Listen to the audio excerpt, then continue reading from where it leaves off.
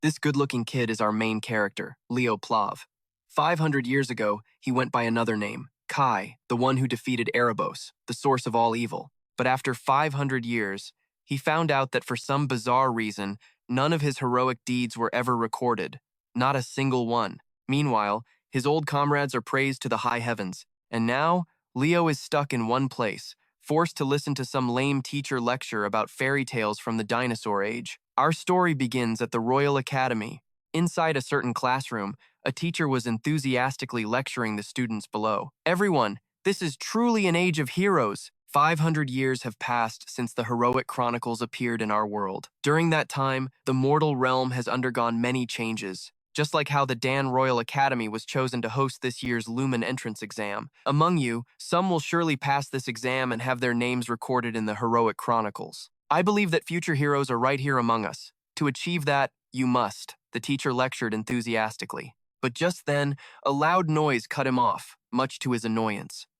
Pay attention in class. With that, the teacher's eyes darted toward a white-haired student who was dozing off. The noise just now was from him face-planting onto his desk out of sheer sleepiness. Leo, if you think you know it all, then let me ask you this. What rituals were performed 500 years ago for someone to be called a hero? In response, the young teen, Leo, scratched his head, stood up, and said, well, basically, if you make a name for yourself, people will naturally respect you. This is Leo Plov, 15 years old, of the Bro family. Across from him, the teacher felt his blood pressure skyrocket upon hearing that answer. Then, as if he was all too used to this, he let out a sigh and turned to ask the rest of the class, "Sigh, does anyone else want to answer?" In response, a red-haired student next to Leo raised his hand to speak. In ancient times, when there was no way to receive the gods' recognition, heroes were chosen through sacred rites, such as the blood ritual. When he finished, the teacher spared no praise for him. Excellent. As expected from our kingdom's greatest magical genius, Gulliver Jaden. After saying that and pausing for a beat, the teacher continued to encourage the class. We have great expectations for this year's Lumen entrance exam. Ignoring all that, our protagonist Leo was now wide awake after being called out. He then flipped open the book in front of him and thought, meeting the gods was so much easier back then. The sacred ritual to honor the great heroes who fought against Erebos. The gods bestowed a miracle upon the mortal realm, the Heroic Chronicles. But why are they treating me like I'm invisible? He thought, bored, as he snapped the book shut. Special note, this is the great hero Kai, reincarnated but currently forgotten by everyone. Then, while Leo was still lost in his thoughts, the student suddenly rushed to the window to look outside, which made him curious. They're here! Where? Look, it's the Zinger family crest. That's amazing, it's Celia Zerdinger. The group of students shouted excitedly, like they were looking at their idol. Just then, out in the hallway, a young woman with countless soldiers escorting her was calmly walking forward. Next, an announcement echoed through the classrooms. All students, please assemble in the auditorium without exception, as the Zinger family is visiting our school. Whatever. Hearing this, Leo got up from his seat. Seeing this, his red-haired classmate Jaden teased him. Leo, you planning on impressing the Zinger family? You think they'd even notice you? In response, Leo just gave him a look like he was staring at an idiot. I'm out of here. I'm not interested in that stuff, unlike you. With that, Leo turned and walked straight out without a single moment of hesitation. Left behind, Jaden was both embarrassed and furious. I'm not interested either. I just want to check out Celia Zerdinger as a rival. He yelled after him, but all he got in return was a wave from Leo, which made him practically spit fire. I'm serious. Time passed quickly. The scene changes to a training ground, where Leo is now gripping a wooden sword, ready to practice. Even though I haven't slacked on physical training, my body is definitely better in this life, he muttered to himself, just before a voice sounded out beside him. What are you so deep in thought about, son? No sooner were the words spoken than a woman appeared right in front of him, swinging a sword with the look of someone facing an enemy. Seeing this, Leo had no time to ask what was going on and hurriedly raised the sword in his hands to block the blow. Then, just as Leo was about to explain, the woman in front of him cut him off. It's been a while since I've practiced my swordsmanship. You can't get into Lumen with just mediocre talent, you know. This will be the final test. With that, she raised her sword and charged at our protagonist once more, making him clench his teeth as he parried the heavy blow from his mother. Across from him, the lady saw her son's body trembling after just one blow and taunted him. Should I go a little harder? With that, she began to put more power into each of her strikes, her attack speed kicking up a notch, forcing Leo to struggle just to barely keep up, though after just a few dozen seconds, he was already panting heavily from exhaustion. "Aren't you pushing me too hard, Mom?" Leo whined, but unfortunately, his words had absolutely no effect on his mother. She even complained a bit. "You have time to talk in the middle of a fight? While you're busy blocking all my moves? What are you even saying?" With that, she once again powered up and lunged forward with wind-tearing speed. But after launching the attack, she was startled and immediately regretted it. "Oh no, I used way too much power." If Leo can't dodge this, the lady thought in a panic. However, not one to disappoint, at the very last second, Leo tilted his head to the side and dodged it with a perfectly calm expression. Right after that, while his mom was still totally spacing out, he swung his sword, stopping the blade right at her throat, and asked real gently, "Mom, you good?" Meanwhile, the lady of the house was just standing there completely stunned, barely processing how easily she just got wrecked. She couldn't help but wonder just how insane her kid's talent really was. Then, after snapping out of it a couple seconds later, she stood up, brushed the dirt off her clothes, and asked, "Leo, you're still planning on heading to Lumen, right? Lumen Academy, the human race's premier hero school, one of the 4 legendary academies across the different races that actually record the Hero Chronicles. That's the place with the highest chance of having my records stored," Leo thought to himself. He gave a firm nod. "Yeah, obviously." Seeing that, his mom smiled and went on. "The Singer family is visiting Glen right now, and they'll be crashing at our estate." "Wait, the Singers are staying at our place?" Leo asked, sounding totally confused.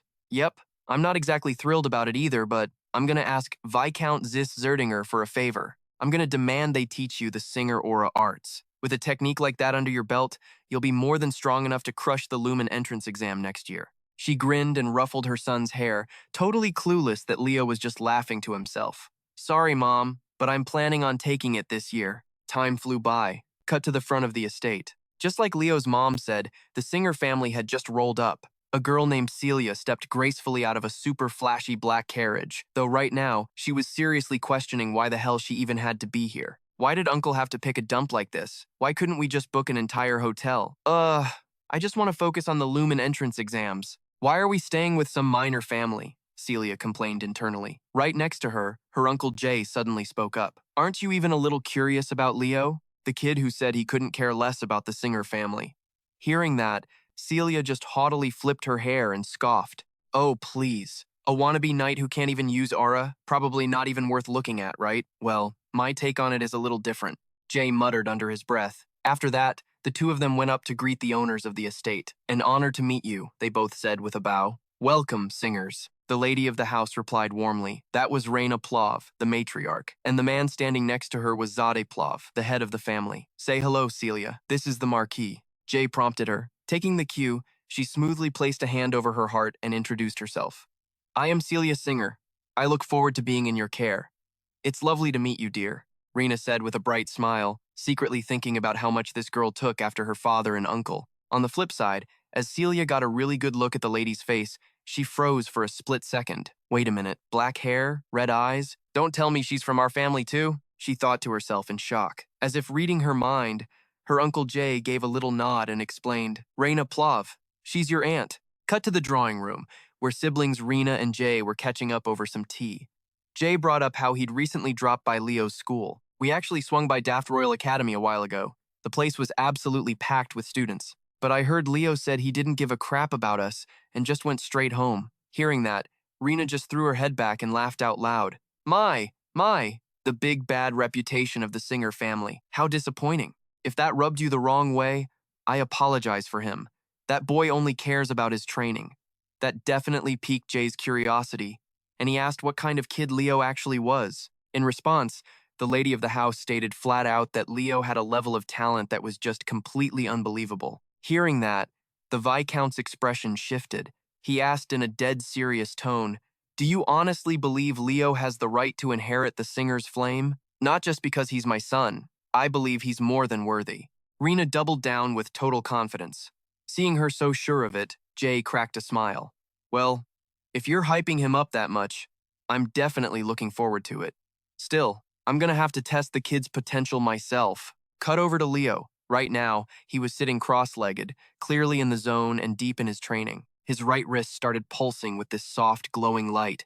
Then, Leo's eyes snapped open, and he whispered, "Finally, the vessel to hold it all is complete. There's a specific reason I've been holding off on learning aura until now. The second a human takes in aura, their body automatically adapts to it and completely loses the ability to stockpile mana and spiritual power. Back in my past life, if I had just mastered that power and understood its true nature better, if I had played my cards flawlessly, maybe I wouldn't have left behind those seeds of disaster.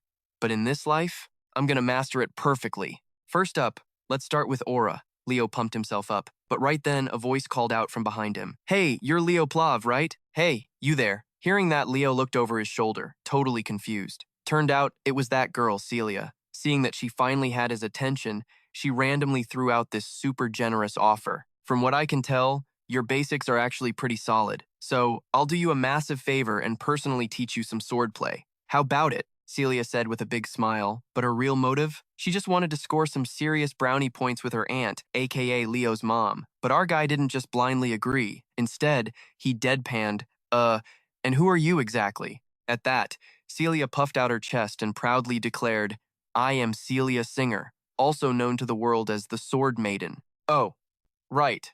Leo just shrugged. "Thanks for the offer, but I'm really not interested in getting lessons from someone weaker than me." Celia's jaw literally dropped to the floor.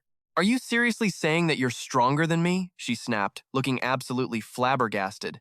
Seeing her reaction, Leo broke it down for her. "Yeah, I mean, in a life-or-death fight, you'd win, mostly because I don't use aura. But if we're talking about pure sword skills, that's a whole different story." Our guy said it with total unwavering confidence, and looking at that smug face of his, Celia's eyes practically flared with rage. She immediately shot a glare at the weapon rack nearby, casually snatched up a training sword, and challenged him to a one-on-one duel. "Fine, if you're so damn confident, then fight me," she smirked to herself. "You honestly think you're better than me without even using aura? I'm gonna hit you with a harsh dose of reality." Then, Celia laid out her terms. "If I win, you're gonna be my personal servant for the whole week. I'm here." "All right, and what if I win?" Leo fired right back, and Celia straight up declared that if she lost, she'd be his maid. Just like that, the bet was locked in, and Leo quickly snatched up the wooden sword from the dirt. "All right, let's get this over with." Saying that, he dashed forward and unleashed a heavy slash right off the bat, fast enough to rip through the air. But man, Celia's reflexes were totally insane. The second Leo launched his attack, she swung her blade to block it dead in its tracks. But right after that clash, her expression shifted just a bit as she thought to herself, his speed isn't half bad, but that's just not going to cut it. With that in mind, she charged straight at him on the offensive. Meanwhile, Leo didn't hold back either, rushing right back at her. And this time, Leo was still a beat faster. He swung his sword first, forcing Celia to throw her blade up just to defend herself. Bam! On that second clash, Celia felt like she just got rammed by a massive carriage. "What the hell is this power?" Celia screamed in her head, immediately jumping back to absorb the sheer force of the blow. And honestly, that was the right call, because a split second later, the tip of Leo's sword slammed into the ground, smashing the floor into a million pieces. Back to Leo. The moment he saw Celia back off, he blitzed right at her, giving her zero breathing room to counterattack. Faced with Leo's crazy, overwhelming pressure, Celia instantly knew she had zero chance of blocking it. Leo then followed up with a brutal swing aimed dead straight at the swordswoman. But out of nowhere, it got blocked by an aura barrier. "Yo, wasn't this supposed to be a pure sword fight?" Leo asked, his voice dead cold. I just reacted on instinct," Celia fired back weakly. "Whatever. I'm still gonna crush you." Leo brushed it off like it was nothing, leaving Celia totally shook. "What the heck? The gap between using an aura and not using one is like night and day," she screamed out. But Leo just smirked and asked if she wanted a taste of reality. Then, he unclasped the bracelet on his wrist and chucked it onto the dirt. Staring at the bracelet, Celia instantly realized what it was: a magical gravity weight. "Are you out of your mind?" she gasped. Seeing her utterly mind-blown expression, Leo didn't even bother explaining. He just let out a cocky little smirk. Right after that, he lunged forward and slammed his wooden sword straight into Celia's aura barrier with everything he had. And with that single strike, even the barrier couldn't handle the heat, shattering into a million pieces. What the actual hell? That's just brute force. This guy is an absolute psycho, Celia practically screamed in her head. Time flew by, and the scene cuts over to the madam. She was just chilling, taking a walk with her younger brother, when she suddenly spotted Leo loitering around up ahead. Catching sight of him, she immediately called out to her son. Leo, come over here and say hi. He's a guest of our family, you know. Hearing that, Leo threw a sideways glance at Celia Zerdinger, giving a lazy little bow. I'm Leo, Bob. The uncle stuck his hand out and replied, I'm Zinger, your uncle, as you've probably figured out. Good to meet you, kid. Saying that, he gripped Leo's hand super tight. Meanwhile, Madam J piped up from the side. By the way, have you bumped into Celia yet? Hearing that, Leo looked totally awkward as he shot a glance over at Celia, who was currently knocked out cold on a stretcher, being hauled away by some knights. My lady, what the heck happened? It was all just a blur, the knights blabbered in total panic. Seeing his niece completely out of it, Jay totally freaked out and rushed over to see what went down. One of the knights quickly spilled the tea on exactly what happened. The more Jay listened, the more his jaw hit the floor. Wait, you're telling me that kid totally wrecked Celia without even using an aura? Taking down Celia. Now that's pretty sick, he muttered in praise. But honestly, Leo wasn't exactly hyping himself up over the win. He just figured Celia got totally wrecked because she underestimated him. Next, the uncle grilled him on what kind of bet they had made. Leo casually dropped the bomb that whoever lost had to be the winner's personal servant. So, Celia Zerdinger was officially stuck as his maid for a solid week. As for Jay, literally 3 seconds ago, the guy was all smiles. But the second he heard his precious niece was about to play maid, his face turned completely dark. Promises are a big deal, sure, but Celia is from the Zinger bloodline. You can't just treat her like some random servant. I want you to scrap that bet right now. In exchange, I'll hook you up with a different reward. Like, say, but Leo wasn't even about to let the old guy finish. He cut him right off. Hard pass. This bet is between me and Celia. As long as she's flexing that Zinger name, she's gotta own up to her mess. Even if I teach you our family's top-tier aura cultivation technique? Jay threw his best offer on the table. Too bad the old man had no freaking clue that the kid standing right in front of him was literally a legendary hero. So honestly, trash-tier cultivation techniques like that, Leo had them by the bucket load. So after hearing that lame offer, Leo just scoffed. An aura technique you're just throwing at me to cover up your niece's epic fail? Yeah, that doesn't sound worth my time at all. Getting shut down over and over finally made Jay drop his whole friendly uncle act. Leo Bob, are you seriously telling me you're gonna turn a direct bloodline Zinger into your maid, and you're calling our family's aura techniques completely worthless? Is that it? Yup, spot on, Leo replied with zero hesitation, looking bold as hell. Staring at the kid's cocky face, Jay suddenly cracked a smirk and asked, Don't you think you're getting a little ahead of yourself, kid? Unfazed, Leo casually broke it down for him. Look, I ain't trying to trash the Zinger name. If you were handing over that aura technique as a legit prize for me totally stomping Celia, I'd take it in a heartbeat. But you're just throwing this reward at me to sweep Celia's embarrassing loss under the rug. That basically means you think she only lost because she let her guard down. Newsflash, even if Celia went completely try-hard from the start, I still would have absolutely wrecked her, Leo stated, his voice dripping with pure confidence. And honestly, that only made Viscount J even more hyped about the kid. He rejected it just because he didn't vibe with my attitude, huh? Now that's insanely interesting. If only the Zinger family had a wild card like this kid. Chuckling to himself, Jay waved off his knights, straight up ordering them to dump Celia at the servant quarters so she could pay up on her bet. Then, he turned back to our MC. Hey Leo, just between us, drop the formalities, just call me uncle. Sure thing, uncle, Leo nodded, giving the old man exactly what he wanted to hear. Once the kid finally walked off, Jay realized he didn't even need to test Leo's potential anymore. Sis, you told me to teach Leo our family's aura technique, right? Well, I think I'm gonna talk my older brother into letting the kid learn the phoenix breath. Time flew by, and the scene shifts to Leo's bedroom the next morning. Celia, in her maid outfit with a face flushed with shame, gritted her teeth and said, For 1 week, I will serve as your maid, Master Leo. I am Celia. In his room, Leo was absorbed in his book. Hearing her, he glanced up, sized her up, and nodded. It suits you. A simple maid outfit combined with your elegant style. What a combination. His voice trailed off with a hidden meaning, making Celia tremble with rage. I know I look good, but saying it like that is just weird. Oh no, I didn't mean to offend you. Sorry, I just have this friend who's way over the top about praising beauty. I guess they must have rubbed off on me, Leo replied, then sighed as he remembered something a close friend from his past life used to say. When peace comes to the world, I will dedicate my life to spreading beauty to everyone. That's what his old comrade was always going on about. Hearing this, Celia calmed down a little. A friend who truly loves beauty must be wonderful.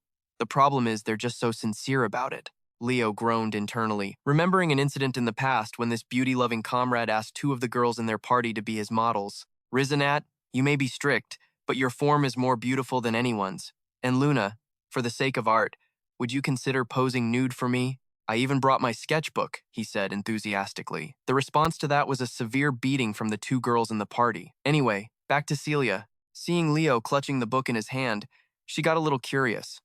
Is that book like some special training manual? What are you reading? Leo looked down at the book in his hands and said casually, This? I read it a lot when I was a kid.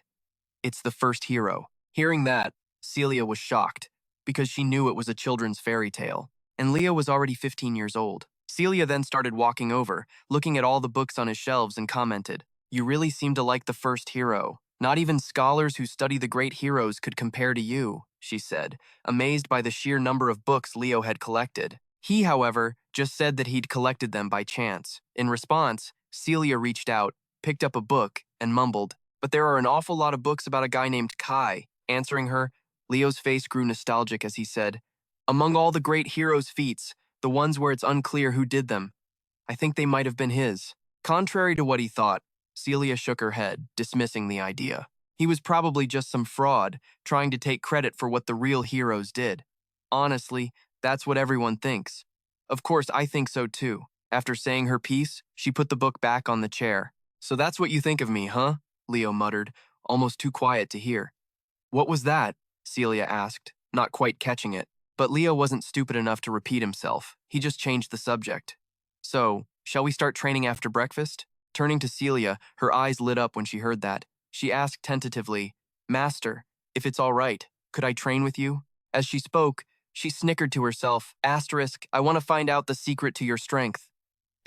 Leo agreed immediately, since he didn't really have any secrets to his power. You'll have a hard time keeping up, you know. You sure you want to try? Leo's tone was dismissive, which made Celia yell back in anger. I'm Celia Zerdinger, famous last words. After she started training with Leo, Celia realized just how insane the pressure was. They had barely started, and her whole body was already drenched in sweat.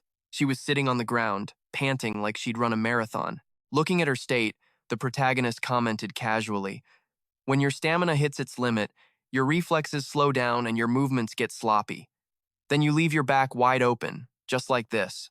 Turning to Celia, she looked at Leo with eyes full of doubt. Pushing your body to this point. You call this training? Yeah, I do. Kids these days seem way too weak, Leo said, shaking his head disapprovingly. To him, after 5,000 years of development, aura techniques had progressed, but physical training had been seriously neglected. The aura field is a power that optimizes the body's physical strength. Ultimately, strengthening the body also improves the aura field.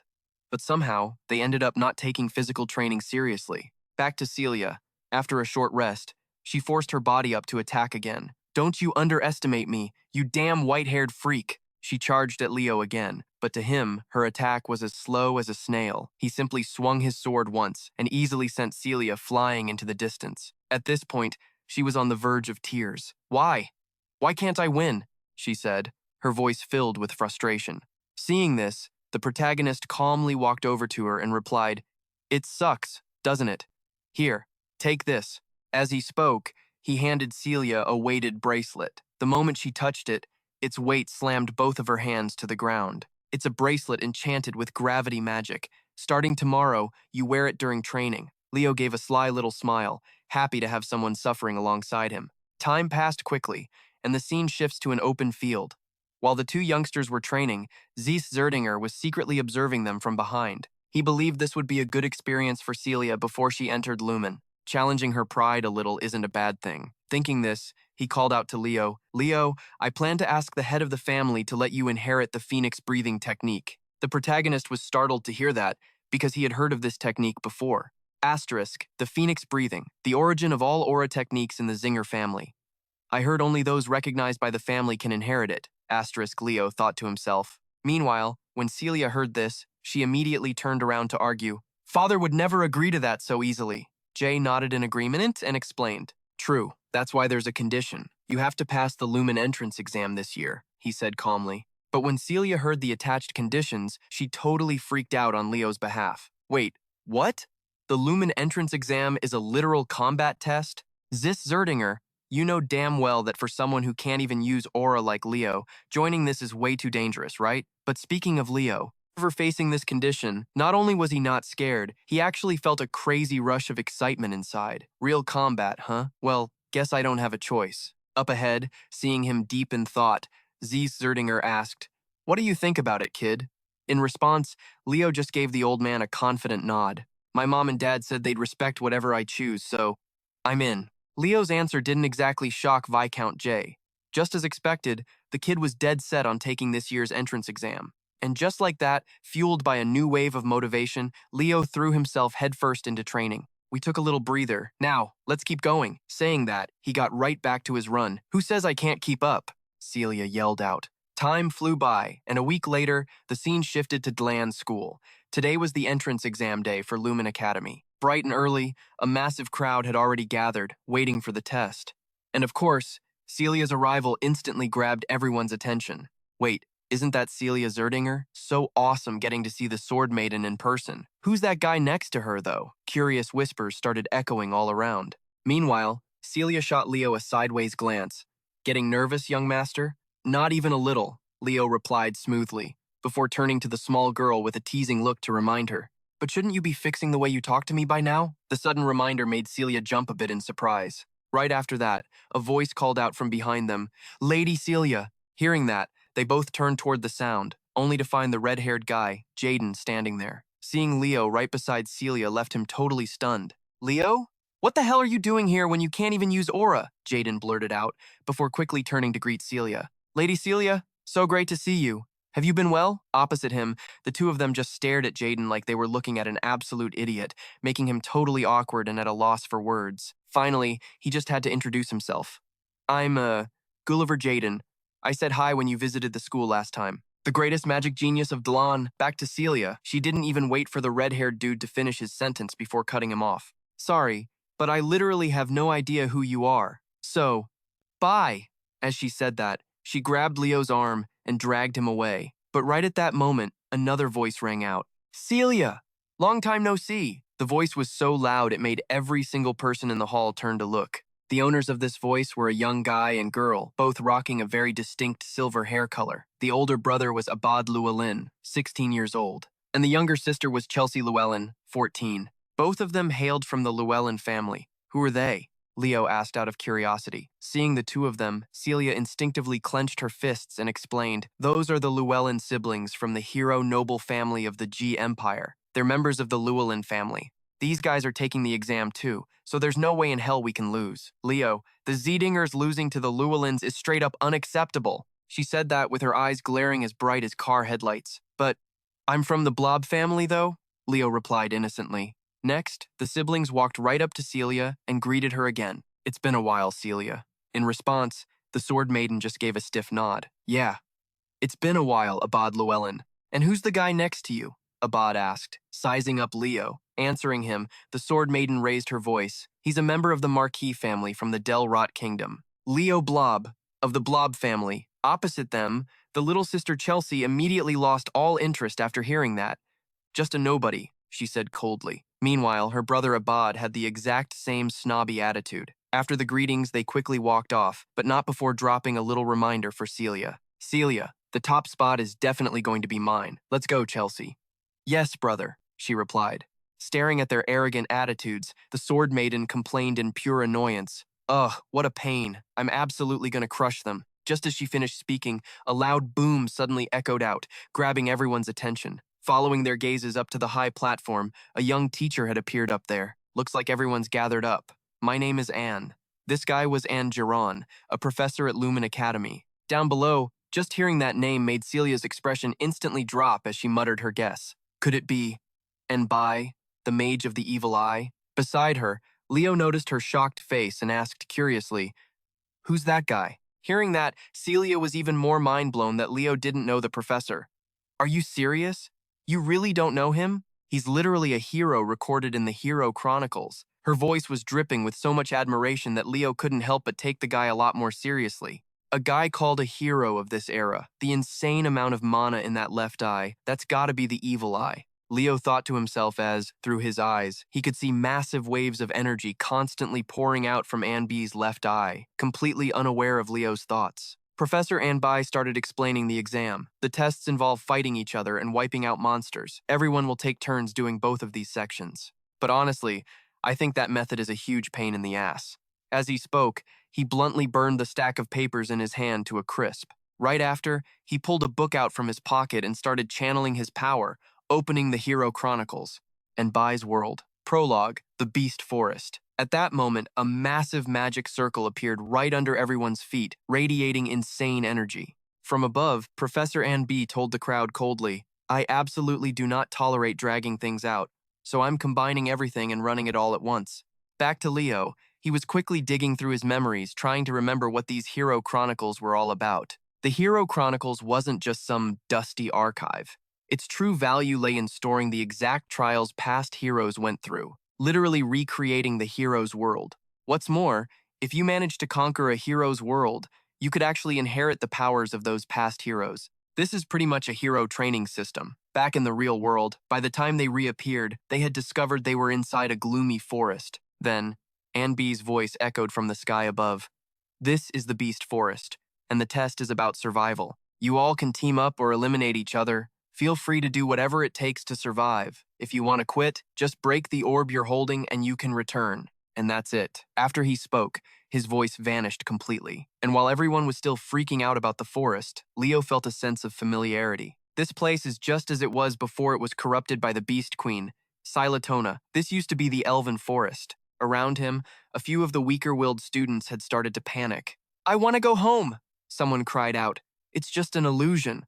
"So pathetic," another person complained. However, unlike them, Leo had a completely different take on it. He's wrong. Even though this world is a recreation of Professor Anbi's memories, everything that happens here is real. If you get into a life-threatening situation, you will actually die. Just as he had that thought, a glowing blue arrow shot out from within the forest, heading straight for Leo. Luckily, he was on high alert and managed to dodge it in time. And the person who had just fired that wind arrow was none other than that girl, Chelsea. Seeing that Leo had dodged her arrow, she stepped out and spoke. "We've met before, haven't we? It'll be fun to take down someone from the Zinger family," the girl said confidently. Leo had to remind her of his actual identity.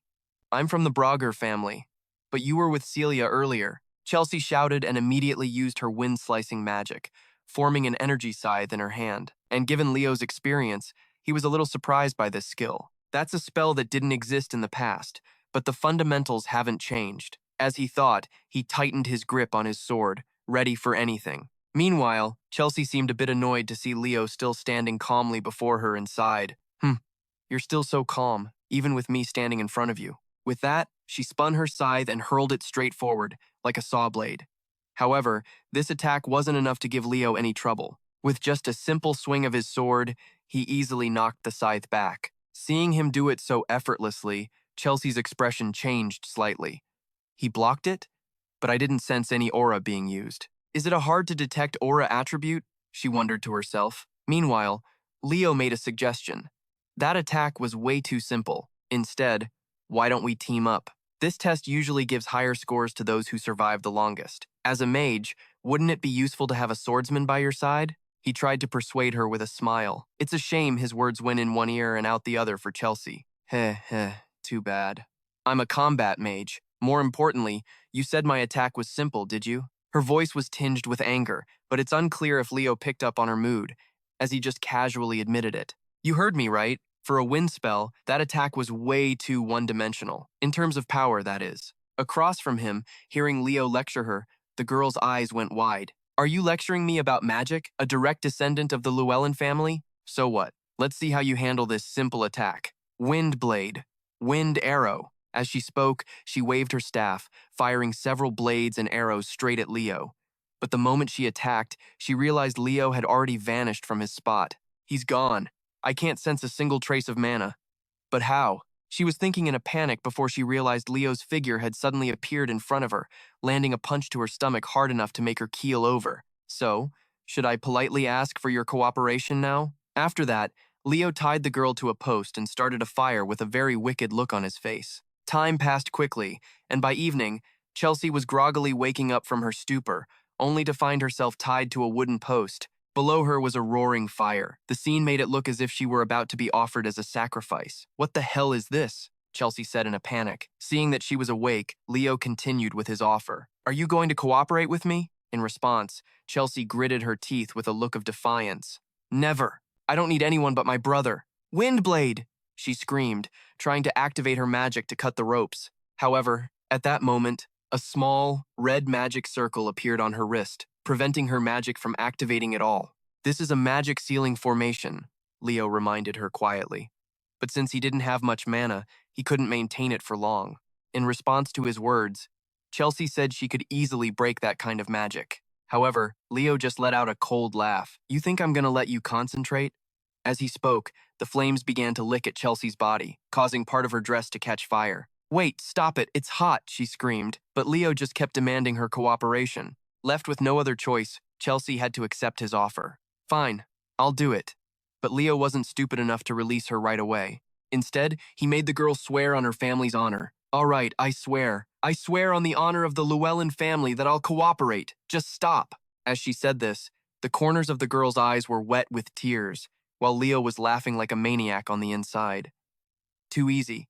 I guess she's still just a kid. With that thought, he gave the rope in his hand a sharp tug, causing Chelsea's body to fall straight down. Then, Leo gently reached out and caught her, saying in a warm voice, "I look forward to working with you, Mage of House Llewellyn." Cutting to the outside, while the students were struggling to fight inside, the teachers were observing them through a monitoring screen to grade and evaluate them. But the more Professor Anbai watched, the more pissed off he got. What a bunch of lowlifes. Choosing to compete is just plain stupid. The only ones who quickly grasped the situation were those two, Celia Zerdinger and Abad Line. "Looks like the Empire's future is in good hands, huh?" the young professor commented in praise when he saw the two of them working together to take down a monster. Then, Albigeron glanced over at another screen and saw Leo and Chelsea also joining forces to fight a giant troll. "Wait a sec, isn't that Leoplav? What he did at the campfire earlier was pretty weird, but getting Chelsea Llewellyn to team up with him is a huge plus. He doesn't have the power or brilliance of Celia or Abad, but he's a total wild card," the young professor muttered to himself, watching Leo's monitor with growing interest.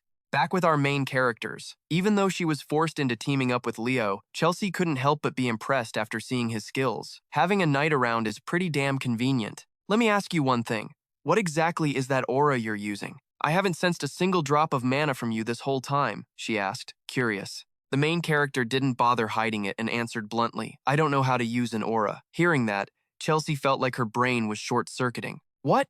How can you do all that without an aura?" "The essence of things is what's important. That applies to wind magic, too. What do you think the essence of wind magic is?" To answer his question, Chelsea unleashed a series of wind magic spells, creating sharp blades of wind that shot behind them, instantly dicing up a monster that had tried to ambush them. Then, she flashed a mocking smile. Talking about magic in front of a Llewellyn is just plain stupid. Hearing that, Leo didn't get angry at all. Instead, he just continued to lecture her. "I'll give you props for your power, but the way you use it is all wrong." As he spoke, Leo quickly walked ahead. Seeing his teacher-like attitude, Chelsea grumbled a bit. "You're unbelievable." Then, before she could say another word, Leo suddenly spotted something and signaled for her to stop. "Wait, hold up," he said quietly. Chelsea also saw why Leo had told her to stop, because right in front of them were several dried-up corpses, looking like they had withered away a long time ago. "This looks like a mummy," Chelsea said, frowning. Up ahead, Leo added that he'd seen things like this before. "Now I get the condition for passing this test," Leo muttered to himself. But at that exact moment, he suddenly sensed something targeting him.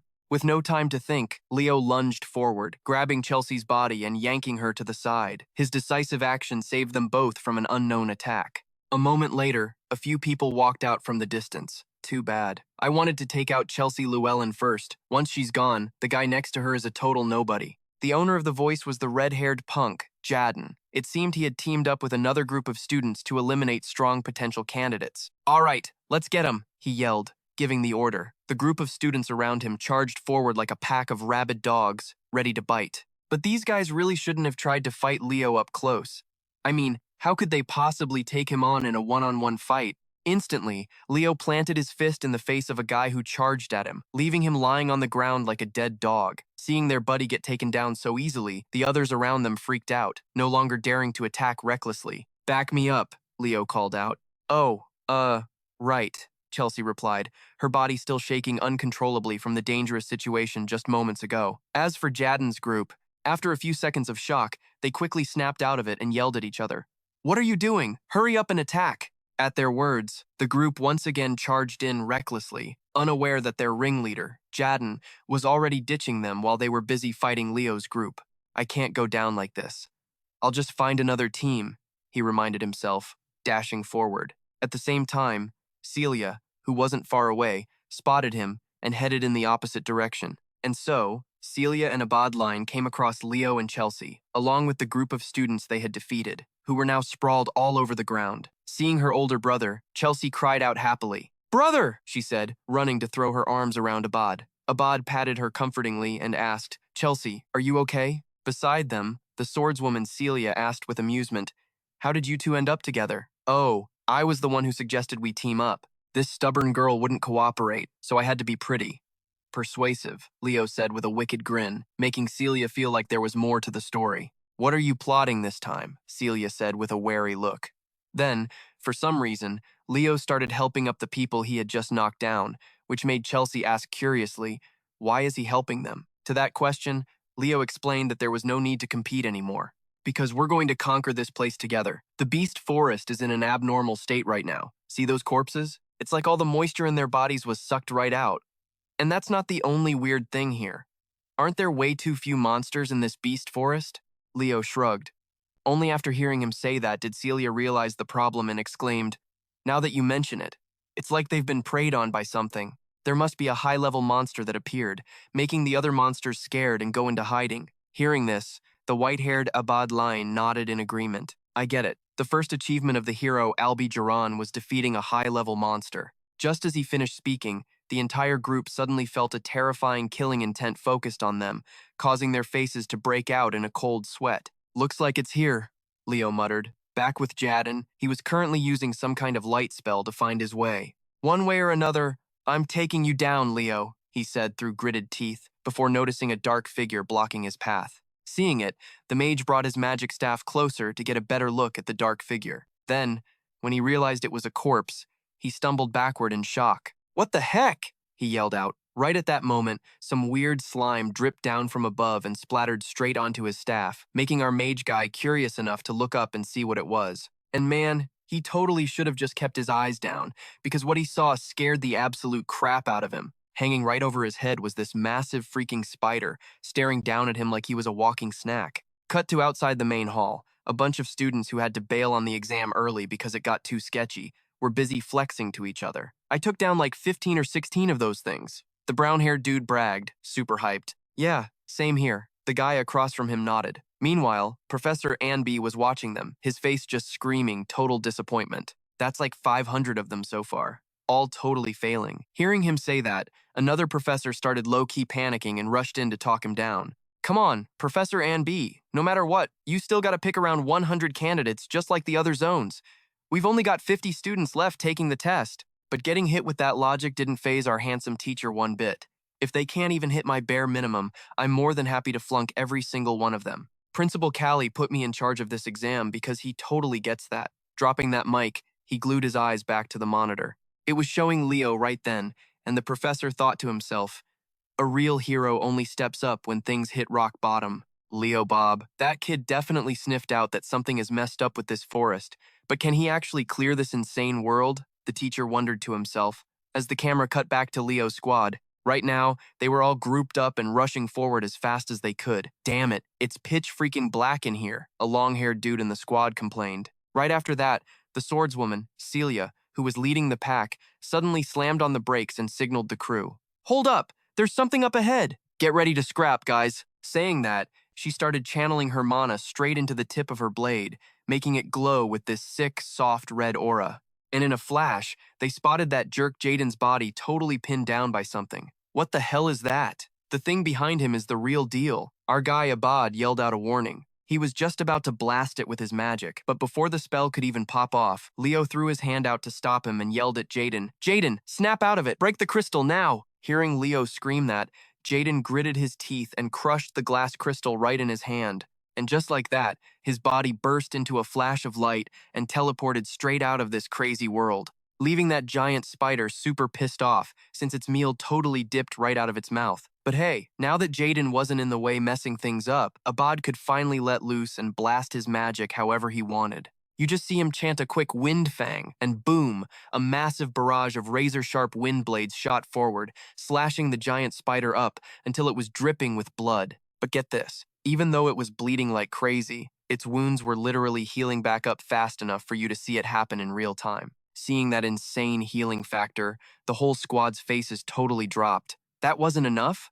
Leo muttered. "Just like I thought. This is the spider princess, Tarantula." Leo let out a massive sigh in his head, obviously figuring out exactly what kind of busted monster they were up against. On the other side, the axe-wielding dude gripped his weapon hard and charged right in for some close combat. "Screw you! Eat this!" he screamed at the top of his lungs. But before his weapon could even scrape the giant spider, one of its gnarly legs just swatted his body straight into the stratosphere. And as for our swordswoman, Celia, no time to even stress over the guy who just got launched. She gritted her teeth and yelled out, "I'm ending this in one shot!" Seriously, the second those words left her mouth, she started charging up this insanely fierce energy right at the tip of her blade. And once she had maxed out her firepower, Celia unleashed the whole blast straight ahead like a freaking laser cannon, instantly punching a hole right through the spider's head. But you gotta hand it to this bug. Its health pool was just way too busted. Even with a massive hole blown straight through its forehead, it took literally seconds for the gaping wound to heal back up like nothing even happened. Watching that ridiculous scene unfold right in front of her, Celia's face just went completely dead.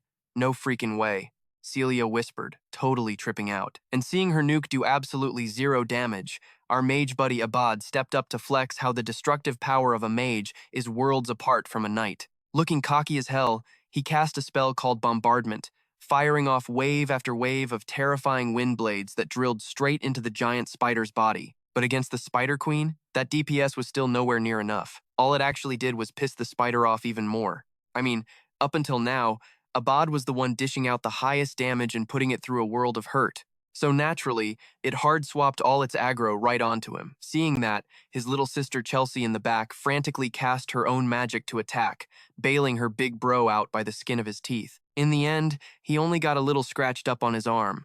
"You good, bro?" Chelsea yelled out.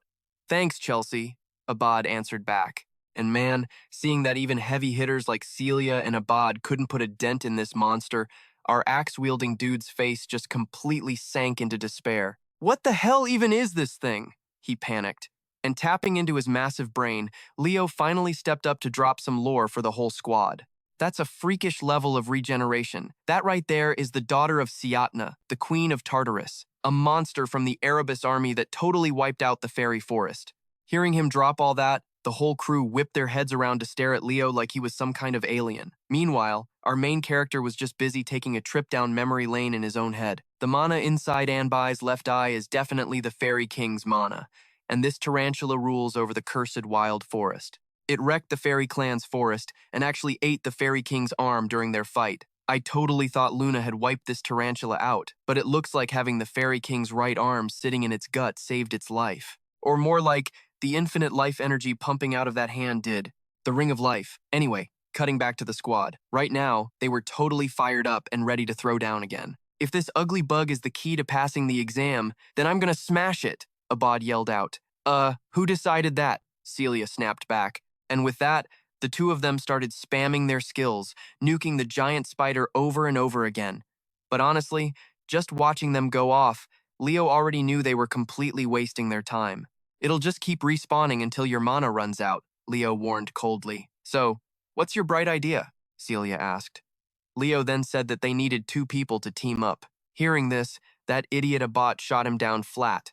"I refuse. I'm gonna be the one with the highest score." "No, it's gonna be me," Celia yelled from the front. Seeing these 2 idiots bickering instead of facing reality, Leo snapped, "If we don't clear this hero world, we're all gonna get eliminated." Hearing his words, The two of them were startled into realizing the problem and quickly dropped their argument. Then, a bot offered his opinion. Even if we team up, it'll take a long time to prep an attack strong enough to one-shot it. But only the two of us, me and Celia, can hold off the monster long enough. Hearing this, the swordswoman Celia fell silent. And while everyone was at a loss, Leo stepped up to take on the responsibility. "I'll do it," he said, his face full of confidence.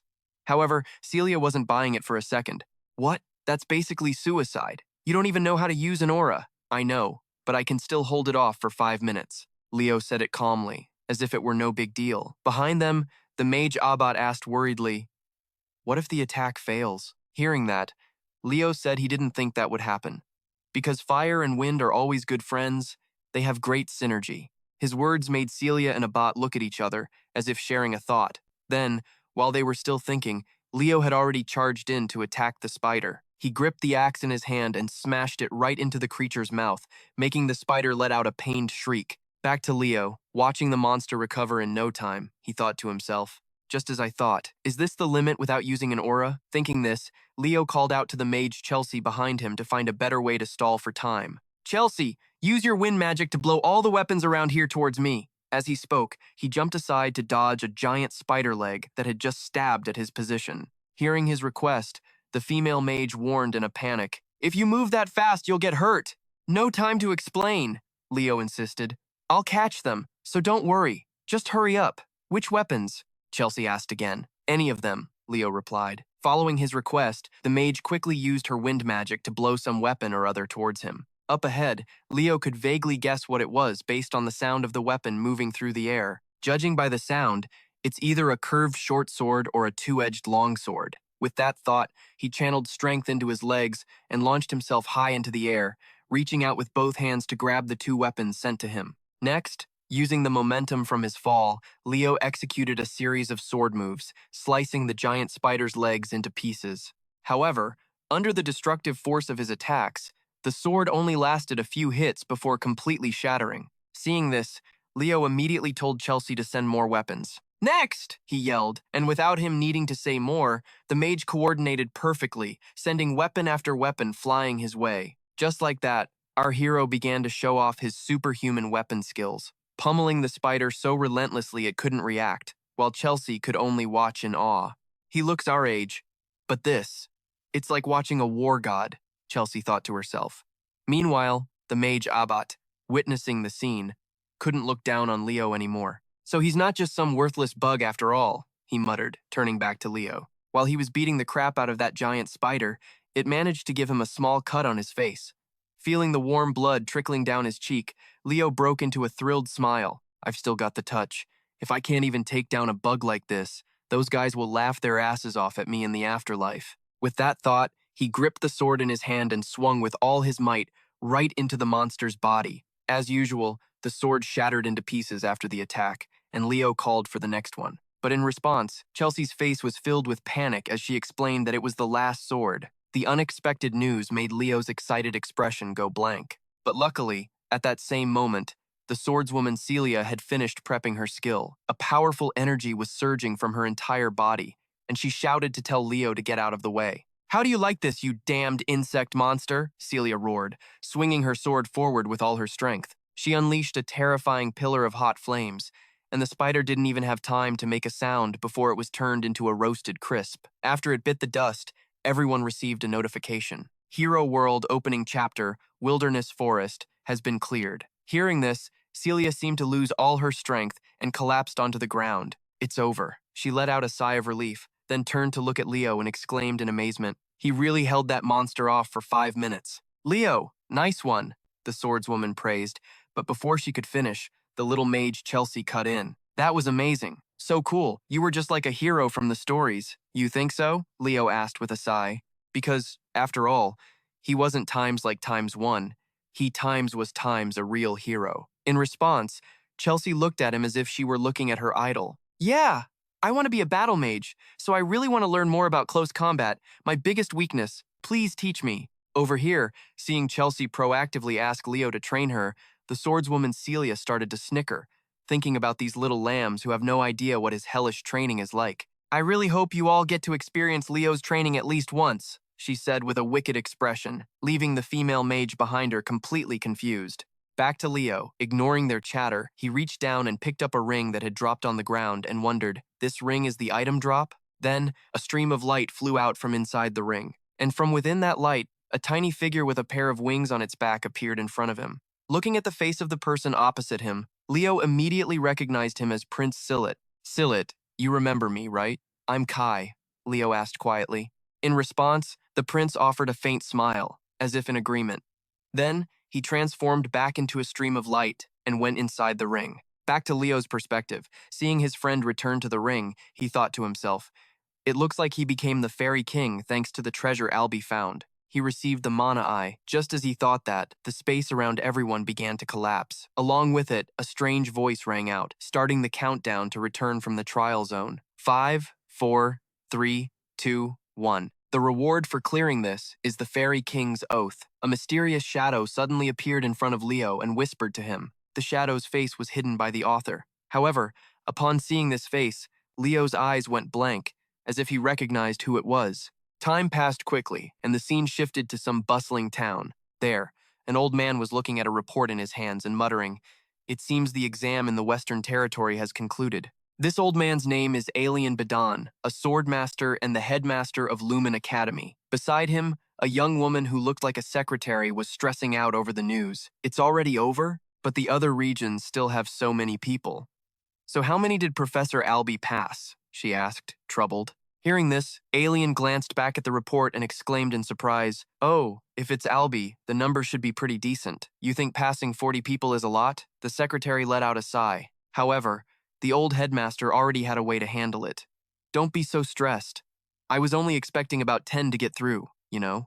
As he spoke, Alien burst out laughing cheerfully, leaving the secretary at a complete loss for words. Then, she asked curiously, I'm guessing either Celia or Abad will be at the top. So who actually got first place? In response, Alien said he heard it was a tough choice and that someone was recommended to be the freshman representative. Hearing this, the secretary couldn't help but be stunned, because she knew just how picky Albie was. Professor Albie recommended someone? That's a shocker. So, was it Celia Zerdinger or Abad Line? It's a name I've never heard before. I can't believe Albie rated him so highly. I wonder what kind of student he is. I recommend Leo Plov as the freshman representative. Reason, he has the talent to become a hero. Time flew by. The scene changed to a giant bathhouse, where our protagonist, Leo, was lounging and relaxing in the bath. Pain like this needs to be healed with care and time.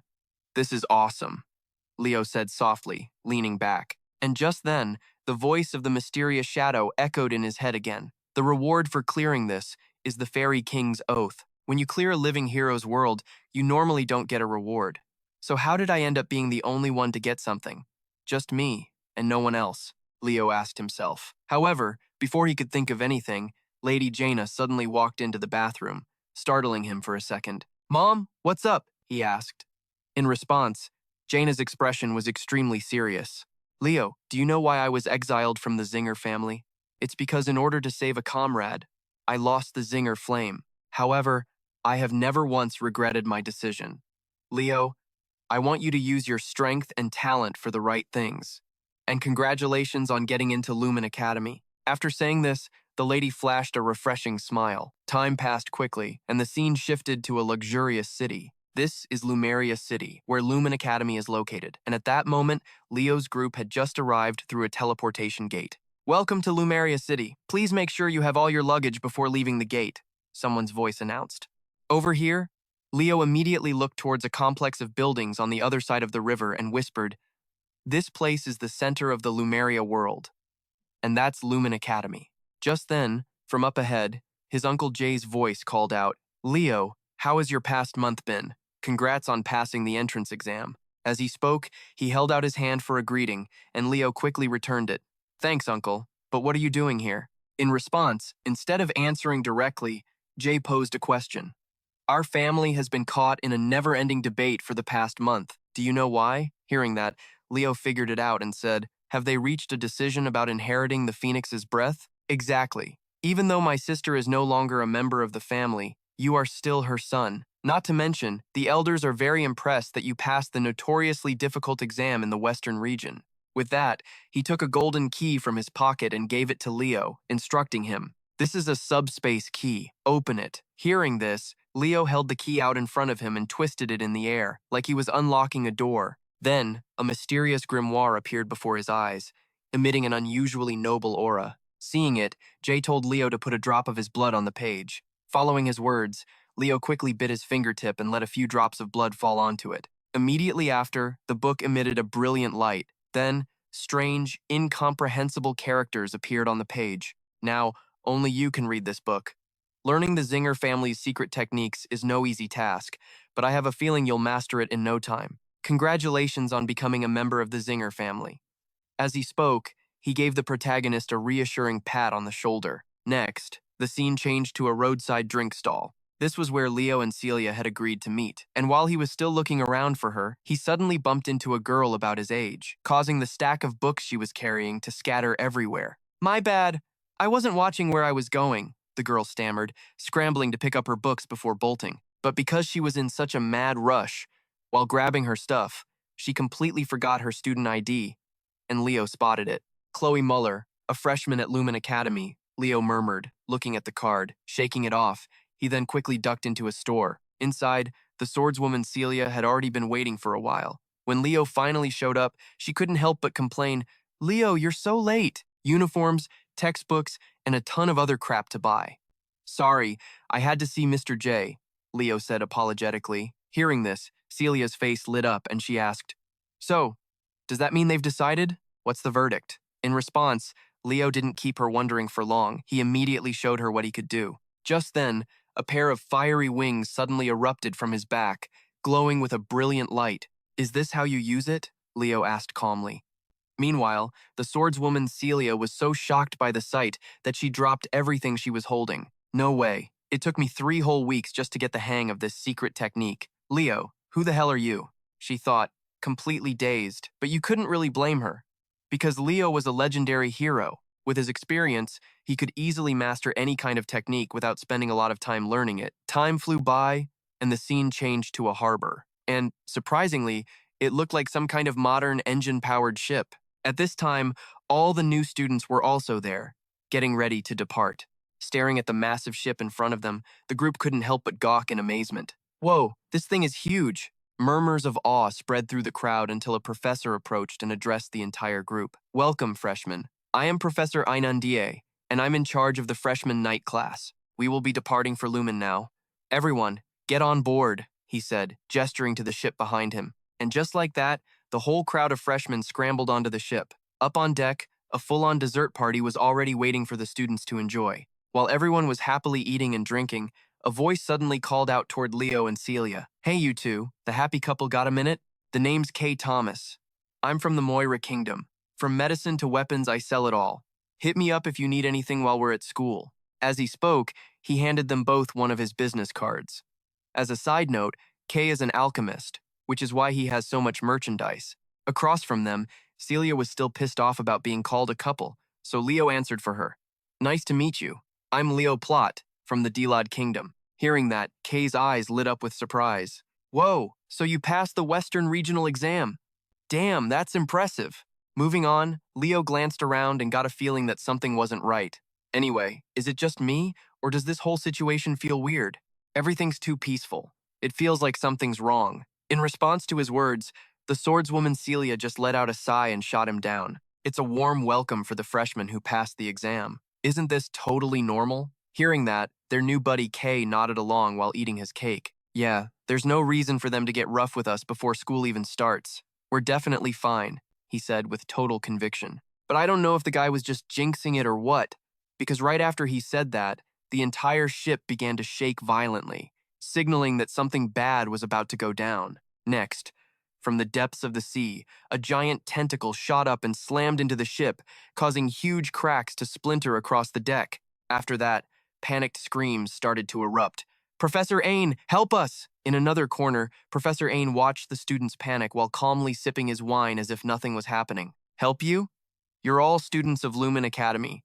Hero candidates. When you face danger, you need to overcome it yourselves." As he spoke, he glanced forward, where a giant kraken with a mouth full of fangs had just surfaced from the sea. This sudden turn of events made the swordswoman Celia so angry that she crushed the cake in her fist. Seeing this, Leo swung his sword, sliced off a tentacle, and quickly tried to calm her down.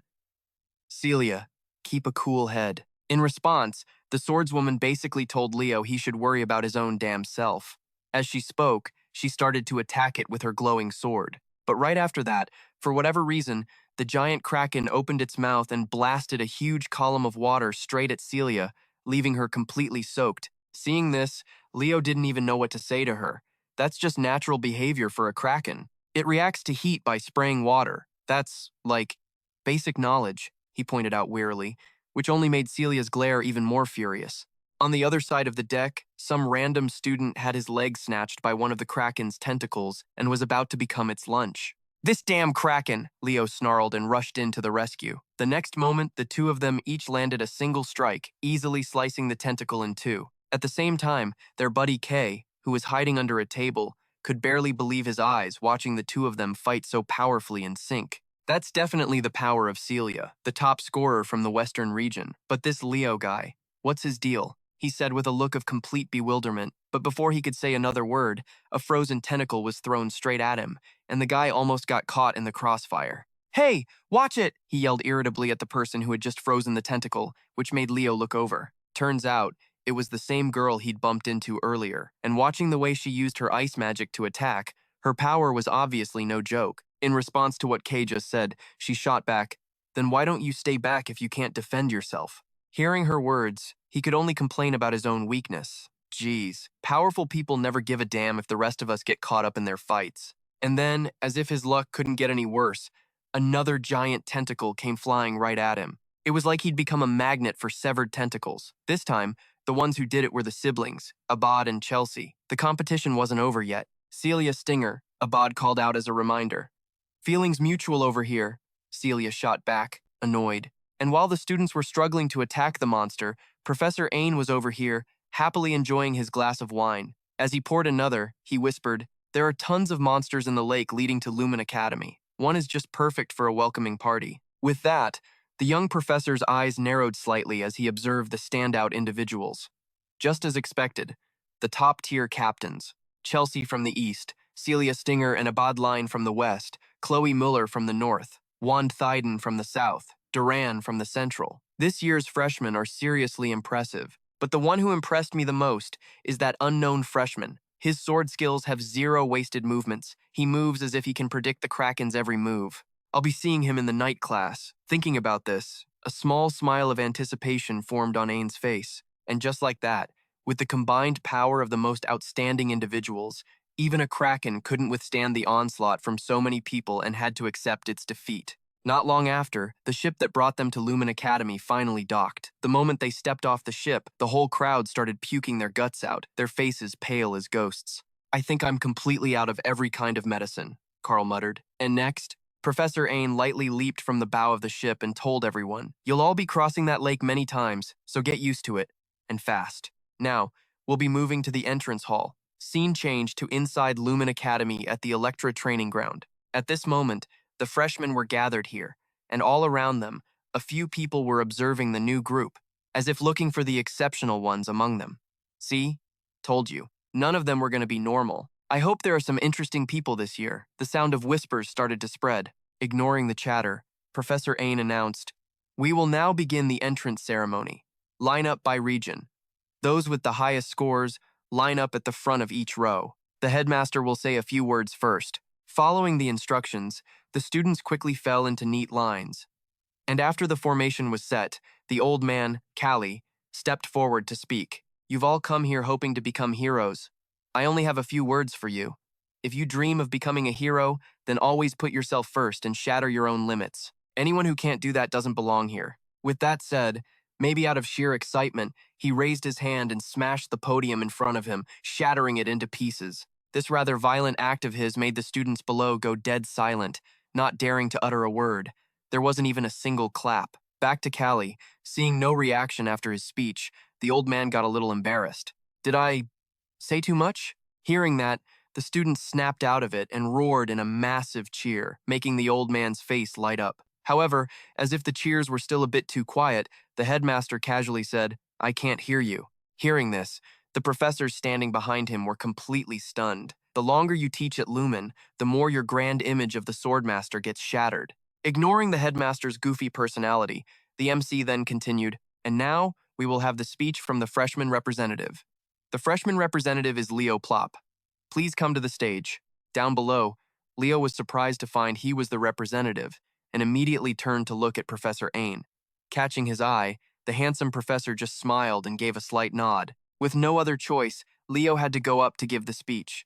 Luckily, they had already prepared what he needed to say to the professors and fellow students. We, the freshmen, will enroll at Lumen as proud members of this academy. Blah blah. Thank you. That was the speech from the freshman representative, Leo Plov. With that, Leo closed the book in his hands, but then the MC didn't let him leave and turned to ask him a question. Thank you, Leo. Now, please tell us your goal as the freshman representative. Standing there, Leo immediately figured out what the school was trying to do. Are they trying to get me to provoke the ones who almost got this spot instead of me? Thinking this, he decided he wasn't scared of a damn soul and went ahead and challenged all those overhyped punks. Hello, I'm the freshman representative, Leo Plov. If any of you want this position, come and take it. I don't care who you are, Leo declared, his voice filled with confidence. A stark contrast to the teachers behind him. Just 3 seconds ago, they thought he was a perfect, well-behaved model student. They thought this year's entrance ceremony would be pretty peaceful. Time quickly passed until late afternoon. Scene changed to the Lumen Academy dorms, where the freshmen were being led by a guide. You all worked hard today. Starting tomorrow, for about a week, exploratory classes will begin. During this time, regardless of what you want to major in, you can participate in any class you want. During this process, you will choose 3 subjects to major in. That's about it. Get to bed early so you're not late for your first class. Back to Leo's position. Before entering his room, his friend Carl said goodbye. Leo, our rooms are right next to each other. I'm so hyped for tomorrow. Sleep well, Leo. Yeah, see you tomorrow, Leo replied with a nod. After that, as soon as he stepped into his room, he tossed his suitcase onto the bed and crashed, not even bothering to change his clothes. But of course, Leo wasn't that sloppy. He was lying down because there was something he needed to check. At this moment, after closing his eyes, Leo's consciousness was transported to some vast space that looked like a giant library with countless books arranged everywhere. What I want from Lumen is to find something. I hope it's here, my hero's Chronicle, Leo thought to himself. Time flew by until the next morning. Scene changed to the cafeteria. While Leo was eating alone, his friend Carl came over with a food tray 3 times, a normal person's portion, sat next to him, and suggested, Leo, let's eat together. Seeing that, Leo wasn't bothered either and just agreed, fine by me. The words had barely left his mouth when trouble came looking for him. A food tray was slammed down right in front of Leo, followed by a sharp yell. Freshman representative, that speech you gave yesterday. Were you serious about that? The owner of the voice was one of the standouts Professor Ain had his eye on, Duran Moira of the Central District. His meal was pretty normal, except for the little flag stuck in his hamburger like he was some little kid. Other than that, everything was fine. Across from him, Leo kept eating, acting like he didn't even notice Duran's pissed-off attitude. Looks like what I said yesterday was pretty provocative, huh? Yeah, you're damn right it was. It was no surprise a stranger would come picking a fight like this. Leo said it so casually, and the calmer he was, the more furious Duran got.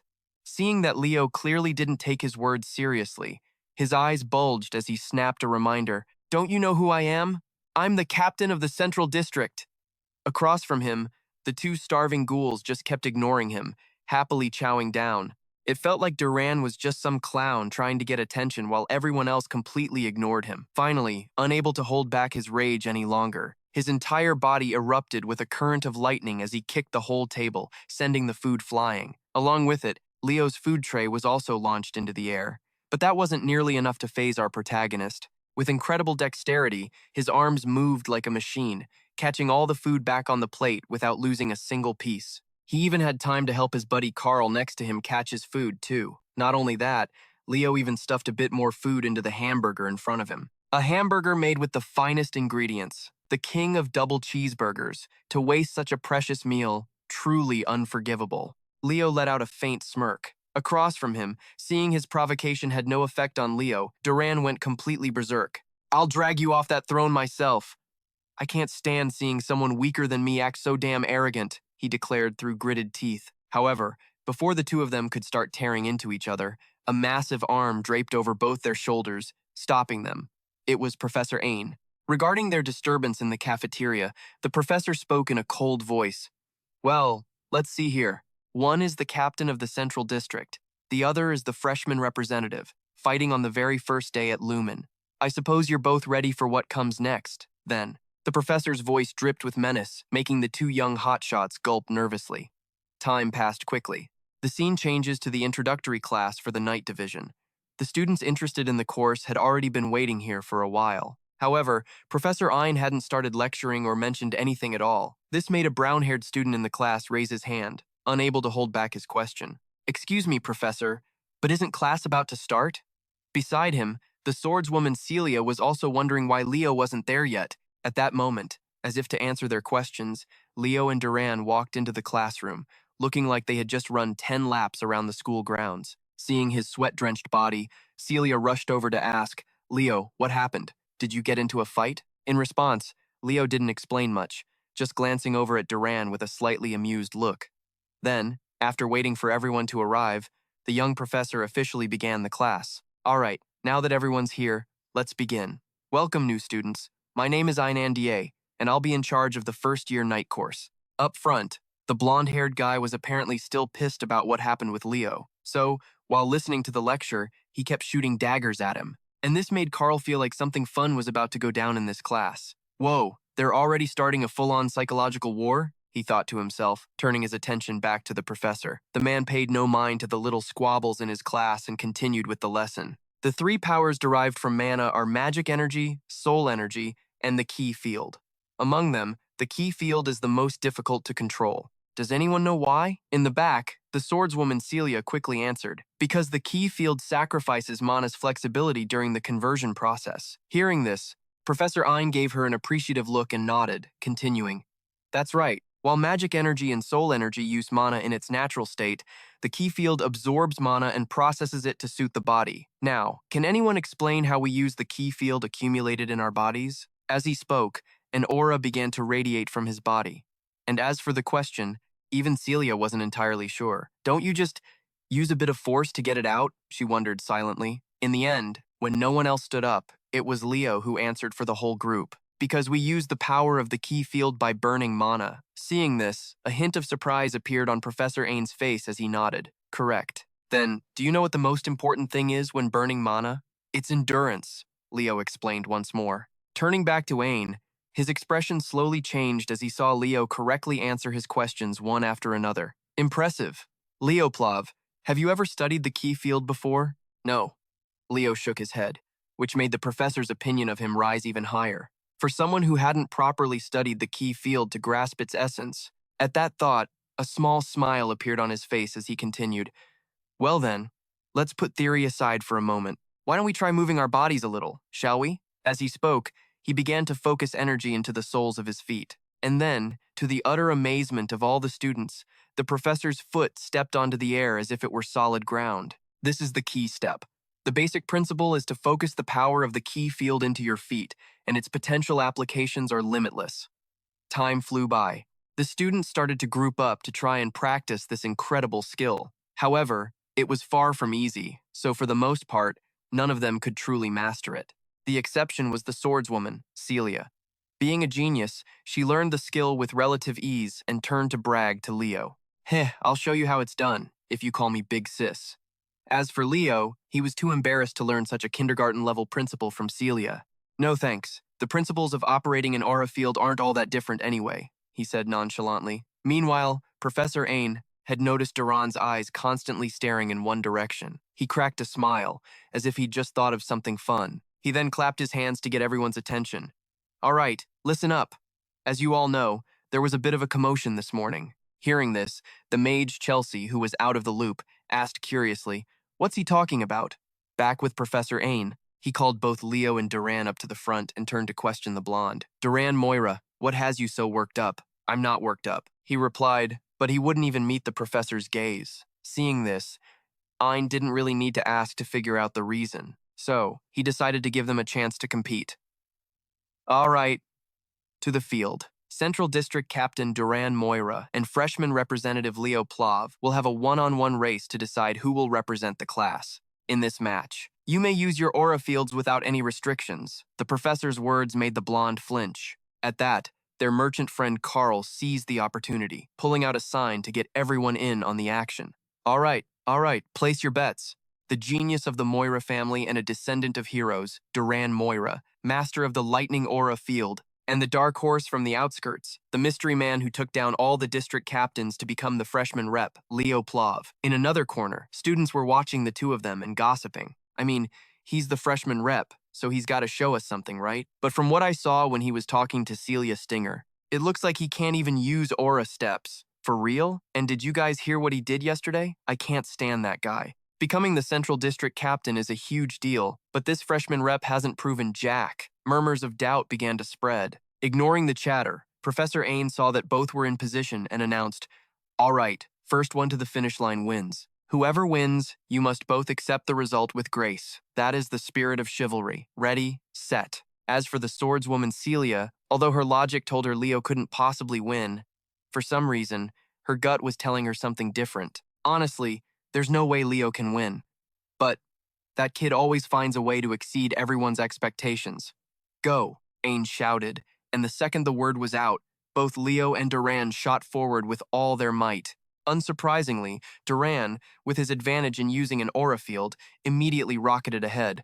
"See ya, rookie," he taunted as he shot off like a rocket. Seeing his speed, the crowd couldn't help but be impressed. "Whoa, that's Duran for you. So cool. But what about the freshman rep?" As they spoke, everyone turned to look at Leo and shook their heads, unable to believe it. "He's pathetic, just as I thought. That guy being the rep is a total scam. This is unacceptable." Nearby, the mage, Chelsea, seeing no one taking Leo seriously, shouted her support for him. "You can do it, Leo!" Back on the track. With his lightning speed, Duran had already covered half the distance. Looking at the current results, Carl couldn't help but worry for his new friend. "Duran's already halfway there." As for Leo, he was well aware of this. So, just as he reached the curve, Leo suddenly slammed on the brakes for some reason. Then, he channeled power into the soles of his feet and launched himself right off the track, leaving Celia completely baffled as to what the hell Leo was thinking. Following him with their eyes, they saw our protagonist continuously leap and dash his way up to the observation deck. He paused for a beat, watching Duran's figure running up ahead, then poured all his strength into his legs and prepared for a massive burst of speed. His jump was so powerful it shattered the floor beneath him into countless pieces, and his body shot forward, even faster than a rocket. He even managed to throw a taunt at Duran as he zipped past him. "See you later, slowpoke." And just like that, before Duran could even process what was happening, Leo had already crossed the finish line. And it wasn't just the blonde either. The entire crowd of students who had been mocking Leo just moments ago were now completely floored. Did you see that? This is insane. Duran's supposed to be the fastest among the first years, but he actually lost to that guy. But I'm sure he's never learned aura steps. The group looked at each other in confusion, wondering how Leo had suddenly accelerated so fast. Meanwhile, the swordswoman Celia, unlike them, had recognized the technique Leo had just used. That wasn't aura steps, that was phoenix steps.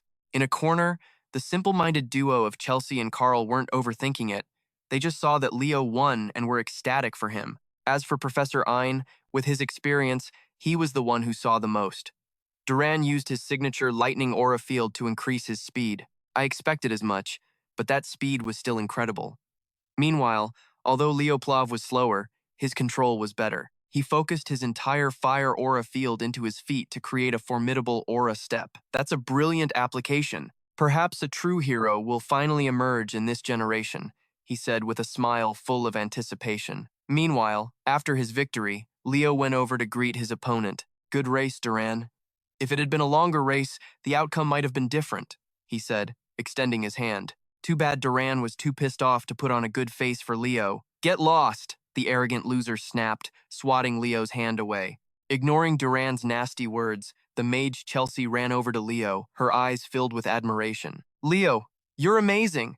I want to train with you, too." Seeing the look in her eyes, Ka, who seemed to have no idea where he stood, turned to complain to Celia. "But why is she so into him and not me? She should be paying attention to me, too." "Well, duh. Of course she is," Celia said, looking at him like he was an idiot. Anyway, class is over, so let's all go to the cafe. It's my treat today. CA happily agreed, probably because he'd won some money from the bet earlier. However, Leo had to politely turn down the offer. Sorry, you guys go on ahead. Where are you off to? Kay asked, curious. I'm going to audit the summoning class, our protagonist shared bluntly. Hearing that, the orange-haired guy was totally baffled that someone from the swordsmanship department would go audit a summoning class. Why would a swordsmanship student go to a summoning class? In response, Celia just sighed wearily. Beats me. I have no idea what he's thinking. Back to Leo. As he walked toward the summoning class, he was deep in his own thoughts. There's one thing I still don't get. Why did the Spirit King give me an oath as a reward? A reward from a hero's world is related to the power of that world's master. The reward I received is related to summoning, but Master Albigeron is a pure mage. He has nothing to do with summoning at all. Normally, I would have received a magic-related skill. Besides, to form a pact with a spirit, I have to go to the spirit lands. It's useless for now, Leo muttered to himself, before being snapped out of his thoughts by a girl's voice. So, you're here for the summoning class too?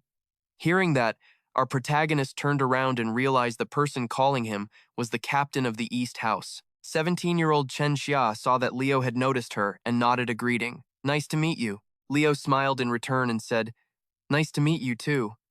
Just call me Xia, she said with a wave of her hand, before asking why Leo was there. I was sure that Leo was a student in the swordsmanship department, so I'm surprised you're also interested in summoning. Ah, well, I'm interested in spiritology. Leo explained it away. Well then, I guess we'll be seeing each other often, Chen Jia said softly. Then, Leo asked her if she could tell him which spirit she had a pact with. In response, Chen Jia didn't hide it and immediately summoned her spirit for him to see. It looked like a water attribute spirit. Next, Chen Jia asked Leo, you should show me your spirit too. I haven't made a pact yet, our protagonist explained, which surprised Chen Jia a little. Really? Well, if you need help later, just ask me. I can give you some advice on summoning spirits. Oh, okay.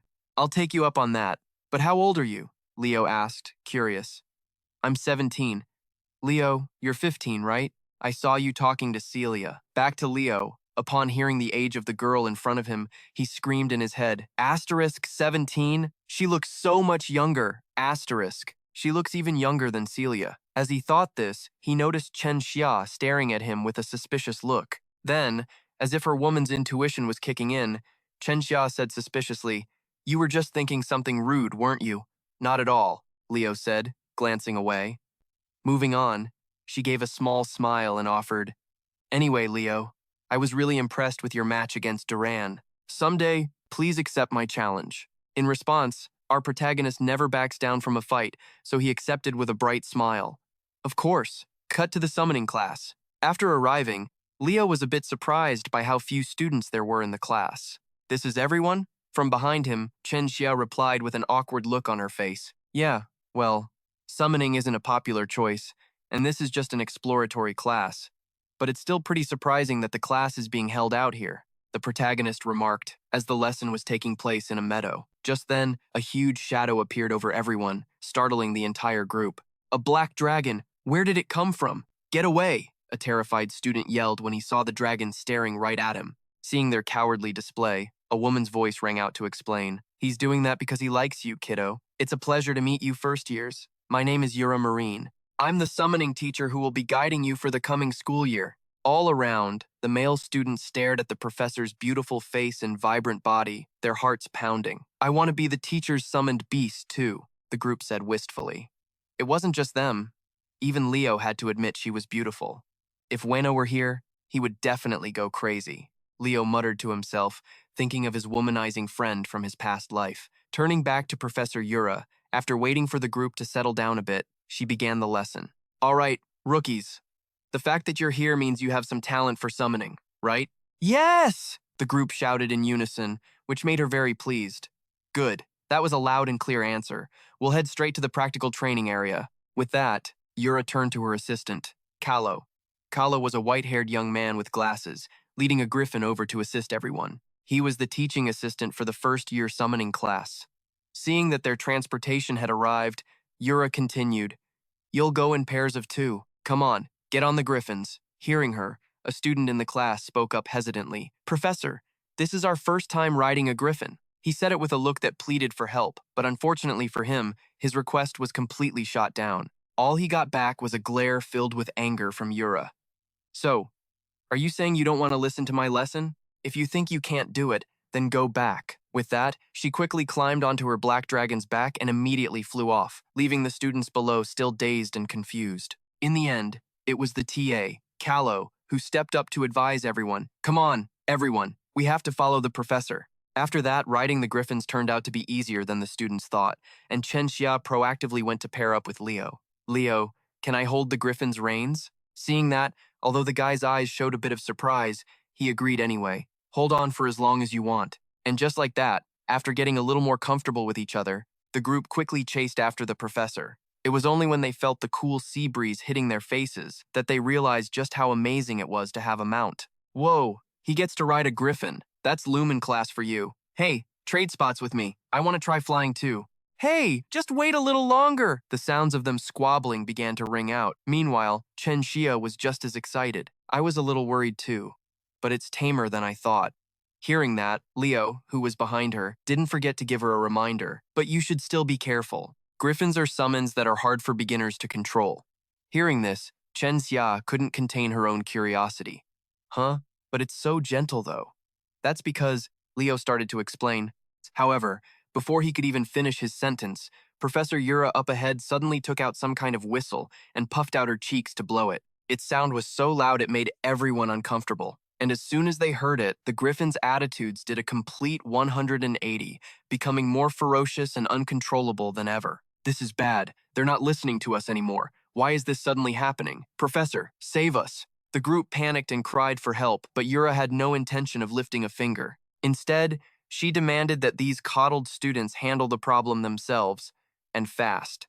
You think you deserve to be students of Lumen Academy when you can't even control a single griffin? Control them yourselves. Back to Leo and Chen Shi. The Mount's sudden rebellion had the dark-haired girl completely flustered. Seeing this, Leo, from behind, gently wrapped an arm around her waist, took her hand, and slowly guided her. Griffins are incredibly proud creatures, so if you try to overpower them, they'll only rebel more. Leo, what are you doing? Chen Xia said, her face blushing bright red. However, Leo paid her no mind. Instead, he gently took the reins and slowly brought the griffin back under control. Let's go. At his words, the griffin immediately calmed down and shot forward. The speed at which he controlled the mount made even Yura praise him. See that? Not bad at all. With that, she turned to ask the assistant beside her. Callow, the first-year representative, is a candidate for the Night Division, correct? Hearing this, Callow quickly checked his documents and nodded. That's right. So, does he have his own griffin at home? How else could he be so good at riding? She asked again. But to this, Callow immediately shook his head. No, he doesn't come from any noble family that owns griffins. Turning back to Yura, she now felt as if she'd just won the lottery. Is this pure talent? It seems we've just found a precious gem.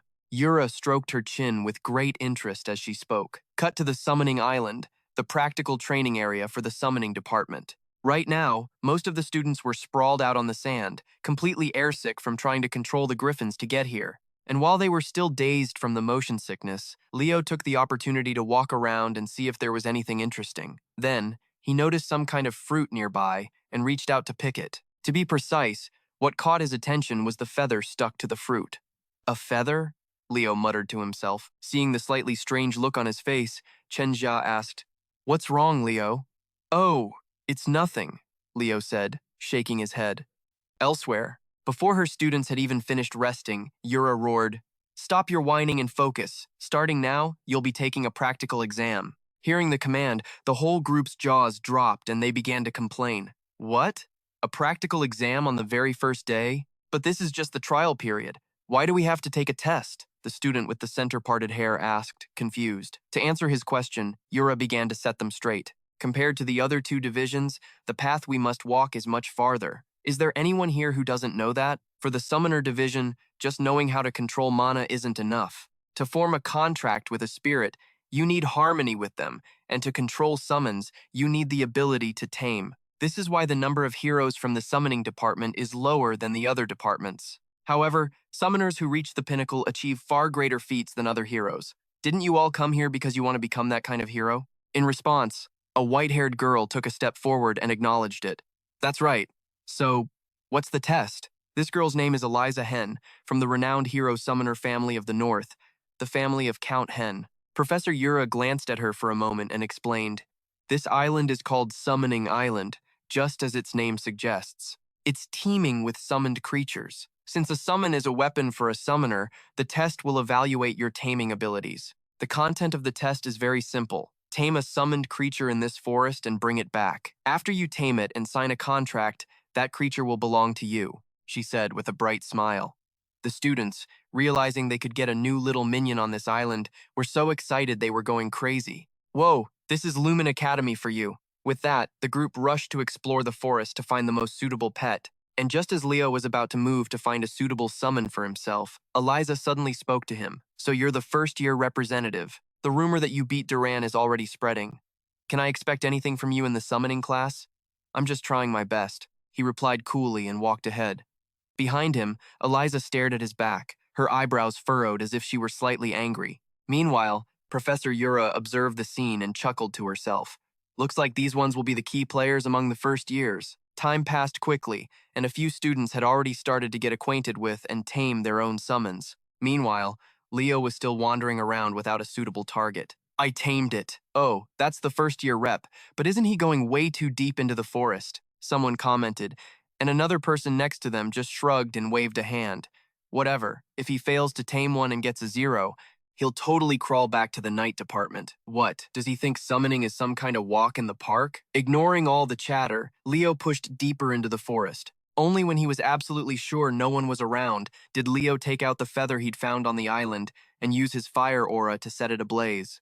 "Ha ha! Knew it!" Leo let out a laugh, but it didn't even last a second before a massive explosion erupted behind him. Meanwhile, at a campsite somewhere else, a certain lady was worrying about her son. "Leo, will he be okay?" she whispered. Seeing this, someone else brought over a plate of food and shook their head. "It's only the first few days of school, Reina. You're this worried already?" "Yeah, I'm sure nothing bad will happen." "Right?" Reina nodded, taking the cup from the other person's hand. But she had no idea that her son was, in fact, in trouble. And not just any trouble, but the kind that could get you killed. This insane heat. One of the 3 great summoned beasts. "The Phoenix," Leo said, his face completely stunned. In front of Leo, a voice began to ring out. "Just a child of Zerdinger?" "I smell Reina's flame." In response, a curious look crossed Leo's face as he asked, "You know my mother?" At that, the voice became a little gentler. "Your mother, you say?" Then I wasn't mistaken. "Yes, if she had a child, he would be about your age. Do I know your mother?" "Of course I do. I owe Reina a great debt." The owner of the voice was a phoenix, bathed in flames. Her name was Fiorina, one of the 3 legendary spirit beasts. She looked at Leo with a somewhat fond gaze and introduced herself. "My name is Fiorina, son of Reina." Across from her, Leo greeted her in return. "Hello, Phoenix Fiorina. My name is Leo Plov. What's your relationship with my mother? You said you owe her?" At his question, a nostalgic look appeared in Fiorina's eyes as she slowly recounted everything. "Reina saved the life of my summoner, Luna. She was exploring a dungeon in Seirun at the time. She had lost all her comrades and was in grave danger. Your mother arrived and saved her, but in doing so, Reina lost her blazing aura. If it weren't for that, Reina would have undoubtedly achieved the rank of hero." Switching back to Leo's perspective, he couldn't help but feel a little sad for his mother. But he then spoke with conviction. "My mother said she doesn't regret what she did that day." "Huh? That's right. That's the kind of knight she is," Fiorina agreed with a bright smile. After that, Leo also asked why Fiorina was on this island. However, the Phoenix wouldn't reveal the reason, only saying that she couldn't tell Leo. She then changed the subject back to him. "But aren't you a knight? What are you doing on this island?" Leo explained that he was in the summoning class, which surprised Fiorina to no end. Then she let out a laugh. "Ha, how interesting. This is fate, Leoplav. At last, I can repay the debt I owe your mother. Hold out your hand and take this, Leo. This is my child. One day, when you become a great summoner, I hope you will form a pact with it. It's a shame for the summoner who was originally supposed to receive it." As she spoke, she handed Leo an egg that glowed with a brilliant golden light. Back to our main character. After hearing this, he immediately asked, "Can I do it right now?" In front of him, Fiorina's face went blank for a second. Then she hurriedly tried to talk him out of it. "It's still too soon. You could die. Stop." Oh no, it's too late. Your willingness to challenge the impossible without hesitation. It reminds me of Reyna. I wish you luck. Back with Leo, his consciousness had been pulled into a dark space. In front of him was a single speck of fire, radiating a warm light. Seeing it, Leo reached out and gently touched the flame. The very instant his finger made contact, it erupted violently, engulfing his body in a vortex of fire. The heat is unbearable. This is the Phoenix Flame. To create a powerful flame by burning one's body, we must endure this pain every day. A creature that lives by forever regenerating its own burnt flesh. I understand your pain, and I share that pain with you, Leo whispered. After that, as if it had sensed his thoughts, the flame slowly weakened and became much more gentle. At that same moment, on the outside, cracks suddenly spiderwebbed across the egg's shell. Then, it floated out of Leo's hand, hovering in midair. All the flames surrounding Leo were sucked into the egg. Did you succeed? Farina asked. I did it, Leo replied with a bright smile, which made Farina happy for him. You're a genius, Leo Plov. You will become the greatest summoner in the world. Congratulations on successfully forming the pact. The little one's name is Fiora. I'm entrusting my child to you, Farina said with a smile. Man, a mother's love is so touching it brings a tear to your eye.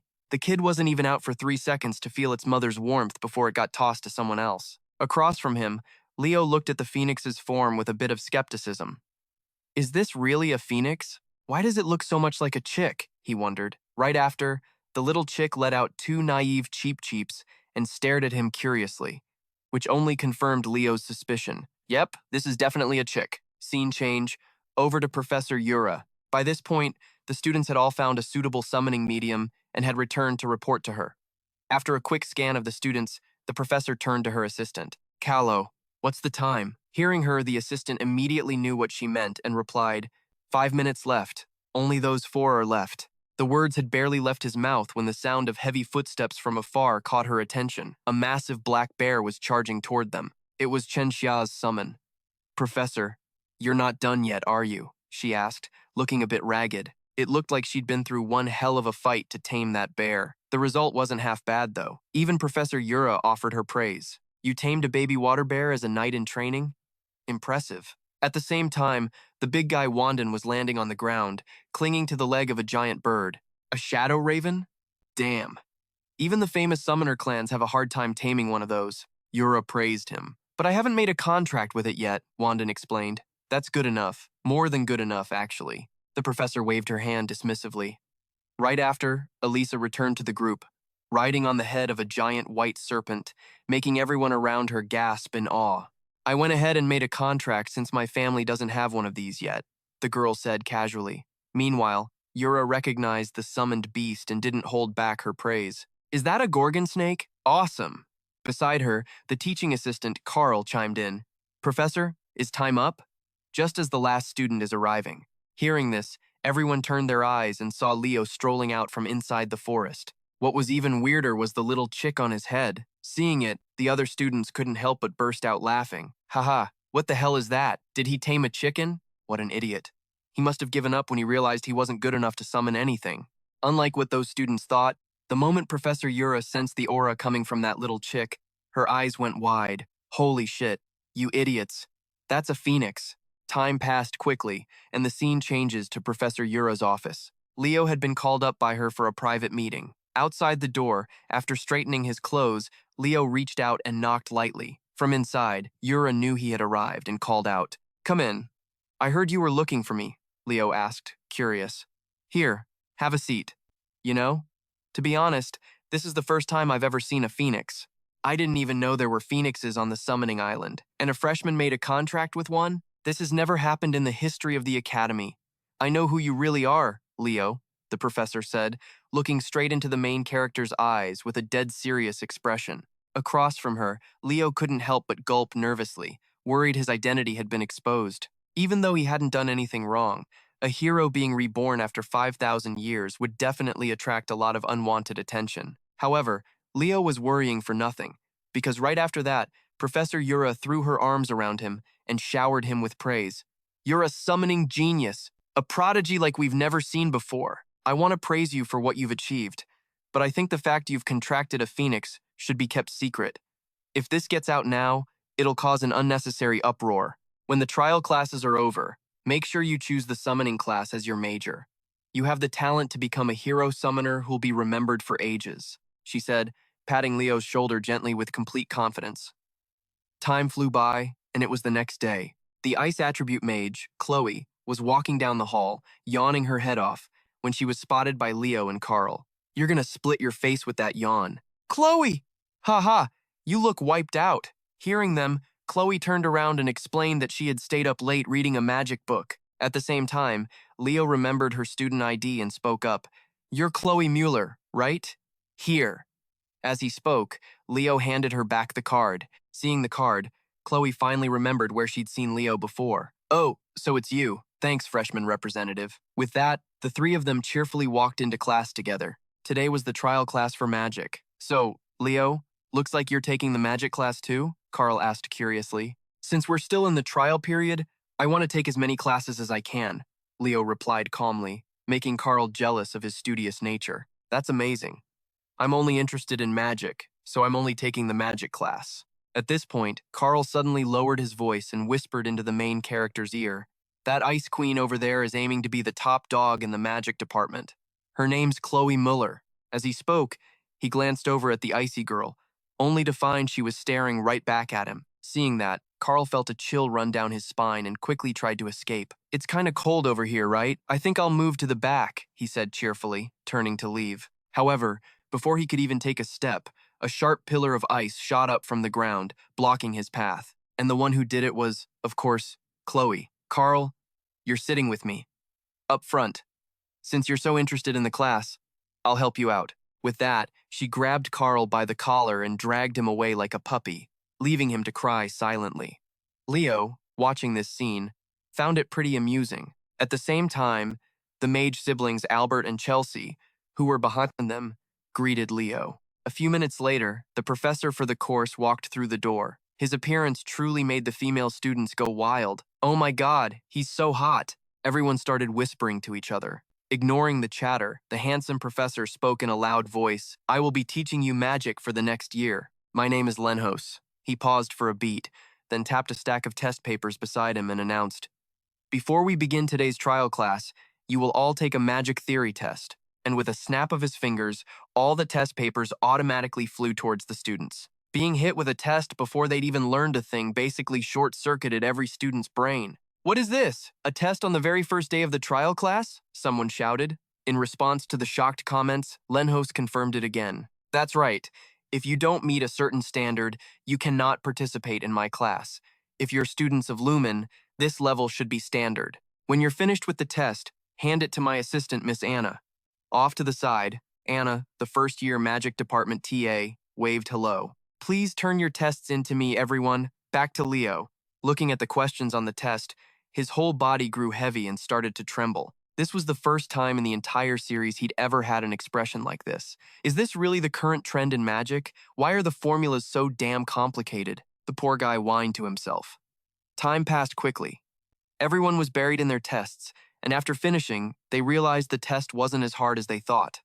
Model, this is easier than I thought, but what's the answer to the last question? I got all of them except that one. The group of students discussed excitedly. Meanwhile, Leo felt like his head was about to explode from thinking so hard. I only solved one question. I really should have studied up on modern magic before coming here, he thought to himself, handing his pathetic test to the female teaching assistant. Guess I'll have to teach myself magic alone, Leo sighed internally and quickly left the classroom. Besides, with his ancient magic knowledge, going to class would just be embarrassing for him anyway. Back to the handsome professor, Len. As soon as he collected the tests, he started grading them on the spot. In the last 100 years, magic seems to have developed a lot. Magic that once required perfect understanding can now be used just by memorizing the activation conditions. However, this development has lowered the overall skill level of mages.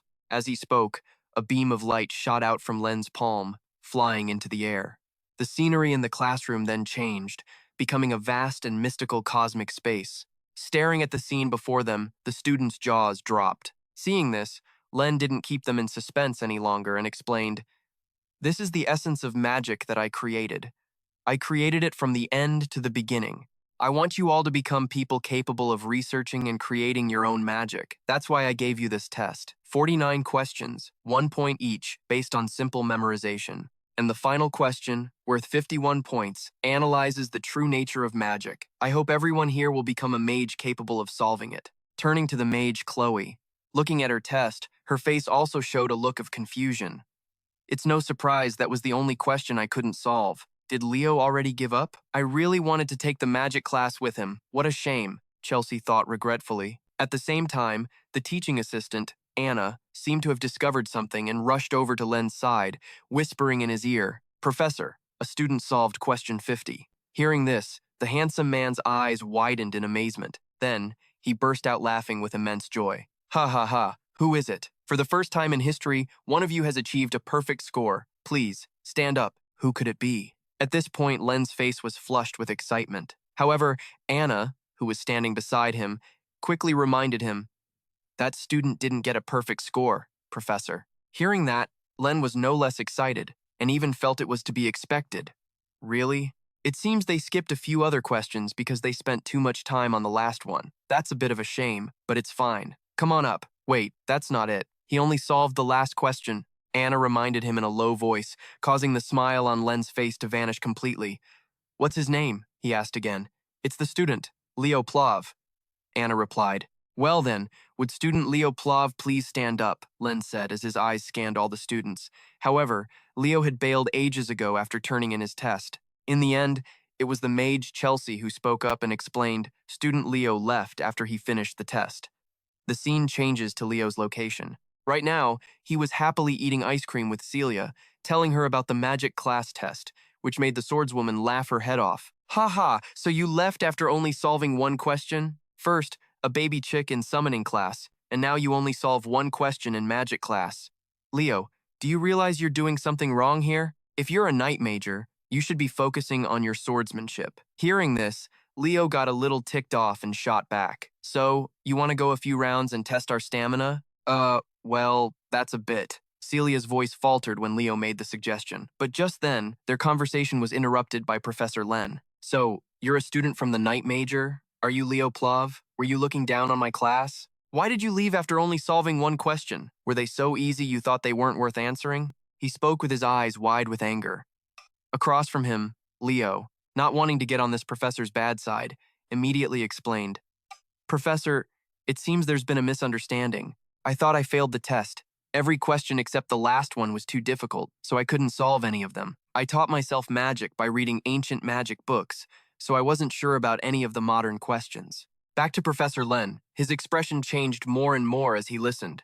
Then, instead of getting angry with Leo, he picked him up like a small cat and said with a face full of excitement, "Come with me for a bit." After saying that, the professor happily dragged Leo away like a toy, leaving him with no ability to resist. Meanwhile, the swordswoman Celia just stood there, completely baffled about what was happening. "That's the Lumen Academy's professor of magical theory, a rather odd man," the swordswoman whispered with a look of utter confusion. And just at that moment, the assistant professor Anna ran up, looking exhausted. "Celia, have you seen Professor Len?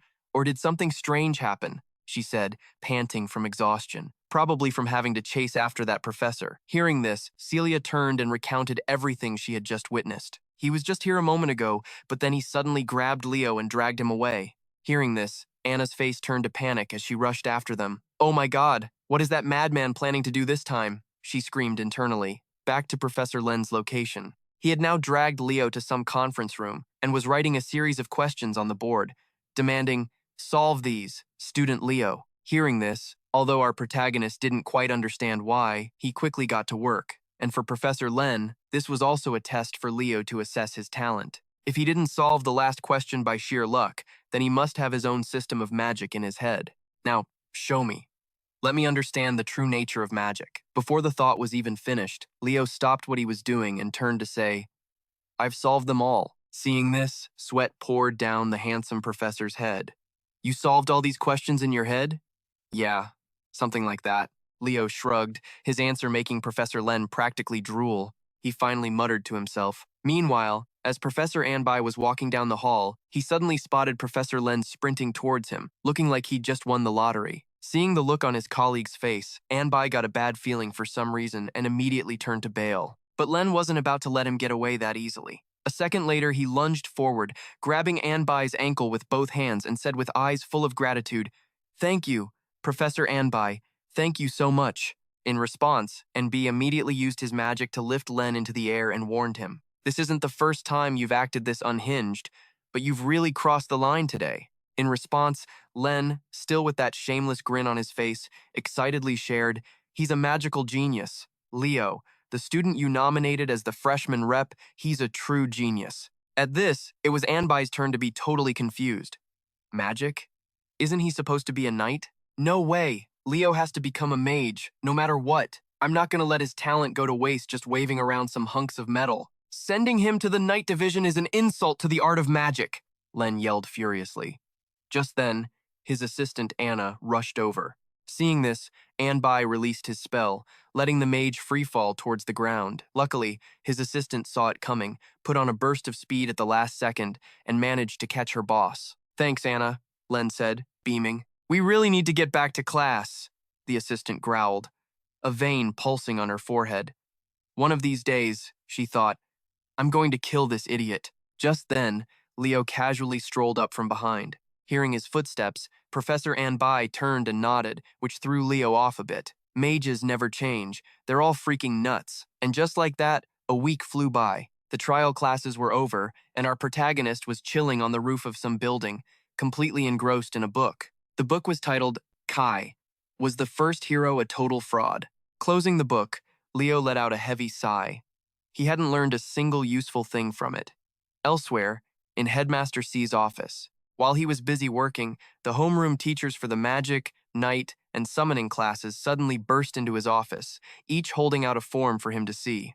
You've got to see this. According to this paper, Leo registered for all 3 majors. Something like this has never happened at the academy before, and each of the homeroom teachers wants to pull Leo into their class so he'll focus on a single major. And so, even inside the headmaster's office, the 3 of them were still fighting over him, which made C chuckle. Haha, all right, let's see here. This reminds me of that legendary hero, the 5th great hero, also known as the first hero, Kai, the only person in history to master every class. Cut to the running track. Right now, Celia and Chelsea were running their asses off. Meanwhile, their friend Ka, who was just chilling, laughed and said, "Damn, why the hell are they training on a weekend?" Leo explained. "Chelsea asked me to train her." "Then why are they just running? Where are their weapons?" Kay asked again. Before Leo could even answer, an exhausted Celia and Chelsea walked over and answered for him. "It's for our stamina." Stamina is critical for a combat mage. That's why we're running. Now, get out of the way, Ka. As she spoke, the mage shooed Ka away like a fly so she could sit next to Leo. The second she sat down next to him, her expression did a complete 180, a stark contrast to the annoyed face she'd made at Sa. "It feels so good to run on the weekend. I've really missed this. I want to run with you again, too." "Really?" Leo asked curiously. Hearing this, the swordswoman, Celia, did a spit take. Chelsea shot her a disgusted look. "Gross. What's your problem?" Back to Leo. He obviously knew exactly why Celia did that, so he just said it out loud. "Anyway, I was planning on running with you, so we might as well do it right. I already told you I'm not running with you," Celia yelled from beside them. Seeing how the 2 of them were acting, Kay curiously asked, "What's the deal with you 2? You seem awfully close." "I actually thought you 2 were dating at first." In response, Celia pointed at Leo and set the orange-haired guy straight. "Geez, he's my cousin, my dad's sister's son." Hearing this, the other 2 couldn't hide their shock, their eyes widening. "So, he's a member of the Stinger family?" "Not exactly. It's complicated, but whatever, just drop it," Celia said, waving her hand dismissively, clearly not wanting to explain any more. She probably didn't even really get it herself. Anyway, after letting the 2 girls catch their breath for a bit, Leo stood up. "All right, time to get serious." Hearing that, the mage Chelsea got all pumped up. "All right, let's do this." Seeing them about to train, their alchemist friend Ka decided not to get in the way. "All right, I'm gonna go check out the city of Rumeria." Hearing that, Celia the Knight shot him a desperate, pleading look. "Take me with you." Before she could finish, our protagonist was already dragging her away like a sack of potatoes. Seeing her pathetic state, Ka was at a loss for words. Why are all the nobles in my life so messed up? He wondered to himself. Time flew by, and soon it was the day of class assignments. In Class 5, as soon as our protagonist walked in, his friend Ka waved him over. Leo, over here! Seeing him, our protagonist went over and asked a question. You already knew you were in Class 5? Is there anything I don't know? Ka said, puffing his chest out with confidence. Then, Leo glanced over at the mage, Chelsea, who was dozing off at her desk and let out a surprised gasp. Huh? Chelsea's here too! Seeing her exhausted state, Carl shot Leo a suspicious look. What did you do to her over the weekend? Just some basic training, Leo replied with a shrug. Hearing that, Chelsea swore to herself that she would never participate in that kind of training again. At that moment, for some reason, a few sarcastic voices from some upperclassmen rang out from behind Leo. Oh, so this is Class 5, the class of suffering? I wonder how many of you will be left after the first semester. You poor underclassmen, my condolences. Heh. They said condolences, but their faces didn't show a hint of sadness. However, they really shouldn't have said that, because right after, their homeroom teacher arrived. Pathetic, you say? I think you two are far more pathetic. Wouldn't you agree? The owner of the voice was a teacher who looked like a homeless man. His name was Harris Edmund, the homeroom teacher for Class 5, Year 1 of Lumen Academy. His nickname, the Wailing Wall. At that moment, he just muttered a single word, chair, and immediately, the two students opposite him automatically bent over to support themselves like a piece of furniture. And this homeroom teacher nonchalantly sat down on top of both of them while taunting the students in front of him. Greetings, you useless scum. This is the class for failures with the lowest scores among the freshmen. You've probably heard the rumors about me, the Wailing Wall. Does anyone here know why I was chosen to be the homeroom teacher for this class? Hearing his question, the talkative Carl timidly raised his hand to speak. Is it to help us improve our scores? In response to this question, Haris turned his face toward him with contempt.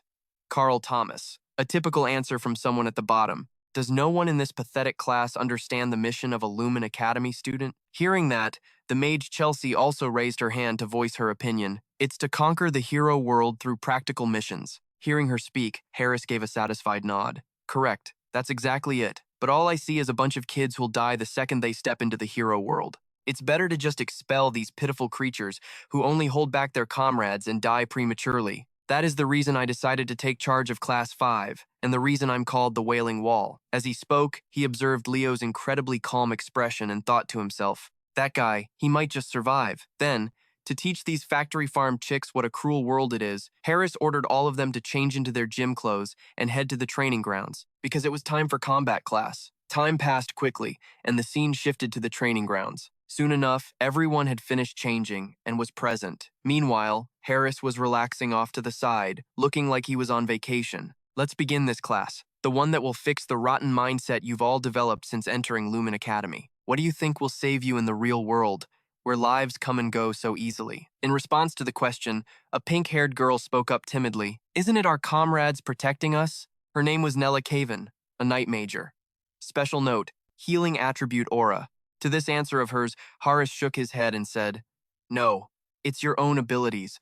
Only when you hone your skills until they shine through any danger can you even begin to help your comrades. But are you confident in your ability to protect your comrades? From another corner, an arm shot up eagerly in affirmation.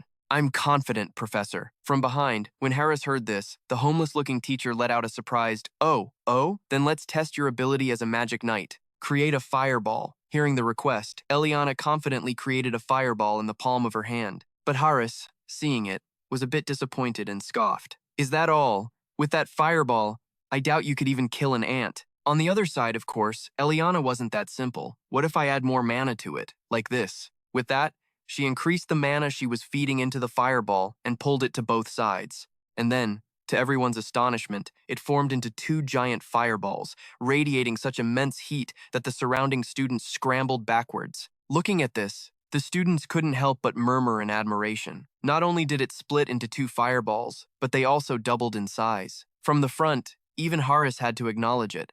Whoa, that's impressive.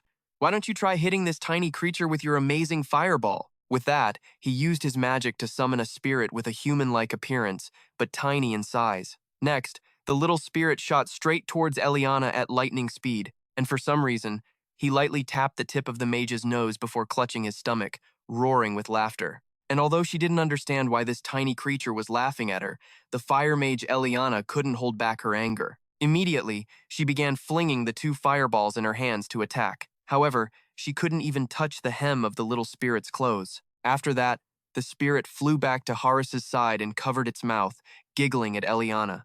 Seeing Eliana miss, Horace continued to provoke her. What's the point of increasing the number to 2 if you can't even land a hit? So, have you finally felt it? What you lack is the ability to use your skills effectively. You need to train your abilities and overcome your limits. Have you forgotten? Until you can catch this wind spirit, our class will not end. Show me what you've got, you descendants of Lumen. Back to Leo. Although the teacher's words were a bit harsh, he completely agreed with them. His words might be sharp, but everything he's saying is right. Let's give it a shot. With that, he calmly stepped onto the field. Watching his back, Harris spoke with a voice full of anticipation. All right, Leo Plov, let's see what you've got. Are you just a fraud full of lies like the fictional hero Kale? Or are you truly the first to possess all attributes? Just like that, time passed quickly as the entire class began to swarm and try to capture the little spirit. But no matter how hard they tried, he was just toying with them. Seeing this, Leo, who had been observing from the side, began to envelop his body in his aura. Then, he channeled his aura into the soles of his feet and blasted off. The powerful jump launched his body forward like a flash of lightning. Elsewhere, Chelsea and Carl were panting like crazy from constantly chasing that tiny creature. Damn it, how is he so fast? How are we supposed to catch him? Carl bitched. At that exact moment, Leo used his air step skill to launch himself into the sky. Then, while the little spirit was still busy having fun playing with the other students, Leo shot down from above like an arrow. But even though he was caught off guard, the spirit's reaction speed was nothing to scoff at. At the very last second, he nimbly flew to the side and dodged just in time. But this was all part of Leo's plan. A slight smile appeared on his face as he began to concentrate his aura, forming it into a whip and sending it flying straight toward the spirit. You'd think that at this point, Leo would have easily passed the test. But as luck would have it, that asshole Duran, who'd been hiding somewhere, suddenly burst out with his lightning speed and snatched Leo's prize right from under his nose. At the same time, a homeroom teacher walked up behind him and clapped to get everyone's attention. It seems we in Class 1 need to teach you kids a few things.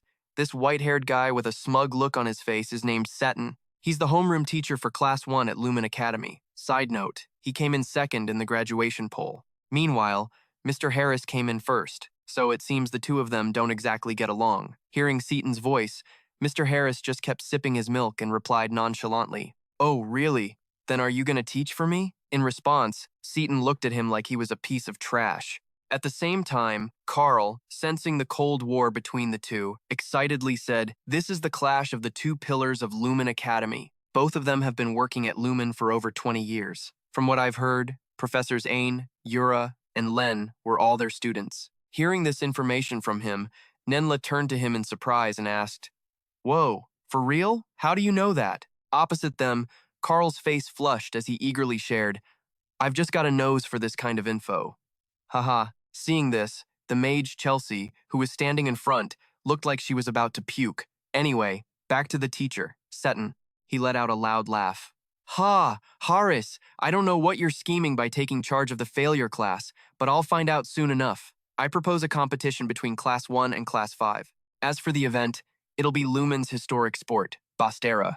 I don't know what Mr. Harris was thinking, but after hearing the proposal, he stood up enthusiastically and accepted. As expected, you really are a genius, Seton. Learning through practical experience is the best way. Hearing this, for some reason, Seton felt a pang of anxiety. Class 1 will probably win, anyway, he stammered. Meanwhile, Harris had an expression that said he couldn't care less about the result. That doesn't matter. You just go on and teach your class. Hearing that, Seton could only grit his teeth in frustration. Even the students behind him felt sorry for the guy. How do I keep losing the graduation poll bet? Seton asked himself. Professor Seton looks kind of pathetic for some reason, the students thought to themselves. Then, Harris made an official announcement to his own class. Class 5, I'm giving you a chance to practice your skills. You'll have a Bastera match against Class 1. Also, if you lose, you're all expelled. The teacher said this with a dead serious look on his face. Hearing his words, everyone was stunned at first. Then, a moment later, they asked him again, just to make sure they hadn't misheard.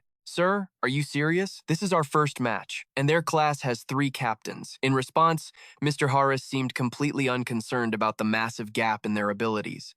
"Then you'll just have to try harder. Push past your limits. Besides, what's there to worry about when the freshman representative is already in your class? Choose 6 representatives for the match." As he spoke, he glanced over at Leo, who immediately began to realize the teacher's true purpose. This is clearly a test, but Professor Harris isn't looking at me like that because he hates me. There are students who've lost all their drive after just 1 week at Lumen Academy, and it's not hard to see why. Professor Harris probably wants me to whip the students of Class 5, who've pretty much given up, back into shape.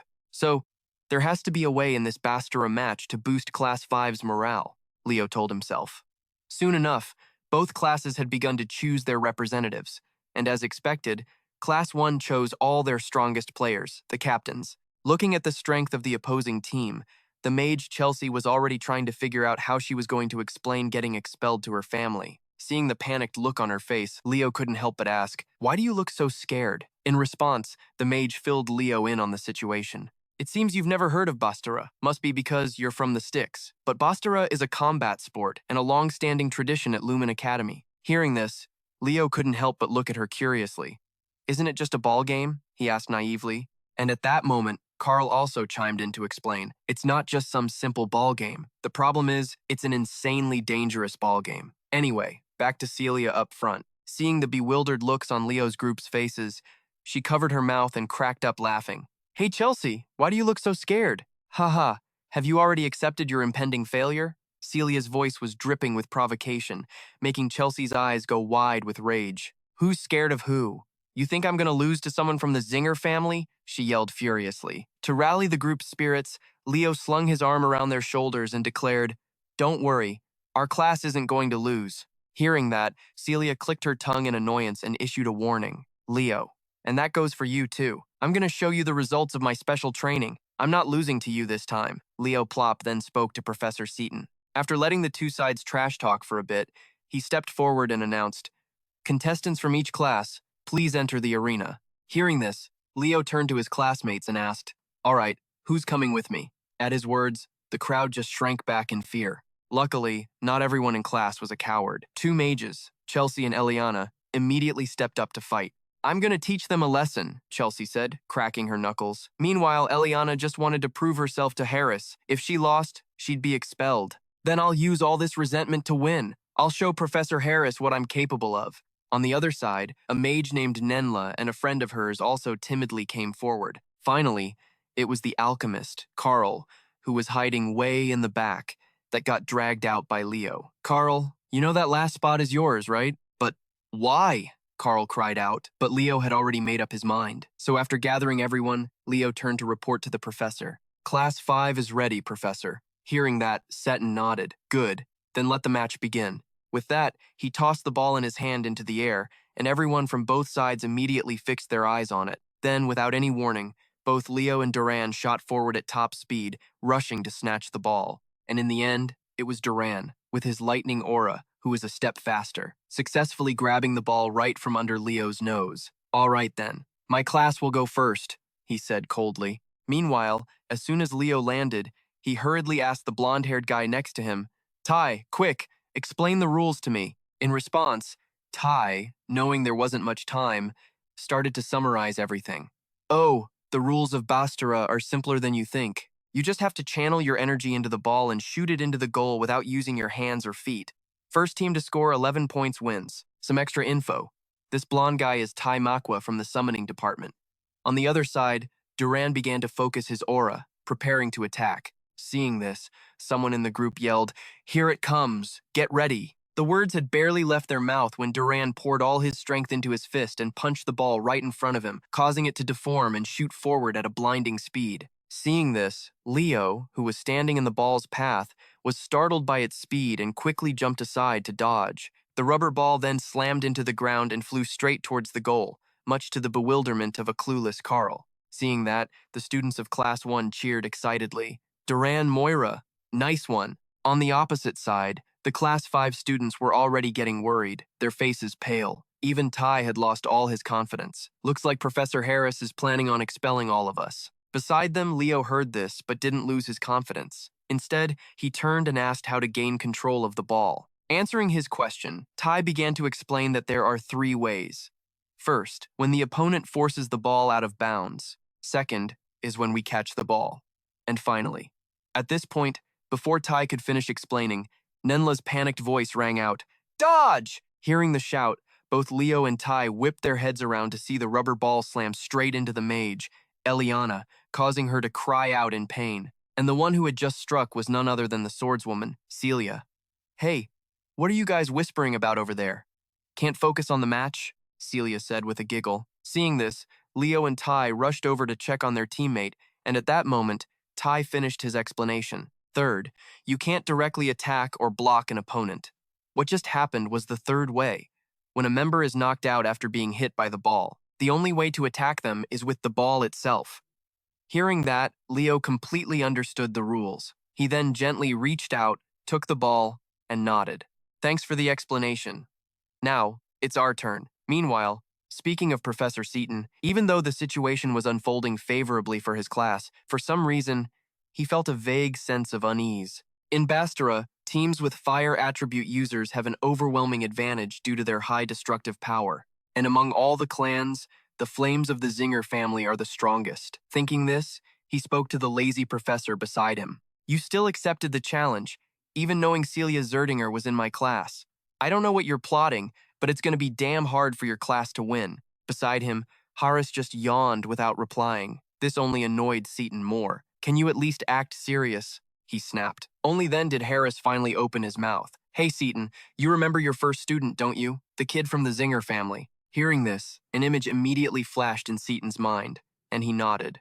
"Of course. How could I forget? The Queen of Bastara?" Seeing that Seaton still remembered her, Harris gave a slight smile and added, "That queen's own daughter is in Class 5. Back to the Class 5 students." Seeing that their already weaker team had now lost Eliana to an injury, they had pretty much given up all hope. "We're so screwed. How did we even get into Lumen Academy? Is it really going to end this easily?" At the same time, the swordswoman Celia looked towards Leo with a look of pity. Looks like he's finally made his decision. As she watched, Leo's entire body began to erupt in powerful flames. "Here it comes! Watch out!" someone screamed. And right after that, our protagonist put all of his strength into throwing the ball straight at the opponent's goal. However, the strength of Class 1 was nothing to joke about. Before the ball could even touch their goal, the ice mage Chloe used her magic, creating a wall of ice to block it. "Leo, as long as I'm here, scoring is impossible," she said confidently. But just then, Leo suddenly appeared right beside her and muttered, "I can still score." And then, before his opponent had a chance to react, Leo pushed off with all his might and leaped high into the air. He went straight for the spot where the ball was trapped in the ice wall and just hammered it with his fist, instantly shattering its icy prison and sending it straight into the goal. Over on the sidelines, Professor Sajan saw Leo's quick reflexes and was pretty impressed. His combat instincts are insane. Seeing that, Professor Harris cracked a satisfied smile. As for the fifth-year kids, it was like they found a glimmer of hope and started chanting together, "Leo, let's go." Seeing the opposing team regain its fighting spirit, Professor Sajan couldn't help but smirk. "Ah, I get it. So the real match starts now." Just like that, time flew by. Both sides were going at it, blow for blow, keeping the score neck and neck. Neither side was giving an inch. Just then, that Duran dude unleashed another lightning throw, aiming the ball straight at their goal. And Carl, he actually risked it all, grabbing the ball with both bare hands. The lightning aura crackling around the ball instantly sent tremors of pain through his body. But hey, at least he managed to stop the damn thing. "Haha, well, I'm almost out of mana anyway. The rest is up to you, Leo." With that, the guy was totally spent, so Eliana and Chelsea had to help him off the field. On the sidelines, everyone looked at the scoreboard, totally stressed out. The scores tied 10-10. This is the match point. But we're up against the top 3 students, and all we've got left is Leo. The odds are totally stacked against us. Across the field, the Ice Mage knew the next play would decide everything. So, she decided to go all out, ready to unleash her full power. "I might suck at the written magic theory tests, but I'm not losing this time." With that, she just flicked her wrist, using some crazy magic to summon 4 clones of herself. Not about to be shown up, Celia and Duran also wrapped themselves in their auras, ready to take on our boy. "Bring it on, Leo!" Celia yelled, ready for him. Leo just started channeling power into his feet, and then he just vanished right in front of them, leaving all 3 of them stunned. "He's too fast," they all thought. Then, with unbelievable speed, Leo zipped right past Celia, making her realize with a jolt what he was really after. He's not going for an attack. He's just trying to score. Chloe, who was in the back, immediately caught on. "Is this an illusion spell? How pathetic." So where is the real him? As she thought this, she started channeling mana into her eyes, trying to find the real Leo. But as she looked, every single image of Leo looked real. Or, at least, she couldn't figure out which one was his actual body. Chloe was just frozen. And just like that, Leo blew past her and scored. Starlight magic. How can a human use the magic of our ancestors? Chloe was still lost in thought when the referee saw the score and declared the fifth years the winners. Seeing the result, two of the fifth-year students hugged each other, crying with relief. Thank God. We're not getting expelled. I was so scared I was going to have to go straight home. Hearing them, Professor Sajin looked over at Haris, confused. Expelled? What the hell are they talking about? Hearing that, old man Haris just burst out laughing. Haha, I guess you could call that motivation, huh? Elsewhere, Celia, Chloe, and Duran were burying their faces in their hands, totally crushed. Seeing them like that, Sajin sighed and walked over to console them. You're pissed because you lost? When the match is over, no matter the result, you show respect to your opponents. Every one of you fought hard for your class, the ones who cheered on their friends, and the ones who left it all out on the field. So hold your heads high and be proud. The first-year students listened to their teacher's words, looking at him with total admiration. Too bad that nice moment didn't even last 3 seconds before Horace's mocking laughter from behind shattered it. Haha, hey, losers. Get over here and let's wrap this up. Hearing that, Sajin was silently fuming. But he didn't have a choice, so he stood up to say a few words. Both classes did an excellent job.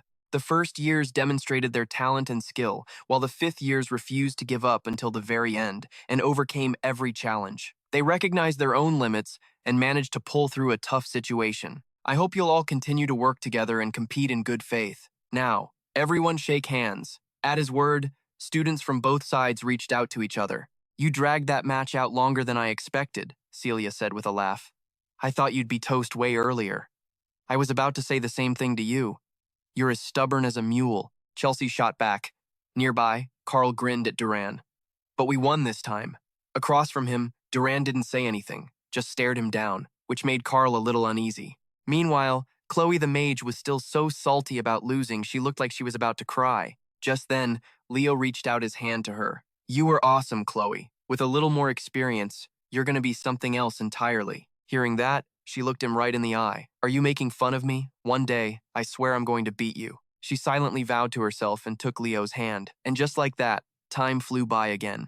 1 month later, Leo and the gang were chilling, having some tea, while Carl was scarfing down food like a machine. By the way, he asked between bites, what clubs are you guys thinking of joining? Watching him eat like a pig, the ever-classy Chelsea couldn't stand it anymore. Could you try to eat with a little more decency? As for Leo, he mentioned that he wanted to start his own club. Naturally, this bold idea totally shocked Carl. Hearing that, Chelsea got all excited. If Leo's starting a club, then I'm in. What kind of club is it? Carl asked. Leo didn't hesitate to share his idea. A hero research club. I want to learn more about the forgotten heroes. And the very first hero, Kai. When they heard that, Carl and Chelsea just stared at each other wide-eyed before shaking their heads. Kai. But he's not some forgotten legend, dude. He's just made up. Looks like your club's gonna be a ghost town, Ka snickered, and it instantly dawned on Chelsea. If what CO was saying was true, she could be alone with Leo in the club. I want to join, Chelsea yelled. But suddenly their conversation was cut short by loud shouts from the crowd. Whoa, they're back! Hearing this, Ka seemed to remember something and shot up from his seat. Oh, right, it's today. The day the fifth years get back from clearing the hero dungeon. As he spoke, he rushed outside to check it out. Fragments of the heroic records are scattered all over the world. Sometimes they go haywire and create dungeons. These places are called hero dungeons. And the upperclassmen at Lumen Academy have to be gone for at least 2 weeks, sometimes more than a month, to clear these hero dungeons and collect the fragments of the heroic records. My mom probably went through the same thing, Leo thought to himself. Next to him, the senior mage, Plak, had eyes full of endless admiration. Whoa. So these guys are the best Lumen Academy has to offer? In response, Kay jumped at the chance to show off and started introducing each person to her. The buff dude to the east is Lamua, the woman from the south next to him is Torian, and the pale one in the hood is probably Unta. But I don't see that one guy, Kay wondered aloud, as if there was supposed to be someone else with the other three. What guy? Leo asked curiously. The top dog of Lumen Academy, the student council president, Kay replied. At that same moment, a hand from behind grabbed Leo's shoulder and pulled him away. and by the time CA turned back to say more, he realized his friend had vanished into thin air. Back to our main character. The person who had just dragged him away turned out to be the swordswoman, Celia. Seeing how rushed she looked, Leo got a little curious and asked, "Celia, what's up?" In response, Celia said that Leo had to go with her to Lumeria City because the student council president wanted to see him. "Why's the student council president looking for me?" Leo asked, his eyes filled with curiosity. However, Celia wasn't really sure herself, so she couldn't explain. "Figures you'd be clueless about school stuff. You'll find out when we get there." Celia let out a sigh. Time flew by, and the scene changed to a room with an Eastern-style architecture. By now, Celia was getting a bit antsy, looking around and muttering, "I wonder why he wanted to meet in a place like this." "What do you mean?" "This place smells amazing," Leo said with a shrug. Then, before they could talk any longer, the student council president arrived. The moment she saw him, the swordswoman dashed toward him like a little cat. "Brother, over here!" Rai gently patted his little sister's head and looked over to greet Leo. "It's nice to meet you, Leo Plov. I've heard a lot about you. You're aiming to become an all-powerful hero, aren't you?" This was Zinger of the Night Department and also the president of the Lumen Student Council. First things first, business before pleasure. Before they started talking, Rai ordered a steamer of buns for the group to dig into. "Is this to everyone's liking?" he asked gently. Yeah," Leo replied. Rai then noticed his little sister seemed a bit nervous and asked, "What's wrong, Celia?" In response, Celia said that this was her first time eating this kind of food, which was why she looked like that. Then, she slowly took a small bite, and the moment it was in her mouth, her eyes shot wide open and she said in amazement, "This is delicious." Seeing her expression, Rai smiled, satisfied. "Haha, this is the restaurant I wanted to take you to once you got into Lumen." After saying that, he paused for a beat before turning the conversation toward Leo. "But I never expected you to be times her times, son." Across from him, Leo knew exactly who he was talking about and asked, "You've met my mother before?" "Yeah, I met her a few times when I was little, and your mom was pretty famous back when she was a student here too." Rai nodded, making Leo even more curious. "My mother?" "Yep." To explain, Rai started listing off the legendary deeds of Lady Ja. "That's right, she was a total legend. For example, she once said the dessert in the dorm cafeteria was so bad that she rallied all the students and stormed the principal's office." "So she was the one behind that famous incident?" Celia yelled. "That's the one." "Ha ha ha." Rai laughed, turning back to Leo. While the siblings were happily chatting, Leo was silently gauging the student council president's power. And yeah, as expected, he totally deserves to be called the strongest student at Lumen. Looks like it's only a matter of time before he becomes a hero, Leo thought to himself. Next, once everyone had finished eating, Rai stood up cheerfully and said, "All right, let's go get some dessert. I'll go pay, so you guys head out first." Hearing this, Leo and Celia quickly left the table. At the same time, Rai suddenly felt a slight warmth in his chest. He reached into his jacket pocket and pulled out a glowing piece of paper. "Huh? Why is this?"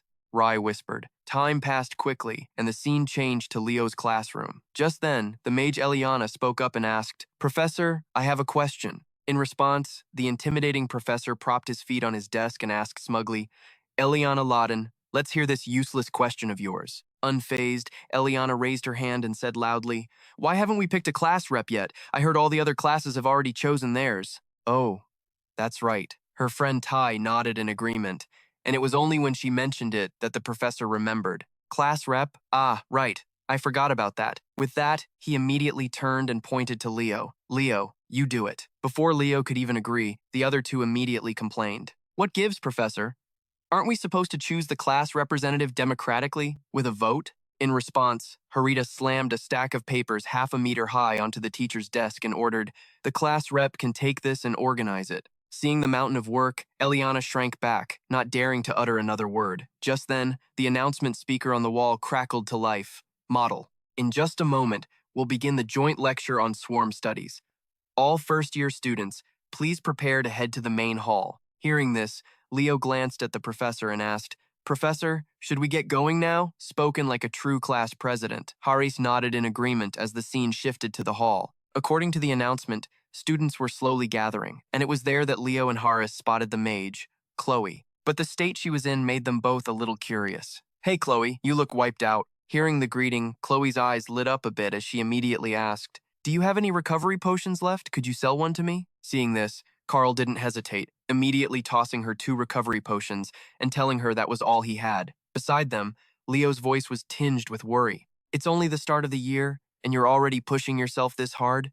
After grabbing the potions, the mage immediately chugged them both down in one go and claimed she was still fine. Seeing the stubborn look on Chloe's face, Carl couldn't help but be impressed.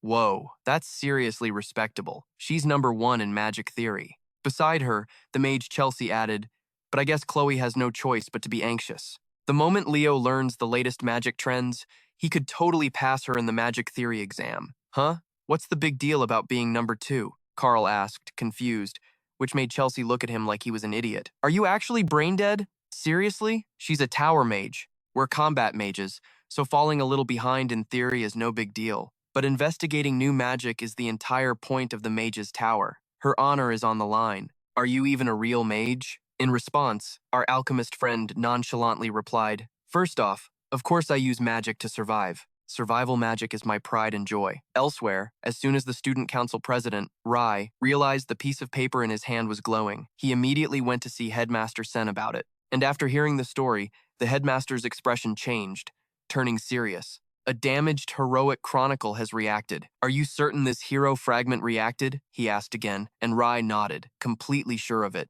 Yes, sir. This is a fragment that was so badly damaged it shouldn't have been able to react at all, but it definitely did. On top of that, there were no artifacts nearby. Hearing this, Headmaster Sen pressed on. Did it react again after that? No, sir. Rai shook his head, turning towards the headmaster. Having so little information made it impossible for him to figure out this strange phenomenon. Let's see. I suppose we'll have to investigate this further. You must be exhausted after just returning. You've done well. With that, he called his secretary, Elena, into the room and asked her to take this to the Hall of Beginnings in the lecture building. The first year's combined class is about to start. Yes, I understand. Elena nodded and hurried to the hall, leaving the old headmaster behind, still mulling over the situation. Sometimes, small fragments like this can react. If someone recorded in the Heroic Chronicle makes contact with it, it will react. The scene changes to the lecture hall of Lumen Academy. At that moment, the first year's combined heroics class was in session, and the professor in charge was Professor Atian, who was responsible for classes 1 through 8. Since all the classes were gathered together, they were as noisy as a chaotic marketplace, leaving the petite professor completely flustered. Please be quiet, Atian requested, but the students' mouths just kept firing off like machine guns, pushing Adian's patience to its breaking point. Just then, the shadow of a unicorn appeared behind her. At the same time, the professor's personality did a complete 180. If you don't want a beating, then shut up. You damn brats! Are you trying to die? Who should I deal with first? She roared. Her current appearance was a world away from the gentle face she wore just moments before. Damn it, this bunch really doesn't know how to listen. And then, as if a switch had been flipped, Atian suddenly returned to her gentle expression. Ah, it's finally quiet. Thank you, everyone, she said cheerfully. This made the students above them so scared they could piss blood. She's terrifying. Oh my god. No matter how many times I've seen that, it's still scary. Our professor is truly terrifying, the students of Class 8 thought, trembling. Meanwhile, Leo watched her personality change as fast as a rocket, exclaiming in his mind with amazement, so she's a spirit mage. Even in my past life, spirit mages were extremely rare.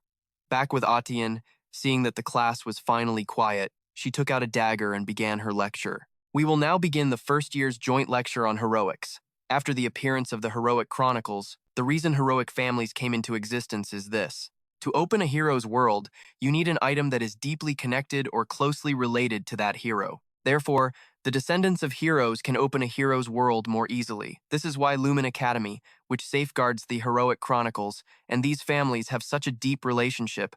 While this is political, you could think of it as the link between a key and a treasure chest.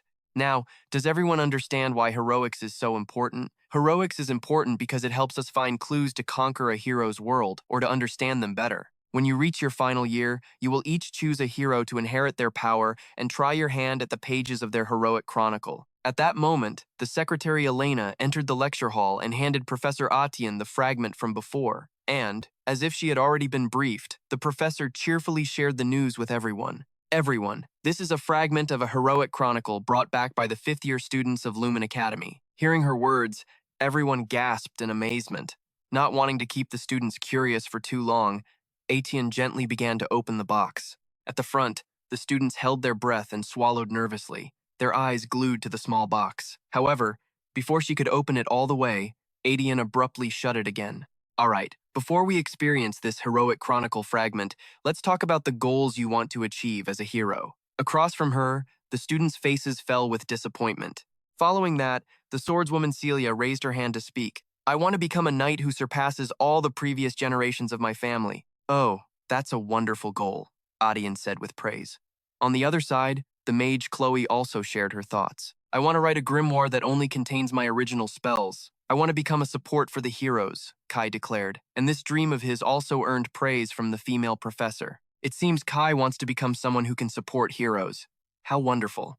Then it was Leo's turn. He now stated his goal as well. My goal is to completely annihilate Erebos. His words caused the entire hall to fall dead silent. Then, after about 2 seconds of silence, Professor Atian spoke awkwardly.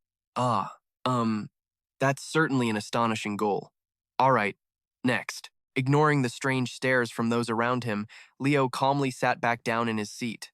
Meanwhile, some of the upperclassmen began to mock Leo's dream. Isn't he dreaming a little too big? The first-year rep's goal is really something else. As for the two professors, Haris and Sechin, after hearing what Leo said, Sechin glanced at his colleague next to him and asked, "What do you think?" It sends a chill down my spine.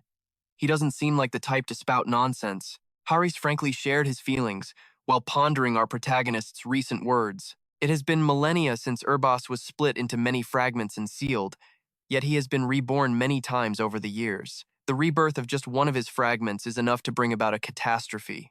Yet that kid's dream is to completely annihilate Erebos. The more he thought about it, the more he felt that things weren't so simple. Back to Professor Atian. After she finished asking the students about their dreams, she continued, So, today we will read a page from a hero's chronicle brought back from a dungeon. After each class guesses which hero the page belongs to, we will learn how that hero conquered their world. Oh, by the way, just in case something unexpected happens, the professors from each class will also be observing here, so please, don't cause any trouble. Hearing her say that, the hearts of the students sitting above began to pound with excitement. This is it, our first time touching a hero's chronicle. I'm so hyped, the group up front whispered among themselves. Not wanting to keep the students waiting too long, Professor Atian spoke again. All right, will the representative from each class please step forward? Hearing this, Leo and the other familiar representatives ran up onto the stage. At this point, Atian also said, this time, 2 heroes' chronicles were brought back. Of course, we will only use one for today's lesson. The other is a very small fragment, but we brought it out to show you all that fragments like this also exist. As she spoke, she held out 2 boxes in front of Leo. Seeing this, Leo casually picked up the small piece of paper in front of him. But immediately after, something strange suddenly occurred. Everyone received a notification. Hero's Chronicle has been opened. World unknown. Chapter unknown. Just then, an enormous and incredibly complex magic circle appeared above the stage. Elsewhere, Professor Sechin saw this and yelled, "It's going out of control!" The moment he finished speaking, their figures suddenly vanished before everyone's eyes. And when they reappeared, the group found themselves in a strange world. This was an unfamiliar world with a sky as crimson as blood. All around were countless corpses of monsters of all different shapes and sizes. Looking at the scene, a girl in the group screamed in terror, "Dead bodies!" Hearing that, Professor Harris dropped his usual sarcastic attitude and spoke to reassure them, "Brace yourselves. This is a hero's dungeon." As for Professor Sechin, he noticed something at that moment and pointed in one direction. "Harris, I see a castle wall over there." Hearing his words, everyone turned in unison to where the professor was pointing. And there, they discovered an ancient castle with countless cracks spreading across its walls. To Leo, the scene before him couldn't be more familiar. In the Age of Calamity, the last line of defense and the final city, Gadel Wall. "If this is really that time," Leo mumbled. At the same time, a voice suddenly rang out from behind everyone. "Yes, my unfulfilled wish was indeed foolish, but we will save the world." Hearing the familiar voice, Leo turned to face his former comrade and whispered in a voice only he could hear, "Licinias." Across from him, the black-haired girl gave a faint smile before slowly dissolving into a stream of light. Following that, the space around them shattered, and the group was teleported back to the Great Hall. Everything happened at a dizzying speed, leaving the student representatives completely confused about what was going on. "Professors, what's happening?" Chelsea asked in bewilderment. Faced with this situation, Professor Harris immediately stopped the class and ordered everyone to remain calm and leave the lecture hall quickly. The students didn't need to be told twice. They scrambled out of there in terror. Only Leo remained, lost in thought, staring at the fragment in his hand, because he had now realized what this fragment was. This is Kai's page. This is my chronicle. Nearby, Professor Harris stared intently at him with a thoughtful expression, his thoughts impossible to read. Time passed quickly. The scene changes to Class 5A, where Leo's friends were asking him about what he experienced when he was teleported to that strange hero's world. And after finding out what Leo went through, the whole group's jaws dropped. You met the King of Wisdom? That's awesome. This is a historical event. So, was that the Chronicle of the hero Licinias? The mage, Chelsea said, her eyes filled with admiration. And she wasn't the only one. Even the mage Eliana was kicking herself, filled with immense regret. Why did I give the class rep position to Leo? I knew I should have been the rep. I missed out on a huge opportunity. Haha, seriously? Kai said in a voice dripping with sarcasm. As a result, the mage immediately turned and started wailing on him. Looks like today's your funeral. As she spoke, her fists flew like a machine. Meanwhile, the orange-haired guy could only curl up and take the beating. At the same time, Professor Harris stared coldly at the group from the doorway. I came here to chew out the noisiest class in this place. Take your pick, self-study or expulsion. With that, he left before the group could even stammer a response. Back to Leo. Ever since returning to class, he had been lost in thought about everything that had just happened. Why is my hero's chronicle the only one that's all screwed up? It's in such bad shape, I can't even tell whose world it's supposed to be. It's like someone intentionally trashed my hero's chronicle. The real hero's chronicle is a legacy, a hero's power passed down. If someone doesn't want a new hero to emerge, it's gotta be that bastard of a final boss. But first, I need to figure out why my hero's chronicle got torn apart, Leo quietly plotted to himself. Just like that, time flew by. A month later, the scene changes to a classroom in the magic department. The handsome professor, Len, points to a magic symbol behind him and explains, an original spell. In other words, your unique magic. This will be your practical midterm exam. Original magic is a type of spell that truly expresses a mage's individuality. Nowadays, since activating pre-made magic circles has become the norm, mages don't really bother creating their own original spells anymore. However, this original magic could become your secret weapon, a way to protect yourself in an emergency. For example, the star magic that all elves learn. It's actually just a watered-down copy of an original spell. Throughout history, only one person has ever used true star magic, and that was its creator, the founder of Nebula, Luna. Speaking of which, the moment she heard star magic, the mage Chloe glanced over at Leo. She still remembered how Leo used that exact type of magic to get one over on her during the ball game. Beside her, as if sensing Chloe's stare, Leo glanced back at her. He noticed a book next to her radiating a dark aura. The second she caught his eye, Chloe hurriedly put the book away. Is that a grimoire? Leo wondered. Unaware of this, Professor Len announced the end of the lesson from the front of the class. I'm sure you're all excited to discover your own unique magic now. Class is dismissed. Hearing that, the students noisily filed out of the classroom. But right then, a little worried about that book from before, Leo grabbed Chloe's arm. Hey, wait, Chloe, you want to grab lunch with me? As he spoke, he thought about how she'd hidden the grimoire, which made him even more suspicious. However, maybe because she was wary of him, she shot him down immediately. I don't have time for that. I'm definitely going to beat you in this practical exam. Seeing things get a little tense, their friend Carl ran over to break it up. Hey, what's going on with you two? Leo, you little devil, are you really trying to challenge our Ice Queen for the top spot in the Magic Academy? In response, Chloe confirmed her resolve.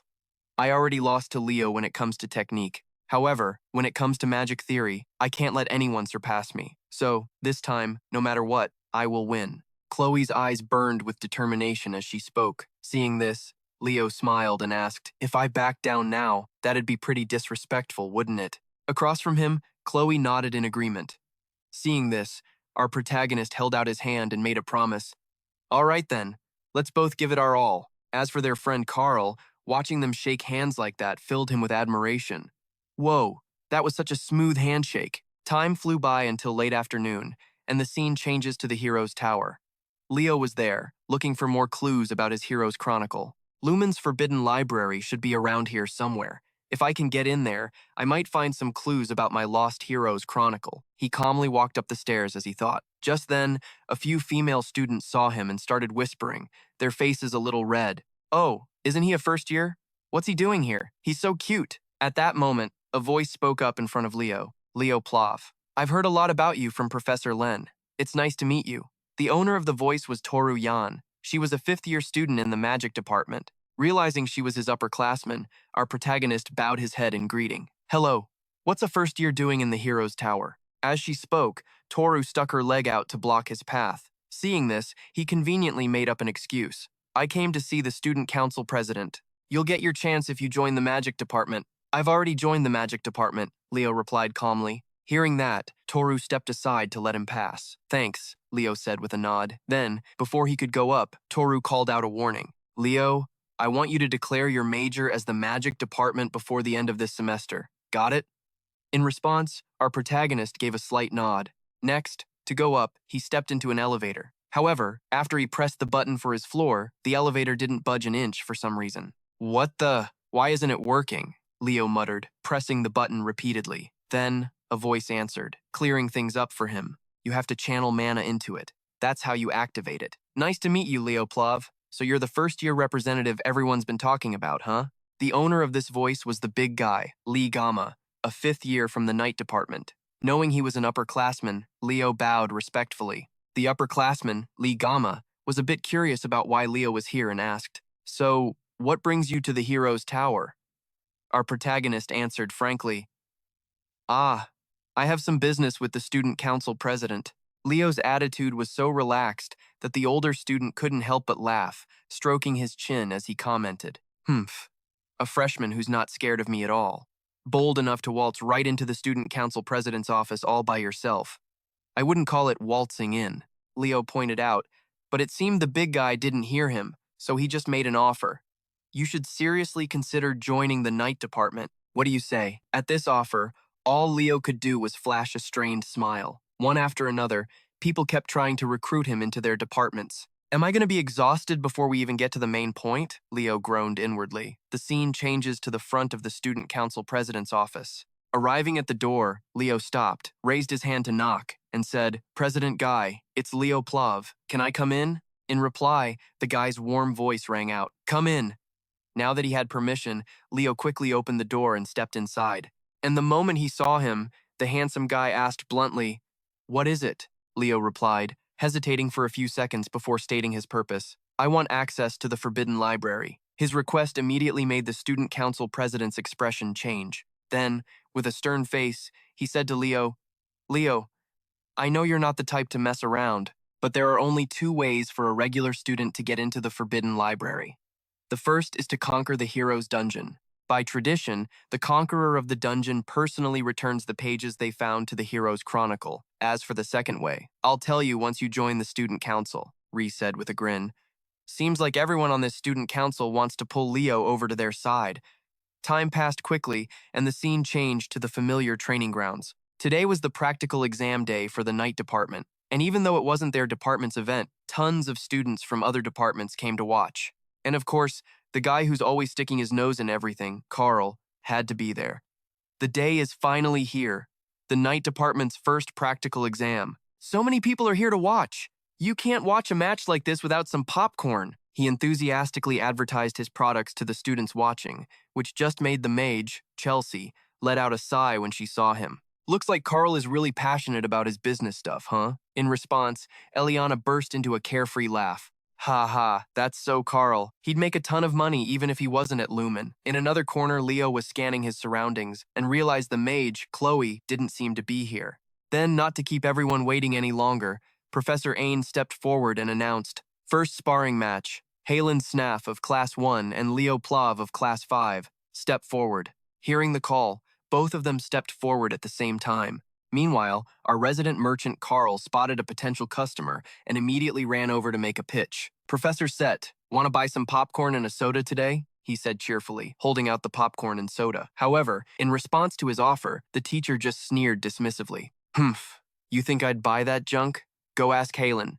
Seeing that, Carl still didn't give up. Instead, I turned to look at my friend Celia. Beside me, Celia nodded in understanding, as if we'd rehearsed this a million times before. Just then, Celia put on an adorable kitten face and looked at the professor with pleading eyes. "Professor, could you buy us some popcorn? It looks really, really good." And it wasn't just him.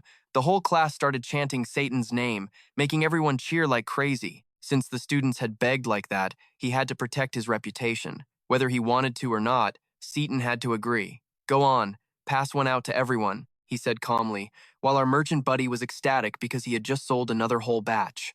Back at the arena, looking at his opponent, Leo smiled.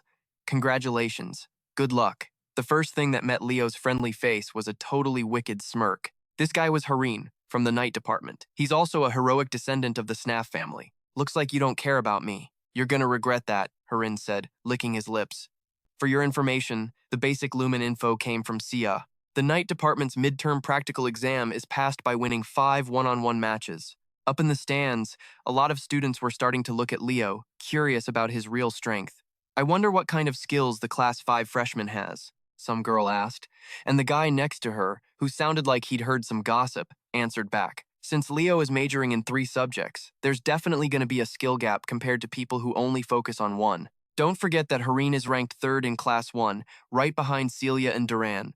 Hareen wasn't a big fan of our main character. He thought Leo was an arrogant guy who was always hovering around Celia. Oblivious to what his 2 students were thinking, Professor Ain started to announce the rules. "The one who makes their opponent unable to continue fighting wins. Treat this like a real combat match." As soon as he finished speaking, Leo's expression suddenly changed as he felt a wave of evil energy coming from a building not too far away. Cutting over to the mage Chloe, she was still buried in her studies, trying to figure out a way to defeat Leo. But the deeper she dug, the more hopeless she felt, to the point where she balled up the paper in her hand and said through gritted teeth, "No, that's not it. There's no way I can create this unique magic with just my own abilities." Thinking that, she angrily swept all the books off her desk. Chloe swore to herself that she absolutely could not lose to Leo in this practical exam. Then, as if she'd made a decision, Chloe's eyes shifted to that dark magic grimoire from before, the thing Leo was always worried about. "With this, I can win," she muttered. "This time, I'll definitely win." As she said this, her expression seemed to change, becoming unlike her usual self. Back at the training grounds, because he sensed that dark energy, Leo was still frozen in place, staring at the building. Seeing Leo standing there like a dope after the starting signal, how could Haran possibly miss this golden opportunity? He immediately gripped his spear and charged forward like a flash of lightning. So careless. "Gotcha." As he spoke, Hareen thrust his spear right at Leo's handsome face. However, with his combat experience, Leo simply tilted his head to the side to dodge, but Hareen's attack wasn't over. Right after that, he used a skill called Spear Barrage, causing the tip of his spear to transform. It took on a winding shape, like a snake's head, and shot toward our hero's throat with lightning speed. But that still wasn't enough to trouble Leo. He just casually put out his hand and easily caught the spearhead, stopping it from moving even 1 more millimeter. The strength in Leo's arm was enough to make Hareen question his own existence. The guy wondered where the hell Leo got that much power. Next, Leo yanked the spear towards him, pulling Hareen's entire body along with it. Then, before Hareen could even react, Leo channeled power into his fist and unleashed a thunderous punch straight into the 3rd ranker's face, making him spit blood and go flying backward like a bullet. Done. Leo shook his hand and scoffed. "Who said I was careless?" on the other side. That punch from Leo hurt like hell, but Hareen still had enough strength to get up and fight again. "Don't get cocky. The real fight is just beginning," Haran said, as a strange blue energy began to radiate from his body. Too bad for him, this aura just made Leo look down on him even more. A guy who can't even use aura properly. Having a lot of power doesn't mean your fundamental weaknesses are fixed. A poison aura. How original, Leo muttered as he saw the streams of blue energy rushing toward him. Then, he also enveloped his body in a blazing red aura for protection. Across from him, the idiot Hareen still didn't realize how massive the power gap was between him and Leo, so he was still acting all confident. "Unless it's on the level of Celia's fire aura, it'll be hard to push me back," Hareen declared arrogantly. At least, that's what he said. However, just a second later, Leo, cloaked in his blazing red aura, blew through the smoke screen and appeared right in front of him. "You're the one who's always careless," our protagonist said coldly, his sharp gaze looking like it wanted to shatter what little confidence his opponent had left. Up above, the students were happily eating popcorn and enjoying the fight.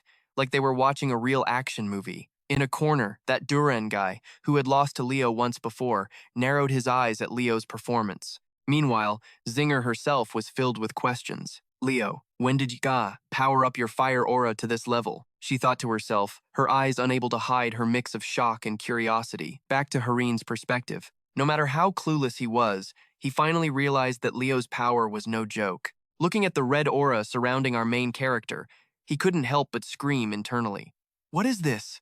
Is that a fire aura on Celia's level? Is this psycho for real, trying to take on all the strongest elements like this? A drop of sweat trickled down his face as he started getting nervous about Leo's power. Realizing this, Halens knew he had no chance of beating this guy without using his ace in the hole. He had no other choice but to go all out. I was saving this move to take down Celia, but I guess I'll have to waste it on someone like you, Leo Plov. After speaking, he focused his energy into his palm and unleashed a special technique called Serpent's Prison. A green snake shot out from his palm, flying forward at lightning speed. As soon as it reached Leo, it coiled tightly around him and let out a menacing hiss, its mouth wide open. Not even Leo's fiery aura could push the snake back, which made Leo give him a little credit internally. Asterisk. Huh, not bad. Asterisk. Back to Harlan's perspective, seeing that he'd successfully restrained Leo with his skill, he immediately turned to look at Celia in the stands. His eyes were full of excitement, like a teenager trying to show off to the girl he has a secret crush on. Celia, I developed this technique specifically to counter your flames. Across the arena, Celia seemed to notice Harlan's gaze. She let out a sigh and just pointed forward, signaling for him to look, which left the guy a little confused. But when he turned back around, he saw his energy snake slowly evaporating, the change visible to the naked eye as the flames around Leo grew even more intense. After just 3 seconds, it had completely vanished, as if it had never been there at all. The sight of his ultimate technique, which he'd trained so long to perfect, being completely useless against Leo, made Harlan's eyes go wide. Out of options, he had no choice but to switch to close-quarters combat. Harlan's let out a cold snort, gritted his teeth, and gripped his 2 spears, charging in to attack. At the same time, Leo quickly drew his sword to counter this blow. The force from Leo's strike was so powerful that it sent the spear flying out of Harlan's hand in a single clash, and the delusional kid himself fell flat on his ass. Then, Leo pointed his sword at him and offered the young man a piece of advice. Don't let your guard down until the flame is completely out. That's what he said. At the same time, Professor Ain, seeing the battle was over, announced the result. The winner is Leo Plov. Up in the stands, Leo's #1 fan, the mage Chelsea, cheered excitedly. So cool! That's Leo for you. Amazing. I knew I could count on you. Returning to Harlan's train of thought, after his defeat, he accepted it. Asterisk. Even in a practice match, he's this good. Asterisk. Asterisk. No wonder he's on the same level as Celia. Asterisk. Harlan thought to himself, before Celia's voice snapped him out of it. That was impressive. Really cool, Celia said with a smile. Her words made Harlan's a bit embarrassed as he scratched his cheek. What? Really? You really thought it was cool? Moving on from that, Professor Ain quickly called the next 2 contestants to the arena. Next up, Class 5, Eliana Lawden. Please step forward. Hearing her name, the red-haired mage walked up excitedly. All right, who's my opponent? Hearing this, Professor Ain turned to the other side and continued. Class 10, Chen Xia, step forward. For Eliana, the moment she heard her opponent's name, her eyes went blank. What? Why do I have to fight one of the top 3 students in our year? She muttered in a daze. But of course, no one could answer her question. Across from her, after the summoner, Chen Xia, stepped up, she clasped her hands and said to her opponent, Please go easy on me. In response, Eliana also clasped her hands. Yeah, you too. Beside them, Professor Ain saw that both students were ready and nodded, declaring, Let the match begin. The words had barely left his mouth when Chen Xia began to use her mana, causing streams of water to surge around her body. Meanwhile, Eliana gripped her sword tightly, enveloping her body in flames. Then, she poured strength into her legs and shot forward like an arrow, aiming her sword straight at her opponent. Up in the stands, a worried look appeared on Leo's face as he saw this. He thought to himself, Asterisk, man, that's gonna hurt.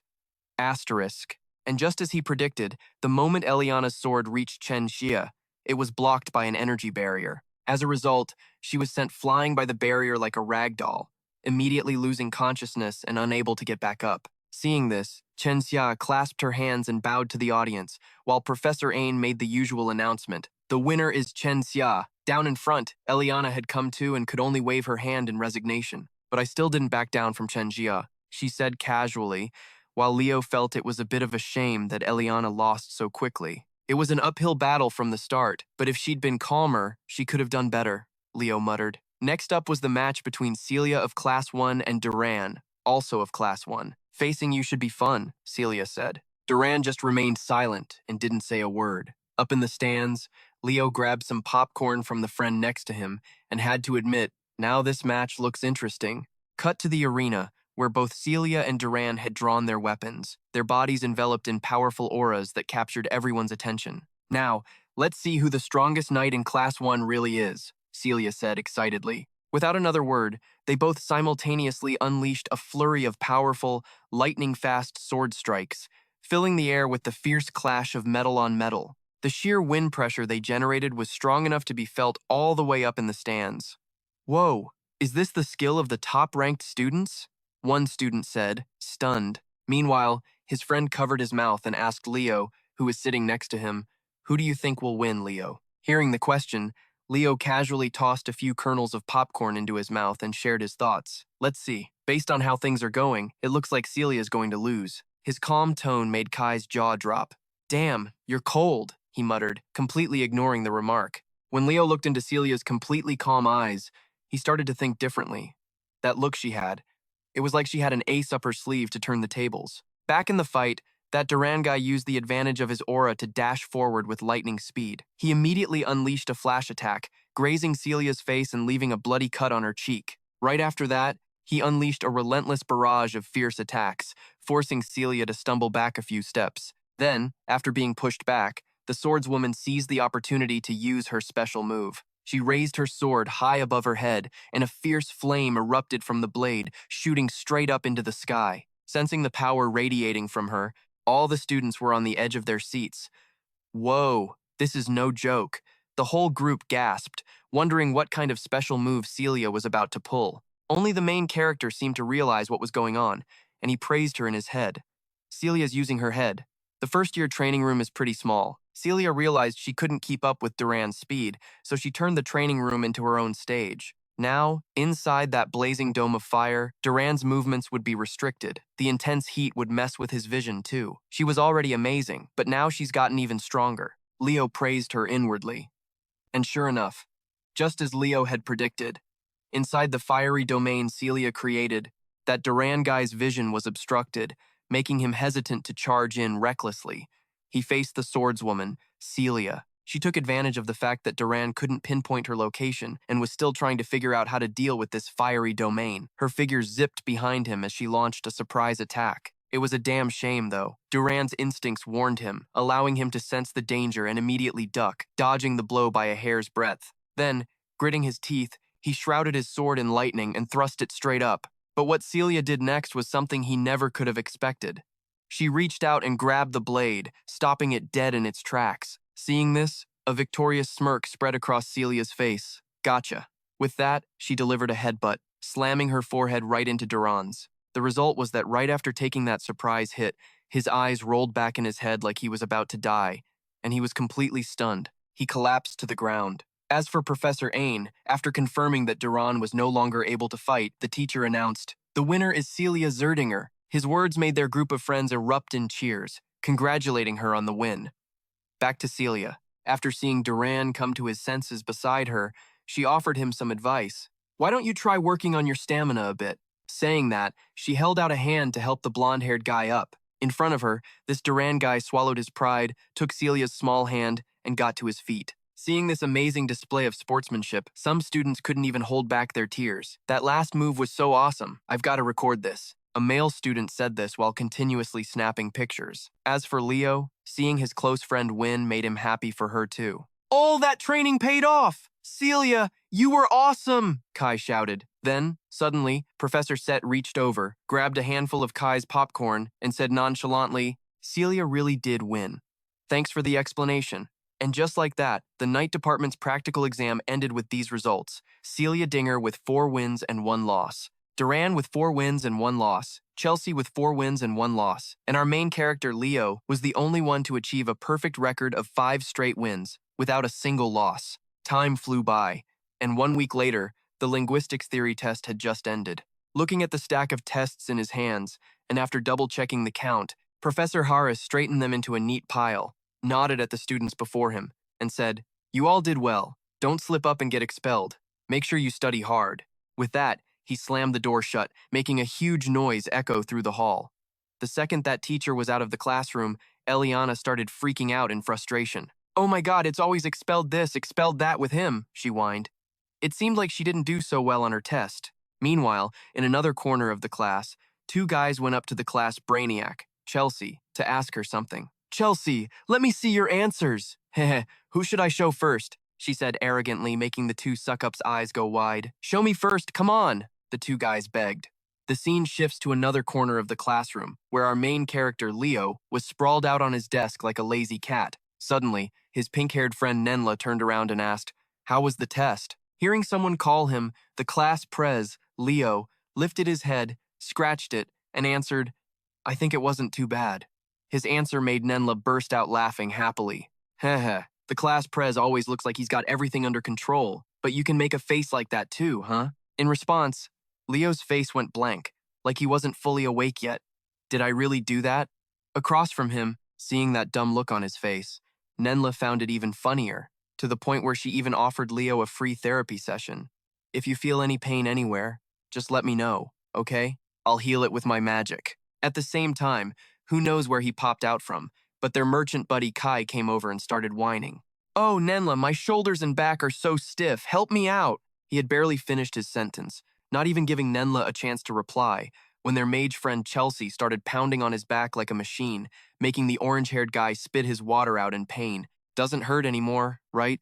Chelsea asked with a bright smile, before turning to Leo. "Leo, how's your summoning practice going?" she asked. "You almost never show up in the summoning practice room." In response to the question, Leo said that he practices hard in places where no one can see him. Chelsea completely trusted his words, 100%, without a single shred of doubt. "That's so like you, Leo. So, what rank are you aiming for in the summoning test?" "First place, obviously." Leo confidently shared his goal, and just like that, time passed once again. The scene shifts to the summoning department's training grounds. Today was the practical exam for the summoning course. Even though it was a summoning department test, a ton of students from other departments still came to watch. As everyone was waiting for the test to start, the host's voice echoed all around. "Hello, it's that time of year again, the biggest event of the first semester for you freshmen. Welcome to the summoning race. I'm Ba Test, a third year from the summoning department." In a corner of the stands, the siblings Celia and R were also there to watch the test. While waiting for the test to begin, Celia turned to ask her older brother, "So, is this really a test?" She asked curiously, and explained, "The summoning race is a super popular tradition in the summoning department. Plus, it's the main event in the interdepartmental exchange program, so everyone gets hyped for it." Speaking of that merchant guy, Ka, as usual, whenever there's an event where students gather, he takes the opportunity to sell popcorn and Coke to make a little extra cash. Meanwhile, down on the training grounds, the students of the summoning department had gathered. Just then, that summoner, Elisa, turned to stare down the main character and spoke up. "I heard you did exceptionally well in the night department's practical exam. Are you actually prepared for the summoning department's practical test?" In response, Leo said that of course he was prepared, but Elisa didn't seem to believe Leo's words at all. Her voice dripped with suspicion. "And yet you haven't shown up to a single practical session. You're looking down on the summoning department, aren't you?" Her words started to rile up the other students, turning them against Leo. "Yeah, that's right. If you're just going to be lazy, then drop out. We've never even seen you properly form a summoning contract." Frustrated voices began to rise. In the end, it was their friend Ty who stepped in to calm everyone down, telling them not to lose their cool. However, it seemed Ty's words didn't carry much weight, because the frustration from the students around them didn't die down one bit.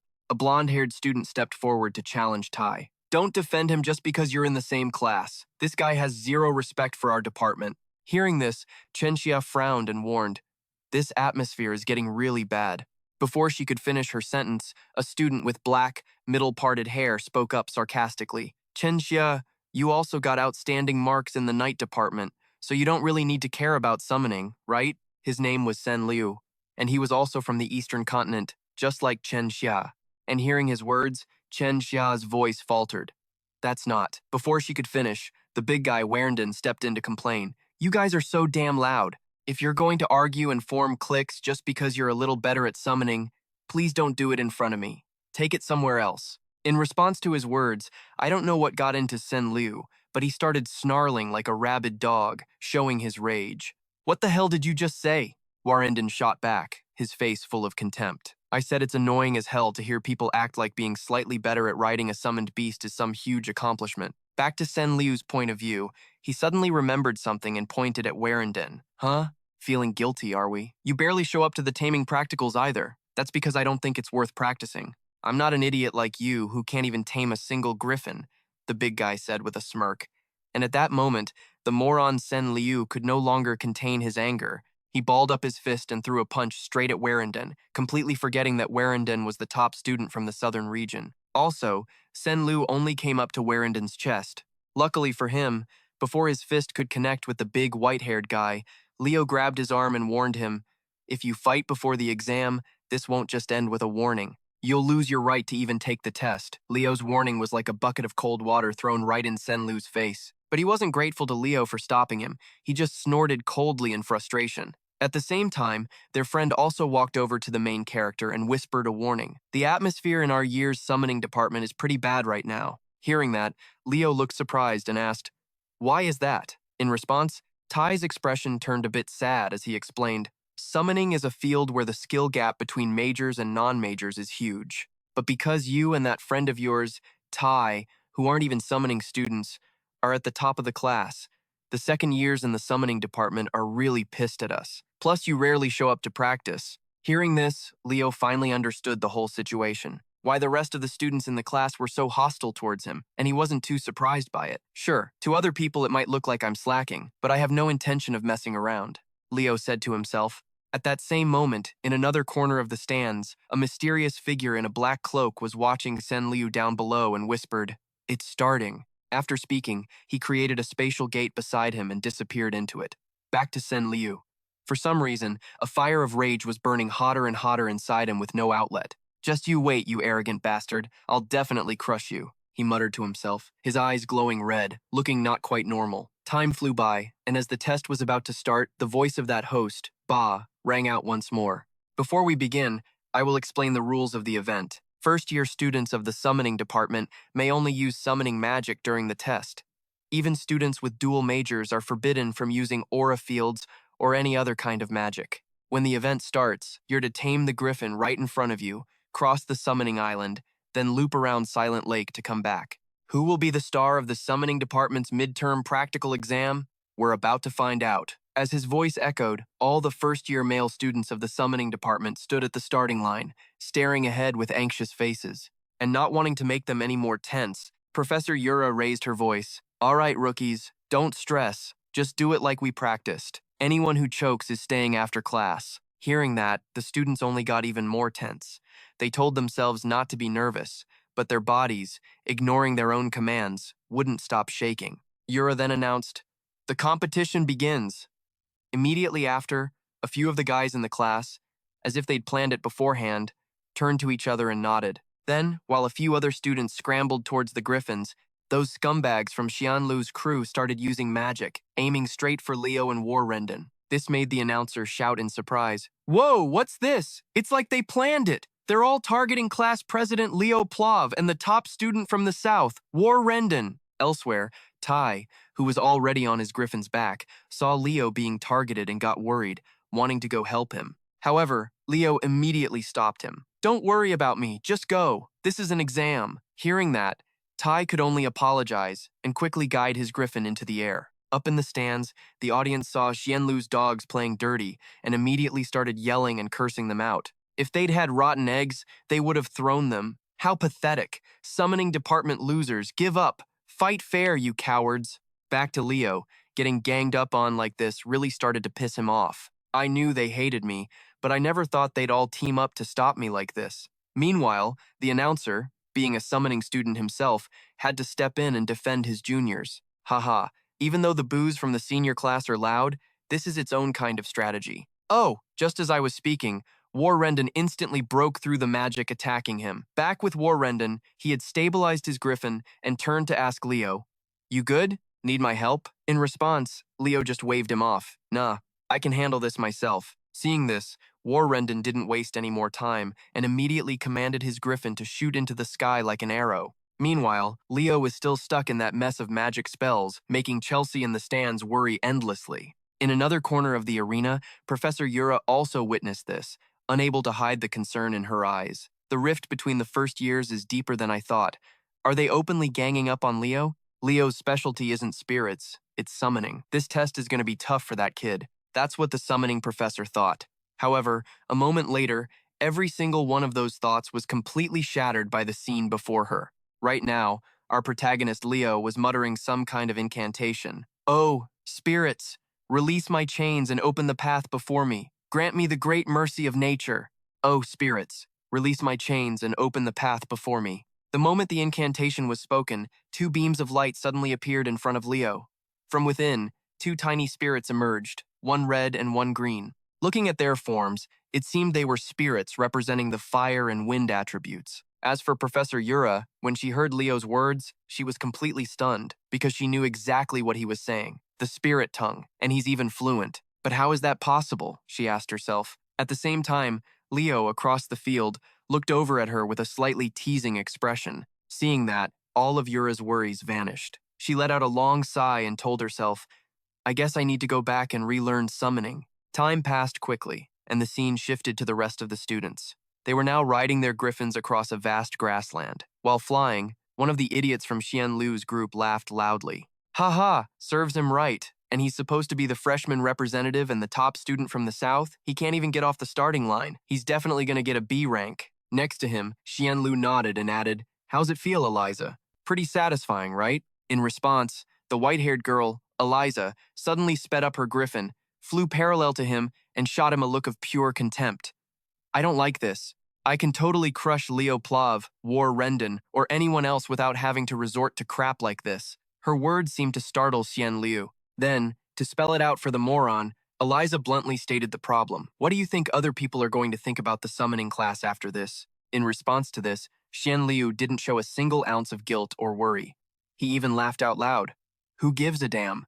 Ha ha, those guys will have to face the humiliation. Seeing this, Eliza knew this guy was a lost cause, so she just warned him to think it through next time before pulling a stunt like that. After saying her piece, she yanked the reins hard, directing her griffin to shoot forward, leaving Xian Liu behind, grinding his teeth in anger. He cursed her out in his head. That arrogant brat. Only acting so high and mighty because her family's got her back. Whatever. I'm definitely taking second place.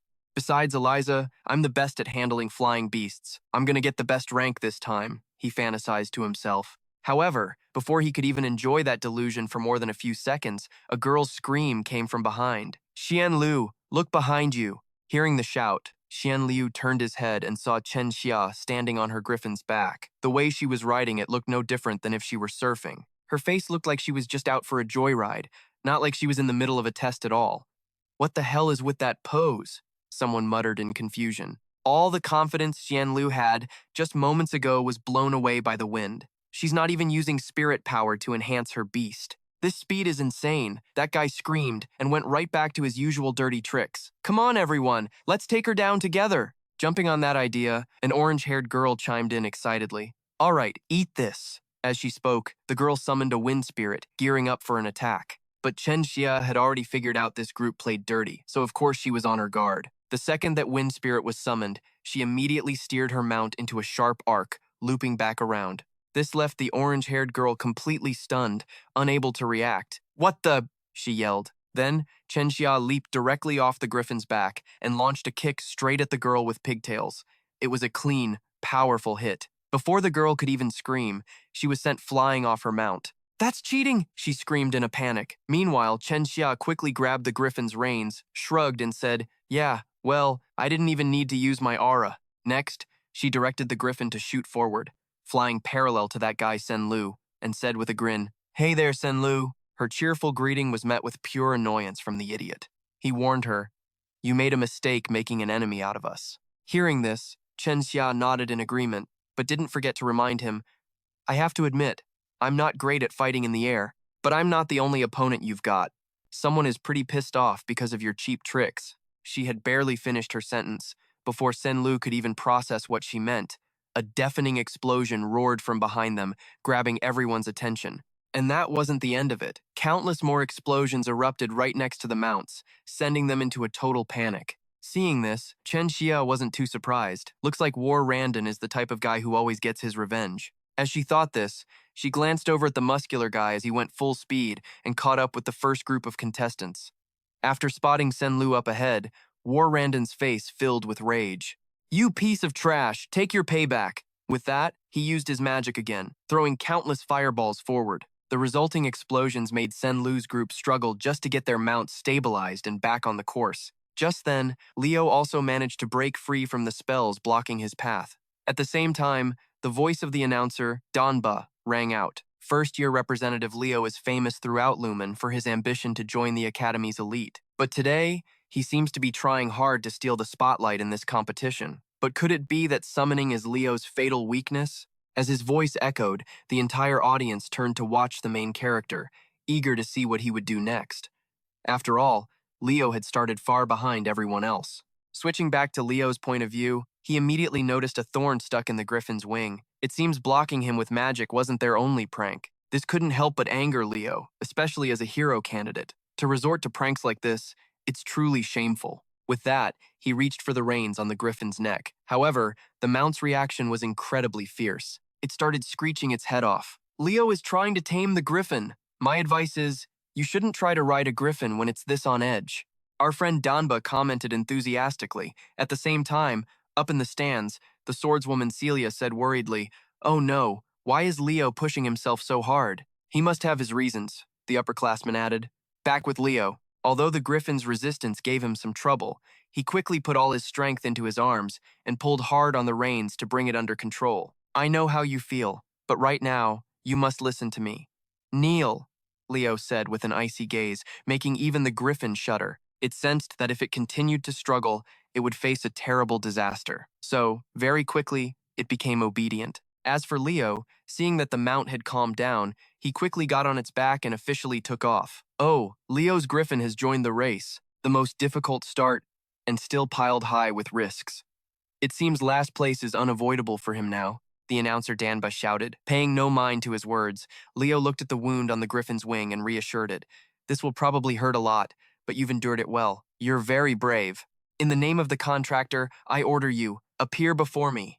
As his voice rang out, a burst of flames suddenly erupted beside Leo, and then the baby phoenix, Fiora, appeared, and immediately enveloped the griffin in its phoenix flames, making the griffin let out a frantic cry. In another section, the swordswoman Celia witnessed this and asked, stunned, "What are those flames?" Without answering the question, the student council president's eyes were also glued to the screen as he thought, "Is that Zinger fire? No, that's not right. This isn't aura fire. So what in the world is it?" Back with Senlu's group, a girl behind him spoke up. "Their injuries are serious. At this rate, we won't be able to reach our top speed." In response, someone in the group said calmly, "But at least we can avoid last place. Just relax a little." The moment he finished speaking, they saw a figure shoot past them at breakneck speed. And this person was none other than Leo, his speed enhanced by the phoenix flames. Right now, his griffin was flying forward like a rocket. "Now, let's see about speeding up a little more," Leo thought with a smile as he caught sight of the group ahead. But just then, from up ahead, the resounding roar of a dragon echoed all around. Looking at its form, Leo immediately recognized it and exclaimed, "That's Fafnir." Now, to explain this dragon's appearance, we have to go back a few minutes. After seeing the big guy, War Randon, charging toward them, Eliza also steered her mount forward to attack. "This is the end of the line for you, Warrendon. I can't give up first place." In response, Warrendon didn't say a word. Instead, he just casually snapped his fingers, and a small spark of fire suddenly appeared next to Eliza. Then, without any warning, it exploded. Luckily, Eliza's mount riding skills were incredible, so she was able to keep her griffin steady and get away. However, the surprise attack also made Eliza raise her guard. A critical strike using fire and wind spirits. This move isn't just about controlling spirits. I've never heard of him taking any magic classes, that were endin'. But no matter how strong the attack is, it's useless if it doesn't hit. As she spoke, she maneuvered her mount in a zigzag pattern, dodging all the explosions Warrendon created. Seeing this, the big guy figured his explosive attacks weren't having much effect, so he switched to a different method. All right then, let's see you dodge this. With that, he used ice-type magic, creating sharp icicles in midair. Next, he combined it with wind magic and shot the icicles forward like a rainstorm, straight at Eliza. It was an attack with a massive range, making it impossible for the white-haired girl to dodge in time. Then, who knows what she did, but her griffin suddenly opened its mouth and spewed a column of scorching fire, shooting straight at the incoming icicles and shattering them in midair. This couldn't help but get the announcer excited as he commented, "What an incredible battle." Warrenden used 3 spirits for his attack, while Eliza countered by empowering her summoned beast. In that exact moment, Chen Xia took advantage of the opening to pull into the lead. Heh, well then, thanks for that, the black-haired girl said cheerfully. But you think Eliza would let her get ahead that easily? Not on my watch. Chenzi, was it? As she spoke, Eliza threw out 2 whips, wrapping them tightly around Chen Xia's neck and yanking her backward. At the same time, another small spark of fire appeared in front of her. Seeing it, Chen Xia immediately knew what was coming and hastily leaped off her mount. And sure enough, a moment later, a massive explosion erupted where the spark had been. She then raised her hands, tore the energy whips apart, and landed gracefully back on her griffin. That combined attack from Warrenden and Elisa made the young woman break out in a cold sweat. The top students of the summoning department, they're really no joke. Just as she finished that thought, a loud roar echoed, drawing the attention of all the contestants. At that moment, they saw that the idiot Sen Liu had, from out of nowhere, summoned a black dragon. He looked at everyone with a face full of madness. "I'll slaughter every last one of you, you bastards." Seeing this, Chen Xia rushed forward and reminded him, "Sen Liu, riding anything other than a griffin is against the rules." In response to her advice, that Sen Liu was so completely crazed, he couldn't even think straight anymore. "Shut up. I don't give a damn about that. All of you who just rely on natural talent, I'm going to kill you all." With that, he directed the giant black dragon to block the path ahead, making it impossible for the group to advance. "He formed a contract with a black dragon?" Warrenden asked. But after observing it for a moment, Elisa shook her head and explained, "That's not a black dragon. It looks more like some kind of mutation." At the same time, Leo's griffin was also rushing forward.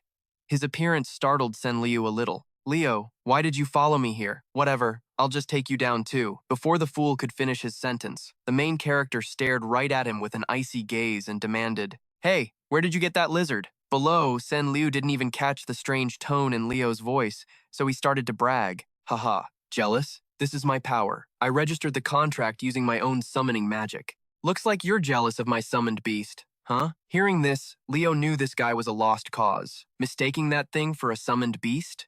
How ridiculous. That's a mutated monster, a beast controlled by the mages of Tartarus, one of the powerful monsters from the Tartarus army that we destroyed during the Great Cataclysm era. Where did he get that beast? Leo wondered, but before he could even think of an answer, Sen Liu began to command his monster. "Attack! Attack, Black Dragon!" Hearing its master's command, the dragon opened its mouth and spewed a destructive beam of light, aimed straight at the group of young people. Seeing this, Leo's group hastily maneuvered their mounts to the side to dodge. However, Chen Xia, who was at the very back, couldn't react in time to the attack's incredible speed. Knowing it was too late to dodge, she used her magic to create an energy shield for defense. But even so, the shield was far too fragile against the dragon's attack. The shield didn't even last a second before it shattered into pieces. Chen Xia and her griffin were both blasted down toward the ground below. Luckily, Leo reacted in time, rushing over and gently catching Chen Xia. After a quick check of the young woman's injuries, Leo quickly decided what to do next. She's unconscious from the fall. First, we need to make sure Chen Xia is safe. With that in mind, Leo turned and yelled to the other two, "Everyone, get down to the ground, now!" In response, they both nodded. Just like that, the group quickly looked for a place to land. Meanwhile, the fool Sen Liu, completely unaware of the consequences of his actions, was still grinning from ear to ear. "So, this is what it feels like to look down from up high? Not too bad, huh?" With that, he directed his black dragon to fly down, as if he wanted to chase after Leo's group. And of course, this entire scene was being broadcast back to the arena.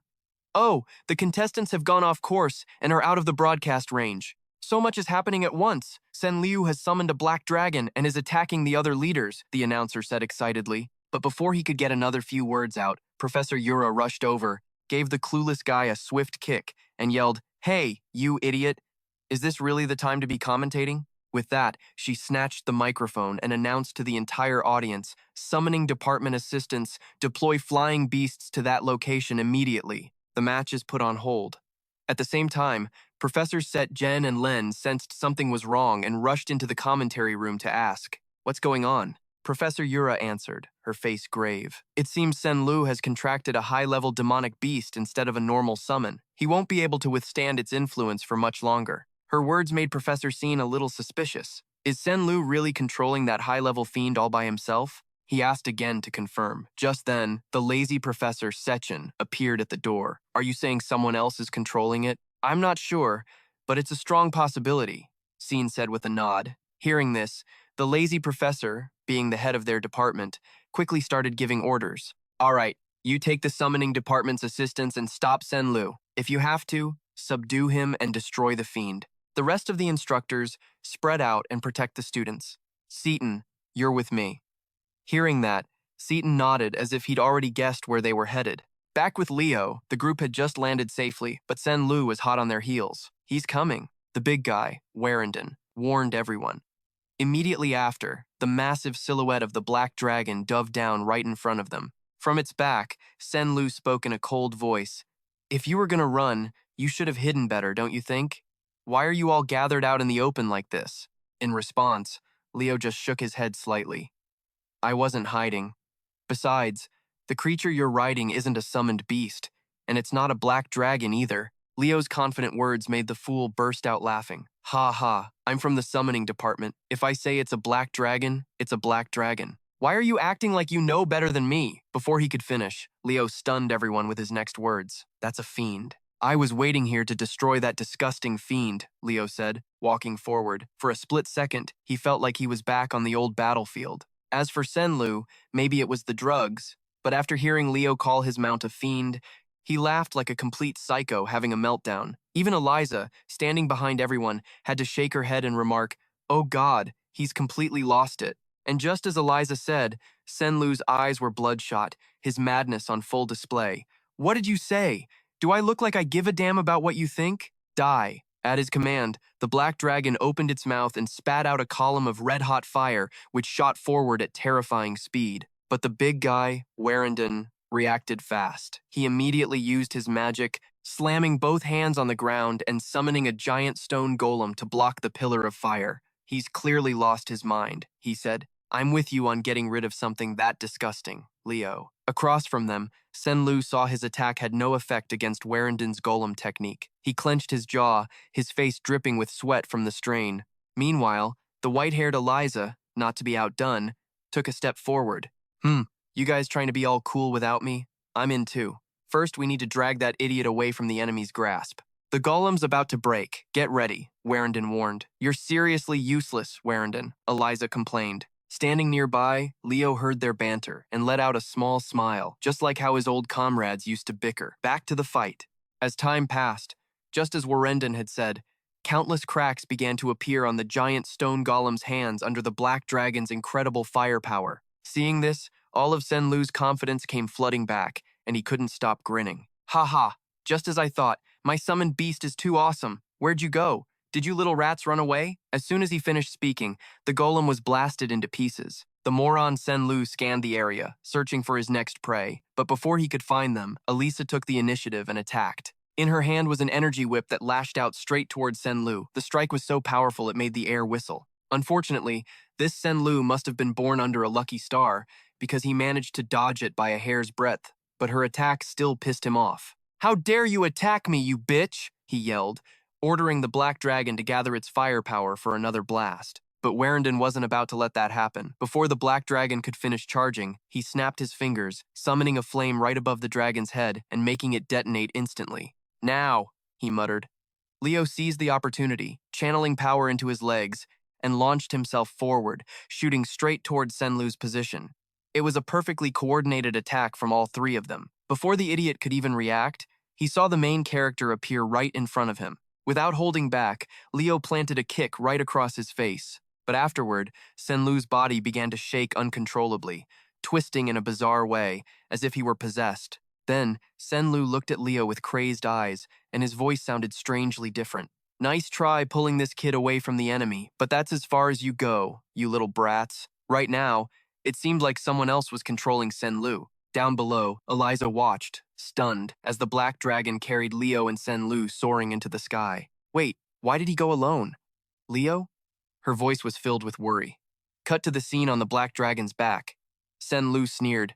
Scared now? Across from him, the young hero candidate Leo didn't show the slightest hint of worry like he'd said. Instead, he took the chance to gather more information.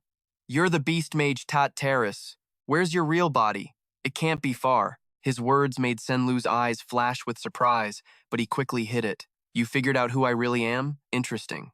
Very interesting indeed. To stay this calm in a situation like this, you really have the makings of a perfect hero. In that case, you'll have to die here, he said, his voice cold. At the same time, the bastard swung his arm, creating a massive blast of energy that slammed right into Leo, catching him so off guard he couldn't defend. He was knocked clean off the black dragon's back while they were still hundreds of meters in the air. Any normal person would have been blown to bits after a fall from that height. Too bad for him, this is our main character. No matter the situation, he always finds a way to deal with it. Fiora, it's your time to shine, Leo said with a grin to the little phoenix, who was still flapping its wings furiously just to stay afloat. I'm an all-element type, but I've never mastered a single one. Arn and Wino are way better with aura. Luna's got magic covered, and Licinias is the summoner. So, I decided to go with a fusion of aura and magic. Just then, countless streams of golden energy started shooting from Leo's palm, aimed straight at the little phoenix to power it up. Inside the blazing fire, Fiora's body slowly grew larger, finally transforming into a giant phoenix. Thanks to this, it was strong enough to catch Leo in its talons. Now times looks more like a phoenix, eh? Leo said with a smirk. Not far away, the black dragon sensed the phoenix's presence and let out an enraged roar. It was reacting to the phoenix's energy, the natural enemy of beasts. Up above, the mage Tataris knew this as well. After seeing the phoenix appear, he couldn't help but raise his guard, asking Leo, a phoenix contractor, what's your real identity? If you tell me where you nabbed that Fapnia, then I'll tell you, Leo replied casually, but his words only made the killing intent from the mage Tataris grow even thicker. You even know about the beasts of the Calamity Age. There's no way I'm letting you live. As he spoke, he yanked the reins in his hand, commanding the black dragon to gather energy in its mouth.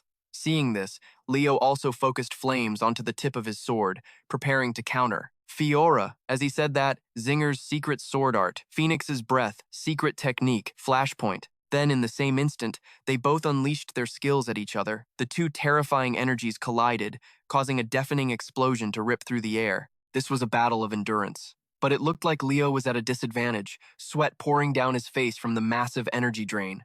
Seeing this, the mage Tataris said gleefully, "It's over." But right after that, for some reason, he suddenly yelled out in a panic, "Who's there?" Because of this disruption, the black dragon's attack faltered. Seeing this, Leo had a guess. Is his main body under attack? His spirit power is dropping. I have to use this chance. With that thought, Leo let out a yell and unleashed all his energy forward, creating a giant pillar of fire which shot straight through the black dragon's body. Then, countless golden rays of light began to shoot out from its body before it finally exploded like a bomb in the sky. Who knows if that Senlu punk on its back made it out alive. Nice job, Fiora. Now, let's head back, Leo said with a laugh. However, things never go the way he wants. Just then, Fiora's body suddenly reverted to its newborn state, leaving Leo completely dumbfounded. And just like that, the master and his summon went into a free fall. Elsewhere, the mage Tataris, who was focusing his spirit to control Senlu's body, was suddenly struck by a pillar of light that descended from the sky, putting his body under immense pressure. Cough! Who the hell are you? He growled. The one who had just attacked was Professor Set, who had just arrived. This one's for you. Beast Mage Tataris. The lazy professor, Harris said coldly.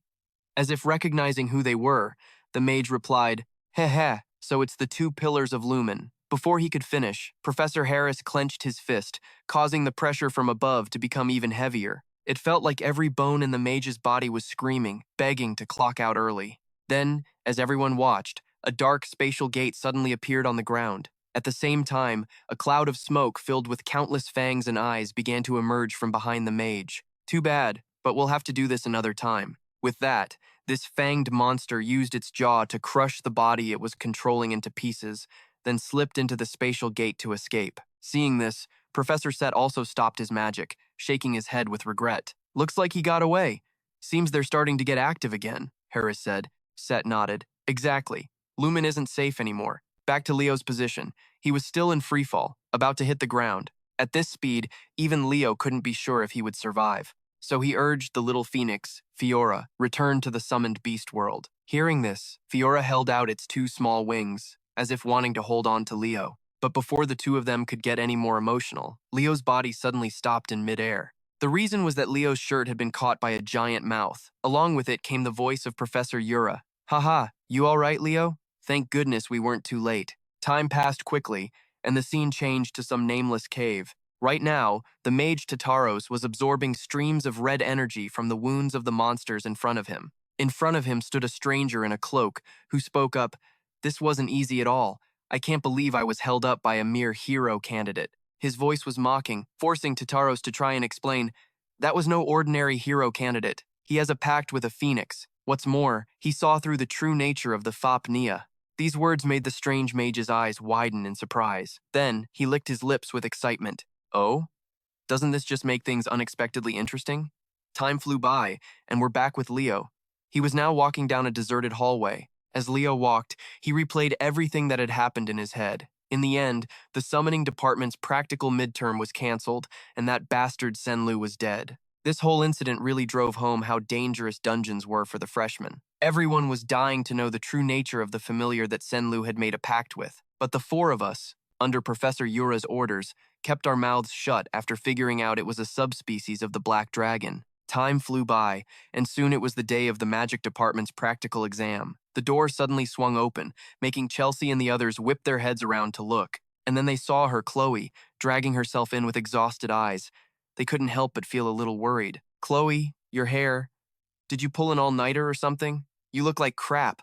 Paying them no mind, Chloe just silently made her way to her seat. Seeing this, Leo, who was watching from the side, stayed quiet. As for Professor Len, once all his students were present, he said in a stern voice, "Good, now that everyone's here, listen up. I trust that all of you have prepared original spells that reflect your own unique personalities. Since it would be a shame if I were the only one to witness these amazing spells, I'm introducing 3 guest judges who will be joining us. All 3 are alumni of Lumen's magic department who graduated 3 years ago. They're your upperclassmen, and today, they will be the ones judging your exam performance." Following Len's introduction, 3 figures walked into the room. First was a black-haired girl wearing glasses. Her name is Ruta Fedney. Next up was a green-haired guy with a serious expression named Fitmon Slack. And finally, a cute girl with light blonde hair. Her name is Shy Hill. "It's a pleasure to meet you, juniors," the 3 of them said in unison. On the other side of the room, Cax leaned over and whispered to Leo, "Why do I get the feeling they're going to be easy graders?" "It's just a hunch." In response, Leo had a different thought, muttering, "We'll see. Are they really going to go easy? Who knows?" Their brief exchange was cut short when Professor Len looked at the list in his hands and called out, "Eliana Loden, you're up." Hearing her name, Eliana excitedly ran up to the podium. Standing there, she started to yell enthusiastically, "Seniors, I'm Eliana Loden, a 5th year. It's such an honor to meet you all." Her over-the-top introduction made Cax's eyes go wide. Ignoring him, Eliana began her exam. Just then, a stream of light shot out from her palm, flying straight into the air before exploding like a brilliant burst of fireworks. Then she began to explain, "My main element is light. If I combine a magic formula with the fire attribute into a light spell like this, I can create powerful heat magic." As she spoke, a small flame appeared in her palm. It then combined with the initial light magic, forming a powerful flame that danced around her. The aura it gave off was anything but weak. And yet, Shy, watching from across the room, just stared blankly before saying something. "Oh, but isn't that pretty much the same as existing laser-type spells?" Her words made Eliana's face completely freeze. At the same time, the graduate seniors quickly gave their evaluations. They scribbled something onto a piece of paper, handed it back to Professor Len, and the results were not good at all. She got 2 C- and 1 C. As for Professor Len, he wasn't surprised by the result at all, and just said coldly, "Next." The other students in the back couldn't help but shudder. "Damn, they're grading that hard? I'm probably gonna flunk." And just like that, time flew by. Every single student got a C- or a C. It wasn't until Cax's turn that the scores finally improved a little. Cax Thomas, B+, Chelsea Yellen, A. Seeing their scores, the two of them started celebrating excitedly. But they had no idea that their seniors still weren't satisfied. Not bad, but it's still missing something. Professor Len told us that this year's scholarship students weren't supposed to be pushovers. But so far, nothing special. Let's see who's left. Over here, Fitmon looked at the list of remaining names and let out a sigh. Aha, this group seems pretty average. Next, Professor Len's voice rang out, and right after, the mage Abbat stepped forward. At the sight of his handsome face, the girls in the class started freaking out with excitement. Oh my god, he's so hot! Just look at his face, you just know he's gonna get an A. Ignoring all that, Abbat began to write some kind of magic formula on the board and said, "The high-level spell I'll be demonstrating is called Tempest. Its predicted danger level upon completion is of the highest tier." Time passed, and the scene shifted to outside. To ensure the safety of the other students, Abbat had gone outdoors to perform this spell. A few mages had even set up a barrier to prevent Abbat's spell from affecting the surroundings. Then, under everyone's watchful eyes, Abbat slowly channeled his mana, causing his body to levitate into the air. Next, he let out a loud shout, and suddenly, a violent green tornado shot straight down from above. It slammed directly into the barrier, creating a terrifying explosion. Not far away, a curious deer wandered over and was immediately sucked into the tornado. Seeing this, Abbat panicked. He quickly dispelled his spell, rushed over, and gently caught the deer, asking with a smile, "You okay there?" After doing that, he proceeded to demonstrate a spell that optimized the power of wind. It looked simple, but in reality, it was an incredibly difficult formula-based magic to execute. Across from him, all three seniors unanimously gave him an A+ for his presentation. This made his little sister Chelsea puff up with pride. "That's my big brother for you." On the other side, Professor Len's face was beaming as he called out, "All right, next up, Leo Plop." Hearing that, Leo quickly stepped forward and began his presentation. The signature spell I'll be demonstrating is a non-elemental magic formula system. Hearing his words, the seniors couldn't help but ask in shock, What now? I've never even heard of that concept before. Explain yourself." Leo didn't answer directly. Instead, he shot back a question.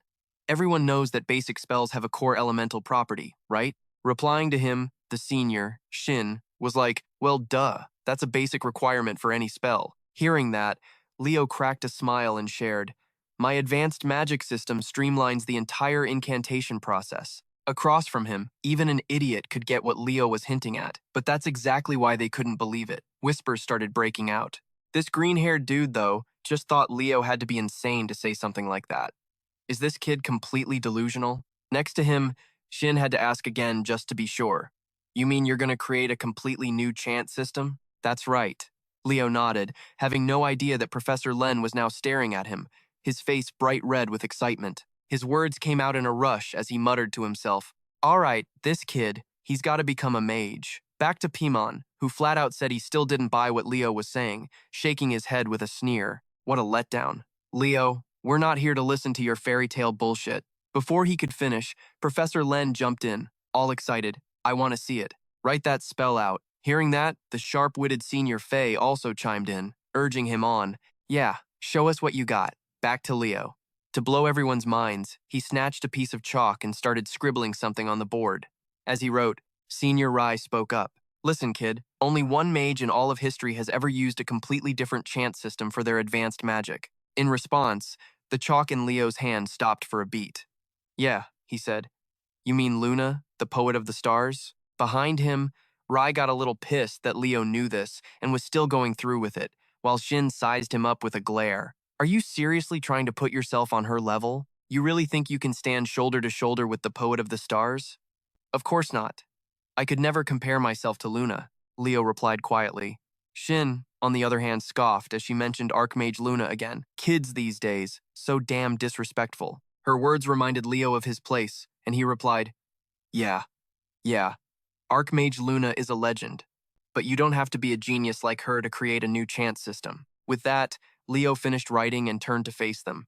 Staring at the formula he'd written on the board, the seniors' eyes were as wide as dinner plates. They realized in a flash that the formula was totally viable. Holy crap, the kid wasn't bluffing. Based on this spell structure, he can use any magic, with no attribute restrictions. They whispered in total shock, while the mage, Chelsea, just stared blankly. This is insane. I can't even begin to understand the structure. To that, her merchant friend Kaz just grinned from the back. Dude, I gave up trying to follow a long time ago. In another corner, Chloe's expression shifted the moment she saw Leo's formula. Back with the seniors, their scornful looks were completely gone, replaced by a seriousness they hadn't shown before. Pimon spoke up. Leo Vlok, why did you create this magic system? Leo answered him straight up. Because I want to be able to freely use any type of magic that exists. His answer got Pimon totally hooked. He thought to himself, asterisk, this kid is absolutely nuts. Asterisk, asterisk. Now I get why this year's batch of students is so special. Asterisk. With that thought, he asked, so, what do you call it? Leo started gathering mana in his palm, creating a ball of white light, and then whispered a single word, Beebol. That word made Shin flinch, a memory suddenly hitting her. Beebol. Only one person in history ever used that name. That was the magic system created by the fictional character, Kai. Asterisk. Maybe Leo's about to prove that Kai was real. Asterisk. With that thought, she quickly jotted down Leo's score and handed the results back to Professor Len. And, no surprise, Leo got an A+. After that, having finished his presentation, Leo headed back to his seat. As he walked, he thought to himself, asterisk, I couldn't finish this system back when I was Kai, but this time, it's different. Asterisk. Just then, Leo noticed Chloe up ahead. She was the last student left who hadn't presented. Seeing her drained expression, Leo got a little worried and asked, hey, you okay? But Chloe didn't seem to hear him at all. She just walked toward the front when Professor Len called her name. And now, for our final contestant, Chloe Muller. As for the seniors, they were pretty hyped for this mage's presentation. Senior Ree asked, I hear you're the top student in the magic division. So, what are you going to show us today? Chloe answered, her eyes filled with determination. The advanced magic I've prepared is the undying flame. As she spoke, a blazing red fire erupted in the palm of her hand. This left Chelsea completely stunned.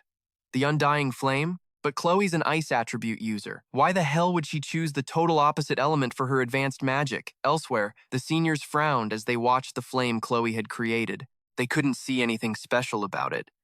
It just looked normal. Asterisk, man. I thought it'd be on the same level as the last two. Asterisk, they thought, disappointed. Pimon, meanwhile, was already getting ready to write down her score. If this is all you've got, then there's nothing to see here. I'm giving this a bye. Before he could finish, Chloe cut him off. Now, I'll show you this magic's true worth. As she spoke, she used her magic to conjure a massive orb of water that floated right above her head. And then, it crashed right down on top of her. But the crazy part was, the flame in her hand didn't even flicker. This made both Chelsea and Leo gasp. It didn't go out. Did she add an eternal effect to the spell? Someone yelled, and Chloe admitted it. That's right. Unless I extinguish it myself, this flame will never go out. With that, she clenched her fist, and the flame vanished. Model.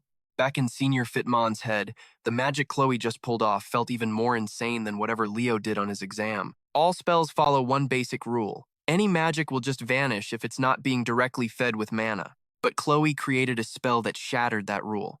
How the hell is that even possible? The more he thought about it, the less he could wrap his head around it. Totally clueless about what was going on in the senior's head, Chloe was just happily presenting her high-level magic, the Eternal Flame. For her performance, all three seniors unanimously gave her an A+, but switching back to Leo's perspective, seeing Chloe use magic like that gave him a seriously bad feeling. Creating an undying flame was something even Luna had failed to do.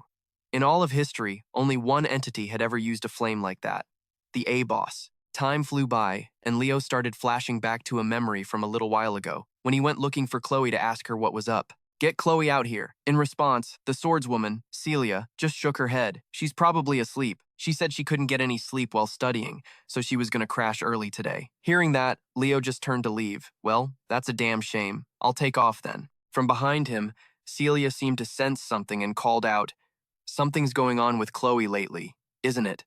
She's been super on edge. She's gotten into a few fights with some people in our class. I even heard a rumor that she started hanging out with that troublemaker crowd from the magic department. But that's not like Chloe at all. Just as he was thinking that, a flame suddenly appeared next to him, and from inside it, a small phoenix, Fiora, flew out. Our protagonist reached out a hand to play with it for a second, then asked, "What's up?" In response to his words, a familiar voice rang out. "You called for me, Leo Prof?" The one speaking was Farina, Fiora's mother, so you entrusted that little squirt to Leo. And? Farina then asked our protagonist directly, "All right, Leo, why'd you call me through Fiora?" Hearing this, Leo gently set little Fiora down and explained, "I want to know why you're still here at Lumen." As he said that, he thought to himself, "Bee-skin like phoenixes and demonic beasts are natural enemies. There has to be a reason she's sticking around here." Switching back to Farina's point of view, when she heard Leo's question, her expression became colder than ever, like she was thinking about something. She explained in a low voice, "5 years ago, there was an attack here at Lumen. 2 students and 3 staff members were killed back then. They never found the mastermind. In the end, Headmaster Cien Biden asked me to investigate Lumen. I've been hunting for any trace of them ever since." Hearing that, Leo immediately asked, "So, did you hear about the demonic beast summoner that showed up during the summoning department's exam?" Farina nodded lightly. "I heard a student lost their life." Leo pressed on. "You think Tartaros is behind this?" Farina fell silent. "Right now, it's only a suspicion. I can't say anything more." Seeing that, Leo didn't push it. Instead, he asked Farina for a favor. "In that case, get this message to Headmaster Callie for me. Senliu might not be the only student Tartaros has gotten to." This information, coming from him, left Farina completely stunned. Time flew by, and today was the day of the joint combat exam between heroic studies and combat research. At that moment, the lazy Professor Harris was just chilling in his chair, ordering his students from Class 5 to gather round. "All right, now that everyone's here, the class president will explain the exam." Hearing that, Leo quickly spoke up. "The joint exam between heroic studies and combat research will require teams to work together to conquer a heroic world. The world we'll be conquering this time is the Chimera's event." The second he said that, every student in the class freaked out. The only one who didn't was the mage, Eliana, who was totally clueless. Seeing everyone react like that, she got curious and asked, "What's the Chimera's event?" Next to her, her friend Nella heard the question and turned to look at her like she was an alien. "Oh my god, Eliana, you seriously don't know? That thing was even on the test." But before they could say another word, Professor Harris yelled, "Quiet! Listen up, class president. Continue." Beside him, our protagonist pulled out a piece of paper from somewhere and continued reading. 30 years ago, 5 first-year students from Lumen Academy were sent on a mission to the Chamir's forest in the central region. They were ambushed there by Tartaros. Back then, Albi Jiran, the guy known as the literal embodiment of laziness, was still a second-year student. He joined the rescue squad, and the entire team was almost completely wiped out. This time, the mission objective is to rescue the wounded and eliminate the demonic beasts. You guys will also be supporting Albi Jiran and the second-year students. Leo had just gotten to that part when the lazy Professor Harris cut in, his face serious, to remind the group, "This exam is not your typical midterm test. It's designed to sharpen your combat instincts. So stay 100% focused. Anyone judged to have no potential will be expelled on the spot." Hearing that, the whole group started freaking out, and you could see their faces just drop. Seeing this, Harris just laughed, making the atmosphere a little lighter. "Trust in yourselves. You've all grown up enough." Across from him, the students were so moved to hear their teacher say something so encouraging that they almost started crying. Eliana even wanted to ask for the professor's autograph, but before she could even open her mouth, he just waved her away. "All right, shut it." From another side, Professor Atien's voice rang out. "I will now announce the team rosters, in order, beginning with Class 1. Hearing that, the students just looked totally lost. Chelsea blurted out, "Wait, we're not making teams within our own class?" Next to her, her merchant friend growled, "No freaking way. Damn it, so we have to do this test with a bunch of total strangers?" Paying this no mind, the other students started lining up, reaching into a large urn to draw lots. Our protagonist, Leo, also drew a ball with the number 11 written on it. This meant he was in Group 11, which was also the very last group. Then, once everyone had been sorted, Albi Jiran stepped forward to announce that the team selections were complete. Group 1, step up to the summoning matrix. Hearing this, Chelsea and Celia quickly moved forward. Seeing Celia on her team, Chelsea felt more relieved than ever. Seriously? Being on the same team as the princess of the Zinger family? What a relief. In response, Celia also turned and smiled brightly. "Let's show them the might of the Rodran Empire." Then, Professor Anby began to use his ability, causing the magic circle on the ground to radiate a brilliant aura. The screen displayed a notification. opening the Heroic Chronicle, the world of Anbai, Zhang Qiyuan, the Churs incident. And just like that, the two young girls were teleported inside Anbi's Heroic Chronicle. The group of professors outside could monitor their actions through a simulated screen floating in midair. While watching the two of them fight on the screen, Professor Set commented cheerfully, right after entering, "They're already moving at an incredible speed." As expected, those from the hero families are on a different level. With Celia in the group, they'll definitely be at the top. Haha. Beside him, Professor Harris sighed and reminded him, "Hold on now. I think Chelsea Lyne's performance stands out more." His words made his best friend turn to look at him, annoyed. Just then, a voice suddenly cut in between them, startling them both into paying attention. For the first team to complete the mission so quickly, they're truly promising first-year students. The one speaking was none other than the old headmaster, C. Seeing him appear, Senan and Harris were startled and exclaimed in unison, "Headmaster!" Then they quickly moved aside, offering him the middle seat. "Next?" Senan asked. "What brings you here, sir?" Headmaster Sen replied in a very cheerful mood. "I just dropped by to see how much the first-year students have grown." At this point, he paused for a beat before turning to Professor NB. "Professor NB, my apologies for stirring up your painful memories every year." In response, Nbai turned, his face like stone. "I swore I would never forget this incident, so for me, this is a necessary reminder." After that, everyone turned their attention back to the students' test. On the screen, Celia and Chelsea had just finished off an orc. As it fell, they received a notification. Team 1 has completed the mission. Seeing this, everyone outside applauded in celebration. Meanwhile, Headmaster Callie nodded and remarked, "As expected, the Dinger and Chelsea families are still exceptionally skilled. Even though they often clash, at the end of the day, they're from the same empire." Next, Team 3 also completed the mission easily, because their team had two skilled members, namely Abat and Duran. Looking at this, the headmaster's face even flushed a little. They put their two strongest members in the lead, while the rest supported from behind. A risky strategy, but I'm very pleased. After that, Team 4 also completed the mission with the combination of Nella and Chenia. They passed the challenge with ease, without a single scratch. Headmaster Sion commented, "Nella Caven's healing aura is truly phenomenal, and Chenia's movements. Unsurprisingly, they are also quite special." Next up is Team 7, with a squad including Warrendon, Eliza, and Eliana. Observing up to this point, Headmaster Sien was extremely satisfied with the students' performances. There were many outstanding students, but the one he was anticipating most was that times kid, Leo BR. Looking at that kid, he couldn't help but feel nostalgic, almost like he was looking at his younger self. Ha ha. As he thought this, he glanced to the side. At that moment, Professor Anby called out a team, Team number 11. Hearing the call, Leo and Chloe stepped forward in unison. "Are you all ready?" NB, the main character, and Chloe all nodded firmly. Seeing this, Professor Anby didn't hesitate any longer and immediately used his magic to prepare to teleport them into his own heroic chronicle. But just as the magic circle was activating, a plume of black smoke carrying a sinister aura suddenly rose from within it. Leo immediately noticed something was wrong and felt a sense of doubt. Wait a minute, something's not right. It wasn't just him. The other students also began to realize there was a problem as they felt the magical fluctuations become more violent than usual. "What the hell is going on?" someone shouted. However, after Leo and Chloe were teleported away, the magic circle returned to normal, as if nothing had ever happened. This left the students staring at each other in bewilderment. "Huh? Everything's back to normal. Where are Leo and Chloe?" From behind, Professor Set hastily stood up and asked, "What?"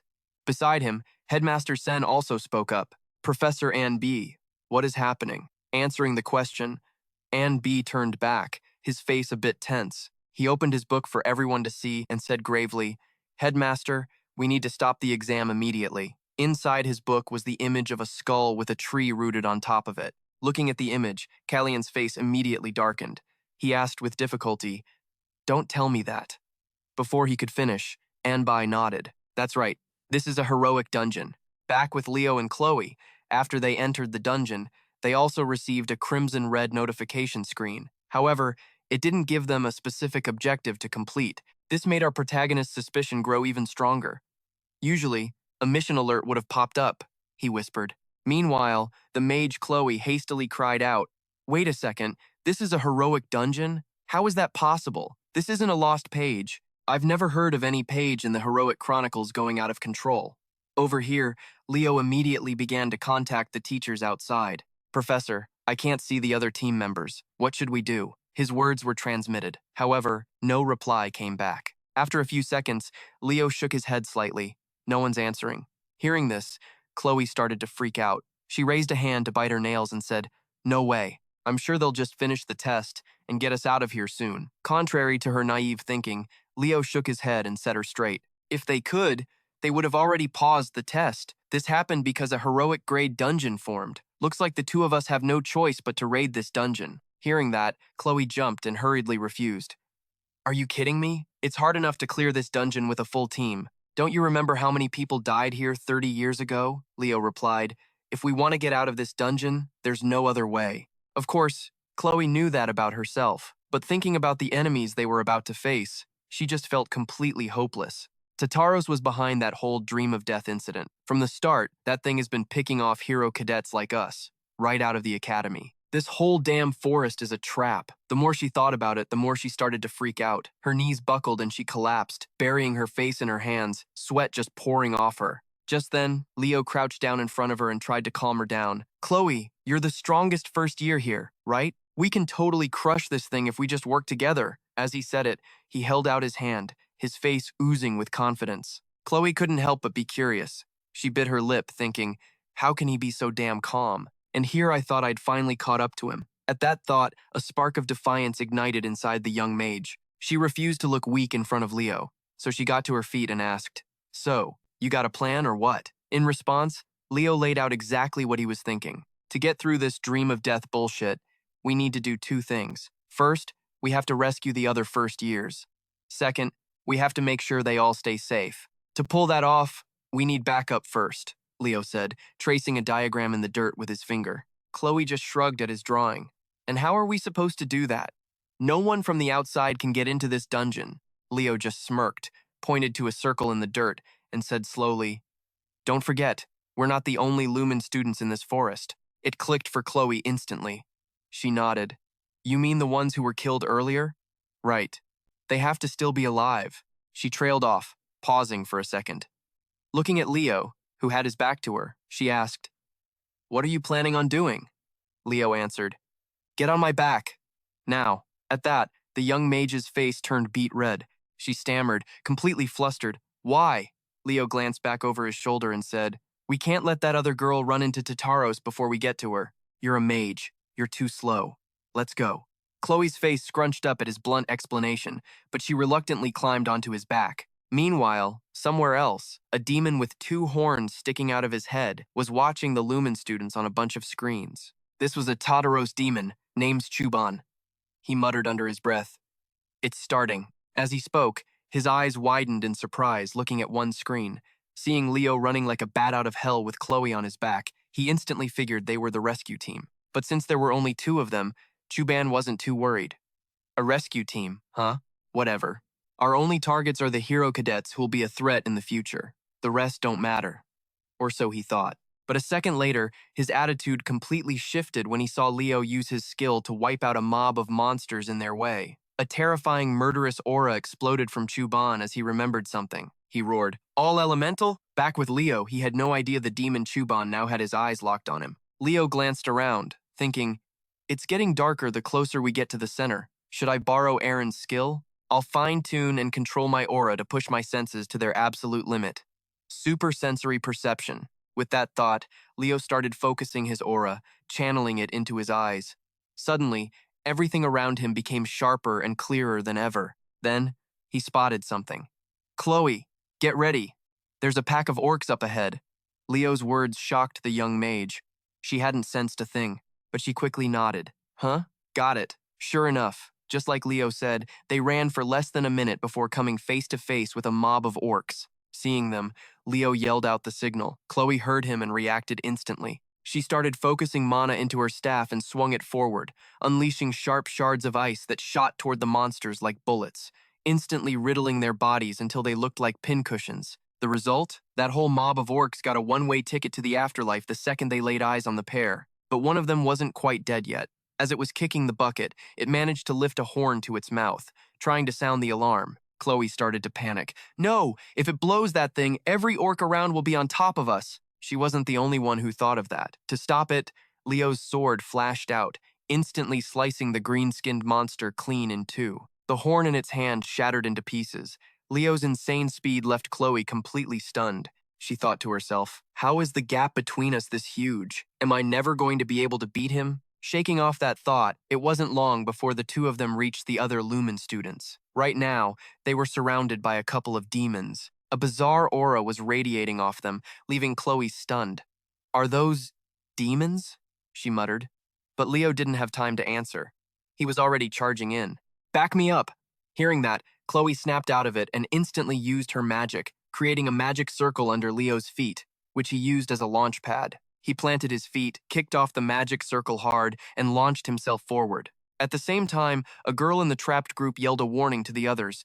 Get ready, you guys, they're coming. She'd barely finished speaking when a demon lunged at the four of them. Die, it screamed. Too bad for him. Before its claws could even touch the students, Leo suddenly appeared in front of it, cutting the demon in half with a single swing of his sword, shocking everyone there. After being sliced in half, the demon's body just dissolved into a cloud of black smoke. It all happened so fast, the brown-haired girl was a bit stunned. She asked, Are you here to help us? Leo turned back, nodded, and said, Yeah.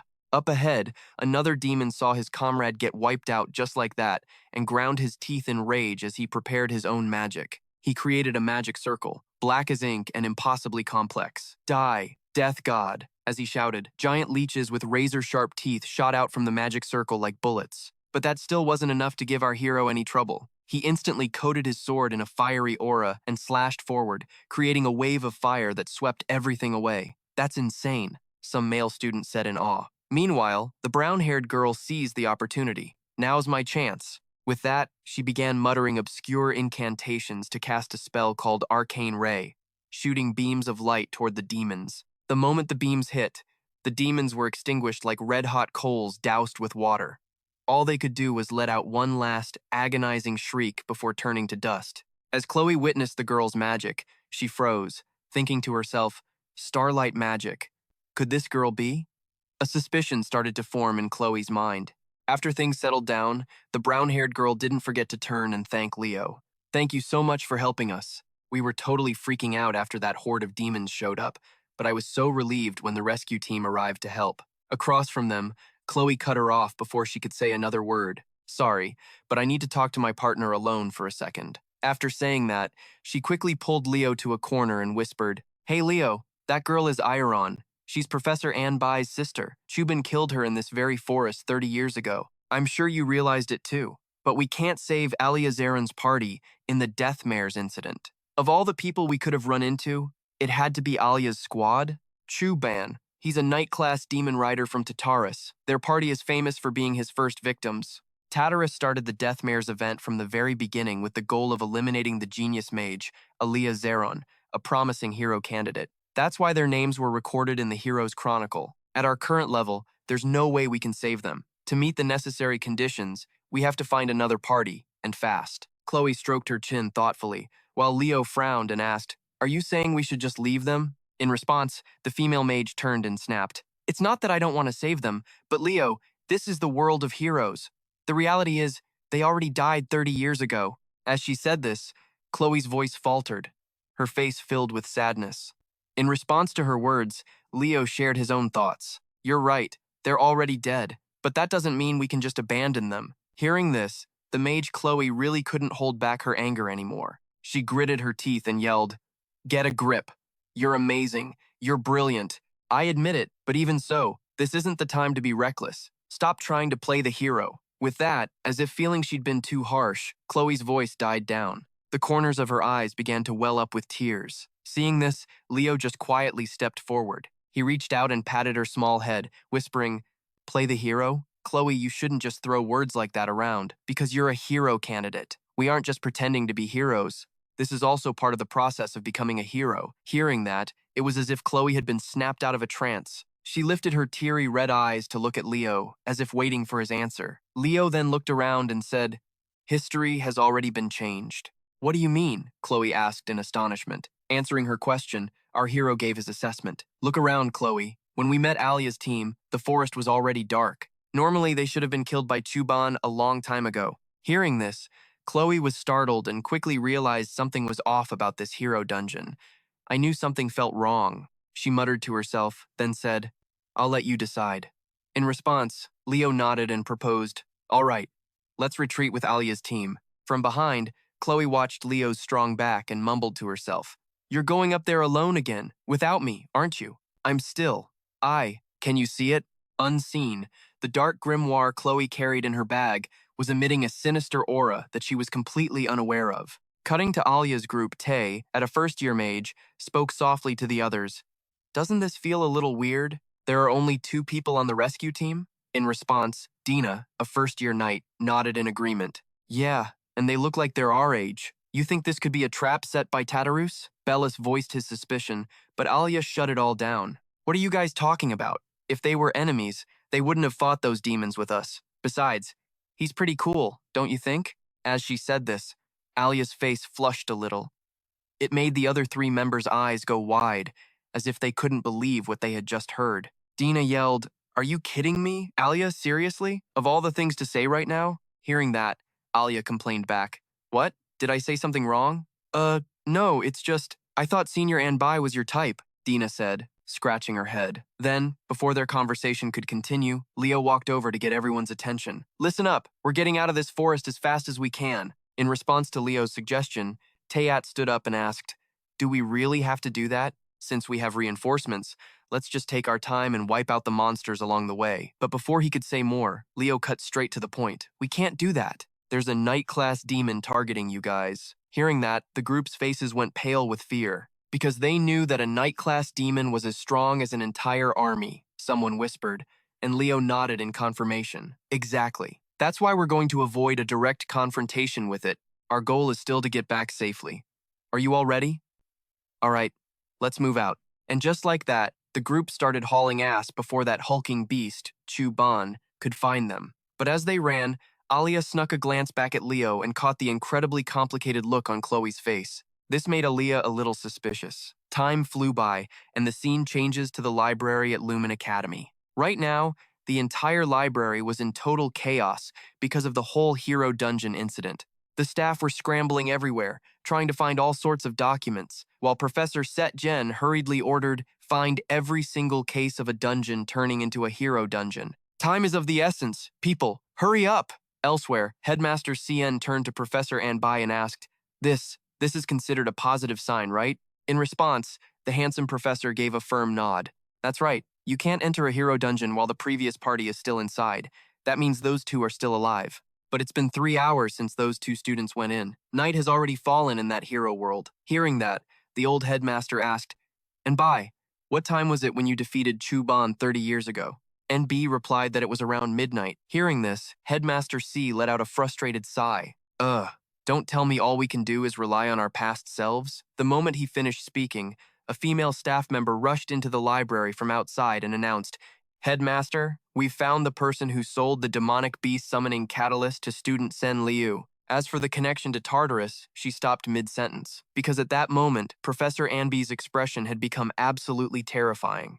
An energy began to radiate from him uncontrollably, so much so that even Headmaster Callie was startled. He quickly put a hand on his shoulder to calm him. "Get a hold of yourself, Anbai." The headmaster's stern voice snapped the blonde professor back to his senses, but it seemed Anbai needed a moment to fully calm down, so he turned to leave the room. "I'm stepping out to clear my head for a bit."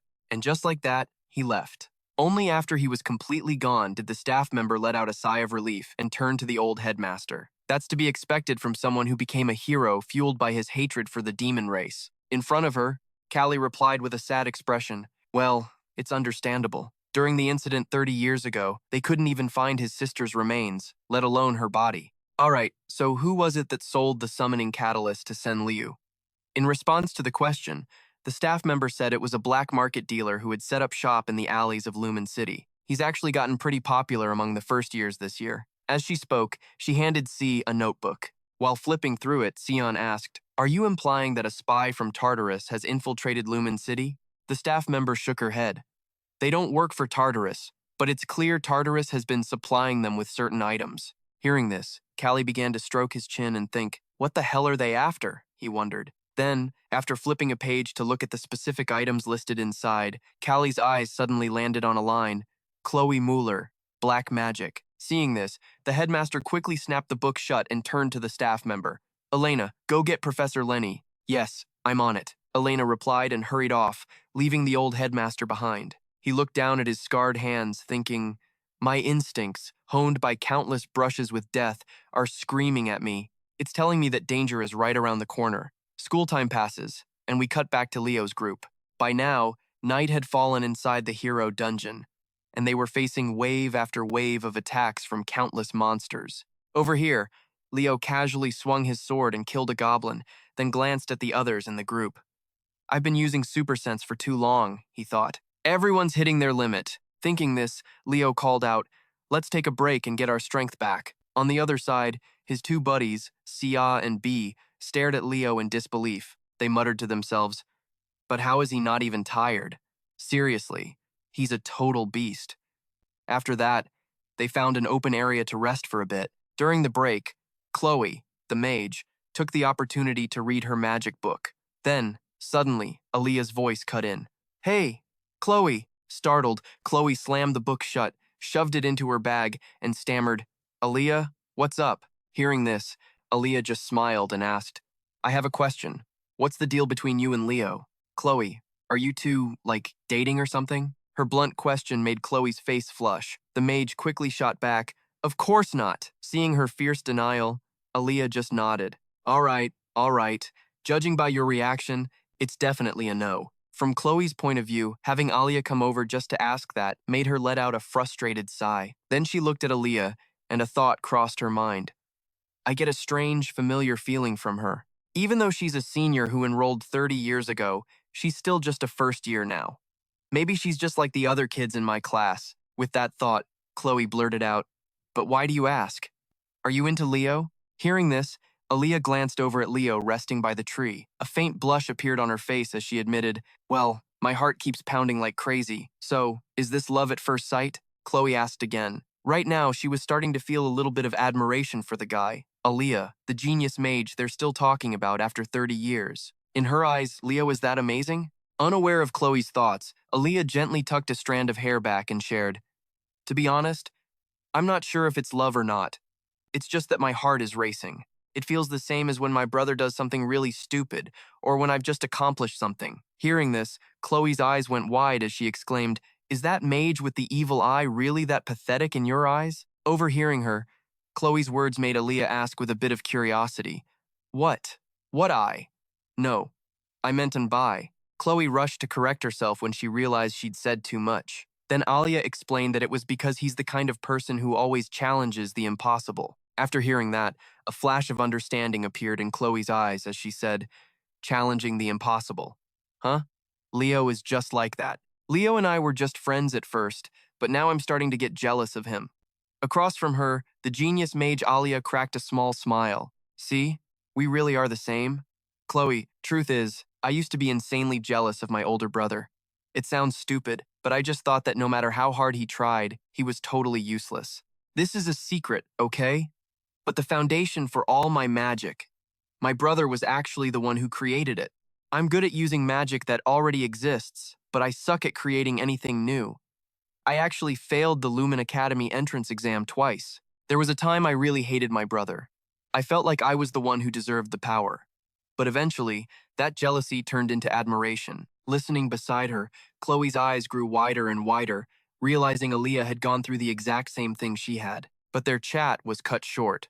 Leo, who had been resting off to the side, suddenly sensed something and shot to his feet, warning everyone. Everyone, get ready! Change of plans! We can't back down now! Seeing how dead serious Leo was, the other students tightened their grips on their weapons, waiting for what was coming. Leo sensed their fear and yelled out to rally them.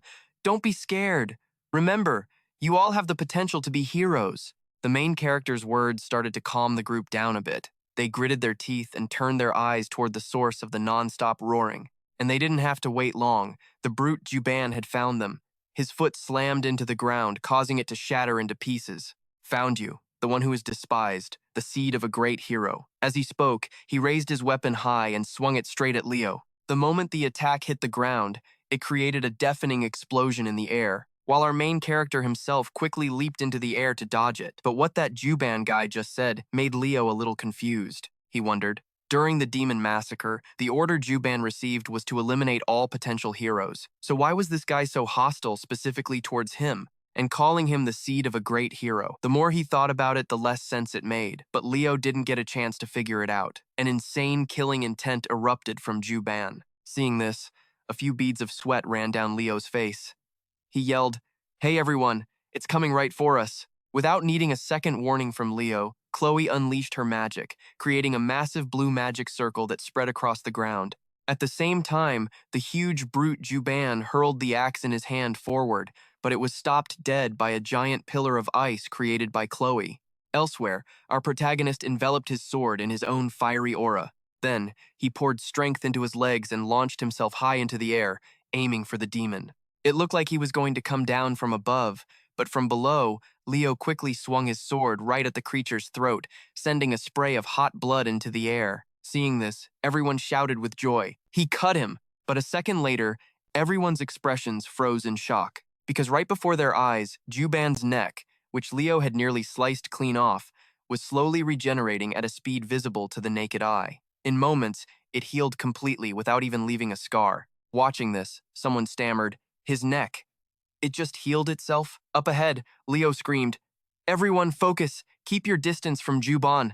It's a nullification spell. It makes any attack seem like it never happened." Leo's words left Tia and Aaliyah completely stunned. Their faces went pale, not knowing how to deal with something like that. "So what do we do? Is there no way to beat that monster?" In response, Leo tried to calm them down. He explained that the nullification spell wasn't all-powerful, and besides, he can't use it constantly, so it has to have a limit. Across from them, Juban picked up his axe and sneered. "You really think you have a chance?" The remnant of a great hero talks back. Leo shot back with a taunt of his own. "You're the one who's scared of a new hero showing up, aren't you?" And with that, without any warning, Leo, Dina, and Belak charged in at the same time, attacking from 3 different directions. Meanwhile, the mage Alia provided support from the back, attacking with her own magic. She used a spell called Circle of Light, firing off beams of dangerous energy aimed right at the demon's massive body. Any part of him that got hit started to burn intensely. "This is the light magic I despise. Just like Lord Atuna said, I have to kill them all right here," he thought to himself as he kept swinging his axe at everyone. Then, Juban suddenly let out a massive roar, raising his arm high into the air to prepare for a powerful strike. The sight made even Leo's hair stand on end. He screamed, "Dodge!" The words had barely left his mouth when Juban's axe slammed into the ground. The impact was so strong it sent shards of rock flying everywhere, just like bullets. Of course, Leo could easily deflect all the rock fragments near him with his sword. But Dina and Belle weren't so fast. A piece grazed Dina's shoulder, while the unlucky Belak got stabbed in the stomach by a sharp rock shard. Seeing this, Leo rushed over, hoisted his wounded friend up, and ran behind the ice pillar Chloe had made. Elsewhere, Alia, worried about her friends, also ran over to ask if everyone was okay. In response, Dina managed to say, "I can hold on for a bit, but Belak," she couldn't finish. Leo cut in, reassuring them, "Don't worry, it didn't hit any vital organs. Stop the bleeding first." Then he turned to Chloe. "Chloe, we need one powerful finishing blow." Hearing that, Chloe nodded. "Got it. Just buy me some time." With that, our protagonist left the injured behind, created 2 clones of himself, and rushed forward to hold Juban off.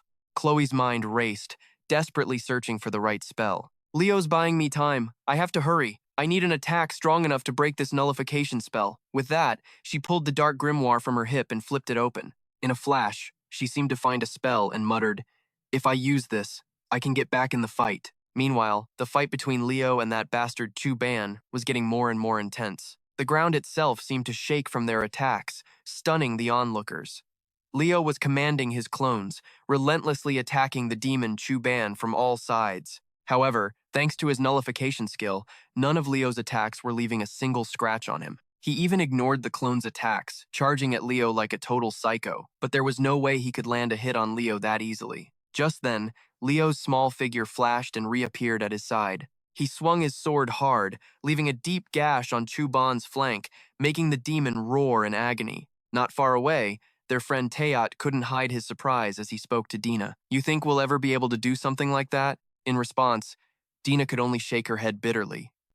I don't know. Unlike them, the mage Alia recognized Leo's clone spell instantly. She thought to herself, that's definitely astral magic. Who the hell is he? Just as she had that thought, a hair-raising chill spread through the air, startling Alia. She whipped her head around toward the source and saw that Chloe had finished her spell. She had created a dark purple magic circle in the air, radiating a demonic aura that struck fear into everyone.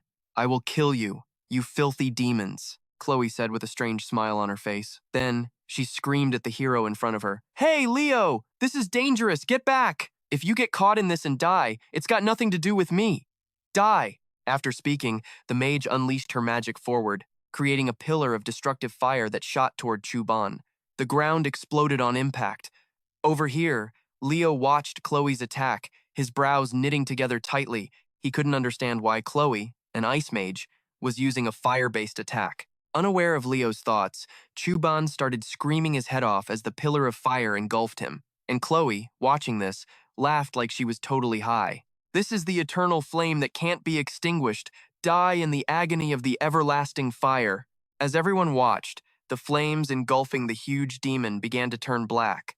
Seeing this, a sense of unease suddenly washed over Leo. He hurriedly tried to stop her. Chloe, stop the spell, hurry! But it was no use. It was as if Chloe couldn't even hear him anymore. The mage's hand tightened around her staff, so hard that cracks began to appear on it. A creature like you deserves to suffer, she said with fanatical glee, continuously pouring out her magic. Just one look at Chloe's face was all Leo needed to know. It looked like she was in some serious trouble. Without a moment's hesitation, he dashed toward Chloe and swung his sword, knocking the dark grimoire out of her hands. At the same time, the eternal flame spell she was maintaining dissipated. Next, Leo gently caught the genius mage by her waist and landed safely beside her. Chloe still seemed dazed, like a drunk who hadn't sobered up yet. Seeing this, Leo turned to her and asked, Hey, Chloe, be straight with me. Is that unquenchable flame really your unique magic? At this point, Chloe couldn't hide it anymore. She admitted sadly, It's not. Actually, it's a spell I found inside an ancient grimoire.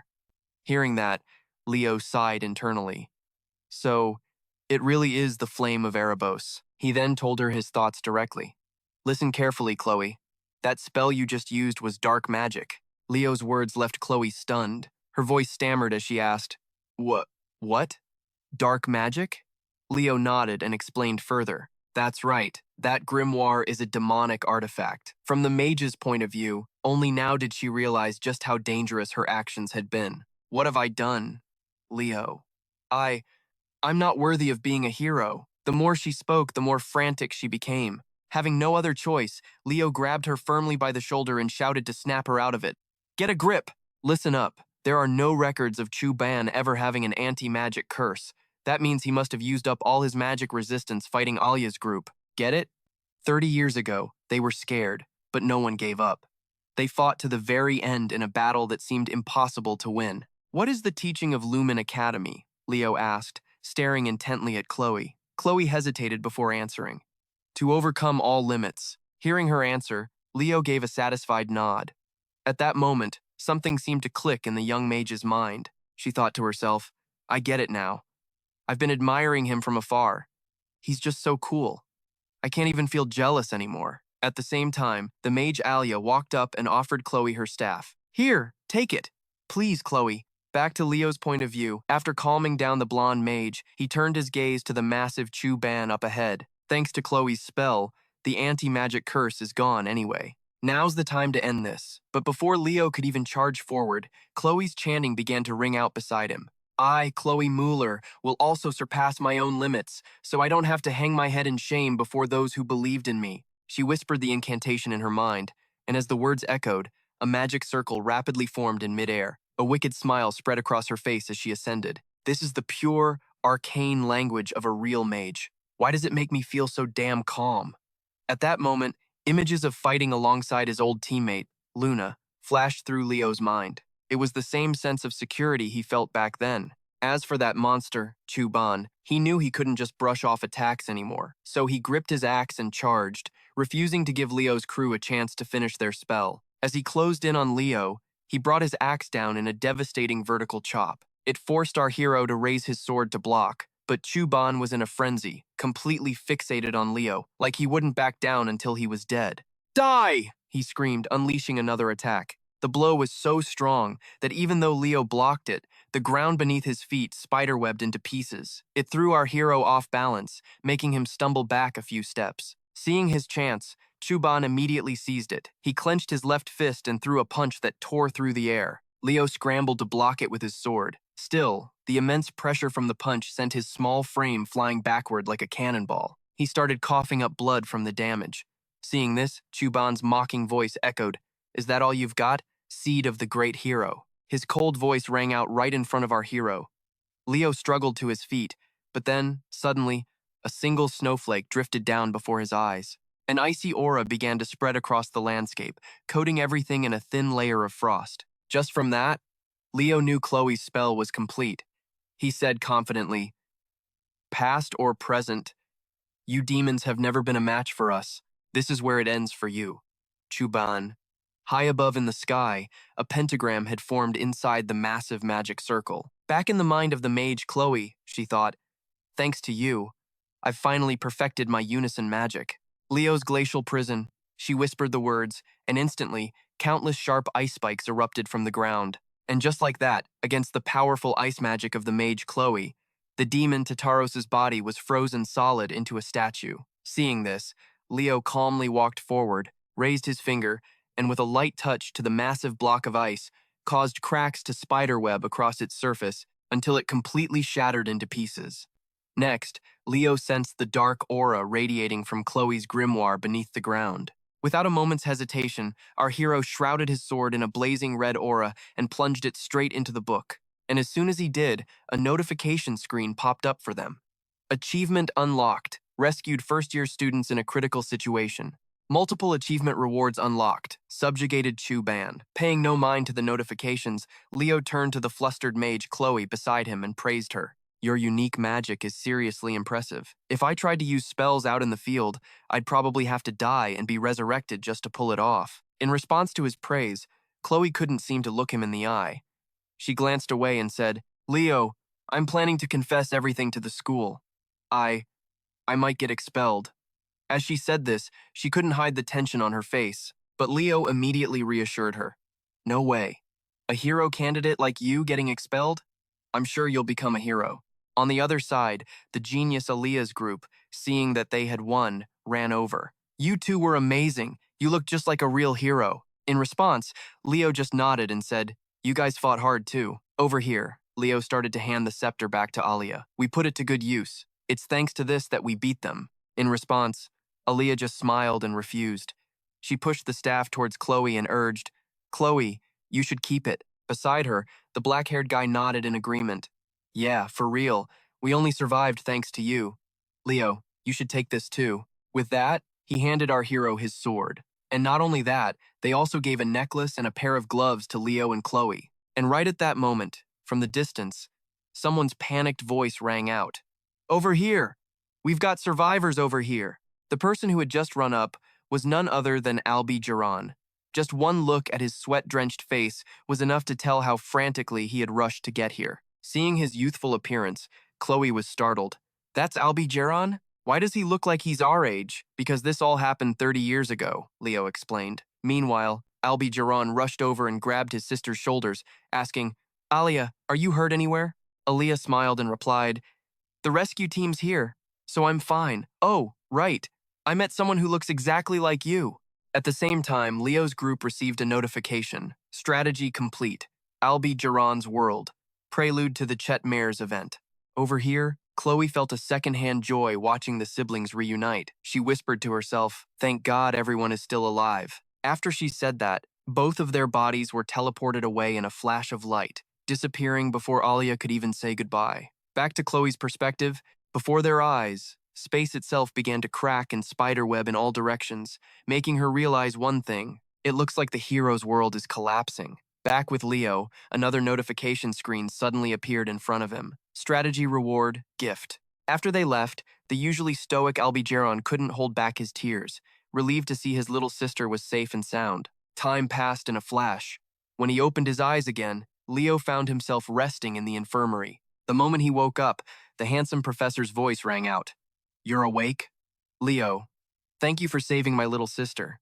And tell Chloe I'm grateful to her, too."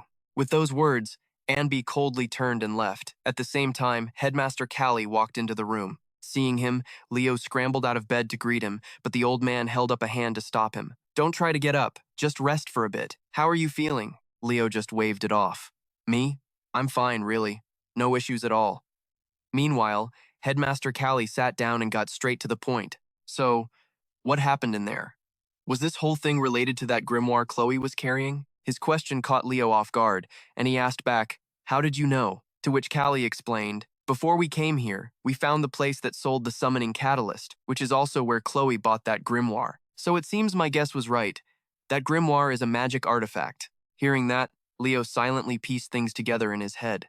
A magic artifact. A fragment of a boss.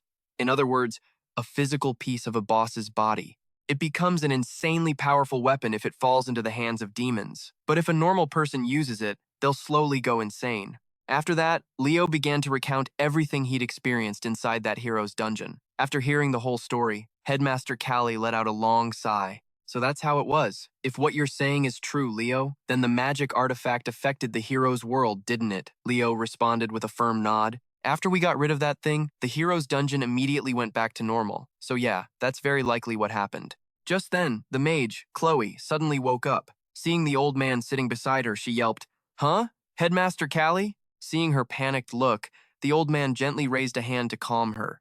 "Just relax. Since you two are both awake now, I want to ask you something." As he spoke, his secretary Elena brought a large, cloth-wrapped bundle into the room. She gently pulled back the cloth, revealing the items they had received from Aaliyah's group before they left. Staring at the scepter in her hands, Chloe's eyes went wide, as if she couldn't believe it. This is Alia's scepter." Nearby, the headmaster's voice turned serious. "Explain this. A reward that shouldn't exist. How did it end up in your hands?" From Leo's perspective, he frowned as he watched Chloe's reaction and figured something out. Judging by that reaction, it looks like Chloe didn't get any reward at all. Just like with the entrance exam and that Christmas event, there was no clear reward in the hero's world of the living, and the reward rules are tied to the world's master. That rule was broken, but why? Even the reward, the oath of the Fairy King. Why me again? His thoughts were a total mess. But he couldn't say any of this out loud, so he had to come up with some excuse. He explained it was a strategy reward. Hearing that, both Callie and Chloe were stunned, turning to stare at Leo. "You mean there was a reward in Anbai's hero world?" Leo chose his words carefully. "Yeah, I think so. I guess something unusual happened when the hero's world was restored." Then he thought to himself, "Asterisk. For now, I'll just have to use that as an excuse to cover things up." Asterisk. Back to the headmaster's point of view. Although he'd heard the explanation, the old man was still a bit skeptical, stroking his chin as he asked, "Chloe seems completely clueless about this." "But why was it only you, Leo?" Before he could even finish, the female mage jumped in to defend him. "It's probably because Leo played the biggest role in the strategy. I've heard that whether or not you get a reward depends a lot on your contribution." Hearing this, Callie decided not to press the issue any further. He slowly stood up and nodded. "All right, I understand. We'll investigate this quietly. The artifacts will be returned to the families after they're examined, and none of you are to say a word about the magic artifact." But after he said that, Chloe couldn't hide her surprise and turned to ask him a question. However, Callie just smiled and said, "The enemy isn't only on the outside. You two did an amazing job. Get some rest." And just like that, he and his assistant Elena quickly left the room. Once they were the only two left, the mage Chloe glanced over at Leo and hesitantly spoke up. Hey, Leo, there's something I want to tell you." Well," as she spoke, her face turned a little red. But before she could continue, their friends Chelsea, Celia, and Cass burst into the room. Chelsea, the mage, even had tears welling up in her eyes. Then, out of nowhere, Headmaster Callie told them, "Oh, right, hero candidates, there will be a party tomorrow night. If you don't have formal wear, you should head to Lumen City early. You young people are so adorable." His reminder left both Leo and Chloe with giant question marks over their heads. It seemed this was the first they were hearing about any party. Time passed quickly, and the scene changed to the welcome party for new students. The announcer's booming voice echoed through the hall. "A party for the new students who survived the first midterm exam of Lumen Academy. First up, let's welcome our seasoned heroes. Which boy or girl will shine the brightest tonight?" In a corner of the party, Cass and Ty were slicking back their hair, speaking with smug voices.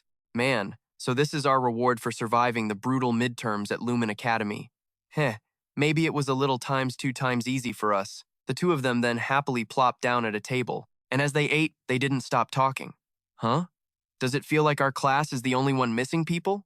Cass said, and Ty, beside him, nodded vigorously. Lumen doesn't tolerate latecomers, you know. Just then, the announcer's voice rang out again. And now, another group of heroes is making their entrance. From Class 5, Nella Caven and Elian Laden. Hearing the announcement, everyone turned to look at the entrance and couldn't help but gasp at the beauty of the two girls. Whoa, they're gorgeous, someone mumbled in a daze. When Cass and Ty saw this, they were so shocked they stopped eating. Ty even spat out the soda he had in his mouth. They both look incredible, Cass exclaimed. Meanwhile, the red-haired girl, Nella, saw their reaction and couldn't help but burst out laughing. Haha, did you two just steal your dad's suits or something? Hearing her say that, Ka could only let out a tired sigh. What was I even so hyped about just now? The person next to her nodded. Ignoring them, the MC continued his announcement. Next up is the pride of the Retren Empire. It's the Leolin siblings. The moment the group of girls saw the cool, handsome, and aloof Abad walk in, they screamed in excitement. Oh my god, I want to be the young master's subordinate. I'm fan club member number 94,348, and I have no regrets. Over on this side, Ka couldn't help but praise her. She looks like a real princess. A princess?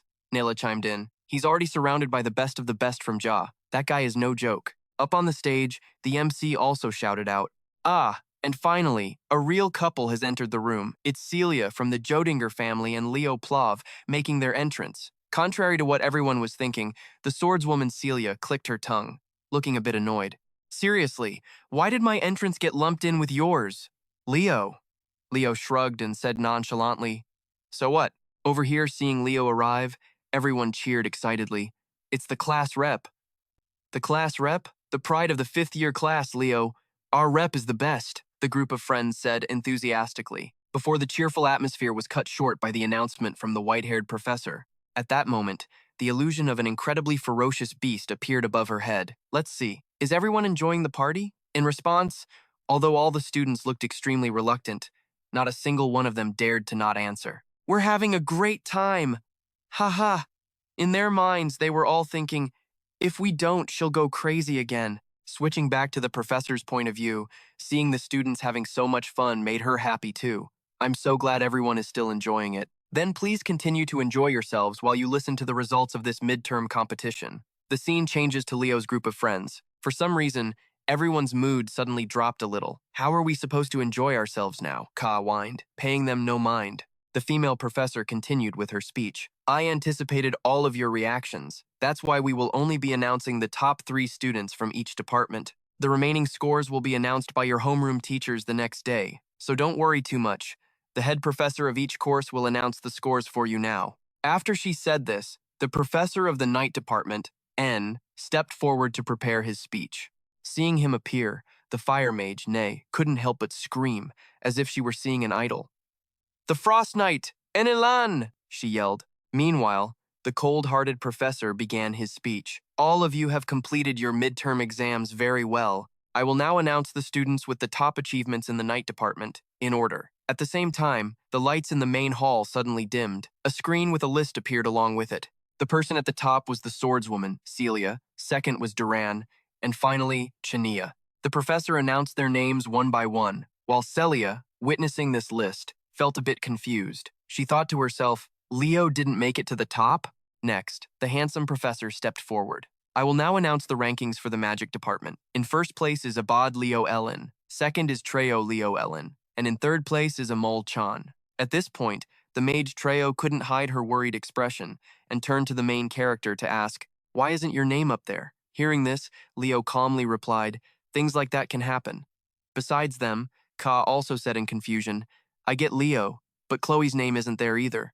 Hearing that, the swordswoman Celia glanced over at Chloe. However, she only received a forced smile from the female mage. Back to Professor Aylin's thoughts. Because he revealed his magic, his score for the practical magic exam was counted as 0. But even so, what he showed, his academic passion as a mage, was truly respectable. Just then, Professor Setgen suddenly shot up and yelled, "To me, the true top student of the magic department will always be Chloe." His enthusiastic shout made the lazy Professor High chuckle and advise, "Sit down already." Celia turned and patted Chloe on the shoulder as a way of comforting her.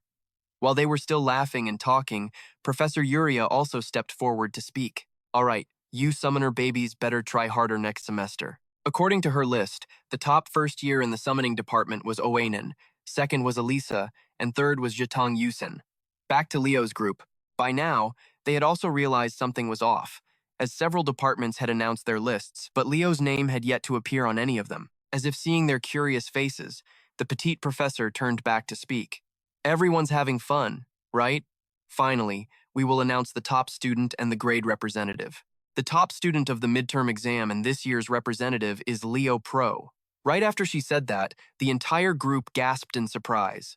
However, at that moment, a hand shot up in protest. "I object. How can someone who didn't even make the top 3 in any department be the valedictorian and the grade representative?" This guy's name was Emol Chan, the one who placed third in the midterm exam. Not to mention him, even Leo himself was wondering why the position of grade representative had fallen on his head. The question started to lead to a murmur of chatter from everyone. This made the white-haired professor on the stage feel a bit flustered, stammering and unable to speak. But just a second later, her attitude suddenly changed completely, and she started screaming. "Listen up, you brats! This unreasonable reason. I'll explain it once, so you better listen up and listen good. First, dual specialization students are not ranked by department because they cannot compete fairly under the standard evaluation system. For example, a mage swordsman's magic is usually weaker than a pure mage's, but when combined, they create a transcendent power. Second, Leoplav achieved the highest score among the freshmen on the combined exam of spirit studies and practical combat.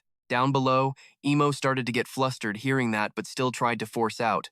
But about that practical combat score, didn't someone else also get a perfect score? "Need me to get it through your thick skull?" Another yell rang out. Leo exceeded the objective of the heroic world mission. He actually beat Chu Ban. The moment those words were spoken, everyone's jaws dropped. They all turned and stared at Leo, completely stunned. "Is greater than. Our boy was feeling the heat. You really beat Chu Ban?" someone asked in utter amazement. Leo just gave a quiet nod, confirming it. Up on the stage, the white-haired female professor also said, flustered, "Everyone, the reason Leo scored the highest on the midterm exam is because..." But before she could finish, Professor Setgen cut her off with a smile. "That's quite enough, Professor Atian. It seems the other students have figured it out. That concludes today's score announcement. Please, enjoy the party." And just like that, everyone started to happily enjoy the festivities. The scene shifts to the professor's banquet table. During the meal, Professor Yugia turned to ask her colleague, "Hey Len, if a dual department student was included in the department rankings, what would happen to the scores?" Hearing this, Professor Len glanced over and replied, "There'd be a massive shakeup in the magic department. Everyone would get bumped down a rank." At his words, Yugia asked, flustered, "Don't tell me the number 1 in the magic department is..." Before she could finish her sentence, Atian gave a quiet nod. "That's right. Leo is number 1 in the magic department." Yugia exclaimed, "It's the same for my summoning department, too."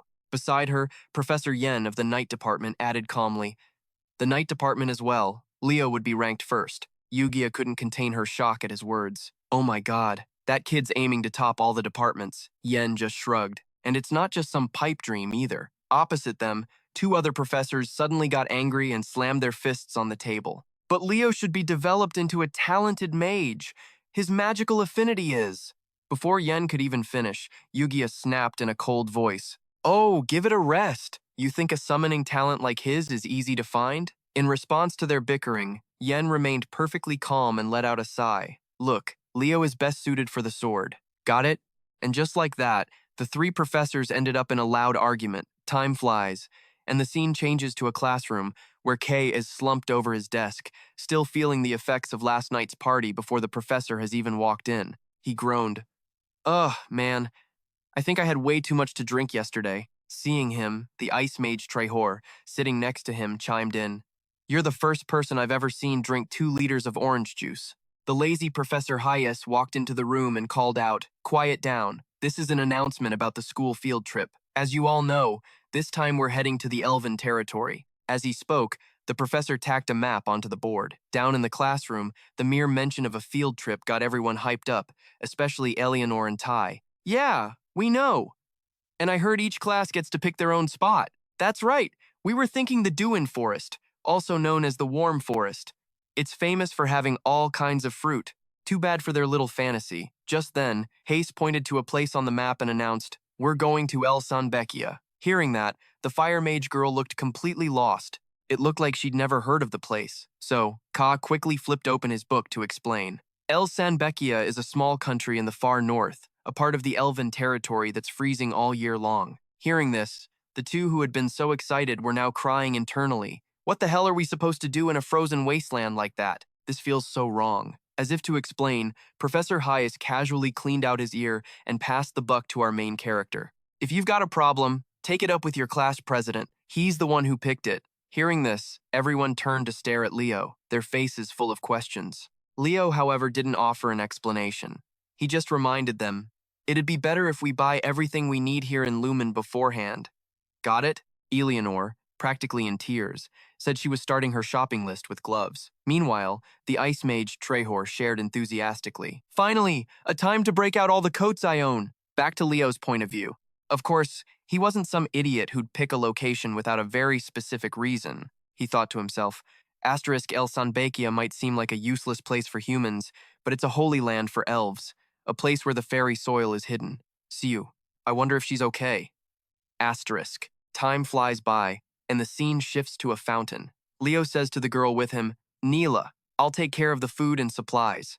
Nayla, you handle the medicine." Nella nodded in agreement, and with that, Leo quickly ran off to buy the groceries. However, once he was finished, he sensed something and looked behind him. He thought to himself, Asterisk, 13th Thuan Ka Jia Street. This must be it.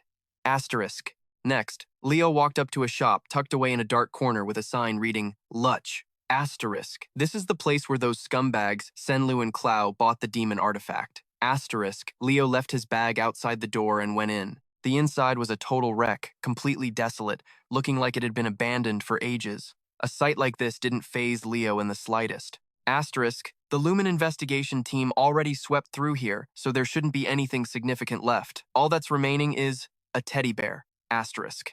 And just then, Leo's guard went up. Asterisk. Wait a second. A doll? Everything should have been confiscated as evidence for the investigation. Asterisk. Asterisk. The door was definitely locked when I came in. Don't tell me. A perception-dampening curse is next. Asterisk. Just as Leo feared, the teddy bear suddenly twisted its body to face him. A black, ink-like liquid shot out from both of its eyes. Already on guard, Leo dodged to the side just in time. The black liquid then morphed into a bizarrely shaped monster, covered in countless eyes. Leo could tell this was no ordinary demon, so he leaped back toward the entrance to create some distance. He thought to himself, Asterisk. It doesn't just dampen perception, it throws every curse imaginable at its target. Asterisk. The monster then shifted its form slightly, becoming more snake-like as a voice emerged from it. Well, now. Aren't you a sharp little one? You actually recognized my curse? The instant he heard that voice, Leo identified the demon. It was the Monster Queen, Scylla Tuner, one of the demon commanders that his party had failed to kill 5,000 years ago. Asterisk. This isn't her real body, just a replica created through curse magic. Asterisk. Oblivious to what the hero was thinking, Scylla Tuner kept talking. Aura and magic, a magic swordsman. Huh? Damn, you're a rare one. I'll give you that, but you can go ahead and curse those sharp, useless senses of yours. With that, countless tentacles shot out from the monster, whipping violently toward the protagonist and forcing him to quickly back away. But its attacks were so overwhelmingly fast that Leo couldn't avoid getting his arm slashed. He thought to himself, I can't beat this thing right now. I have to get out of here. Scylla Tuner backed Leo into a corner and taunted him with a smile. Thanks for the meal, seed of a hero. With that, it opened its jaws wide and lunged at the hero, as if to swallow him whole in a single bite. However, at that very moment, Leo let out a faint smile, as if he didn't have a single worry in the world. Just as expected, his ally had arrived. A cold voice echoed in a flash of light, and a moment later, a gigantic spear slammed down from above, pinning the massive monster's body to the floor. The one who had just attacked was Professor Ann B. Seeing his arrival, the demon panicked and said, A mage. A mage with the evil eye? This is way better than just having an audience. It only makes things more fun. With that, it manipulated a piece of its body that had been blown off, aiming it straight for Leo, as if wanting to drag him down to hell with it. Too bad for it. There was no way Professor Anby was going to let that happen. In that instant, he created a defensive magic circle, causing the chunk of flesh to explode on impact. "You filthy demon trash," Anby said, his voice dripping with contempt. Elsewhere, Silent Tuner's avatar began to howl like a rabid dog. Those disgusting elves. "One day I'll gouge out their eyes and devour them all." As it spoke, it unleashed all of its tentacles at the teacher and student. But to Anbai, the attack was completely harmless. He spoke coldly. "I have no interest in a cheap copy. Die." With that, the professor held his hand forward, unleashing a devastating beam of destructive light that instantly blasted Celia Tuner's body into pieces. Watching this, Leo thought to himself, Anbai, the evil-eyed mage. His other title is the Destroyer of Tadaduso. Rumor has it, he became a professor at Lumen Academy just for the freedom to cross the border while on his hunts. I guess I'm indebted to the hero of our time now. Thinking this, he let out a regretful sigh. Meanwhile, Professor Anbai turned to Leo and asked, "What is all this?" At that, Leo gently picked up the teddy bear's head from the floor and explained, "It appeared while I was investigating this place. This teddy bear carries a curse of cognitive dissonance. Let's see." Anbai stepped forward, took the bear's head and instructed, "The LAM-E investigation team will take responsibility for this. I'll overlook the fact that you investigated this area on your own. From now on, if you need anything, you come to me. I'm grateful for what you did last time." After saying that, the professor used his magic to leave the room. Meanwhile, Leo went outside and picked up his bag. As he walked, he thought, the Zone family is one of the 3 great clans that manage Lumen Academy. With his help, I might be able to get into the Forbidden Library. Not long after, he went back to meet his friend Neela. "Ah, there you are, class rep. I finished shopping," Nella said cheerfully. But as soon as she saw the wound on his arm, she rushed over in a panic and used recovery magic to help him. "Hey, class rep, what happened to you?" Leo shook his head. "It's nothing serious. Thanks." He said that, but Silent Tuner's appearance had left him a little on edge. So it's true. Silent Tuner is behind the Beast Tamer and that black magic grimoire. I just wonder what the hell they're after. Time passed quickly. 1 week later, the scene shifts to the teleportation gate. At this moment, everyone was gathered here, getting ready to go to the Sandby Strait. Before leaving, Leo checked, "Did you pack enough food?" Eleanor and Neela nodded at the same time. "Yep, we've got plenty right here." Off to the side, the swordswoman Shia turned and said, "Hey Leo, why are you going to the Sandby Strait? That place is freezing." Leo turned, shrugged, and replied, "It's hot out, so going to the Sandby Strait is like a summer vacation." The swordswoman waved goodbye. "Oh my god, it's gonna be so cold!" "Well, have a fun trip then." After Leo spoke, she started to walk into the teleportation gate. After telling Shia to take care of herself, Leo turned back to his class and said, "Fifth years, let's get ready. We're heading to the Sandby Strait, the land of the elves." And just like that, the group quickly stepped into the teleportation gate. The scene shifts to Zen Academy. This is the heroic military academy of the elf tribe. In front of a fountain, a young couple was cornering someone. "What's with those pathetic clothes? An elf like you gets to study at the prestigious Zen Academy? Seriously, a half-blood. Could you stop showing off that no-name lineage of yours?" Hearing this, a white-haired boy could only stand there trembling, not saying a single word back. Just then, another voice cut in disapprovingly. "Stop bullying your classmate. Act with the dignity of a descendant of Zen." This red-haired girl's name was Lunia. She is the young lady of the Lunia family, one of the most prestigious families of the elf tribe. She was also the first-year representative of Zen Academy. In response to her words, the couple not only refused to listen, but even talked back. "Doesn't it piss you off at all? A half-blood got accepted into Zen Academy. His very existence is a disgrace, obviously. And just look at how he dresses. So trashy." At this point, Lunia couldn't be bothered to maintain her dignity anymore and bristled like a rabid dog. "Great, this again. If you hate his clothes so much, then take off yours and give them to him. If you're not going to help, then shut the hell up." The couple was stunned by her outburst. "Lunia, you're the daughter of a noble family. You shouldn't speak so crudely." "Oh my god, what is happening right now?" In response, Lunia even rolled up her sleeves, as if she was about to teach them a lesson. "Aren't you ashamed of yourselves, ganging up on one person? If you don't like it, then fight me." Seeing her fiery attitude, the two of them didn't hesitate for a second and immediately ran away. "We gotta move." God, what a psycho. Ignoring those two, Lunia turned to the guy behind her. Hey, what are you doing wearing something so thin? It just makes people want to take care of you. With that, she gently pulled the scarf from her neck and wrapped it around the boys, making him smile happily. I've just been robbed. This young man is Luca Enner, ranked third in the Academy's freshman exams, and in Lunia's eyes, a total weakling. Seeing Luca get the scarf, her anger flared up once more. However, she immediately let out a sneeze, making Leo a little worried. Lunia, please, take your scarf back. It's cold. Hearing that, Lunia shook her head and waved her hands. I'm fine, don't worry. Leo sensed Lunia's unusually cheerful mood and asked, Lunia, you seem especially happy today, huh? Lunia cleared her throat to share. Haha, it's because my false contract has finally bloomed. Hearing this, Luca was happy for his friend too. Congratulations, Lunia. That's awesome. Well, I'm heading out now. With that, as soon as the red-haired girl got home, she rushed to her father's office to ask him about it. Dad, my false contract has bloomed, hasn't it? Inside the room, a brown-haired man smiled and gently reminded her. Lunia, I've told you before, at school you must call me Professor. This man is Ellen Lunza, the head of the Lunza family, one of the most prestigious hero families and guardians of Faina's oath. In response to his daughter's question, Ellen gave a slight, troubled nod. That's right, the child of Fee Gina seems to have bloomed. Hearing those words, Lunia's whole body trembled with excitement. I knew it! So, when can I meet it? Her father sighed.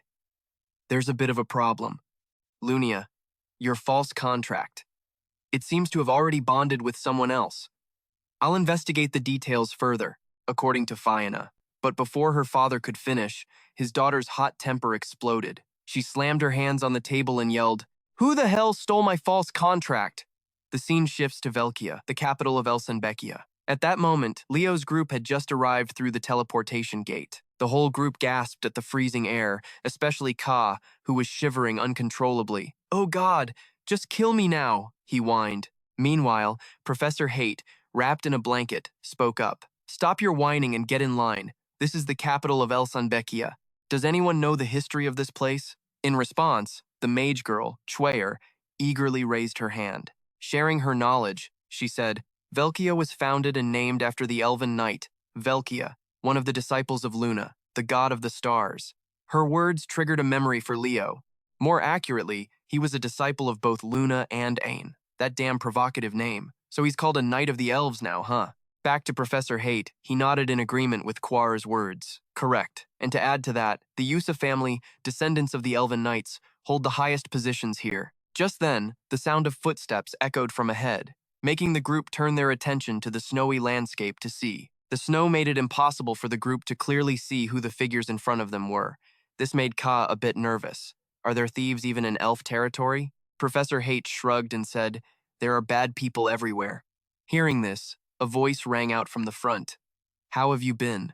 Professor Haight. It was an incredibly handsome elf-like man, along with a few guards behind him. Just one look at him was enough to make the female students swoon, their eyes turning into heart shapes. The elf in the lead spoke up to greet them again. Greetings, Professor Haight.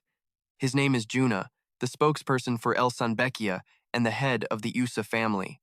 In response, the lazy professor gave a slight bow. You haven't changed a bit, have you? On the side, the mage Eleanor was dazed with excitement. She subtly wiped the drool from her mouth and shouted, I think I've just found my future soulmate. Next to her, even Nia let out a small cough. Just then, Leo walked up, crushing their dreams. Does age not matter to you? In response, Eleanor walked over, nudging the main character with her elbow and teasing, What's wrong, class rep? Don't tell me you're jealous. Leo replied with an ice-cold tone. In your dreams. You know elves live for a long time and their appearances hardly change, right? So let me ask you, how old do you think he is? The main character's words made Eleanor's fur stand on end with anger. Juna noticed this and chuckled. Such lively students. It's a shame Professor Haight's students are always so disciplined. Haight shook his head. They're just first years, still green. They're just kids. Making an excuse to confirm her own thoughts, the mage Eleanor stepped forward to ask. Hee, may I ask your name and age, sir? Juna turned, bowed slightly and said, My apologies for not introducing myself. My name is Juna. I am 97 years old this year. His words instantly turned the fire mage to stone. Meanwhile, Ka pushed Eleanor aside and asked, By any chance, will you be our guide? Juna answered with a warm voice. I am the head of the USA family and the spokesperson for Elsambekia. Right after those words, it was Ka's turn to cry a river on the inside. He mechanically raised his hand to shake Juna's, replying weakly, "It is a true honor to meet you, sir." Beside them, Professor Haight glanced over and said, "Let's have a private chat later." "Come, Master." Time quickly passed, and the scene changed to the lodging for the field trip. To be blunt, probably because it had been unoccupied for so long, the inside was a complete wreck, with cobwebs and mice running everywhere. This made the students' faces turn purple. "Are we really staying here? I can't do this!" they cried out. Hearing that, Leo crossed his arms and said with a confident tone, "Oh yeah? Well, I guess you'll just have to sleep outside then, huh?" Hearing this, Eleanor's mood brightened as she exclaimed, "I knew it, class rep. You already prepared something, didn't you? I knew I could count on you." But contrary to her expectations, Leo pointed to the tent pitched outside and willingly shared. "I figured you'd say that, so I already set up a sleeping spot out there. Want to sleep under the stars? Model." Looking at the blizzard raging outside, Ka turned to the group, confused. "What are you guys just standing there for? Get in here and drop your bags. This is our place. This place looks like a masterpiece. Have you seen the weather? Step outside and you'll be a snowman in seconds. Anyway, back to Sia." Right then, he and that Elizamon dude were heading up to the second floor, looking like a couple of old creeps hunting for fresh meat. "Hey, you know the best part of this field trip? It's sneaking into the girls' rooms." That was what they were hoping for. But before they even made it up the stairs, Chow shot them a look of pure disgust and gifted them a magic spell called Wind Circle, making them scream bloody murder. Hearing the commotion, Leo just nodded to himself. "Sounds like everyone's having a good time. Maybe I should go check it out." With that, just as Leo opened the door, he saw a blonde-haired girl waiting for him outside. "Class rep, the master of the house wishes to see you." Next, following the girl's lead, Leo was brought to that run guy's office. Seeing our hero arrive, the handsome guy flusteredly said, "Welcome, Leo. Sorry for calling you here. Something urgent came up. Can you wait just a minute?" Leo replied, "It's no problem. Looks like you have a lot of interesting things here. Mind if I take a look around?" Run happily answered, "Of course you can." And so, Leo's eyes scanned the equipment hanging on the wall as he thought to himself, "This stuff is seriously ancient." Then he noticed a dagger and let out an involuntary gasp. "Urquit?" The person standing next to Master Run heard him and couldn't hide their surprise. "How do you know about Urquit? Its history is only passed down to the head of the Iosa clan." Hearing this, Leo was a bit startled and quickly started bullshitting to cover his tracks. "I read about Urquit in some ancient texts at the Great Library of Lumen Academy." Hearing his explanation, Run didn't seem to doubt him at all. "Is that so? I guess that makes sense. The Lumen Academy is the real deal." He gently reached out and touched the dagger, thinking, "It has celestial power, but this isn't the original one." Leo began to remember a time in the past when his comrade, Luna, was showing off her dagger to him. This dagger originally belonged to Luna, but she later passed it on to her disciple, Veo. Then, right before the final expedition in the battle against Tartarus, Veo lost it. Just then, it seemed Run had finished his work, so he walked over to our hero's side. He said quietly, "Urquit is a reward our ancestors received for conquering the world alongside the hero, Veo. It's a shame that relics from the hero's world can't be used by anyone other than the one who originally earned it." He then continued, "All right, have a seat. I've already heard from Hazit. You're taking all the courses and are the freshman department representative at Lumen Academy. I know it's a bit forward of me to ask this, since we just met, but could you please meet my niece just once? My niece is a freshman at Zinger Academy. She's brilliant and entered the school with the highest score, but the world out there is a huge place. Right after enrolling, she hit a wall and lost all her motivation. Someone her own age, especially an outsider like you, might be able to inspire her." Following Run's directions, Leo came to a hallway, but looking at the key in his hand, he felt a bit awkward and muttered to himself, "But is it really okay to just hand over his niece's room key to a total stranger like this?" He wondered, before raising his hand to knock on one of the doors. Just then, the door opened automatically, revealing an incredibly messy scene inside. Books and clothes were tossed everywhere on the floor, and the air was thick with dust, making Leo cough a few times. He gently scanned the room and immediately saw pictures of the hero party from 5,000 years ago. This made Leo realize the girl in this room was a massive fangirl of his past self. He thought, "I knew people collected this kind of stuff, but this is a bit much. Is this a Zinger Academy uniform?" Just then, a sleepy voice came from behind Leo. "Hey, Gramps, barging into your niece's room like this is seriously crossing the line." This girl was Ian, the vice class representative for the Academy's first years. She then noticed Leo's face and let out a scream, and just like that, She completely panicked and dove under her blankets. Meanwhile, Leo calmly said, "Hello, I'm Leo C. I'm here at your uncle's request." On the bed, Ian remained firmly on the defensive under her blanket. With no other choice, Leo decided to praise her a bit to lighten the mood. "Wow, your collection of books on Kile is almost as big as mine. Let's see how they wrote about him from the elves' point of view. Taming the beast of the northern mountain could also be Kile's accomplishment. Oh, this is organized pretty well." Hearing this, Ian finally poked her head out from the blanket and asked, "You like Kile too?" After that, the shy Ian began to excitedly talk to our hero about the Battle of Denozer, offering a new perspective on Kylie the Braggart. "You're talking about the battle where Commander Tebus's Tartarus army was defeated, right? The battle where the great heroes fought together as comrades for the first time. So, do you know where Commander Tebus's army was defeated?" Answering her question, Leo replied in a very gentle voice, "Velik.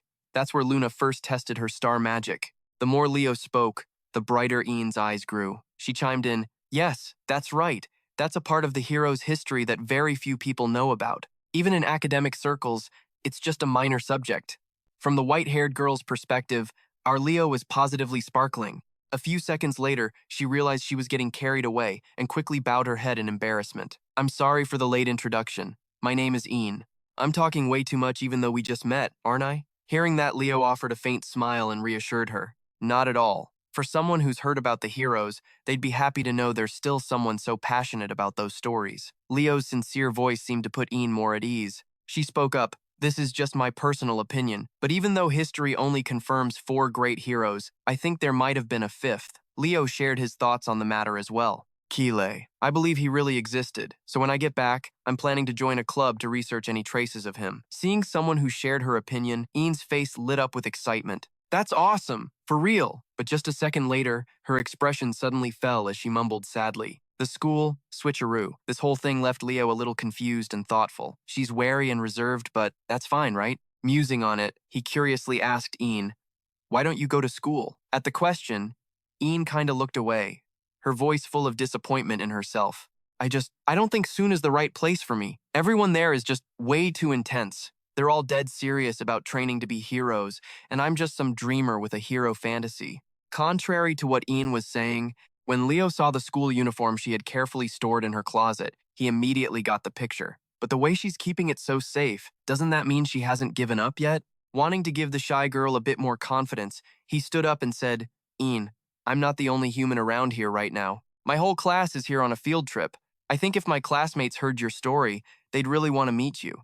You know there are hero training schools in the human world too, just like Soon Academy, right? If you're curious about the students at Lumen Academy, you should just come and see for yourself." After saying that, Leo turned and left the room. Outside, old man Osa had been shamelessly eavesdropping for who knows how long. The second Leo walked out, the old man stared at him with these sparkling eyes. It creeped Leo out so much he yelped, "Geez, you scared me." Osa snapped out of his daze and asked quietly, "Leo, don't tell me you were just talking with Ian, were you?" Leo nodded. "Yeah, I was. That's right." That was all the confirmation Osa needed to burst into tears of joy. "Oh, it's been so long since she's talked to someone for that long. It seems she's starting to open up to you. As her grandfather, I want to reward you somehow. What do you think? I want to give you a magic item. It might be useful to you." Knowing Leo, if someone offered him a gift, he wasn't stupid enough to refuse. It'd be rude to turn it down, right? He whispered a spell, and they teleported to the Osa family treasury as a reward for Leo talking with his granddaughter. Osa had brought him here. Before them was a treasure trove overflowing with gold coins and weapons. Osa said cheerfully, "Go ahead, pick anything you want." Seeing this, Leo didn't hold back. He walked right into the treasury. Then, something on a wooden shelf caught his eye. "I'll take this," Leo said, reaching out to grab an item. In his hand was an orange crystal shard with a tiny figure hidden inside. Beside him, old man Osa stroked his chin and explained, "That's a gem containing the power of a fairy, won by my ancestors 1,000 years ago. The fairy's form is exquisitely and beautifully carved, but other than that, before he could finish, Leo cut him off. "It's fine." Seeing that, the long-haired old man just shrugged, "As long as it makes you happy." As for Leo, he stared at the crystal in his hand, thinking to himself, "There's no doubt about it. That's not a carving. It's a real fairy." Time passed quickly, and back at the students' inn, the lazy teacher, Hayes, had gathered his students. "Settle down. I'm going to go over the upcoming schedule. Starting tomorrow, Wake-up call is at 6 a.m. In the morning, you'll have individual training in the fairy forest near the city, and in the afternoon, you'll have practical mission training. As soon as she heard that, the artificer, Eleanor, shot her hand up. Wait a minute, haven't we had enough individual training at school? We have to do this even on a field trip? In response to her question, the lazy teacher decided to enlighten them. On this field trip, we're going to focus on the areas you're all still lacking in. Surely none of you thought you came here just to screw around, did you? And just to be clear, your class president is the one who came up with this schedule, he said, throwing all the blame onto Leo, which made the poor guy cry inside as he turned to face the heat. You damn bastard! Even the time mage turned to glare at Leo with an annoyed look. Why would you do that? To deal with these questions, Leo put on an incredibly friendly face and said, "The fairy forest has monsters, so it's perfect for real combat training. Let's train! Train until we drop!" Hopeless, upon hearing him say that, Eleanor could only sob and complain. I'm sure the class president has a noble reason for this. This is what it means to be a true hero. Finally, Professor Hayes concluded, "Enjoy it. This is the last bit of free time you're going to get." Back to Leo, sitting on his bed. He took out the crystal shard again to examine it. Just one glance, and he instantly understood its nature, a seal using the Fairy King's magic. No wonder Osa thought it was just a statue.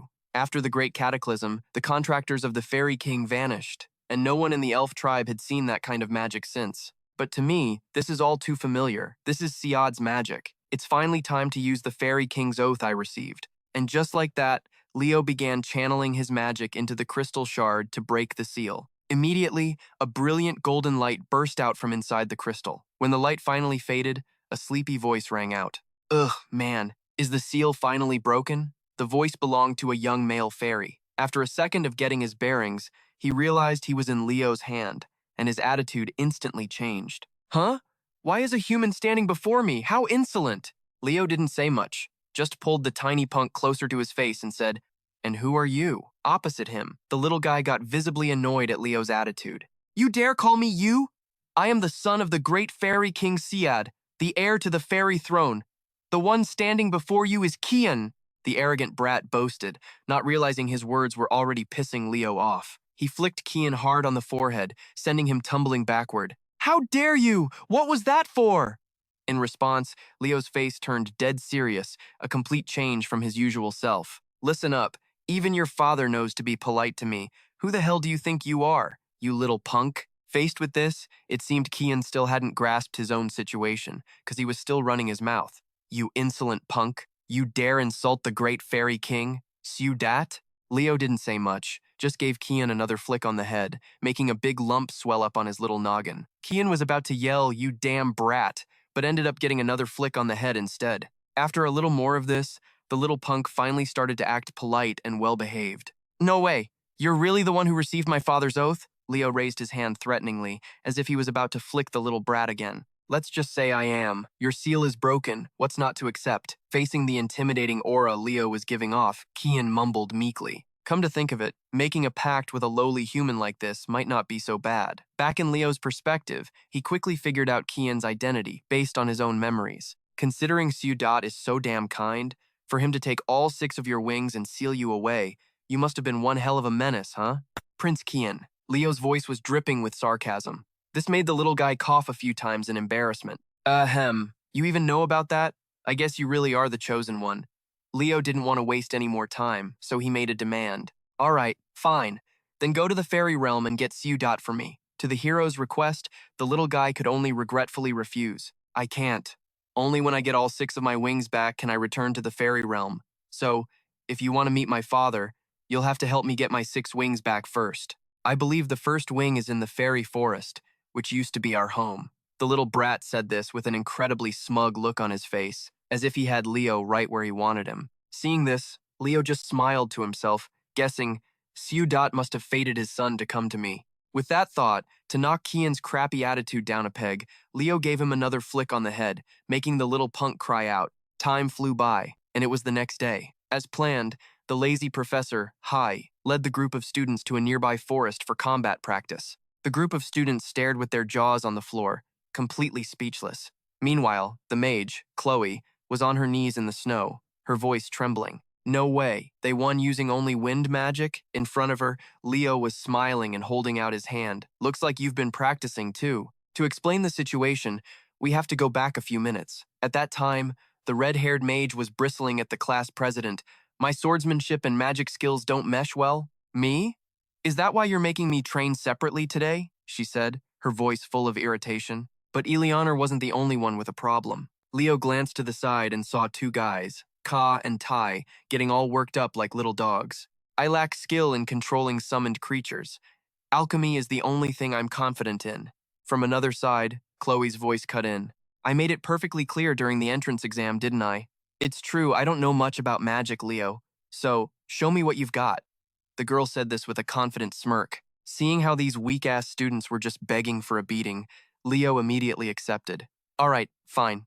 Back to Chloe's perspective. Even though she looked kinda dorky on the outside, she wasn't taking this lightly at all. Everything Leo had done so far had completely exceeded expectations. Who knows what other tricks he has up his sleeve? No time to prepare, I have to go all in. Without a moment's hesitation, she used storm magic, shooting a massive gust of wind straight at our hero. Seeing this, Leo used a similar storm magic. However, his had a red tint to it because of his mana's properties. As a result, the two identical spells canceled each other out. Watching from the side, the mage Eleanor's jaw dropped in shock. She mumbled, "Isn't that kind of speed Chloe's specialty?" But he countered as fast as Creoer.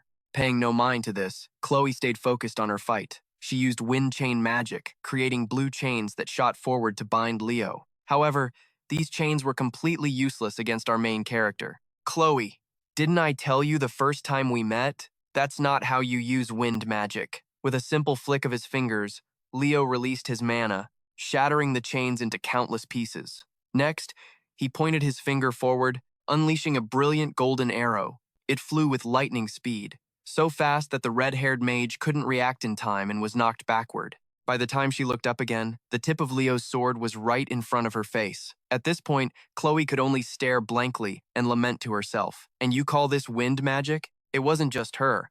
The rest of the students were just as shocked. Ka said disappointedly, I never thought Chloe would lose when it came to using wind magic. Eleanor let out a sigh. Unbelievable. What kind of monster is our class president? As for the lazy professor, Hai, he stepped forward to comment on the battle. As a pure mage, Chloe is in no way inferior to Leo. But the biggest difference in your control and application of wind magic decided the winner. When you get to the upper classes, you'll learn new techniques, so it's important to master the power you currently have. So, retrain your fundamentals under the class president's guidance, and good luck with this afternoon's mission training. Yes, sir. The group answered in unison, but one look at their gloomy faces, and you could tell this bunch of students wasn't the least bit excited. Time passed quickly, and Leo was now wandering somewhere in the forest on a mission to gather medicinal herbs. He remembered the image of Sio crying and begging to be allowed to practice later, and a smile crept onto his face. Well, I can finally get to it. Just as he finished his thought, Kian flew over with a medicinal herb. Hey, Leo, look! I've gathered this much already, see? The look on the tiny guy's face was practically screaming praise me, so Leo didn't hold back. That's impressive, especially for a fairy. Hearing that, the little brat proudly admitted, I'm not just any ordinary fairy, you know. Setting that aside, Leo tossed the bag of herbs into his storage space. All right, that's enough herbs.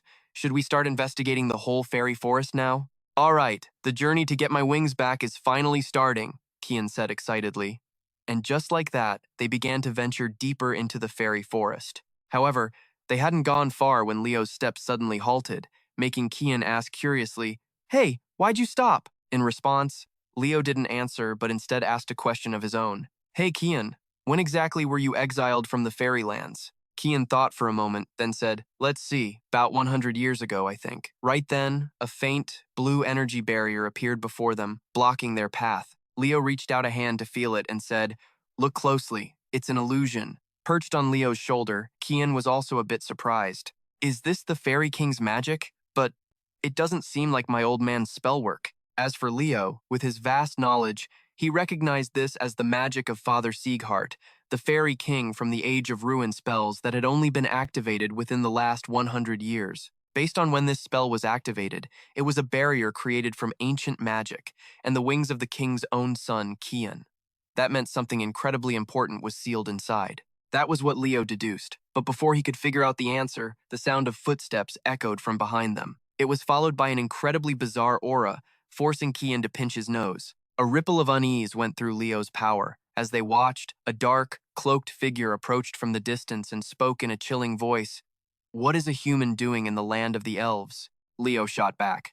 "Any weirder than an undead creep like you showing up here?" And just as he said, behind the cloak was a skull with blazing red eyes. It roared, "This place has long been under our influence." Hearing that, before Leo could say anything more, Kian's eyes widened in fury. "This is the sacred land of the Fae." "What the hell are you talking about?" His voice caught the undead's attention, making it almost laugh. "A fairy? A weakling like you dares to call itself a fairy?" Its tone was dripping with contempt, and with Kian's pride, how could he possibly take that? His whole body began to erupt with magic. "What did you say? You bastard!" Without a shred of hesitation, Kian shot straight forward. With terrifying speed, the small boy pierced straight through the undead's body, causing it to collapse in an instant. Seeing the skeleton collapse so easily, Kian snorted, "All bark and no bite, huh?" From behind, a bewildered Leo chimed in. "You call yourself a fairy and you just charge in like a thug?" Hearing that, Kian just stretched, not the least bit ashamed. "Hey, if it works, who cares? The power of fairies and the undead are polar opposites anyway."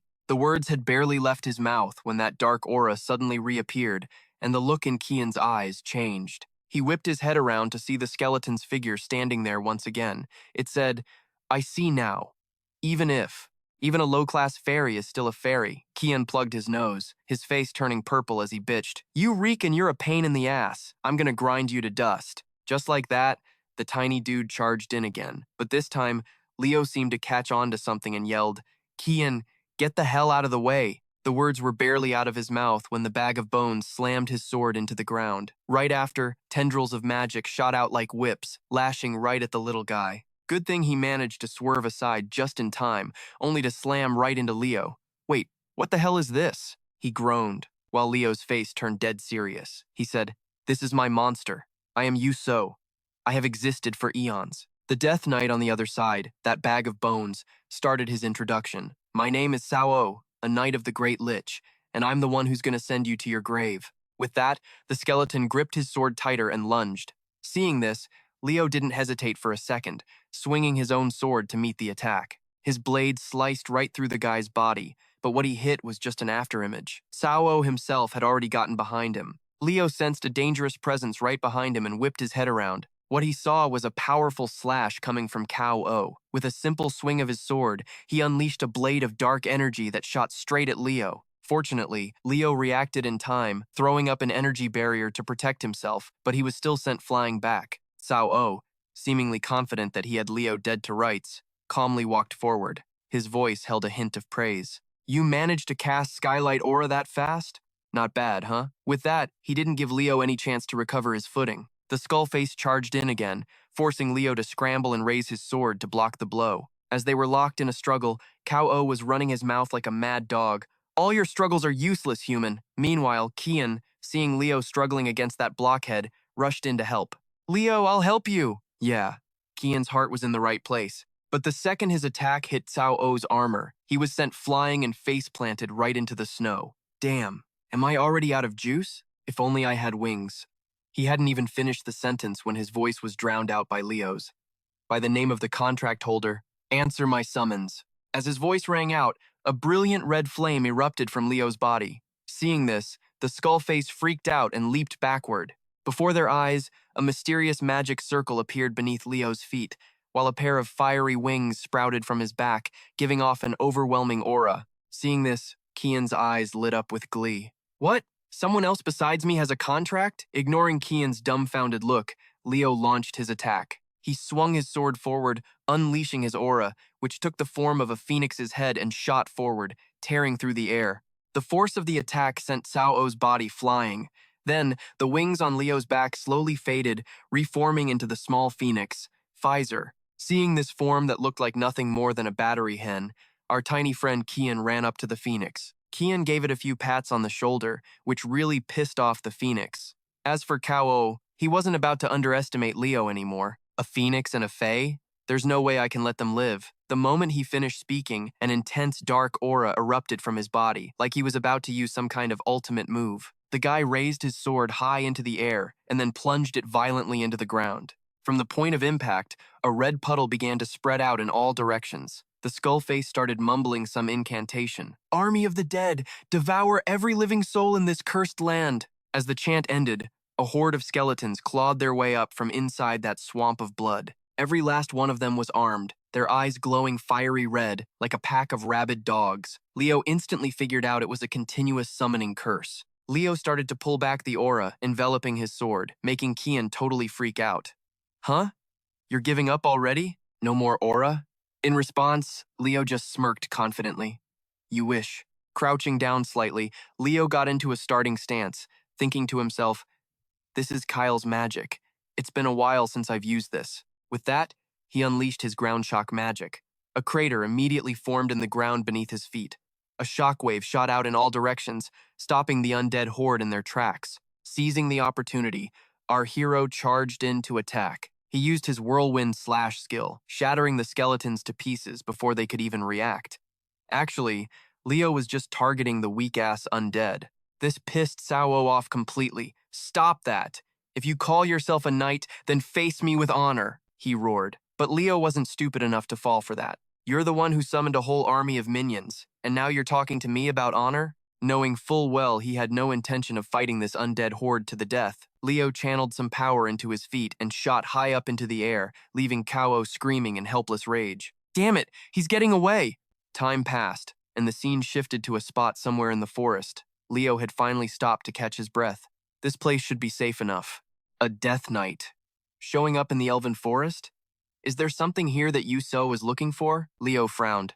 Just then, the footsteps of a stray undead caught his attention, but Leo didn't let his guard down. His hand moved to the sword at his hip, ready to strike. But before he could even move, the undead's body was suddenly sliced into 3 pieces. The next thing he knew, a sword was pointed straight at his throat. "Are you the summoner, human?" The question came from a long-haired young man. Leo answered calmly, "No, I'm a student at Lumen Academy. I have nothing to do with those skeletons." He then carefully observed the uniform of the person in front of him and guessed that he was also from Xun Academy. On the other side, the long-haired dude totally didn't buy what Leo was saying and just screamed, "What a load of crap! Piss off, you necromancer scum!" he yelled, thrusting his sword forward. But as if a simple attack like that could ever touch Leo, a slight tilt of his body was all it took to dodge it easily. Before the guy could even pull back, Leo slammed the hilt of his own sword right into him, making him cry out in pain and drop to his knees. But before Leo could teach him any more of a lesson, a voice called out from behind, "That's enough. I apologize for his rudeness. My name is Lunia El Lunda, a first year at Seirun Academy. Please, don't think all Seirun students are like him." The redhead seemed sincere enough, so Leo just nodded. Apology accepted. "So, what brings a Seirun student all the way out here?" Rune replied cheerfully, "I'm staying over there for a bit for some field training. What about you?" Leo just said he was on a field trip, then turned like he was about to leave. "Guess I should go report to my professor then." Seeing this, Run didn't try to stop him and just bowed slightly. "Goodbye. May the forest protect you." Leo thought to himself, Lunia El Lunda. I feel like I've heard that name somewhere before. While our hero was lost in thought, he had no idea that Run was absolutely ripping into the long-haired student. "You're the worst student in the top advanced class, and you still screwed up trying to show off. What's wrong with you, you idiot? This is so damn embarrassing." Time passed quickly, and the scene changed to a large lecture hall. As soon as he got back, Leo and the lazy Professor Haight went to report everything to some guy named Osa. He didn't seem to give a crap, though. A death knight. Inside the sanctuary, huh? So monsters have started showing up at some point. Still, the level of corruption isn't too serious. Hearing this, Professor Haight chimed in. He's not the type of student to lie. But before the professor could say another word, a different voice cut in. "It's a classic misunderstanding, just like all the lies from the past. A first-year hero candidate, a total rookie who's just started out, claims he ran into a death knight. The man, black-haired and wearing glasses, was Hyun Winter, the homeroom teacher for the first-year advanced Class 1 at Seirun Academy." Seeing him, Osa turned to introduce the guy and told him to continue. Hyun shot Leo a cold look and went on. "He probably just saw a skeleton knight and got confused. There's no way he could have escaped a death knight by himself. He's just a first year." Then, Hyun turned to challenge Haight. "Professor Haight, you actually believe this student's story?" Haight shot back with a firm tone. "Of course I do. He might just be a first year, but he's the representative for our entire department. Hearing this, Hyun's expression changed slightly. He thought, if what he's saying is true, this could really broaden the perspective of the Seirun students. Still, that story about the Death Knight is probably nonsense. With that thought, Hyun made a bold proposal. If he's really the department representative, then he must be pretty confident in his magic, right? I propose a joint class between Seirun Academy's Advanced Class 1 and Lung E Academy. The scene changes to some kind of welcome party, with the sound of chatter filling the air. Want to go out sometime? Sorry, I've already got a boyfriend. In a corner of the room, the merchant friend said excitedly, They're throwing a networking event this epic? Man, Seirun is loaded. It's not just him. Even the time mage had to nod, impressed. This is basically on the same level as a party thrown by the emperor himself. The red-haired mage was practically freaking out with excitement. I heard we get to experience Seirun's teaching style tomorrow. I'm so hyped. Elsewhere, the two professors, Hyun and Hate, were talking amongst themselves. Watching them, Leo thought to himself, proposing a joint class so suddenly. He must be one of those guys who has to see things for himself to believe them. Just then, a voice cut through his thoughts. We've met before, haven't we? Care to dance? The one asking was none other than Rune. And so, to the mellow music playing, Leo and she began to dance. Seeing how smoothly Leo moved with her, a small smile touched Rune's lips. You know the Elso dance? Leo nodded. I learned it a long time ago. Come to think of it, I still don't even know your name. What should I call you? Leo replied. Leo. Just call me Leo. The second she heard the name, the smile on her face froze. The cheerful mood they'd built up completely vanished. Rune immediately grabbed Leo by the collar and screamed, So you're the one who dared to steal someone else's pact? I'll kill you! Back with Leo. His mind flashed back to the words of that phoenix, Fina. Fina is the one who carries my memories, and the one who saved Ellen Lunda's life. I apologized to the child who was meant to be the original pact holder. Remembering this, Leo instantly realized that Run was that child, the one who was supposed to have Fina's pact. At this realization, he let out a faint smile, completely unaware that this very act was making Rune even more furious. This backstabbing thief! But before she could say more, Leo gave her a simple, genuine smile. Fina's doing fine. That was the last straw. Run's teeth clenched, and she launched herself at him, starting a brawl that left all the other students completely stunned. The result? It wasn't long before the brawl was broken up. Now, Rune was forced to bow her head in apology. I'm sorry, Leo. Please forgive my disrespect. Her face was incredibly strained as she spoke, her whole body shaking as she tried to hold herself back. Leo understood why, so he didn't make a big deal out of it. It's fine. Now that the misunderstanding is cleared up, we'll be leaving. And with that, the student-teacher duo of Leo and Hate bounced. After they were gone, it was Professor Hyun's turn. He looked at her with a dead serious expression and said, Student Rune, don't you ever make a mistake like that again. As the first-year representative of Seiyun Academy, Jun's face darkened. Yes, I understand, but the teacher kept talking. In tomorrow's class, we have to prove it. That Seiyun is superior to Lumen? No, that we're superior to all the other hero academies. The bespectacled teacher spoke with a fiery passion, though he couldn't stop trembling. Realizing this, Hyojim cleared his throat to compose himself. All right, that's enough. Before the teacher could even finish, that sharp-tongued girl, June, cut in.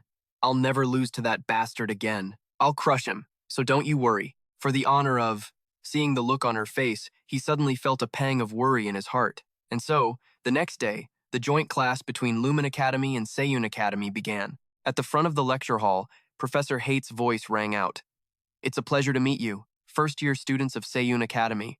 I am Professor Hate, currently teaching at Lumen Academy. You are all about to experience a model lesson, Lumen Academy style. With that, he glanced at his three students and announced, Eliana Loudon and you others, step up. You will lead today's class. You are the top students who have survived Lumen. Show them what you've learned.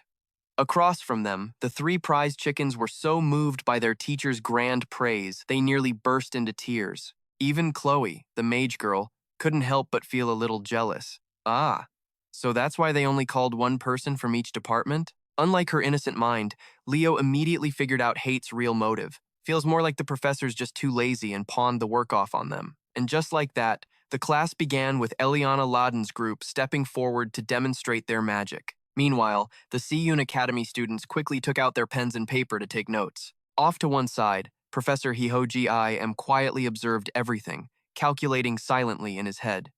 By seeing things from the perspective of another race, we can discover new methods. But it's strange that the class president still hasn't appeared, he said, his eyes shifting to Leo, who was sitting not far away. Then, after Eliana Laden's group finished their presentation, Chloe yelled out in excitement, "That was great, everyone!" Next, Hyo-Ji also stepped forward to speak. That was truly a fascinating lesson from the students of Lumen. I can clearly feel that each of you has developed your abilities to a profound level in your respective fields. He paused for a beat, picking up a piece of chalk and beginning to write something on the board. Seiyun Academy follows a different method than Lumen Academy.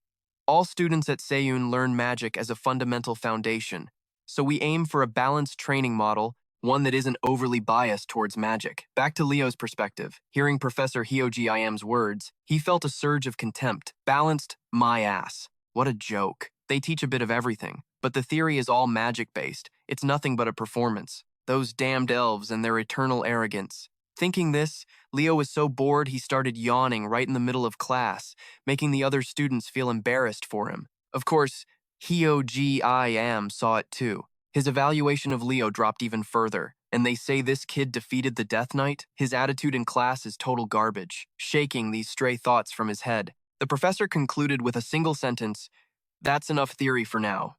As he spoke, it was unclear what kind of magic Hyo-Ji-Im used, but a six-pointed star-like crystal, radiating a soft light, formed in the palm of his hand. Let me show you the true essence of Seiyun. After all, the elves are a race of magic. The small star shot up into the air and began to split into many other smaller stars, flooding the entire auditorium with brilliant light. Chloe screamed with excitement when she realized what it was. "That's star magic, the original magic of the elf race." Back to Hyo-Ji.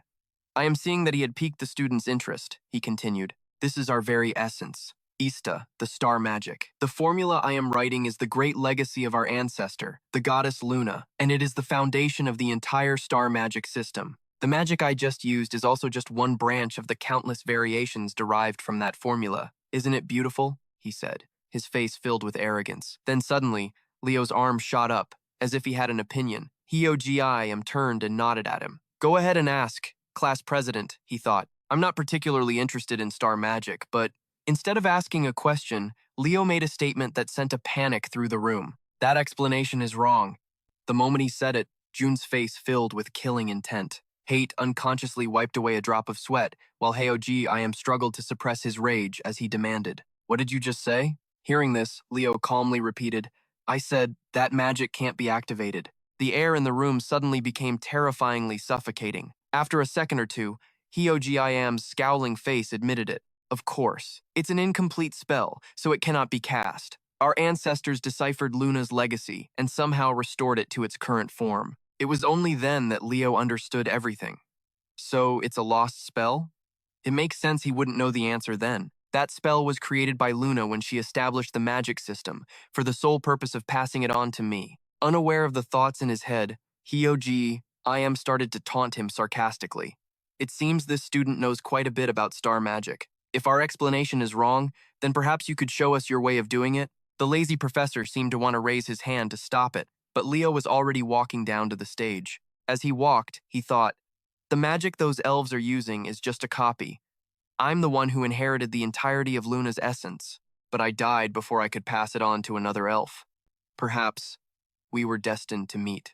Star magic is the pride of the elves, but it is the legacy of its founder. If this continues, it could lead to an academy-wide conflict." With this thought, Leo began to raise his hand, drawing formula after formula on the board. However, the other students didn't seem to understand what he was trying to convey at all. "What kind of explanation is this? It looks like star magic, sure, but I've never seen that formula before." Paying them no mind, with just a few strokes, Leo completed his formula. What he left on the board was a green, leaf-like symbol. Looking at this symbol, Hyo-Ji-Im's eyes suddenly welled up with tears, and his voice became thick with emotion. "This magic, what the hell is it? You ever used it before?" Leo's mind flashed back to the moment his teammate, Luna, told him, "Hey Kile, look, I finally finished it. I made this just for you. See, Kyle? This magic is a spell that makes flowers bloom."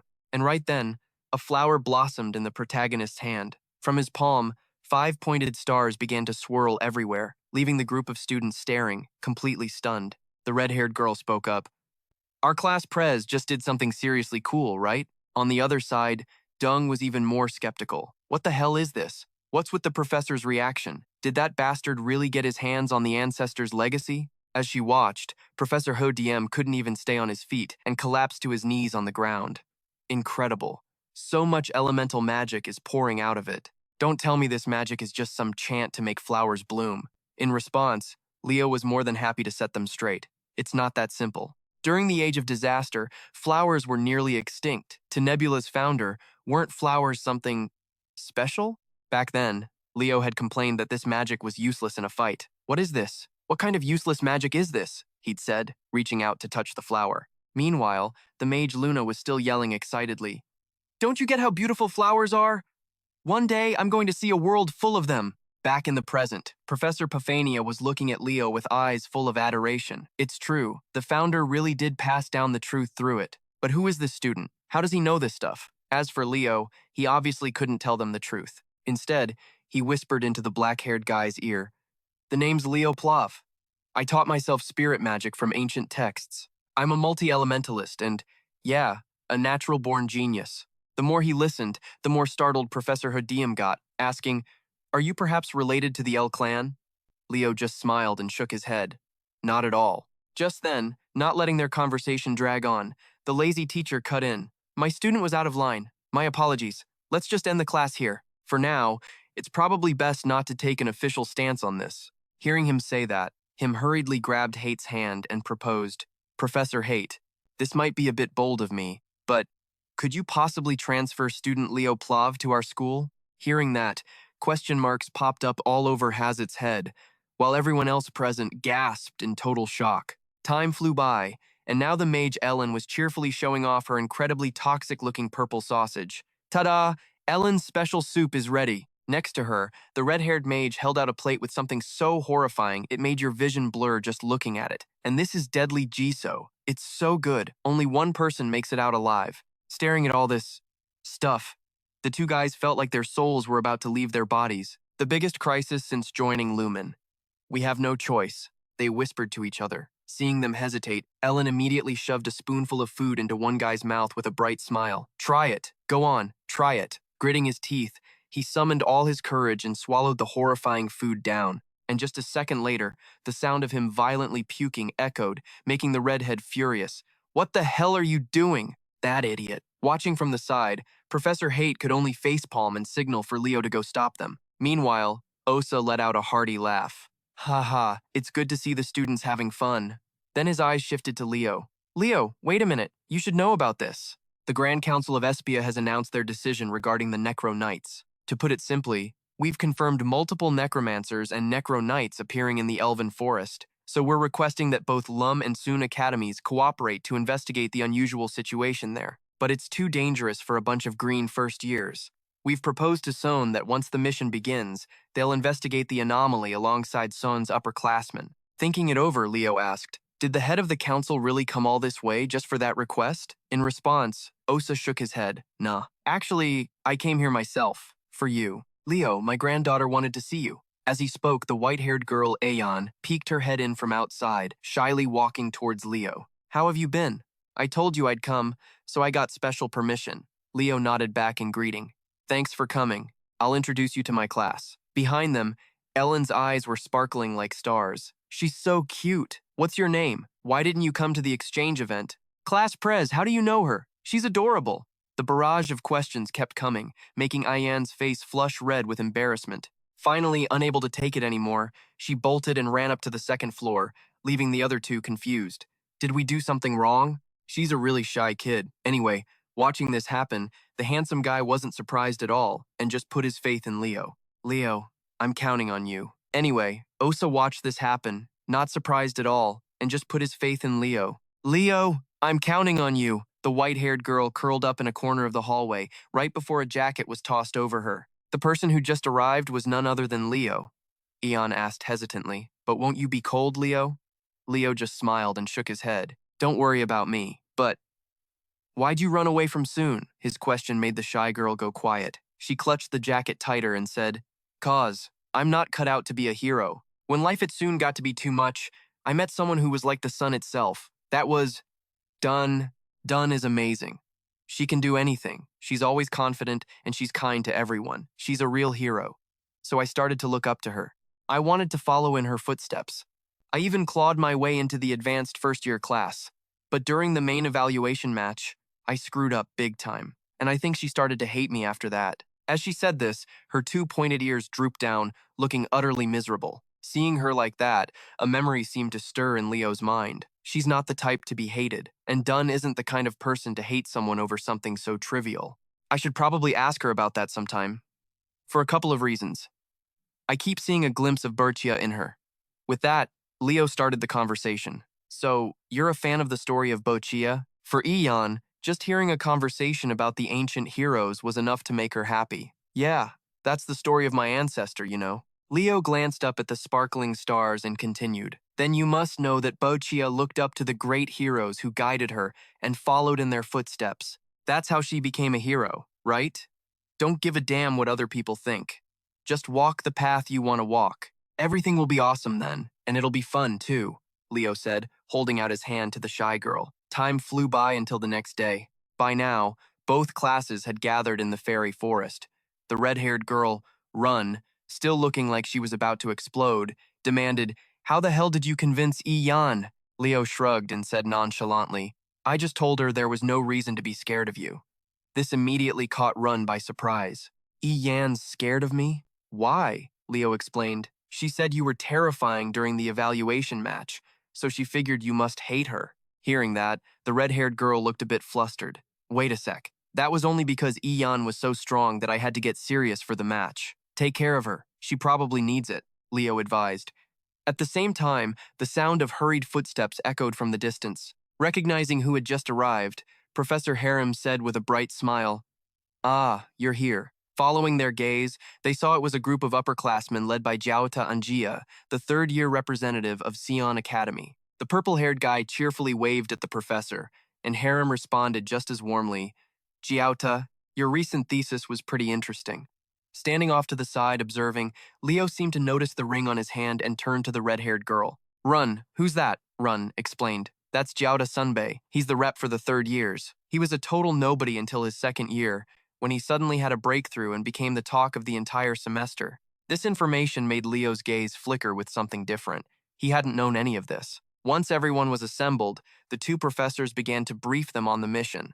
"Now that everyone's here, let's begin the group mission. Each group will have 2 to 3 first years and 1 third year. 1, Leo, Lunia, and Jiaota Gra." Lunia trailed behind, her face sullen and annoyed. "Ugh, this is such a drag." Hung's words echoed in her mind. "I hope you two become closer after this." Lunia's dissatisfaction was obvious, her eyes practically shooting daggers. "Why the hell am I stuck with a thief?"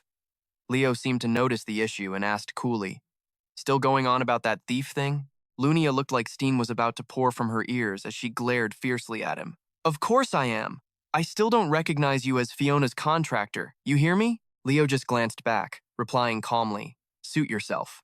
On the map, this was the area their team was assigned to explore a snow-covered land under the jurisdiction of the Fairy Forest Survey Team. At their current location, they had been split into small groups. Leo, Lunia, and Jiaota's group was deep in the forest. Chuer and Ian, the green-haired guy, were in the boxwood tree habitat. Elena and Luca, the brown-haired guy, were at the herbal cluster. Nella was with Ka in the coniferous tree documentation area. Finally, the blue-haired guy and the dark brown-haired guy were at the temporary forest entrance. Lunia looked around. "Hey, where did Jiaota Sunbei go off to by himself? We're supposed to move as a group." Leo recalled him saying cheerfully, "I'm gonna go on my own. Let's meet up in the center of the forest." He must have something he needs to do alone, Leo mused. On the ground, Leo's hand felt a strange energy rising. Lunia scanned their surroundings carefully, her eyes filled with worry. "But we've come this deep already and haven't run into a single zombie. There were a ton of them last time." Leo's expression grew tense. He suddenly realized something. "It still looks the same as last time." But then Leo held up his hand for her to see, urging her to look closer. "Look carefully. This is an illusion spell. This is Spirit King magic, isn't it?" "But it doesn't look like my father's magic," Lunia said. He remembered that this land was now under a curse of death that only those who lived through the century of calamity could recognize. There, in a gloomy castle, Kaiser knelt, his hand on his sword. He was the most loyal subordinate of Ipos, My commander, Dus, you survived the Age of Calamity. Leo's face clouded with unease. Kaiser, the Death King of Hell. He recalled a quiet, late night when Kaiser stood before his underlings. The Death King will not act himself. His Death Knights will likely be his agents. Back to the present, Leo placed a hand on his thigh, preparing to stand up, then raised his hand, looking to the sky with a determined gaze. There's something in this fairyland that Cyrune wants to protect. Lunia watched him, completely confused. What is it? Did you sense something? Suddenly, Leo's eyes shot open. Stunned, he saw something approaching from deep within the forest. Leo immediately dropped into a fighting stance, his hand gripping his sword. Suddenly, a voice called out, "Phew! How's the investigation going?"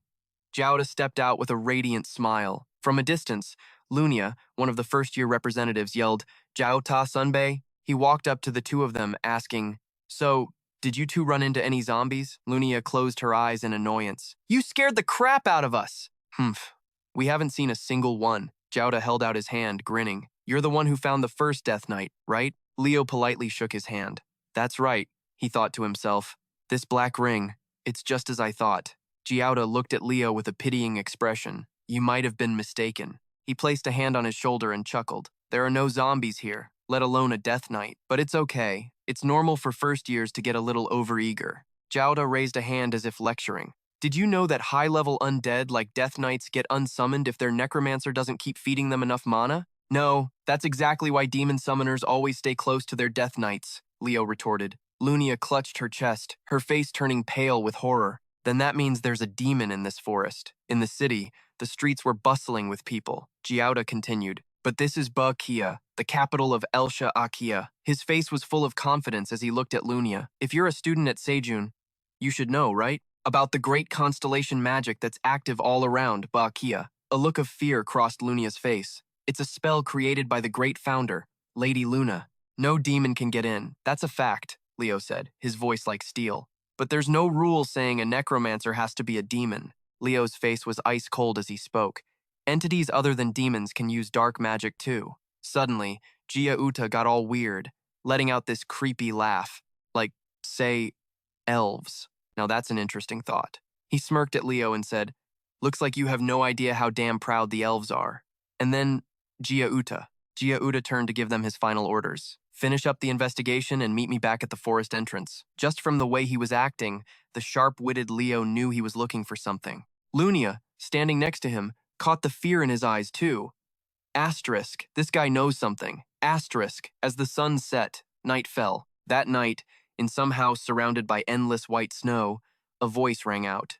"So, you couldn't find the Death Knight either, Captain." Kay had his arms slung over the back of his chair, looking totally bored. "Forget the Death Knight. We didn't even see a single zombie." Hearing that, Chloe Geo shot up, totally hyped. "That just makes it even more suspicious." Her face was lit with excitement, her fists clenched tight. The headmaster was positive they found zombies here, so how could they just vanish the second we show up to investigate? Kay just watched her with a helpless smirk, then faked a yawn, his face going slack. "Right, I'm heading to bed." Thinking fast, Chloe Geo grabbed him by the tie. Not so fast. Elsewhere, Leo vaulted from a window down to the ground, his eyes locked on something in the distance, at the Lux dorms of Lumen Academy. A door creaked open, and Leo's cold silhouette slipped inside, his hand resting on the sword at his hip. On a desk, a notebook lay open to a page with Gia Uta's name. He thought to himself. Asterisk, just as I figured. He snuck out of the dorms. Asterisk. Suddenly, Leo's gaze fell on a map spread out on the desk. Humph. He touched the marked spot. This is the entrance to the Elven lands. From behind him, Lunia climbed through the window, her brow furrowed in anger. "What the hell are you doing here?" Hearing that familiar voice, Leo spun around and clamped a hand over Lunia's mouth to shut her up. She crossed her arms, totally pissed. "You've been acting weird all day. Now what are you up to in here?" Leo's hand was still on her chin, his expression worried. "I'm looking for Gia Uta, but he's already slipped away. He's definitely gone to the Elven forest." He glanced somewhere off to the side. From behind the door, a voice piped up. "Didn't you say Gia Uta was sleeping? I thought I heard voices." Lunia glanced at the door, confused. Why would Senior Gia Uta? Just then, Leo's hand suddenly grabbed her shoulder. Then he pulled Lunia into his arms and swept her off her feet, much to her shock. Next thing she knew, Leo was leaping out the window with her. In another room, Ian was reading when she heard a strange noise. She slowly got out of bed and walked to the window. Peeking out, Ian saw Leo holding Lunia in a tender embrace. Sir Leo and Lady Lunia? In that instant, Ian freaked out, dropping her book on the floor. Her legs started to tremble. Right then and there, a whole romance novel starring Leo and Lunia bloomed in her mind. Asterisk, more beautiful than any flower. The handsome Leo strokes Lunia's hair. Asterisk, let me go with you. Asterisk Lunia, the gorgeous and noble fire mage, gazes at Leo, completely smitten. Asterisk, asterisk Prince Leo. Asterisk Ian swooned at the scene in her head. Asterisk, more radiant than the sun. Asterisk, she cupped her cheeks, her eyes sparkling with joy. A secret, romantic rendezvous? In the night, through the howling wind and thick white snow, Leo trudged ahead, hands stuffed in his pockets and looking totally fed up. How long are you two gonna tail me? Just go back to the dorms already. Lunia, trailing behind him, shot him a dirty look. She scowled, her face screwed up in anger as she challenged him. You really think Senior Gia-Uta is mixed up in all this? He just got here this morning. You're the one who ran into the Death Knight days ago. Suddenly, Lunia froze, her expression suspicious. But you said you two?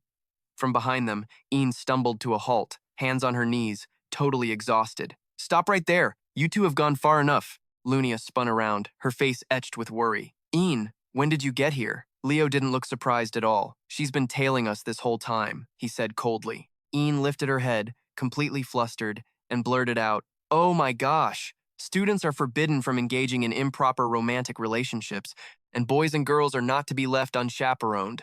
Hearing this, Lunia's brow knitted in confusion. Huh? Leo was just stunned, giving her a look like, What is she talking about? What are you even talking about? Ian, blushing, clenched her fists and yelled, A boy and a girl! I saw everything! I even saw you two sneaking out of the dorms together. It's scandalous. Her face was bright red. I mean, of course, Lady Lunia is gorgeous, and Leo, you're very handsome too. At that, Lunia froze like a statue, while Leo just facepalmed. Ian, you've got this all wrong. He stared at Lunia, gesturing wildly. Lunia, help me out here. Say something. She was trembling all over, her lips quivering. What? Then Lunia turned away, her cheeks flushing pink. It's not like that. I mean, suddenly, a blur of movement shot past, making Leo's blood run cold. A hand clawed its way out of the ground. They all stared in horror as Leo yelled, It's one of the undead! Without a second's hesitation, he drew his sword from its sheath. While Ian was still completely freaking out, a grim voice echoed around them. Welcome to the Elven Forest. Leo calmly held his sword at the ready, his voice like ice. They're all high-level undead, skeleton soldiers. Lunia gritted her teeth. Where the hell did these things just pop out from? Before making a move, he glanced over his shoulder. Lunia, you ready? She dropped to one knee, a fire magic circle blazing to life around her as she prepared for battle. You know it. Lunia's whole body radiated with power. She unleashed her spell. Firestorm, a massive pillar of flame erupted, instantly incinerating the horde of high-level undead. She was totally showing off. She laughed, gloating. How do you like that? It's not over. An undead is charging out of the flames. Ian's voice shouted a warning. Look out! Startled, Lunia whipped her head toward the sound of Ian's voice. Ian instantly dashed in front of her, throwing up her shield to block the undead's attack. No matter how hard the high-level undead hammered against it, Ian stood her ground. The shield in her hands was the shield of Animus. Gathering her strength, she launched herself into the air and charged, ready to strike it down. Ian let out a war cry, her grip tightening on her sword as an overwhelming aura exploded from her. With one clean slice, she easily lopped the head off the high-level undead. A purple whirlwind finished off the rest of its body in an instant. Watching this, Lunia applauded. Damn, you're actually really good. Ian just scratched her head, laughing sheepishly. Haha, Leo nodded, impressed. Didn't know you had that in you, Ian replied humbly, a little embarrassed. It was nothing, really. Then Ian asked a question that made Lunia flinch. So, why times are times you two out here so late at night? It was like he read her mind, because he immediately shot it down. Lunia and I aren't. It's not the kind of relationship you're thinking of. Lunia cleared her throat, pulling herself together. Yeah, we just stopped by the third-year dorms to do some investigating, that's all. EYGN looked surprised. For real? She pointed at Leo, who was rambling on. Yeah, I mean, wouldn't it be better for times you times if I got distracted from my studies with some dumb romance stuff? That just means less competition for you. EYGN started to object. Why is he so against it? He placed a hand on his chest, making his point. Lunia is the top student, and I want you to stay at the top. Because you're going to be a hero. Leah froze, stunned by his words. Huh? Is that really what he thinks of me? In the advanced combat evaluation, Zyron was silent. Her breath came in ragged gasps, but she forced herself to keep fighting. She held a sword in one hand and a shield in the other, with a honeycomb barrier in front of her. She flushed with excitement at the sight, just as I'd expect from Yi Jian. He's actually holding his own? Out of all the first years, only Yi Jian could. Lunia's lips curved into a faint smile as her expression suddenly shifted. Lunia raised her hand, gritting her teeth as she cast her spell. All right then, I'll go all out too. Yi Jian stared at Lunia, his jaw hanging open. Her eyes flew wide in shock. She cried out in terror, her face draining of all color. After a deafening explosion, flames and dust erupted everywhere. Lunia understood now. I finally get what that look on his face meant. She closed her eyes and sighed, and why he stopped coming to school after that. Lunia called out softly to Yi Jian. She grabbed his hand. I want you to keep coming to school, because you're my friend. Yi Jian didn't answer right away. Wait, me and Lady Lunia are friends? I thought you hated me. Lunia gave him a genuine smile. We're friends. You didn't know? As a friend and as a rival, I hope you'll keep competing against me. Yi Jian's eyes widened with excitement. He whispered, friends and rivals. Her mood quickly soured, but Yi Jian shot a questioning look at Leo. So you two really aren't a thing? Leah flushed bright red and yelped. Ah, we already told you no, she insisted. Leo just stood there and sighed. Kids. I swear they grow up fighting. The scene changes to a dead forest where the cawing of crows echoes. An otherworldly voice rings out from chaos. You must be surrounded, mage. He glanced back sarcastically. Looks like we have some uninvited guests. A cloaked figure appeared, his voice sharp. What? Isn't that something your warriors are supposed to handle? He threw back his hood, growling a greeting. Death Knight. Chaos. Chaos glared, gritting his teeth. That bastard. He stalked towards him, growling out a command for the Death King's warriors, trying to intimidate him with his sheer presence. Chaos hissed. Are you treating me like one of your underlings? Completely unfazed, the man raised his ringed hand in response. It seems you're forgetting that the Death King chose times me asterisk. He pulled his hood back on and turned to leave. Once the summoning circle is complete, I won't need help from the likes of you anymore. Chaos let out a sinister laugh. He watched him leave. So, until then, I'll just have to rely on you. Chaos's eyes glowed red as a cunning thought crossed his mind. Of course. The scene shifts to another forest, a full moon filtering through the silent canopy. Trailing behind Leo, Lunia asked, Are you saying that Senior Joda is involved with what's happening in the spirit forest? It's just his guess. Don't take it too seriously, Jian stammered, flustered. But isn't it colder than it used to be? She glanced around. Yeah, that area's always been cold, but how do I put this? Lunia's mood soured too. Now that I think about it, something does times feel off. Leo frowned, scanning their surroundings warily. I can feel a curse. He began to cast a magic circle. Brace yourselves before we go any further. Just then, Kian appeared. Behold, my grand entrance. Fizer appeared right behind him, raising a hand in greeting. The moment she saw them, Lunia's face darkened with rage. She ran over, but her voice was sickeningly sweet. Lunia clasped her hands together, gushing at the two creatures on Leo's head. Leo, how could something be this adorable? It's me. It's your big sis, Lunia. You still remember me, right? Jian's eyes widened in shock. Leo, what the heck are these summons? He pointed to the one on his head. This little guy is a mini phoenix Fizer. Lunia swooned. Fizer. He's gorgeous. Leo pointed to the other one. And this is the spirit prince, Kian. She gasped, amazed. A contractor for both a phoenix and a spirit? That's insane. Leo cut in coldly. Enough chit-chat. Get ready. We're heading for the heart of the forest. Heeding Leo's warning, the three of them pushed deeper into the woods. It's only going to get uglier from here. With a single, decisive slash of his sword, he took out a pack of monsters. Lunia threw her hand forward, summoning fireballs that shot toward the creatures. Ominous pillars of purple smoke rose from the monsters' corpses as their flesh melted away, revealing animate skeletons. Jian's eyes widened in horror. The dead are moving, Leah understood at once. There must be a necromancer around here. Leo's sword erupted in flames. He unleashed a decisive slash, taking out 3 of the walking dead at once as the fire leaped onto their bodies. Leo turned back, shaking his head. No, there's no one here. Lunia was unconvinced. Leo, you saw it too! An orc suddenly transformed into a skeleton warrior. He glanced at Kian, who was touching the skull of one of the undead. These aren't undead raised by a necromancer, he explained. Leah asked, curious. Then what are they? Leo's answer left both girls speechless. A death curse, Lunia blurted out. A death curse? I've never even heard of that. Jian's head drooped sadly. It continuously summons the dead in the surrounding area, turning this place into a realm of death. An image of the Grim Reaper flashed through her mind, and the one who cast the curse is Commander Tadas. Tadas, the Death King of Hell. Kaiser. At that name, she cried out in alarm. Wait, does this mean Tadas is planning a massive attack on Esarabe? We have to tell the professors. Suddenly, a fierce wind whipped through the entire forest. It shrieked through the shaking treetops. Lunia threw her hands over her face in panic while Jian squinted, confused. What's going on? Through the white mist, the voice of chaos rang out. Hello there, hero candidates. He swung his sword, lunging at the three of them. Welcome to the land of the dead. Leo calmly raised his sword to block Chaos's attack as the madman's laughter echoed. Ha ha ha, there's no escaping me today.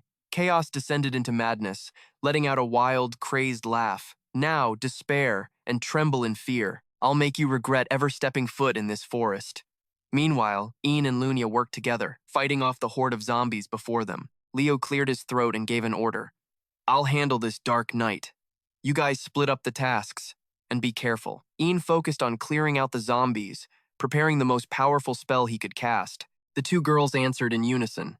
Yeah, got it. Kars's voice dripped with surprise. Oh, so you've chosen to fight this time? Leo didn't back down. I'll face you head on. His words were a joke to the knight. You stupid little brat. You think I'm just gonna let things go your way? Kars poured his power into his sword, growling, his breath echoing in the darkness. Leo frowned, biting his lip, and used Jodinger's secret sword technique. He channeled fire magic into his sword, causing the steel blade to erupt in brilliant flames. Leo tightened his grip, putting all his strength into thrusting his blade straight through the knight's sword. Kars lowered his weapon and stepped back, exclaiming, Is that the Fire Phoenix? Leo pushed off his heels, launching himself toward the knight. He swung his sword at Kars and roared, This isn't just the Fire Phoenix! Jodinger's flame aura is fused into it too. The knight's blade began to melt from the heat of Leo's sword. Kars was stunned for a moment. My sword is melting?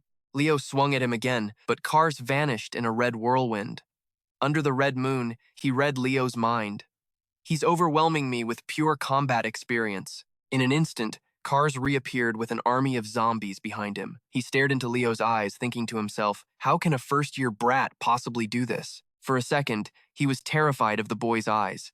What the hell is with that look? A blinding, golden-orange light appeared, forcing Kars to double over. He and the zombies looked up to see a massive, blazing fireball hanging in the air.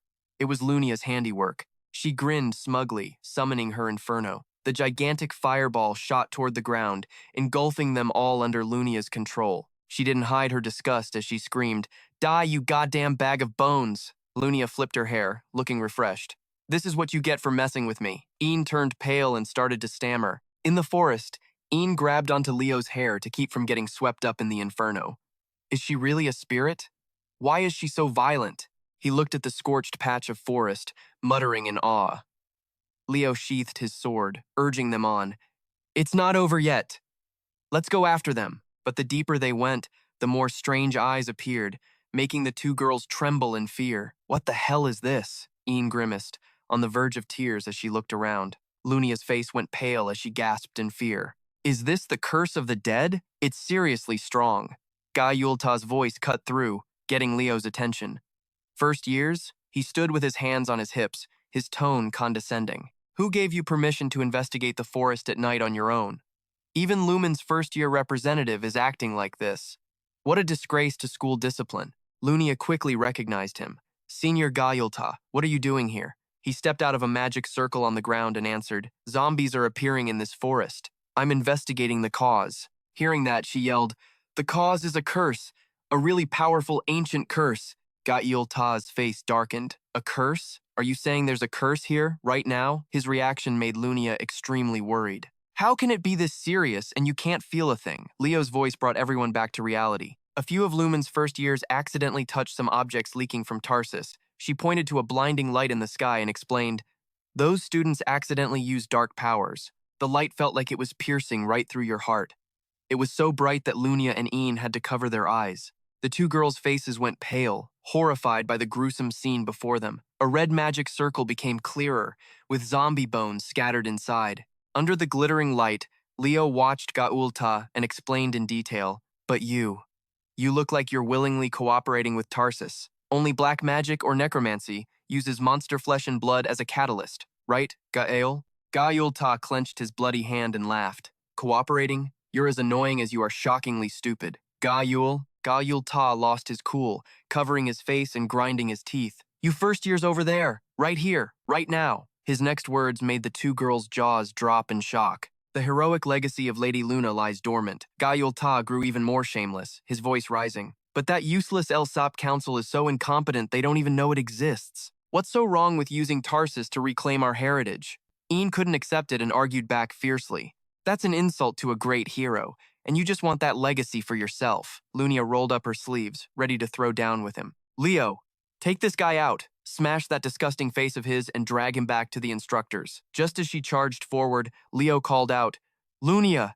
Ian!" He gripped the hilt of his sword, warning them, "From now on, fight as if you're prepared to kill your own senior." The two girls gasped in unison. "What?" The moment Leo finished speaking, Gaulta summoned an orb that shot out a barrage of purple lightning. For a split second, Leo was stunned and got knocked back by the electrical energy. Gaulta then launched another volley of lightning at the three of them. Leo raised his hand to cast a spell, but didn't forget to give advice. "Calm down. This is what it means to face me. And Tarsus." Gaulta stroked his chin, laughing with amusement.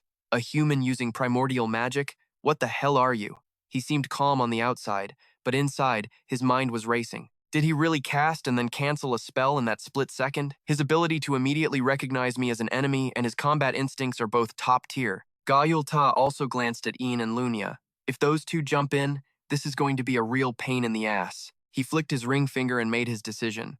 In that case, the electric current surged even stronger. Leo yelled, a warning to the girls. "Get down!" Gaulta unleashed an attack. Yatia! A huge explosion erupted right where he was standing, sending dirt and rocks flying. Without a second thought, Ian used her shield to pin Lunia down, protecting her. She sat up, coughing. Did he just say that was Jatia? Her eyes went wide, her mouth hanging open in disbelief. That's just a basic spell. I can't believe it's that insanely strong. Lunia's eyes widened, her face pale with horror. In front of her, a drained Leo collapsed to his knees. Gaulta directed 3 purple orbs toward him. Lunia cleared her throat. "Damn it!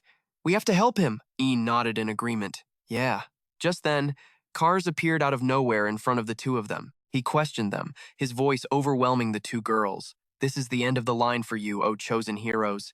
Lunia fought back defiantly. "In your dreams." Then she stood up, ready. "Ian, stall for me." Ian also stood up to protect her. "Leave that to me." Gia glared down at Leo, who was sitting on the ground, and sneered. "Got any last words before you die? You're not giving up. You're pretty damn confident, aren't you?" Then he cleared his throat and called for Kian. Hearing Leo's voice, he did a loop in the air, much to Gia's surprise. The purple orbs floating next to Gia were blown to bits by Kian. He lost his balance and fell flat on the ground. This time, the tables had turned. Gia was the one on his knees, while Leo stood over him, his eyes filled with killing intent. Gia gritted his teeth in pain. "Shit, my leg." Leo's crimson eyes scanned over him as if judging his sins. Gia looked into Leo's eyes, terrified. "Leo, this bastard. Don't tell me he's actually..." He was finally scared enough to start begging. "Wait." Before Gia could finish his sentence, Leo decisively swung his sword and took his head clean off. Kian cheered excitedly. "Hell yeah, that crazy spirit is down. Now it's time to smash that damn bag of bones." But his celebration was cut short when Gia's voice rang out again, stunning him. A bolt of electricity shot down, startling Leo. Kian realized he hadn't fully logged out yet. He returned, reattached his own head, and spoke with contempt. "A half-blood of the fairy race, and yet you can summon a magical beast. Quite an impressive talent. You're Leo, right?" Before long, the wound was completely healed. One side of Gia's face was destroyed, transformed into that of a demon. His voice echoed as if from the underworld. "I'm so glad I'm the one who gets to send you off." "The power of the Death King isn't half bad." Kian cowered in fear. Gia's voice was full of arrogance. "And if I add the power of the founder, Lady Luna, I can crush arrogant brats like you who only rely on talent." He chuckled to himself. "That eye. Looks like the mechanical demon has already started to devour you." Right after that, he thrust his hand forward, unleashing immense magical power. Die! Leo tightened his grip on his sword, his eyes unwavering, and swung it with all his might. Leo mocked him. You failed to absorb all the power of the mechanical demon? Then he charged from a distance like a whirlwind, his sword drawing a sharp, cold arc that tore through the air. In a flash, one of his arms was sent flying, and the cold blade was once again pointed at the bleeding wound. Gia immediately screamed in pain. Leo said coldly, "People who take shortcuts to get power always have a lousy feel for a real fight." He urged him on. "Come on, keep regenerating.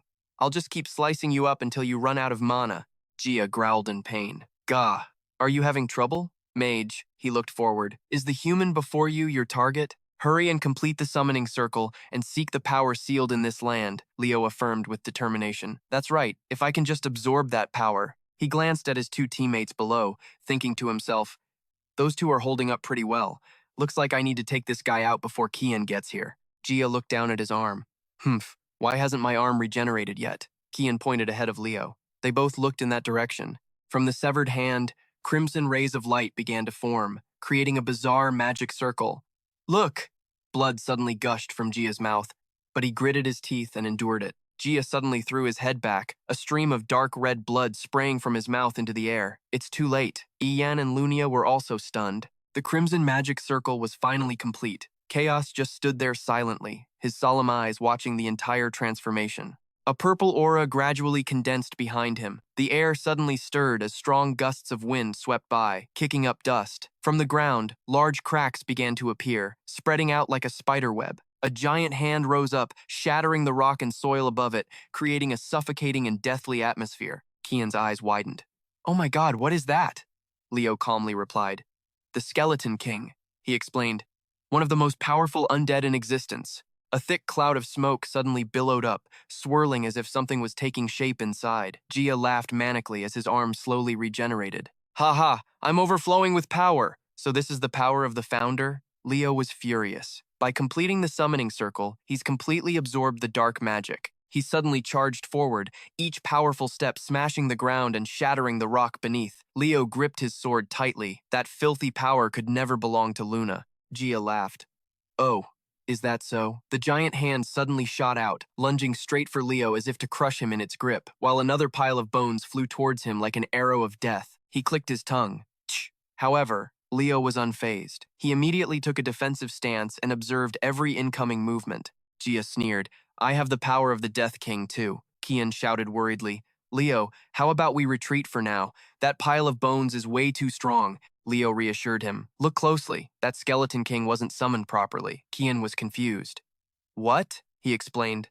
"It seems he rushed into a pact with the ruler of the underworld to summon it. He didn't meet the summoning conditions. It won't be able to last for very long." Leo knew the basic principle of summoning was using spirit energy to maintain it. He commanded, "We just need to hold out until the mana maintaining that pile of bones runs out." "All right, let's do this." Leo ordered Kian to provide support. Kian nodded. "Oh," he decisively thrust both hands forward. "Leave it to me." Leo also began to unleash his attack, and the entire area was suddenly bathed in a brilliant golden light. It radiated a wild and dangerous magical power. Chaos watched quietly, his solemn eyes seeming to weigh something. Suddenly, his eyes glowed with a brilliant red light. He tightened his grip on his sword, letting out a low growl. At that moment, Leo also flew up quickly. As expected, the difference in our levels is pretty big, but we just need to buy some time. Then he suddenly flashed a mischievous smile. Someone screamed loudly. Leo gritted his teeth in anger. "Damn it!" Lunia raised her hand to create a barrier to support Leo. "Phoenix Shield!" Leo yelled. "Lunia!" Lunia commanded. "Leo, focus on the Skeleton King. I'll deal with this crazy senior." "Oh, there," Leo asked worriedly. "So Eon has to fight the undead knight alone?" Lunia smiled. "Don't tell me you don't believe in Eon, do you?" She stated firmly. Eon was the one who chose to face the undead knight head-on. Chaos quickly drew his sword. Eon also immediately grabbed her shield and held it up. Just then, Chaos's blade came crashing down with terrifying force. Chaos roared. "How arrogant!" He laughed fiercely. "Daring to face me. Chaos? All by yourself?" Faced with the terrifying power radiating from him, Eon wondered to herself, "Can I really do this?" She carefully watched her opponent's every move, then she suddenly yelled and charged forward. If I don't pull this off, everyone else is going to be in danger too. Aegeon's sword stabbed straight at Chaos with all her might, but he just burst out laughing. Then he launched a counterattack, catching Aeon completely off guard. Aeon was thrown backward, the shield knocked clean from her hand. I never wanted to be a hero, Ian thought, but then she looked up as Chaos shattered her shield. Compared to those other two, you're pathetic. Aegeon struggled to her feet. At the very least, I can't be a burden to them, she declared. That's right. Those two are definitely going to become great heroes one day. I'll take your head and go help the necromancer, Chaos announced. You don't stand a chance, you little brat. Aegeon lifted her head. But didn't you know that great heroes always have loyal followers with them? Aegeon continued. My ancestor, Sir Bear, followed in the footsteps of a great hero and made a vow. She tightened her grip on her sword. That he would never doubt the great heroes. Chaos looked surprised. This is fairy power, Aegeon went on, so I will believe in them too. Chaos held his sword and hissed, You arrogant brat. Aegeon's heart was filled with resolve. This is a technique passed down through generations of fairy knights. Chaos raised his sword high. He dove straight down from above. Die! Aegeon yelled. Endless vitality! Repel death! She shouted as she swung her longsword high. Chaos's figure vanished into thin air, his body crumbling piece by piece into dust. Ah, a death knight, he said weakly, losing to a brat like this. Aegeon's entire body felt like it was about to fall apart after that last attack. She dropped to her knees, her shoulders trembling slightly, her breath ragged and frantic. I have to go help the others. Everything in front of her began to blur. I have to help them, Gauda smirked. He's still breathing? The first-year representative threw the magic he had ready in his hand. Let's end this. He yelled, Fire demon! Gauda? I stared in shock as a blast of demonic energy pierced his neck, sending blood spraying everywhere. Did it bounce off? Lunia appeared with a massive fire dragon. She sneered contemptuously. Humph, you think I was going to block that? She roared. Try blocking this. While Gauda was still standing there, a small ball of fire suddenly flew toward him, spinning violently before slamming into his body. The flames erupted, sending him flying. Gauda slammed to the ground, his entire body charred black. Lunia turned away. Tch, nothing special. Suddenly, Lunia spun back around, her eyes on high alert. Just then, Gauda raised his hand, demonic energy swirling violently in his palm as the dark stream of power shot straight towards Lunia. Leo yelled worriedly, Lunia! He's getting away! He quickly grabbed his sword and charged forward. A fierce battle erupted, with black smoke billowing everywhere. Kian yelled for Leo, asking worriedly, Are you okay? He cried out. My arm! Leo reassured him. You're not gonna die. Stop making a big deal out of it. Howl of death. Leo panicked. In this situation, that's the worst possible curse that could show up. Fizer suddenly appeared in front of him. Fizer! Leo called out. Fizer smiled and said, Peel it away. Lunia was overjoyed. My body is recovering, Aeon whispered. Go again, Leo requested. Fizer. The sword in his hand immediately burst into flames, fire enveloping the blade. Summoning magic. Body swap. Leo immediately flew up and charged. Kayun gasped. Leo, she looked at him with admiration. He's not afraid of dying at all, just like a hero. She called out softly, Fire turtle. Lunia touched it. You did well. Rest now. Next, she opened her palm, and a stream of reddish-orange light appeared. She blasted it towards Gauda. He said coldly, Even your precious flame has weakened. Lunia, what are you gonna do with that pathetic little fire? Lunia shot back. You call this weak? This is the flame of our Runrua clan. And as you know, my family has always had a pact with the Phoenix. Our first ancestor was willing to burn himself to death. If it's necessary to burn my enemy, I'm more than ready. Gauda? I frowned. He's suddenly talking nonsense. Did you give up? But this flame? Why hasn't it gone out? He clutched his burning arm. Lunia squeezed his arm hard. As long as the will of our ancestors still burns, we will always be the Phoenix's contractors. This flame won't go out until every last demon is burned to ash. Lunia stared straight into his eyes. And by the way, that left eye of yours is pure demon, isn't it? The fire continued to flare up, bathing the two of them in a brilliant golden light. This spell is called Holy Flame, a forbidden technique of the Runrua clan. Even the caster can be consumed by it. Gauda panicked. You're insane! Lunia looked at him, her face full of determination. I'm not letting you get away. But then, the surrounding flames suddenly died out. Gauda smirked. Out of mana, the ring on his hand began to radiate demonic energy. Well then, Now it's my turn. The ring began to release a power he couldn't control. Lunia was shocked. What the hell? And then the ring slowly started to devour his arm. Gouda screamed, "Stop!" After that, he vanished without a trace, leaving only the ring rolling on the ground. Ondong. Lunia collapsed in shock. He was absorbed by the ring? What the hell just happened? She felt completely lost. The necromancer is dead, so the energy source should have been cut off. So why is the Skeleton King still here? The ring on the ground suddenly began to glow, emitting a sinister red light. Chaos suddenly appeared, a heavy, terrifying bloodlust radiating from him. Leo whispered, "This energy." A mysterious dark figure sat on a throne, his face hidden by a hood, showing only a murderous smile. "Go." The sword was quickly drawn, "and complete the mission you were given." Leo wasn't surprised. So this is the power of the Hell Kaiser. He's channeling power through the demon engine, cunning as always. He carefully observed everything and realized it was aimed at the main gate of the fairyland. Leo quickly attacked. "Kian, back me up!" The Kaiser raised his sword high above his head and immediately swung it straight down at Leo. The two swords clashed. The fight was more intense than ever. Leo trembled, shaking his head. "No, the barrier is breaking." The Kaiser swung his sword, sending Leo's body flying. The impact made the ground shake, sending a massive shockwave across the area. Lunia and Aegean cried out in panic. "Leo!" In the land of fairies, a voice called out loud, "Leo!" Leo was lying unconscious on the ground when a sound rang out. Beep! The sound repeated several more times, forcing Leo to sit bolt upright. He looked at his open palm. "Damn it," he suddenly sighed. "I'm out of mana and spiritual energy." Then, Leo jumped to his feet and looked around the fairyland. He was shocked. He never expected this place to become so desolate. He suddenly saw something. He mumbled. "This is..." Then, Leo was suddenly lost in thought. "You gonna toss it?" Leo nodded. "Yeah, you can have it." The kid looked up at the dagger. "What's wrong? Not your style?" The kid shrugged. "Dude, it looks lame and totally useless." Leo shot back. "What did you just say? Do you have any idea how many life or death battles this thing and I have been through?" A group of people called out to him from a distance. He quickly said his goodbyes. It was time to go. He reached out and ruffled the other kid's hair, then waved and left with the group. "I'm out of here, kid," Leo muttered softly. "That arrogant little brat." He looked at the dagger in his hand.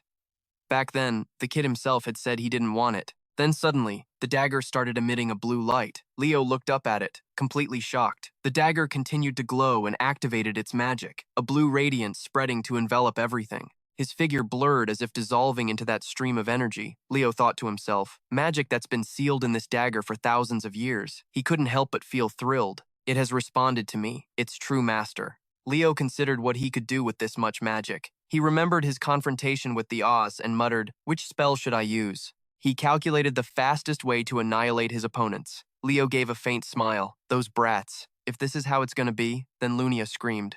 "Stop right there, you bag of bones," Ian said breathlessly. "Lady Leah is over there," Ian panicked. That amount of magic was terrifying. A massive, explosive magic circle erupted powerfully, making Lunia and Ian look up in despair. Lunia exclaimed, "If he's the one who made a pact with the Phoenix, then this is the bare minimum he should be able to do." Leo walked forward slowly. The space around Lunia and Ian was filled with shining stars. "Even if it's not the real deal, for those brats, this will be a priceless gift," Ian remembered. "I read about this once in an ancient text. A star incantation that bathes the entire world in the light of the morning stars." She continued, "It's the most powerful spell." The stars continued to fly straight toward the Oz, leaving them completely stunned. With the battle over, Leo calmly walked away after solving the problem. He held out his palm, and Kian instantly appeared, roaring aggressively. "The one who finishes you will be me, the Bone King," Leo replied calmly. "It's already over." Kian was surprised. "What, when, how?" Leo ordered. "Go find your wings first." Kian suddenly remembered and immediately flew off. "Oh, right," Lunia and Ian called out. "Leo," he asked worriedly, "is everyone okay?" Lunia teased, "You're worried about us." "Dude, you're the one who looks like a total wreck." Ian gave a weak smile. "I knew you two would make it through," Leah asked, her tone both curious and serious. "What kind of magic was that just now?" It was like something straight out of a legend. Leo looked at the dagger. "I feel like it came from the magic sealed inside this thing. It must have something to do with the great hero," Ian said in awe. "An artifact of the great hero?" Lunia wondered. "Could it be?" That Aedes targeted this place because of that item? Kian called out loudly, "Hey, Leo, look at this! I found the wings my father hid for me." He was so antsy. "Yeah, help me get this thing off," Leo said gently. "All right." Leah suddenly froze. "Wait a minute," she pointed. "Isn't that a fragment of the hero's record? The hero's record of this world?" Lunia was confused. "What is this?" A voice rang out. "You plan on defeating Erebos?" Leo pondered. The voice continued sarcastically. "Are you insane?" "Ah, whatever. I like it." It laughed loudly. "Hunting bosses. A perfect goal for me. I love it." The voice went on. "I told you so, didn't I? Now I understand what that Edis guy was really after." A girl suddenly appeared. "My name is Luna." She smiled. "I'm going to become someone who shines like the stars in the night sky, so you all should be honored to have me in your group. That's right, it's me." This is a fragment of Kile's hero's record. A while later, Hate and Heodium ran frantically deep into the forest, panting heavily. Heodium called out, "Student Lunia, Student Ian." Following them, a group from Zine also hurried over. Over on the other side, Leo's group of 3 was now safe and sound. Seeing the group rushing towards them, Lunia spoke up, "Professor Heodium." Then she walked over, held out a piece of paper, and said, "Please, take a look at this. This is the hero's record of the founder." Heodium stared at the paper in the girl's hand and stammered. This is over here." Harit walked over, patted his shoulder, and praised him. "Good work." Then he asked, "So, is everyone who left the dorms here now?" He replied, "There's still one more person." Ian then ran towards Zine and said, "Grandpa, my brother Idas is—" Before she could finish, he calmly reassured her, "Let's go talk." After that, everyone returned to the academy together. Leo glanced back at the space that was now crumbling apart, muttering Luna's name. The last day of the field trip. Everyone was now gathered in front of the transport gate. The 2 professors came forward, shaking hands and saying their goodbyes. Heo Deong said, "Thanks to this trip, the students have learned a great deal." Harit also smiled in return. "I'm truly grateful." Lunia turned to him and said cheerfully, "Next time we meet, I'll be stronger than you." "We'll see about that," he replied with a smile. "I'll be waiting." While they were talking, Ian ran over from a distance, calling his name loudly. Then she declared firmly, "I'm going back to Zen Academy." Her declaration made Leo happy. A deeply satisfied smile formed in his heart. He walked over and placed a hand on her head, ruffling her hair. "All right, see you then." After saying goodbye, the group turned and stepped through the transport gate, returning to the academy. Back in the dorm, a loud laugh suddenly echoed. "Ha ha! I finally got my wings back." Kian was ecstatic now that he could fly and jump around again. He said excitedly, "Take this, my fist, you red monster." He was playing with the little one, Fizer. The little chick was furious, but all it could do was chirp and dodge continuously. Seeing the little chick dodge his last attack, Kian's eyes grew even more determined. "Oh? You dodged that one, huh?" He looked into Fio's eyes, which now held a mocking expression. "What a weakling." Kian changed his position again and moved to attack the little chick once more, shouting, "So what if you can't fly? I'll show you the magic of your senior." While he was having fun playing, a hand reached out and grabbed him by the wings, leaving the little guy completely stunned. The one who grabbed him was Leo. He had just finished training. Looking at the little guy struggling in his hand, he warned him, "Do you pull this crap every time I leave? Do I need to confiscate your wings for good?" The kid shook his head frantically. "Master, this is the only pair I have left. Can't you take pity on me?"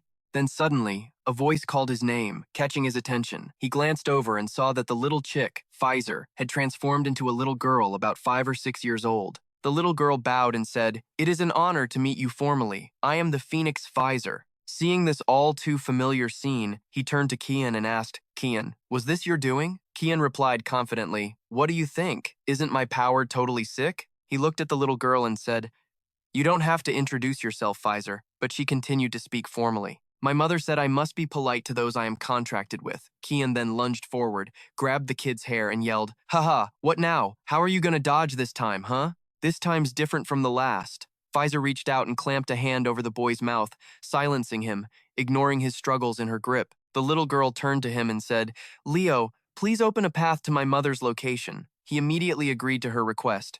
"All right, and bring this guy along too." As he spoke, he raised his hand into the air, creating a spatial gate. Gradually, the gate grew large enough to enter. The little girl didn't hesitate, immediately walking towards the gate, while Kian, dangling from her hand, struggled violently, shouting, "Hey, wait a minute, hold on!" The moment he finished speaking, the 2 of them were teleported away, and the gate vanished.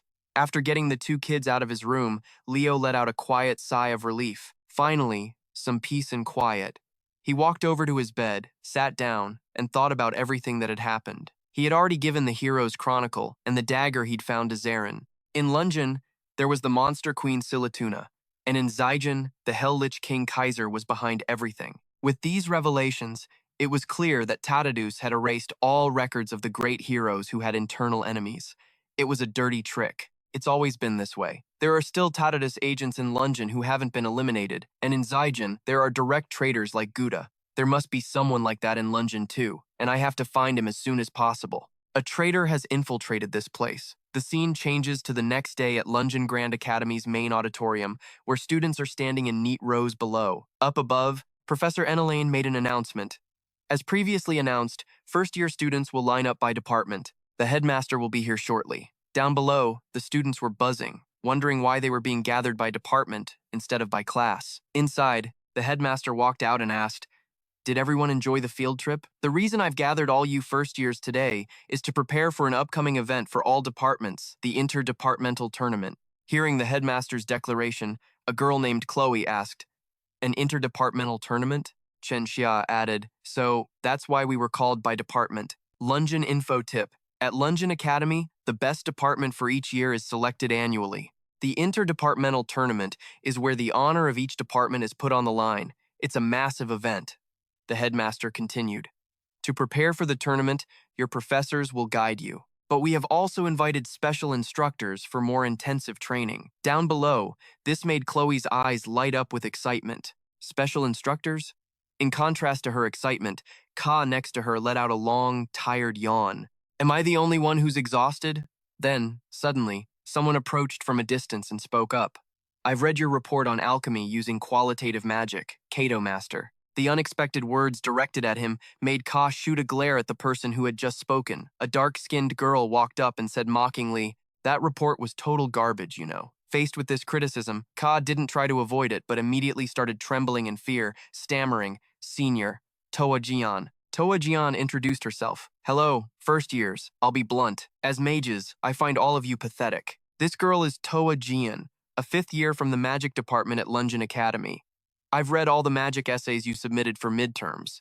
Most of them were formulaic, with zero creativity." While the crowd was getting chewed out, one student raised his hand with a question. "You said you've read every paper we submitted?" The student who raised his hand was Ryu Chan from the magic department. He challenged her. "Then do you remember the research paper on the efficient conversion of fire attribute mana to light attribute? That one was mine." Faced with his confidence, Toa Jian shot back, "Oh, you mean that 17-page paper, right? The content was unremarkable. Something about using thermal energy to increase output. Magic is, by its nature, a field that demands creative thinking and should express the researcher's individuality. That's hard to achieve with the cookie-cutter methods used today." After that, she went on a verbal rampage that left all the first years below looking completely stunned. While they were feeling dejected, a handsome young man approached from behind and introduced himself. "It's a pleasure to meet you all. I'm Lee Jiamua, a fifth year from the Knight Department at Lumen Academy." He held up the Knight's crest and encouraged them. A Knight is someone who overcomes all hardships and crises with physical strength alone. Training your body is the foundation for all Knights. I will train with you all until the interdepartmental tournament. I'm really looking forward to it. After this grand introduction, the students below raised their hands and cheered. "Yes, senior." Then, another blonde-haired young man came forward and asked the underclassmen, "In your opinion, what is the most important ability for a summoner?" "This is Untai Diet Yan, a fifth year from the summoner department at Lumen Academy." Eliza answered, "The power to control spirit beasts?" Untai denied it. Hua Enden, beside her, added, "How about overwhelming power?" "Nope, not that either," Untai replied. Then he explained, "The most important ability for a summoner is love." This incredibly cheesy line made both of their faces freeze for a few seconds. The headmaster announced, "All right, the top students from the fifth year of Lumen Academy will be your guides." Then the headmaster looked over at Leo, who was still standing there lost in thought, and asked, "Leo, why are you standing over there?" That spot didn't belong to any department's area. He was standing in a place where no other students were. This drew everyone's attention. He announced clearly, "This is the all-class section." Hearing this confident declaration, Toa Jian let out a huff. "What? The all-department section? she scoffed. Leo, are you nuts? Don't you see how many people are here? This is an interdepartmental competition. Model, all eyes were on him. Celia Zerdinger called out, trying to get him to join. Come on, just come back to the night division already. Didn't Treo remind you? You're supposed to be in the magic division. Or did you forget? Looking at him, the headmaster stroked his chin and chuckled. Ha ha, the all divisions track, huh? You're right, but Leo, getting mentored by a fifth year from Lumion? That's a once-in-a-lifetime chance. You're not planning on ditching a valuable opportunity like this, are you? Dongjak shot back. I'm not saying I don't need an upperclassman's help. I just plan on going to all my classes like a normal person. This just made the headmaster even more interested. Haha, nice. Then let me ask you one more thing. His voice turned ice cold. If you don't change your mind, you get that you'll have to face them all by yourself, right? He wasn't scared by the threat at all, casually replying. Obviously, the students below started murmuring about which division they should join for training. Looking over at the first years, Tu Jian said to Len next to him, we should still focus on magic research. I mean, didn't he analyze a spell left by the founder of the star cluster on the field trip? Len smiled faintly, remembering what Leo had said. I like Teacher Len's class the best. He then nodded. I agree. It's obviously the magic division. Li Gam was now staring at him, totally fascinated. He muttered to himself, standing ramrod straight. Now that's times the makings of a true knight. Professor Yu Gia, currently holding someone in a headlock, chimed in. As a fifth-year student, you need to get your act together and train your juniors more. Her move made the other students behind them tremble in fear. But then the headmaster's voice cut through, stunning everyone. He announced, I've made my decision. This year's interdivisional event for the first years will be a survival battle. Cutting to the headmaster's office, a professor spoke up, confused. Headmaster, I don't really get this. I thought the whole point of the competition was to build unity between the divisions and grow by fighting each other. But a survival battle? You mean it's an individual free-for-all? This has never happened before. The headmaster replied, As you all know, we have a pretty special student this year, right? Io spoke up. You mean Leo Louis? The headmaster nodded. Yes, Leo Louis. At first, everyone was just shocked he was on the all-divisions track. We all thought he'd hit his limit eventually, didn't we?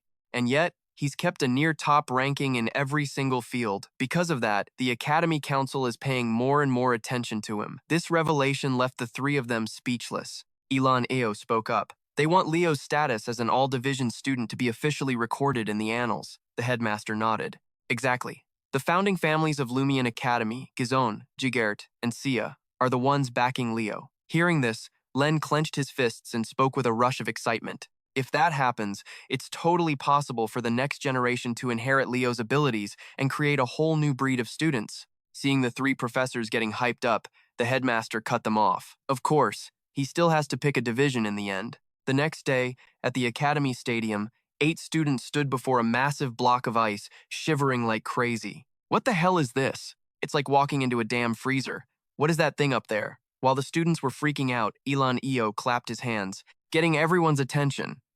All right, listen up.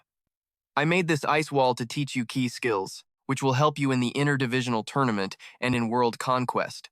Then he turned to Celia. Celia, draw your sword, he explained.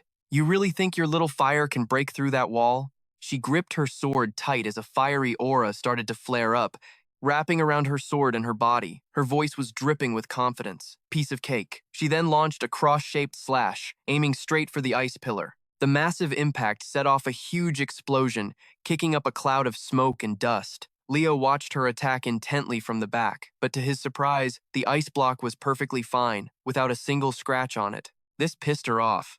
She cursed under her breath, Damn it, it's hard as a rock. Her teacher just watched, thinking. The professor said, The technique I'm teaching today is the hero's breath. It's a technique that comes from the unique breathing style of beastmen, but it's been adapted for human life force. He walked right past Celia Zerdinger, drew his sword, and gripped the hilt. A brilliant flame erupted from the sword. Once he was ready, he swung a single, powerful slash at the giant ice pillar, causing a massive explosion. Watching the explosion, Dujian narrowed his eyes, thinking, that destructive power is insane. So that's what that breathing style can do? It makes ki explode with that much force? The other students were just as blown away. How can he make fire like that? But Professor Ilan E is an ice type, Dan explained. Professor IE used to be a dungeon conqueror. It's no surprise that one of the hero abilities he inherited is fire-based. Ilan Eo nodded, impressed. Dujian is absolutely right. Because it's different from my innate ki, it should have been weaker than Celia's, but thanks to the hero's breath, it can be amplified. He then addressed all of them. All right, let's start practicing. As soon as he said that, his eyes shifted to Leo, who was just standing there, completely stunned. He muttered to himself, "Isn't that Aeon's technique?" After that, the students threw themselves into grueling, non-stop training. Some of them failed after just a few tries, while others started to make some real progress. And the person who improved the most was definitely Celia. Looking at her, Ilan Eo thought, "Nice work." At that moment, Elia was panting, her tongue hanging out. She flopped to the ground, exhausted, so tired, but I did it. Just then, someone walked up and gave her a handkerchief for her sweat. Her eyes lit up and she chirped happily, "Thanks, see? Even the head of the Eastern Division recognizes my skills now. Haha." Then she and Chen Xia looked over at Leo, who was still standing there like a statue, not moving an inch. This made Elia super curious. Is the class president still just standing there? Sweat was pouring down his face, his fists were clenched, and his whole body was shaking. Watching from the side, Ilan Eo thought to himself, "I didn't see this coming. Leo is the only one who hasn't manifested it yet. Maybe this is a chance for him to focus more on his swordsmanship." But then, he seemed to notice something, murmuring, "Wait a sec, the way he's breathing." Realizing something was off, he looked over at him and asked, "Hey, who taught you that key technique?" The sudden question snapped him out of it. He looked at the man and replied, "What? Sir." "Mister," Tien spoke again. "The hero's breathing technique originally comes from the Beastmen of Ania Academy. I modified it so humans could use it. But the way you breathe, it's just like a beastman's." He then recalled an image of Aeon and replied, "You're right. It wasn't a human." The man then stepped closer and suggested, "Can you try changing the starting point of your ki? Start the mana right from the source of your breath. Use the technique I taught you, but imagine you're a real beastman." He followed Mr. E's instructions, and immediately, a massive amount of fire ki erupted from his body, leaving Dujian completely stunned. After the dust settled, the students started chattering. What the hell was that just now? How did he do that? This unexpected result made Mr. E's eyes light up with excitement. He let out a laugh. "Haha, Leo, you really are something special." He looked down at his own glowing hands and said happily, "Thank you, senior, I did it." To better explain this situation, we have to go back a few minutes. At that time, the red-haired mage was bristling at the class president. "My swordsmanship and magic skills don't mesh well. Is that why you're making me do extra training today?" she said, her voice dripping with irritation. But Eleanor wasn't the only one with a complaint. Leo glanced to the side and saw Ka and Tai bristling like little puppies, lacking control over summoned creatures, huh? "Alchemy is the only thing I'm confident in." From another side, Chloe's voice cut in. "I made that perfectly clear during the entrance exam, right? So, I don't really get magic, huh, Leo? Then show me what you've got," she said with a confident smirk. Seeing this pathetic bunch practically begging for a beating, Leo immediately accepted. "All right, fine." Back to Chloe's perspective. Though she looked cocky on the outside, deep down, she wasn't taking this lightly at all. Everything Leo had done so far had exceeded expectations. Who knew what other tricks he had up his sleeve? "No time to prepare. I've just got to go for it." With that, without a moment's hesitation, she used storm magic, firing a huge gust of wind toward him. Seeing this, Leo also used a similar storm magic. However, his was tinged red because of his unique mana properties. As a result, the two similar spells canceled each other out. Watching from the side, the mage Eleanor's jaw dropped in shock. Isn't that speed Chloe's specialty? But he countered just as fast as she did. Is greater than paying it no mind? Chloe stayed focused on her fight. She used wind chain magic, creating blue chains that shot forward to bind Leo. However, those chains were completely useless against him. "Chloe, didn't I tell you the first time we met? That's not how you're supposed to use wind magic." With just a gentle snap of his fingers, Leo released his mana, shattering the chains into countless fragments. Next, he pointed his finger forward, releasing a blazing golden arrow. It flew with wind-ripping speed, so fast that the red-haired mage couldn't even react before she was knocked backward. The moment she looked up again, the tip of Leo's sword was right in front of her face. At this point, Chloe could only stay dead silent and curse her luck. "You call times wind magic?" Not only her, but the rest of the students were just as shocked. Ka said disappointedly, "I never thought Chloe would lose a fight using wind magic." Eleanor let out a sigh. "Unbelievable. What kind of monster is our class president?" As for the lazy Professor Hayes, He also stepped up to comment on the battle. As a pure mage, Chloe is in no way inferior to Leo, but the biggest difference in their control and application of wind magic decided the winner. When you advance to the upper classes, you'll learn new techniques, so it's crucial to first master the powers you already have. So, go back and train your fundamentals under the class president's guidance. And good luck with this afternoon's mission training. Yes, sir, the group replied in unison, but one look at their gloomy faces and you could tell they weren't the least bit enthusiastic. Time passed quickly. Leo was now somewhere in the forest on a mission to gather herbs. He remembered Ka crying and begging to let him train later, and a smile crept onto his face. Well, time to finally get to work. Just as he finished that thought, Kian flew up to him with an herb. Hey, Leo, look! I gathered this much already, see? The tiny guy's face was practically begging for praise, so Leo didn't hold back. That's impressive. You really are something else. Hearing that, the little guy arrogantly agreed. I'm not just some ordinary fairy, you know? Setting that aside, Leo tossed the bag of herbs into his storage space. All right, that's enough herbs gathered. Should we start investigating the fairy forest for real? Finally, the journey to get my wings back begins, Kian said excitedly. And just like that, they started heading deeper into the fairy forest. But they hadn't been moving for long when Leo's steps suddenly stopped, making Kian ask curiously, "Why'd you stop?" Instead of answering, Leo asked a question of his own. Hey Kian, when were you exiled from the fairyland? Kian thought for a moment, then said, let's see. About 100 years ago, I think. Right then, a faint blue energy barrier appeared before them, blocking their path. Leo reached out a hand to feel it, then said, look closely. It's illusion magic. Sitting on Leo's shoulder, Kian was also a bit surprised. Is this the Fairy King's magic? But it doesn't seem like my father's spell. With his insane amount of knowledge, Leo recognized this as the magic of King Siegfried, the Fairy King from the Age of Destruction, spells that had only been activated within the last 100 years or so. Based on when this spell was activated, he must have used Kian's wings, a barrier created from ancient magic and his own son's wings. That means something incredibly important is sealed inside. That was Leo's conclusion. But before he could find an answer, the sound of footsteps echoed from behind him. Along with it came a seriously creepy vibe, making Kian pinch his nose. Leo's own power wavered, as if bothered by it too. In the distance, a cloaked figure approached them, its voice ice cold. What are humans doing in the land of the elves? Less weird than an undead creep like you showing up here, Leo shot back. And just as Leo said, under the cloak was a skull with glowing red eyes. It boomed. This place has long been under our influence. Hearing that, Kian's eyes went wide, cutting Leo off. This is a Fae sanctuary. What the hell are you talking about? His voice caught the undead's attention, almost making it laugh. A Fae? A weak little thing like you dares to call itself a Fae? The contempt in its voice was obvious, and with his pride, how could Kian possibly take that? Magic started erupting from his entire body. What did you just say?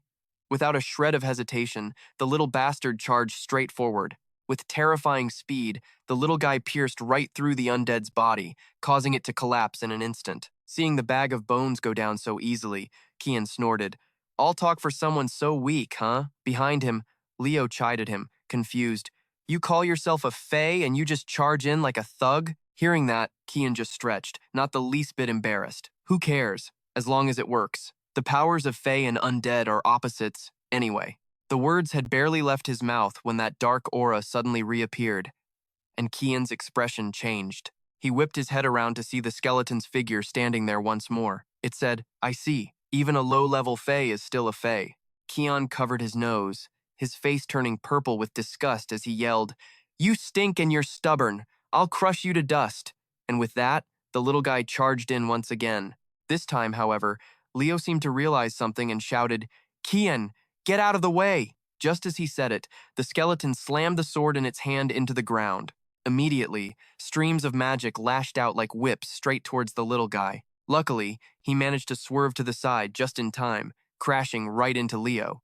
Whoa, what the hell? He grumbled, while Leo's expression turned dead serious. He said, This is my fight. This thing had existed for a very long time. The Death Knight across from them, the skeleton, began its introduction. My name is Kako, a knight of the Great Lich, and I will be the one to lead you to your death. As he spoke, the skeleton tightened his grip on his sword and charged. Leo, without a moment's hesitation, swung his own sword to counter. His blade passed through the skeleton's body, but what he hit was just an afterimage. Kako himself had already circled behind him. Leo sensed the dangerous presence right behind him and flinched, whipping his head around in a hurry. What he saw was a powerful slash coming from Kako. With just a simple swing of his sword, he unleashed a blade of dark energy that slammed towards Leo. Luckily, Leo reacted in time to create an energy barrier to protect himself, but he was still knocked backward. Over on the other side, Kako, seeming sure he had Leo cornered, advanced calmly. His voice held a hint of praise. "You managed to throw up a light shield that fast? Not half bad, huh?" With that, without giving Leo a chance to regain his footing, the Skullhead charged in to attack again, forcing Leo to hastily raise his sword to block. While the two were locked in a struggle, Kako kept running his mouth like a mad dog. All resistance is futile, human. On the side, Kian saw Leo struggling against the big-headed freak's attack and rushed in to help. "Leo, I'll help you." Yeah, Kian meant well. However, the moment he hit Kako's armor, he was sent flying, ultimately face-planting in the snow. "Oh man, am I out of energy? If only I had my wings." Before he could finish, his voice was drowned out by Leo's. "In the name of the contract holder, answer my summons," as he chanted. A brilliant red flame erupted from Leo's body. Seeing this, the Skullhead freaked out and leaped backward. Now, before their eyes, a mysterious magic circle appeared at Leo's feet, and on his back was a pair of flaming wings that gave off an overwhelming aura. Seeing this, Kian's eyes lit up with joy. "What the? There's someone else with a contract besides me?" Ignoring Kian's dumbfounded expression, Leo launched his attack. He swung his sword forward, unleashing his aura, which took the form of a phoenix head, and shot forward at breakneck speed. Kako's body was sent flying by the force of the attack. Afterward, the wings on Leo's back slowly faded, reforming into the small phoenix, Figina. Seeing it looking no different from a factory-farmed chicken, the little guy Kian ran up to the phoenix. Kian gave it a few pats on the shoulder, which really annoyed the phoenix. Back to Kako, he no longer dared to underestimate Leo. A phoenix and a fae. I absolutely cannot let them live. No sooner had he spoken than an incredibly intense dark aura poured from his body, as if he was about to use some kind of ultimate move. The creature raised its sword high and then stabbed it violently into the ground. From the point of impact, a red liquid began to spread out in all directions. The Skullhead began to mumble an incantation. "Army of the dead, devour every living soul in this land." As the incantation ended, from within that swamp of blood, a horde of skeletons rose up.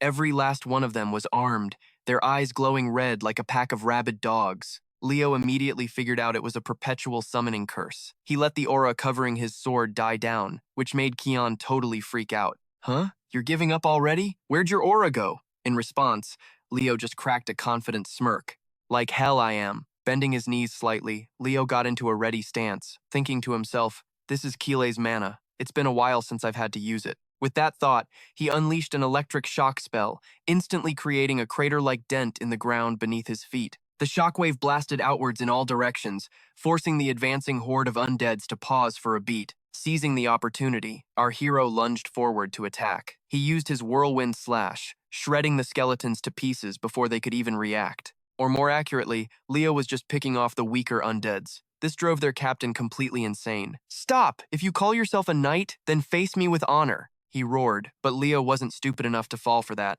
"You're the one who summoned this mob of minions, and now you're talking about honor? Give me a break." Knowing full well he had no intention of fighting these skeletons to the death, Leo pushed a little power into the soles of his feet and shot high into the air, leaving the captain to only scream in helpless rage. "Damn it, he's getting away!" Time passed quickly, and the scene shifted to a corner of the forest. Leo had paused for a moment. This should be safe enough. A death knight appearing in the elven forest. Is there something here it's looking for? Leo frowned. Just then, the sound of a stray undead's footsteps caught his attention, but that didn't make Leo let his guard down. His hand moved to the sword at his hip, ready to strike. But before he could do anything, the undead's body was suddenly sliced into 3 pieces. Then, a sword tip was pointed straight at his throat. "Are you the one who summoned them, human?" The question came from a long-haired young man. Our protagonist calmly replied, "Not a chance. I'm a student from Lumen Academy. I've got nothing to do with those skeletons." He then carefully observed the clothes of the person in front of him and guessed that this guy was also from Zinger Academy. Across from him, the long-haired guy clearly didn't believe Leo's words and yelled, "What a bullshit excuse. You damn necromancer." With those words, he thrust his sword forward, but how could a simple attack like that even touch Leo? He dodged it easily with just a slight tilt of his body. He even took advantage of the moment before the guy could retract his blade, using the hilt of his own sword to smack him, making him cry out in pain and drop to his knees. But before Leo could teach him any more of a lesson, a voice rang out from behind. "That's enough. I apologize for his rudeness. My name is Rune El Rune Doa, a first year at Zeron Academy." The red-haired girl's attitude seemed sincere, so Leo nodded. Apology accepted. "So what brings you to Zeron from here?" Rune replied cheerfully. "I'm staying in Berkia for a while for field training. What about you?" Leo replied that he was on a field trip, then turned as if to leave. "So, I have to go report to my professor." Seeing this, Rune didn't try to keep him, but bowed slightly. "Farewell. May the Berkia forest protect you." As for Leo, Rune El Rune Doa, he felt like he'd heard that name somewhere before. While our hero was lost in thought, he had no idea that the long-haired student was getting a serious chewing out from Rune. The worst student in Advanced Class 1. Screwing things up just to show off. "You idiot, this is so embarrassing." Time passed quickly, and the scene shifted to the Grand Lecture Hall. Right after returning, Leo and the lazy Professor Heights went to report everything to Old Man Izer. However, he didn't seem to care much. A death knight in the sacred lands, huh? Tragedies and monsters have been popping up for a while now, but the level of corruption isn't that serious yet. Hearing this, Professor Heights chimed in. He's not the type of student to lie. But before the professor could say more, another voice cut in. "These kinds of misunderstandings have always been lies. A first-year hero candidate, who's barely even started on this path, claims he ran into a death knight." This black-haired man with glasses was Hime Winter, the homeroom teacher for Zeron Academy's first-year Advanced Class 1. He appeared and turned to introduce this guy's identity and asked him to continue. Hime coldly glanced at Leo and went on. He must have seen a skeleton knight and gotten confused. "I don't believe for a second he could escape a death knight on his own. He's just a first year." Then Hime turned to question Heights. "Professor Heights, you actually believe this student's story?" Heights replied with a firm voice. "Of course I do. He may only be a first year, but he's the representative of our entire department." Hearing this, Hime's expression shifted slightly as he thought, if what he's saying is true, this could broaden the horizons for the Zeron students. But still, this whole Death Knight thing is probably nonsense. With that thought, Hime went all in with a proposal. If he's the department representative, he must be confident in his magic, right? "I propose a joint class between Zeron Academy's Advanced Class 1 and Lumen Academy." The scene changes to some kind of welcome party, with the sound of people chatting everywhere. "Hey, want to go on a blind date? What do you say?" "Sorry, I have a boyfriend, so I can't." In a corner of the room, the merchant friend said excitedly, "They're throwing a mixer event this epic? Man, Zeron really is a rich school." It wasn't just him. Even the time mage girl had to nod in admiration. "This is on par with a party thrown by His Majesty the Emperor." The red-haired mage was practically bouncing with excitement. "I heard we're getting to experience Zeron's teaching methods tomorrow. I'm so freaking excited." On another side, the two professors, Hime and Heights, were in a discussion. Watching them, Leo thought to himself, proposing a joint class so suddenly, this guy must be the see it to believe it type. As he was thinking, a voice broke through his thoughts. "We've met before, haven't we? Care for a dance?" The one who made the offer was that girl, Rune. Next, to the melodious music from the stage, Leo and she began to dance. After witnessing Leo's incredibly smooth coordination, a small smile appeared on Rune's lips as she said, "You know the eclair dance?" Leo nodded. "I learned it a long time ago." Seeing someone who could match his moves, June happily asked, "Come to think of it, I still don't know your name." "What should I call you?" Leo replied. "Leo Lu. Just call me Leo." The moment she heard that name, the smile on her face froze solid. All the good vibes they'd built up just evaporated into thin air. June immediately grabbed Leo's collar and screamed, "Then how dare you steal someone else's fake contract? I'm gonna kill you." As for Leo, his mind drifted back to what that bitch, Phoenix Phi Gina, had said before. "Gina is the one who carries my memories, and she's also the one who saved Ellen Lunda's life. I'm sorry about the child who was supposed to be the original contract holder." Remembering those words, Leo immediately realized that June was that child, the original contract holder for Phyena. With that thought, he let out a faint smile, not realizing that this very action just pissed June off even more, this backstabbing thief. Before she could say another word, Leo flashed a simple, sincere smile. Phygena is fine. After those words, Leo was a dead man walking. June gritted her teeth and lunged at him, starting a brawl that left all the other students completely bewildered. As a result, it wasn't long before the fight was broken up by someone else. June was now bowing her head in apology. I'm sorry, Leo Lu. Please forgive my disrespect. She said this with an incredibly forced expression, her whole body trembling as she tried to hold back her anger. Luckily, Leo understood the reason and didn't really care. It's fine. The misunderstanding's cleared up now, so we'll be leaving. And just like that, the teacher-student pair, Leo and Hate, got the hell out of there. After they left, it was teacher Herjim's turn to put on an extremely stern face and say, Student June, don't you ever make that mistake again. As the first-year representative of Sejun Academy, June's face darkened. Yes, I understand, the teacher continued. In tomorrow's class, we must prove it. That Sejun is superior to Lum, right? Superior to all other hero academies. The teacher with the glasses spoke with fiery determination, while June couldn't stop shaking. Noticing this, Herjim coughed a few times to adjust his tone. All right, from now on, before the teacher could even finish his sentence, June cut him off, her voice sharp. I will never lose to that bastard again. I'll crush him, so don't you worry, sir. For the honor of Sejun. Looking at her current state, the teacher suddenly felt a little worried. And so, the next day, the joint class between Lumen Academy and Sejun Academy took place. From the podium, Professor Hate's voice rang out, It is a pleasure to meet all of you first-year students from Sejun Academy. I am Professor Hate, and I currently teach at Lumen Academy. You will now experience a model class from Lumen Academy. With that, he looked over at his 3 students and spoke up. Katai, Eliana Laden, step up. You will lead the class. You are the most outstanding students who survived at Lum. Show them what you've learned. On the other side, the 3 factory-farmed chickens, as their teacher had praised them, were so moved they nearly cried. Even the mage, Trejo, couldn't help but feel a bit jealous, so that's why he called one person from each department? Unlike her naive train of thought, Leo immediately figured out Hate's real goal. Feels like he's just too lazy, so he's dumping the work on us. And with that, the class began with Katai's group stepping forward to demonstrate their magic. Meanwhile, the Sejun Academy students eagerly took out pens and paper to take notes. On the other side, Professor Herjim quietly observed everything, calculating silently in his head. By observing from the perspective of another race, we can unlock new methods. But it's strange that the class president hasn't appeared yet. He muttered this while glancing over at Leo, who was sitting not far away. Then, after Katai's group finished their presentation, Trejo shouted in excitement, That was awesome, everyone! After that, Herjim also stepped forward to speak. That was a truly fascinating class from the Lum students. I can clearly sense that each of you has deeply developed your abilities in your own fields. At this point, he paused for a beat, picked up a piece of chalk, and began to write something on the board. Sejun Academy follows a different method than Lum Academy. All students at Sejun learn magic as a fundamental base, therefore we aim for a balanced training model, one that isn't too biased towards magic. Back in Leo's point of view, hearing Professor Herjim say this, he felt a wave of contempt. Balanced, how ironic. You teach a bit of everything, but all the theory is about magic.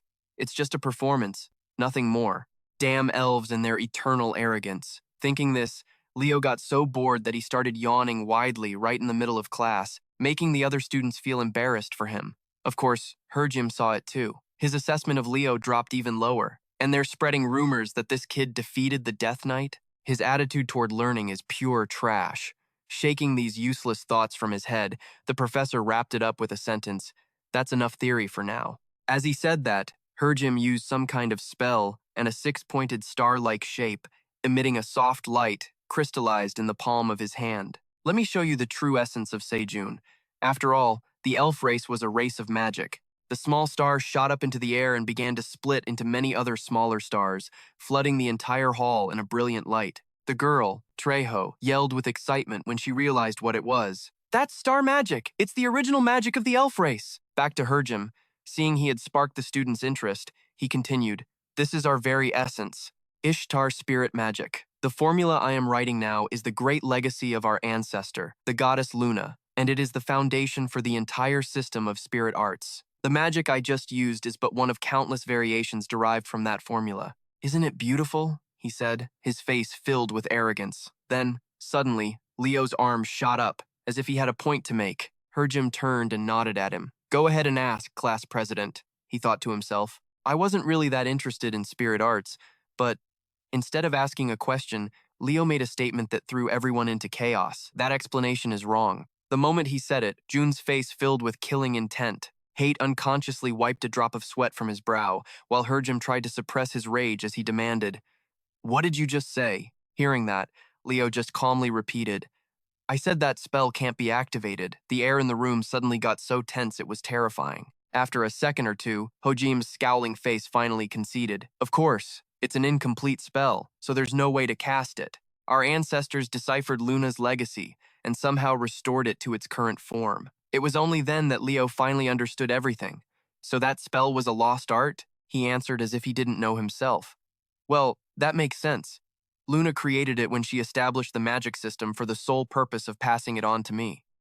Unaware of the thoughts running through the kid's head, Hojim started giving him a hard time, his voice dripping with sarcasm. "It seems this student knows quite a bit about spirit magic. If our explanation is wrong, then maybe you could show us how you do it." The lazy professor seemed about to raise a hand to stop him, but Leo was already stepping down from the podium. As he walked, he thought, "The magic the elves are using is just a copy. I'm the one who inherited all of Luna's true essence, but I died before I could pass it on to another elf.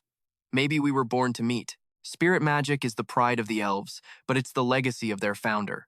If this keeps up, it could lead to a conflict across the entire academy." With that thought, Leo raised his hand. He drew each formula on the board. However, the students didn't seem to get what he was trying to teach them at all. "What the hell is this explanation? It looks like real spirit magic, but I've never seen that formula before." Ignoring them, Leo finished his formula with just a few swift strokes. What he left on the board was a green, leaf-like symbol. Looking at the symbol, Hojim's eyes suddenly welled up with tears and his voice cracked with emotion. "This magic, what kind is it? Have you ever used it before?" Leo's mind flashed back to a memory of his comrade, Luna, telling him, "Hey, Kyle, look! I finally finished it. I made this just for you." "There, Kyle. This magic is a spell that makes flowers bloom." At that moment, a flower bloomed right in the palm of his hand. From his palm, 5 pointed stars began to flutter everywhere, leaving the group of students watching in a daze. The red-haired girl spoke up. "Our class president just did something seriously cool, right?" On the other side, Zion was even more incredulous. "What is this? What's with the professor's reaction? Is that bastard really the one who inherited the founder's legacy?" In her eyes, Hojim couldn't even stand anymore and collapsed to his knees on the ground.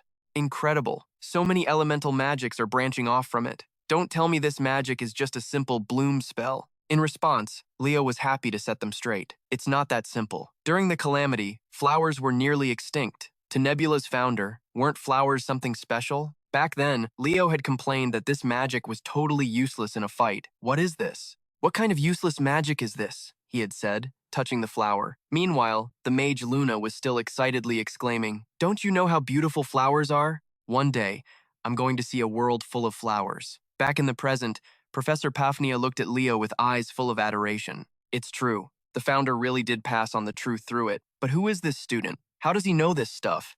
As for Leo, he obviously couldn't tell them the truth. Instead, he whispered into the black-haired man's ear, "My name is Leo Plov. I taught myself spirit magic through ancient texts. I'm a multi-class user and a naturally gifted mage." The more he listened, the more startled Professor Hojim became, asking, "Could you be related to the elf lineage?" Leo smiled and shook his head, "Not at all." Then, before their conversation could go any further, the lazy professor cut in. "My student was being rude. I apologize. Let's end this class here. For now, it's best not to take an official stance on this matter." Hearing this, Hojim quickly grabbed Hazit's hand and proposed, "Professor Hazit, this may be bold of me, but could you possibly trade student Leo to our school?" Hearing that, a giant question mark appeared over Hazit's head, while everyone else present gasped in shock. Time passed quickly, and now the mage girl was cheerfully presenting her incredibly toxic-looking purple sausage. Laeline's special soup is ready. Beside her, the red-haired mage girl held out a plate with food, so horrifying it made your vision blur just looking at it. And this is the deadly Jiso. So good, only one person survives. Looking at the food, the two guys felt like their souls were about to leave their bodies. "The biggest crisis since joining Lumen. We have no choice," they whispered to each other. Seeing them hesitate, Eleanor immediately shoved a spoonful of food into the guy's mouth with a bright smile, saying, "Try it, go on, try it." He gritted his teeth, summoned all his courage, and swallowed the horrifying food. Just a second later, the sound of him violently throwing up echoed, making the red-haired girl flip out. "What the hell are you doing, you idiot? Watching from the side, Professor Hazit could only facepalm and signal for Leo to go stop them. Meanwhile, Osa let out a hearty laugh. Haha, it's good to see the students having fun. Then he turned his gaze back to Leo. Wait a minute, you should know about this. The Grand Council of ESAP has announced their decision regarding the Necro Knights. Basically, we've confirmed numerous wraiths and Necro Knights appearing in the fairy forest. So we're requesting that both Lumen and Soon Academies cooperate in investigating the unusual situation. But it's too dangerous for just a group of inexperienced first years. We've proposed that once the mission begins, they will investigate the anomaly alongside upperclassmen from Soon. Pondering this, Leo asked, did the council leader come all this way just for that request? Osa shook his head in response. No. Actually, I came here for you. My granddaughter wanted to see you. As he spoke, the white-haired girl, Aegean, peeked her head in from outside and shyly approached Leo. How have you been? I said I would come, so I pulled some strings. Leo nodded a greeting back. Thanks for coming. I'll introduce you to my class. Behind them, the other girl's eyes lit up like stars. She's so cute. What's your name? How come you skipped the exchange event? Yo, class prez, how the hell did you get to know her? She's adorable. The non-stop questions made Jian's face burn up in embarrassment. Finally, she couldn't stand it and just bolted upstairs, leaving the two guys kind of baffled. Did we, do something wrong? Is she for real that shy? Meanwhile, watching all this go down, the handsome dude wasn't all that surprised. He seemed to be counting on Leo. Leo, it's all on you. Again, watching this happen, the handsome guy wasn't surprised at all. He was counting on Leo. Leo, you're up. The white-haired girl was hiding in a corner of the hall when a jacket was suddenly tossed right on her. It was Leo, of course. Jian hesitated, asking, but won't you get cold? Leo just smiled and shook his head. Don't worry about me. But why'd you run from say run? The question made the shy girl go quiet. She clutched the jacket and said, because I'm just not hero material. When things at Sun got to be too much, I met someone who was like my own personal son.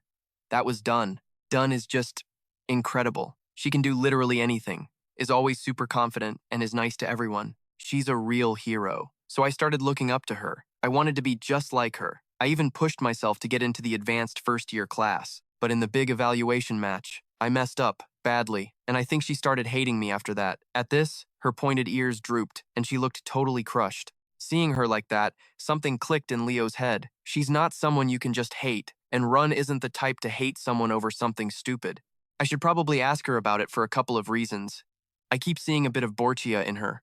Having decided, Leo started talking. So, you, a fan of the stories about Borchia? For Yan, just the mention of the ancient heroes was enough to make her light up. Yeah, that's the story of my ancestors. Leo looked up at the glittering stars and kept talking. Then you probably know Borchia looked up to the great heroes who led the way and followed them. That's how she became a hero, right? Screw what other people think. Just go down the path you want to. Everything will be awesome then, and it'll be fun too, Leo said, holding his hand out to the shy girl. Fast forward to the next day. Both classes were gathered in the fairy forest. The red-haired girl, Run, still looking pissed off, demanded, how the hell did you talk Yigian into it? Leo just shrugged, totally calm. I told her she doesn't need to be scared of you. That caught Dun completely off guard. Yijian scared of me? Why?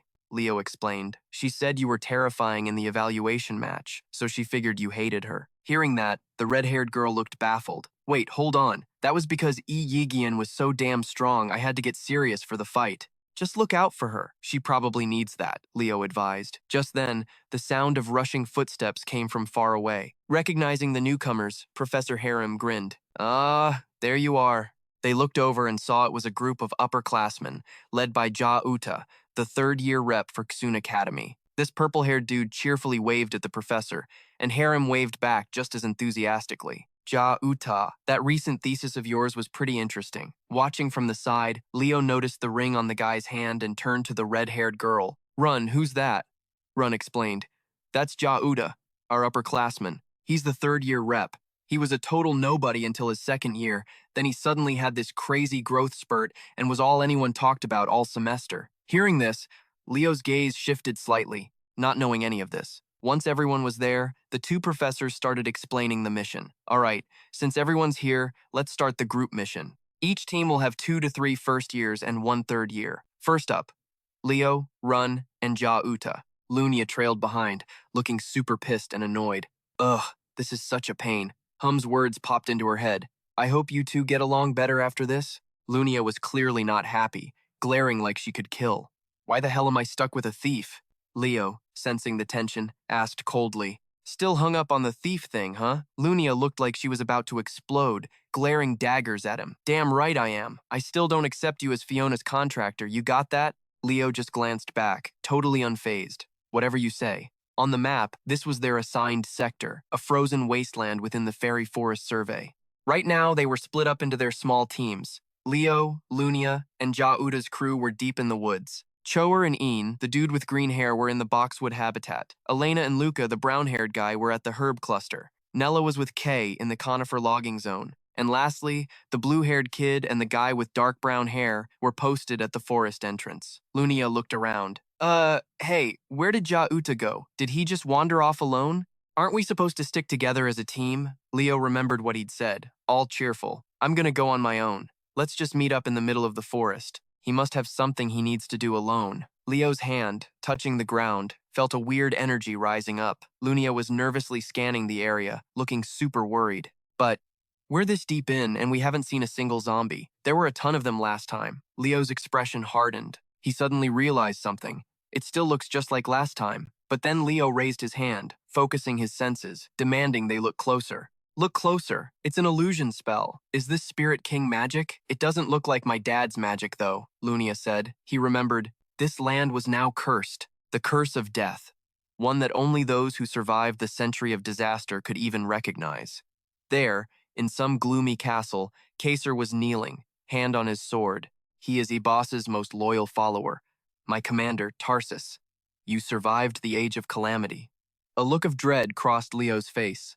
Kaser, the Necro King of Hell. He remembered a dead quiet night when Kaser stood before his lackeys. The Necro King won't make a move himself. His death knights are probably acting for him. Back in the present, Leo put his hands on his legs, getting ready to stand. Model. Then he raised his hand, looking up at the sky with a determined gaze. There was something in the Fey lands that he desperately wanted to protect. Lunia watched, totally confused. What's wrong? Did you sense something? Suddenly, Leo's eyes shot wide open, stunned. He saw something approaching from deep within the forest. Leo immediately snapped into a fighting stance, his hand gripping his sword tightly, when a voice suddenly called out, Phew. So, how's the investigation going? Giauda? I stepped out, a bright smile on my face. From a distance, Lunia spotted the first-year representatives and yelled out, Senior Giauda? He walked over to the two of them and asked, So, did you two run into any zombies? Lunia closed her eyes and complained, You totally freaked us out. No. We haven't seen a single one. Giauda held out his hand, grinning. You're the one who first found the Death Knight, right? Leo politely shook his hand. That's right. He thought to himself, Asterisk, this black ring. It's just as I suspected. Asterisk Giauda looked at Leo with an air of pity. You must be mistaken. He placed a hand on Leo's shoulder and chuckled. There aren't any zombies here, let alone a Death Knight, but it's okay. It's totally normal for first years to be a little too eager. Giauda raised a hand instructively. Did you know that high-level undead like Death Knights get unsummoned if their necromancer doesn't keep supplying them with enough mana? No, that's not it. That's why demon summoners always stay close to their Death Knights, Leo replied. Lunia placed a hand on her chest, her face turning pale with shock. So, that means there's a demon in this forest. In the city, the streets bustled with people. Giauda continued. But this is Borkia, the capital of Elzaria. His face was full of confidence as he looked at Lunia. If you're a student of Seon, you should know this, right? About the grand constellation magic applied all around Borkia. A look of fear washed over Lunia's face. It's a spell created by the great founder, Lady Luna. No demon can get in. That part is true, Leo said, his voice like steel. But there's no rule that says a necromancer has to be a demon. Leo's face was cold as he spoke. Entities other than demons can also wield dark powers. Suddenly, Giauda's expression twisted into a strange, terrifying smile. Like, even the Fae? Now that's an interesting idea. He looked at Leo, laughed, and said, It seems you have no idea just how proud a race the Fae are. Then, Giauda turned to leave, tossing some final words over his shoulder. Finish up your investigation and meet back at the forest entrance. Watching Giauda's retreating figure, the sharp-witted Leo immediately realized he was searching for something. Lunia, standing beside him, could also sense the fear in his eyes. That guy. He knows something. As the sun set, night fell. That evening, amidst the pure white snow, a voice echoed inside a certain house. Kai, your squad didn't find the Death Knight either, huh? Kai leaned back in his chair, looking bored. Forget the Death Knight. We didn't even see a single zombie. Hearing this, Trejo jumped to her feet, fired up. That just makes it even more suspicious. Her face was filled with excitement, her fists clenched. The headmaster definitely said that zombies were found here, so how could they just vanish the moment we arrived to investigate? Watching her, Kai gave a helpless smile, then pretended to be exhausted, his face drained of energy. I'm going to bed. Quick-witted, Trejo grabbed Kai by the tie. Not so fast. Elsewhere, Leo leaped from a window down to the ground, his gaze fixed in one direction. At a luxurious apartment building serving as the Lumen Academy dormitory, a door was opening. The cold figure of Leo entered, sword at his hip. On a desk was a notebook with the name Jiauta on it. He mused, asterisk, just as I thought. He snuck out of the dorms, asterisk. Suddenly, Leo's eyes were drawn to a map on the desk. Asterisk, humph, asterisk. He touched a marked location. This is the entrance to the Feylands. From behind, Lunia climbed through the window, scowling angrily. What the hell do you think you're doing here? Hearing the familiar voice, Leo whipped around and clapped a hand over Lunia's mouth to keep her from making a sound. With her arms crossed, she griped sullenly. You've been acting weird all day. What are you doing here now? Leo's hand was still on Lunia's chin, his expression worried. I'm looking for Jouda, but he's already slipped away. He's definitely gone to the Fey Forest. He glanced toward a certain spot. From behind a door, a voice called out. Didn't you say Jouda was asleep? I can hear someone talking. Lunia looked at the door, puzzled. Why would Senior Jouda? Just then, Leo's hand suddenly grabbed her shoulder. Then, to her utter shock, he wrapped his arms around her and lifted her up. With Lunia in his arms, Leo jumped out the window. Meanwhile, in another room, Aeon was reading a book when she heard a strange noise. She slowly got out of bed and walked to the window. Peeking out, Aeon saw Leo holding Lunia in a romantic embrace. Sir Leo and Lady Lunia. In that moment, a flustered Aeon dropped her book on the floor, her legs trembling. Asterisk. This is clearly asterisk. A love story between Leo and Lunia immediately bloomed in her mind. Asterisk. More beautiful than a flower. The handsome Leo caresses Lunia's hair. Let me join you. Asterisk. Asterisk. The esteemed fire mage Lunia, with her beautiful face, gazing lovingly at Leo. Prince Leo. Asterisk. Imagining the scene. Aeon sighed.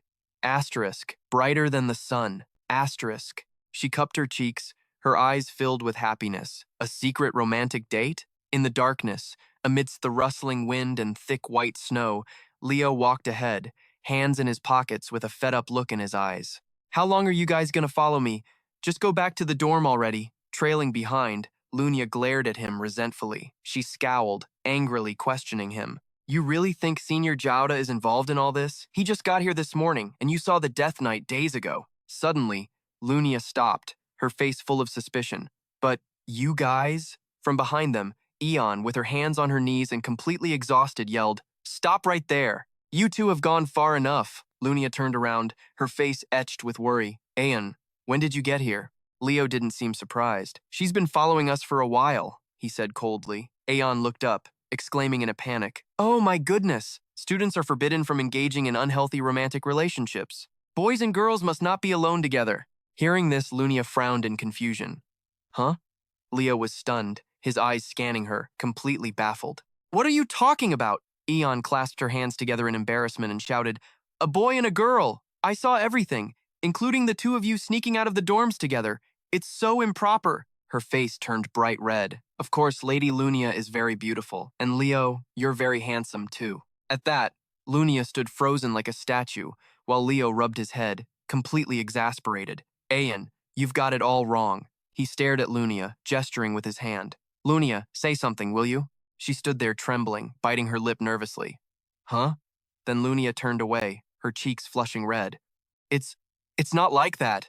I mean, something just flashed by and totally freaked Leo out. A hand clawed its way out of the ground. They all just stood there, panicked, as Leo yelled, It's the undead! Without hesitating, he whipped out his sheathed sword. While Aeon was still completely freaking out, a dark voice echoed, Welcome to the fairy forest. Leo calmly drew his sword, his voice ice cold. They're all high-level skeleton soldiers. Lunia gritted her teeth and growled, Where the hell did these things just pop out from? Before making a move, he turned to ask, Lunia, you ready? She dropped to one knee, casting a fire-type magic circle, preparing for a fight. You bet! Lunia was practically bursting with energy as she cast Firestorm. A massive blaze erupted, incinerating the high-level zombies in an instant as she admired her handiwork. She laughed loudly. How about that, huh? Don't tell me a zombie is going to charge out of that fire, right? Ian's voice rang out with a warning. Careful! Startled, Lunia snapped her head toward Ian. He immediately dashed in front of her, raising his shield to block the zombie's attack. No matter how fiercely the high-level zombie attacked, Ian stood his ground because the shield in his hand was the shield of Animuser. She gathered her strength, leaped powerfully, and launched an attack at it. Ian let out a huge roar, tightening his grip on his sword, his aura flaring. With a single, clean slash, he easily sliced off the high-level zombie's head. The rest of its body was dealt with neatly by a purple tornado. Watching this, Lunia clapped. You're actually amazing. You know that? Ian scratched his head, laughing shyly. Aha. Leo nodded, impressed. Didn't think you had a move like that. Ian was humbly embarrassed. It was nothing, really. Then Ian asked a question that made Lunia flinch. So, why are you two out here so late at night? It was like he read her mind and immediately denied it. Lunia and I are not in the kind of relationship you're thinking of, okay? Lunia cleared her throat, collecting herself before adding, That's right. We were just stopping by the third-year seniors' dorm to investigate something. Yan was surprised. For real? She pointed at Leo and just started rambling. Yeah, and besides, wouldn't it be better for you if I got distracted from my studies with some romance stuff? It would mean less competition for you.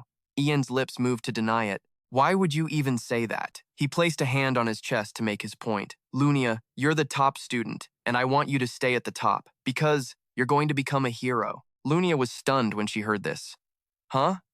Is that how he really feels about me? At the advanced combat class evaluation, Zarin was silent, her breathing ragged, but she forced herself to keep fighting. She had a sword in one hand, a shield in the other, and a honeycomb barrier in front of her. She blushed with excitement watching the scene. Just as I expected from Ian, he's still holding on. Among all the first years, only Ian can stand against me.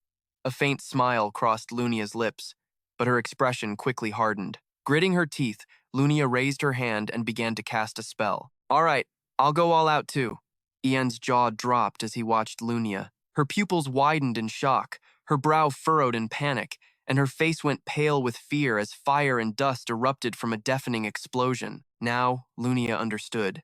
Now I finally get what that look on his face meant back then. She closed her eyes and sighed. And why he didn't come to school after that? Lunia softly called out, Ian. She took his hand and said, I want you to keep coming to school, because you're my friend. Ian didn't agree right away. Wait, me and Lady Lunia are friends? Don't you hate me? Lunia gave him a genuine smile. We are friends, didn't you know? As a friend and as a rival, I want you to keep challenging me. Ian's eyes widened in delight, and he whispered, a friend and a rival. Her mood suddenly sank, but Ian glanced suspiciously over at Leo. So you two really aren't a thing? Lunia blushed and jumped back. Ah! She yelled, trying desperately to clear things up. We already told you we're not. Leo just stood there and sighed. Kids, I guess they really do grow up by fighting. The scene changes to a deathly forest, the cawing of crows echoing as the otherworldly voice of Caxos rings out.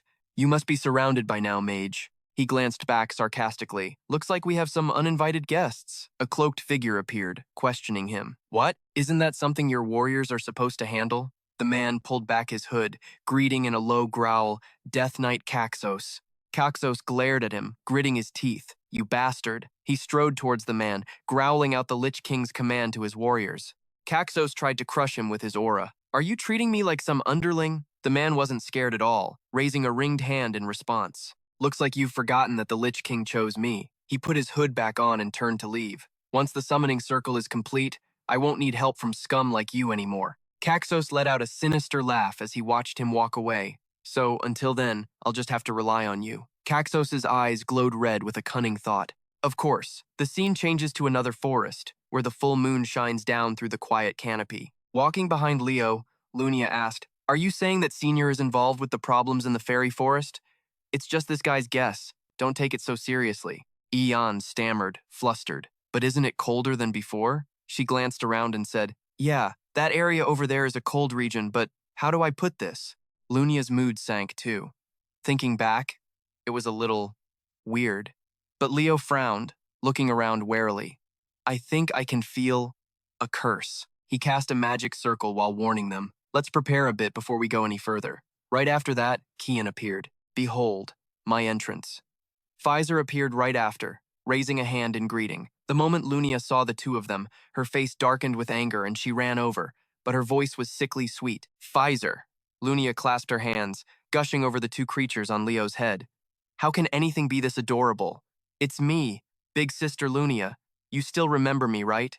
Eon's eyes were wide with amazement. Leo, what are these summoned creatures? He pointed to Fizer sitting on his head and said, This thing is a mini phoenix, Fizer. Lunia said emotionally, Fizer. He's so beautiful. Leo pointed to Kian and continued, And this is the fairy prince, Kian. She gasped in shock. A contractor for both a phoenix and a fairy. That's seriously impressive. Leo coldly cut in. Stop the chit-chat and get ready. We're heading to the center of the forest. At Leo's reminder, the three of them headed deeper into the forest.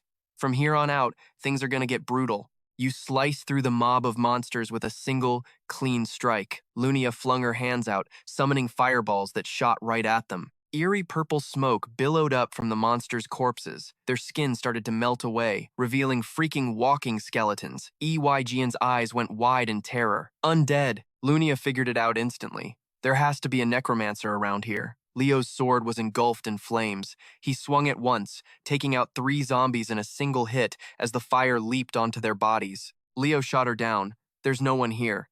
Lunia still didn't buy it. Leo, you just saw it too! An orc just turned into a damn skeleton! He looked over at Kian, touching the zombie's skull, and explained, These aren't undead made by a necromancer. Lunia was curious. Then what are they? Leo's answer left both girls stunned. A death curse, Lunia blurted out. A death curse? I've never heard of anything like it. Jian looked down, her voice trembling. It'll just keep summoning undead all over the place and turn this whole area into a land of the dead. An image of the Grim Reaper flashed in her mind. The one who cast the curse was the commander of Tatatus, the Death Lord of Hell, Chaos. Hearing that, she yelled in a panic, Wait, so that means Tatatus is planning a massive attack on Esra? This isn't the time to screw around. We have to tell the professors. Now. Suddenly, a huge gust of wind ripped through the forest, shaking every tree. Lunia threw her hands over her face while Jian squinted, totally confused. What's in that white smoke? The voice of Chaos echoed. Hero candidates! Hello!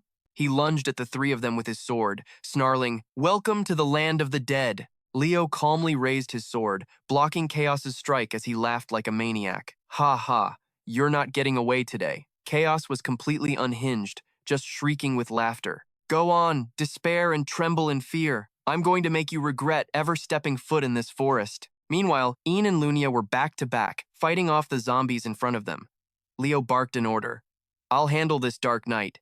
You two watch yourselves and take care of the rest. Ian, clear out the zombies. Lunia, get ready to cast the most powerful spell you've got, the 2 girls shouted in unison. Yeah, got it. Chaos sounded surprised. Oh, so you've chosen to fight this time? Leo didn't back down an inch. I'm not running. I'll face you head on. His words were a joke to Chaos. You stupid little brat. You really think I'm gonna let things go your way? Chaos poured his strength into his sword, growling. Listen to the breath in the darkness, Leo scowled, his lips pressed into a thin line, and activated Dinger's secret sword technique. He channeled fire magic into his sword, making the steel blade blaze to life. Gripping the hilt tightly, Leo put all his power into thrusting the tip of his sword straight through his opponent's blade. Chaos lowered his sword and stepped back, impressed. Is that the Fire Phoenix? Pushing off his heels, Leo rocketed toward him, swinging his sword at Chaos and roaring. This isn't just the Fire Phoenix. Jodinger's flame key is fused into it too. His enemy's blade started to melt under the heat of his own. For a second, Chaos was shocked. My sword is melting? Leo kept swinging at him, but Chaos dissolved into a red whirlwind and vanished. Under the blood-red moon, he read the kid's mind. He's overwhelming me with pure combat experience. In a flash, Chaos reappeared with an army of undead behind him. He stared deep into Leo's eyes, thinking, how the hell can a first-year brat do this? For a split second, he was terrified of those eyes. What the hell is that look? A blinding orange-gold light erupted, forcing Chaos to shield himself. He and his undead army looked up to see a massive, blazing fireball hanging in the sky. It was Lunia's handiwork. She grinned, completely full of herself. Summon Inferno! The giant ball of fire crashed down, swallowing them whole under Lunia's command. She didn't even try to hide her disgust as she screamed, "Die, you goddamn bag of bones!" Lunia flipped her hair, looking refreshed. "This is what happens when you mess with me." Jian was pale, stammering. The forest. She grabbed onto Leo's hair to keep from getting blown away by the inferno. Is she really a spirit? How can she be so violent? He stared at the vaporized section of the forest and muttered, "Damn, for real." Leo sheathed his sword and urged them on. "It's not over. Let's go after them." But the deeper they went, the more bizarre eyes started appearing, making the two girls tremble in fear. "What the hell is this?" Jian's face scrunched up like she was about to cry. Lunia was pale with fear. "This is the curse of the dead? It's so damn strong." Gauda's voice cut in, grabbing Leo's attention. "First years?" He put a hand on his hip, his tone preachy. "Who gave you permission to investigate the forest at night by yourselves, huh? Even the first-year representative of Lumen is acting like this. What a complete disgrace to discipline." Lunia recognized him immediately. "Gauda Sunbei? What are you doing here?" He stepped out of a magic circle on the ground and answered, "Undead are appearing in this forest right now. I'm investigating the cause." Hearing that, she yelled, spilling everything. "The cause is a curse! A really powerful ancient curse!" Gauda's face darkened. "A curse? Are you telling me that right here, right now, there's a curse active?" His reaction made Lunia really nervous. "It's this serious, and you couldn't feel a thing?" Leo's voice cut through the tension, bringing everyone back to reality. A few of Lumen's first years accidentally touched some artifacts leaking from Tadadus. He pointed a finger at a blinding light in the sky. "Those students, they accidentally used the power of darkness." The light felt like it was piercing right through them. Lunia and Ian were so blinded they had to cover their eyes. The girls turned pale, horrified by the grisly scene. A red magic circle became clearer, littered with the bones of the undead. Bathed in the shimmering light, Leo watched Gauda and explained in detail. "But you look like you've been willingly cooperating with Tadadus. Only black magic or necromancy uses the flesh and blood of monsters as a catalyst." Gauda clenched his bloody fist and laughed. "Cooperating? You're as annoying as you are unbelievably stupid." Gauda completely lost his cool. He clutched his face, gritting his teeth. "You first years, right here, right now." His next words made the two girls' jaws drop in horror. "The heroic legacy of Lady Luna lies sleeping." Gauda became even more shameless, his voice rising. "But that incompetent Ezra Council doesn't even know it exists. So, what's so wrong with using Tadadus to reclaim our heritage?" Deanne couldn't take it anymore and shot back. "That's an insult to a great hero. You just want that legacy for yourself." Lunia rolled up her sleeves, ready to throw down with him. "Leo, finish this guy. Smash that disgusting face of his and drag him back to the professors." Just as they were about to charge, Leo called out, "Lunia, Ian." You grip the hilt of your sword, reminding yourself that from now on, you fight like you're ready to kill even your own senior. The two girls gasped in unison. "What?" Just as Leo finished speaking. "Gia, I summon an orb that unleashes a torrent of purple lightning." "Jizia." You were stunned for a moment and got knocked back by the blast. He launched another bolt of lightning at the three of them as he spoke. "Genia." Leo raised his hand to cast a spell, but didn't forget to lecture him. "Calm down. This is what you get for facing me." "Gia?" I stroked my chin and chuckled, amused. "A mere human, using primal magic? What the hell are you?" He looked calm on the outside, but inside, his mind was reeling. "Did you really cast and then cancel a spell in that split second? Your ability to recognize me as an enemy and your combat instincts are both top tier. Gia, I'm also keeping an eye on Ian and Lunia. If those two jump in, this is going to get really annoying." He flicked his ringed finger, having made his decision. And with that, the electrical current surged even stronger. Leo yelled a panicked warning to the two girls. "Get down! Gia, strike! Yatia!" An explosion erupted right where he was standing. Dirt and rocks flew everywhere. Without a second thought, Ian used his shield to slam Lunia down, protecting her. She struggled to sit up, coughing. Did he just say that was Jadia? Her eyes went wide, her mouth hanging open in disbelief. "It's just a basic spell. I can't believe it's so damn strong." Lunia's pupils dilated, her face pale with terror. Before her, a weakened Leo collapsed to his knees. "Gia, I directed 3 purple orbs towards you." Lunia cleared her throat distinctly. "Damn it, we have to help them," Ian nodded. "Yeah." Out of nowhere, Garcus suddenly appeared in front of the two of them. He questioned them, his voice overpowering both girls. "This is the end of the line. For you so-called chosen heroes." Lunia shot back defiantly. "In your dreams." Then she stood up to ask for a favor. "Ian, buy me some time." Ian also stood up to protect her. "Leave it to me." Gia's face darkened as he looked down at Leo, who was sitting on the ground. He sneered. Any last words before you die? You're not giving up, huh? Pretty confident, aren't you? Then you cleared your throat and called for Kian. Hearing Leo's voice, he swooped around, much to Gia's amazement. The purple orbs floating next to Gia were blown to bits by Kian. He lost his balance and crashed to the ground. This time, the tables had turned. It was Gia who was on his knees, while Leo stood tall, looking down at him with eyes full of killing intent. Gia gritted his teeth in pain. Damn it, my leg! Leo's glowing red eyes scanned him as if judging his sins. Gia looked into Leo's eyes in terror. Leo, you bastard, don't tell me he's actually... It was only then that he felt fear and began to plead. Wait, but Leo didn't let Gia finish. He decisively swung his sword and took his head. Kian cheered excitedly. Hell yeah, that crazy spirit is down. Now it's time to smash that skeleton bastard. But his celebration was cut short when Gia's voice echoed out, stunning him. A bolt of lightning shot down, shocking Leo. Kian realized he hadn't fully logged out yet. He returned, reattaching his own head, and spoke with contempt. A half-elf who can also summon a magical beast. Your talent is impressive. You're Leo, right? In moments it was sealed. One side of Gia's face was destroyed, transforming into that of a demon. His voice seemed to echo from the underworld. I'm so glad that I'm the one who gets to send you to your grave. The power of the Death King isn't half bad. Kian shrank back in fear, Gia's voice dripping with arrogance. And if I add the power of the founder, Lady Luna, I can crush arrogant brats like you who only rely on talent. He chuckled to himself. That eye. Looks like the machine demon has already started to consume you. Immediately after, he thrust his hand forward, unleashing a massive amount of magical power. Die! Leo tightened his grip on his hilt, his eyes unflinching, as he swung the sword in his hand with all his might. Leo scoffed. You failed to fully absorb the machine demon's power, didn't you? Then, he shot forward from a distance like a whirlwind, the sword in his hand drawing a sharp, cold line of light that tore through the air. In an instant, one of his arms flew to the ground. The cold blade was once again pointed at the bleeding wound. Gia immediately screamed in agony. Leo's voice was ice cold. Those who take shortcuts to power always lack a feel for battle. He urged him on. Come on, keep regenerating. I'll just keep cutting you down until you run out of mana. Gia? He growled in pain. Guh. Are you having trouble? The sorcerer looked ahead. Is the human before you your target? Hurry and complete the summoning circle and find the power sealed in this land, Leo affirmed with determination. That's right. If I can absorb that power, he glanced down at his two comrades, thinking to himself that those two were holding up pretty well. Looks like I have to deal with this guy first. Gia? I looked down at my own arm. Why hasn't it regenerated yet? Kian pointed forward.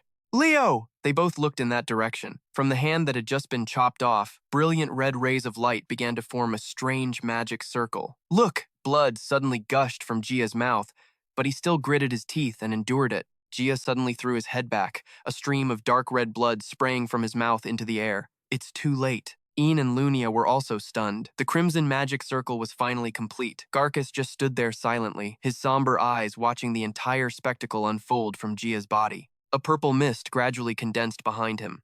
The air suddenly stirred as powerful gusts of wind swept through, kicking up dust and dirt. From beneath the ground, large cracks began to appear, spreading out like a spider web. A giant hand emerged, shattering the earth above it, creating a suffocating and deadly atmosphere. Kian's eyes widened. Holy crap, what is that? Leo answered calmly.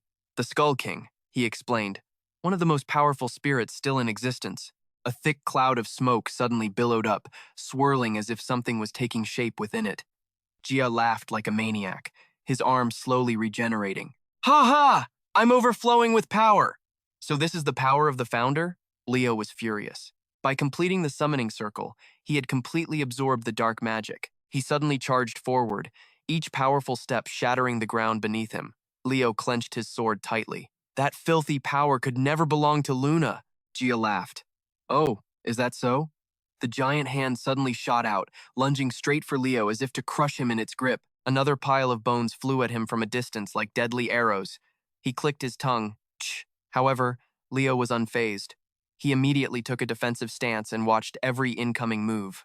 Gia laughed coldly. Even if it's the power of the Death King, I have that too, Kian called out worriedly. Leo, what about retreating for now? Model, that pile of bones is way too strong. Leo calmed him down.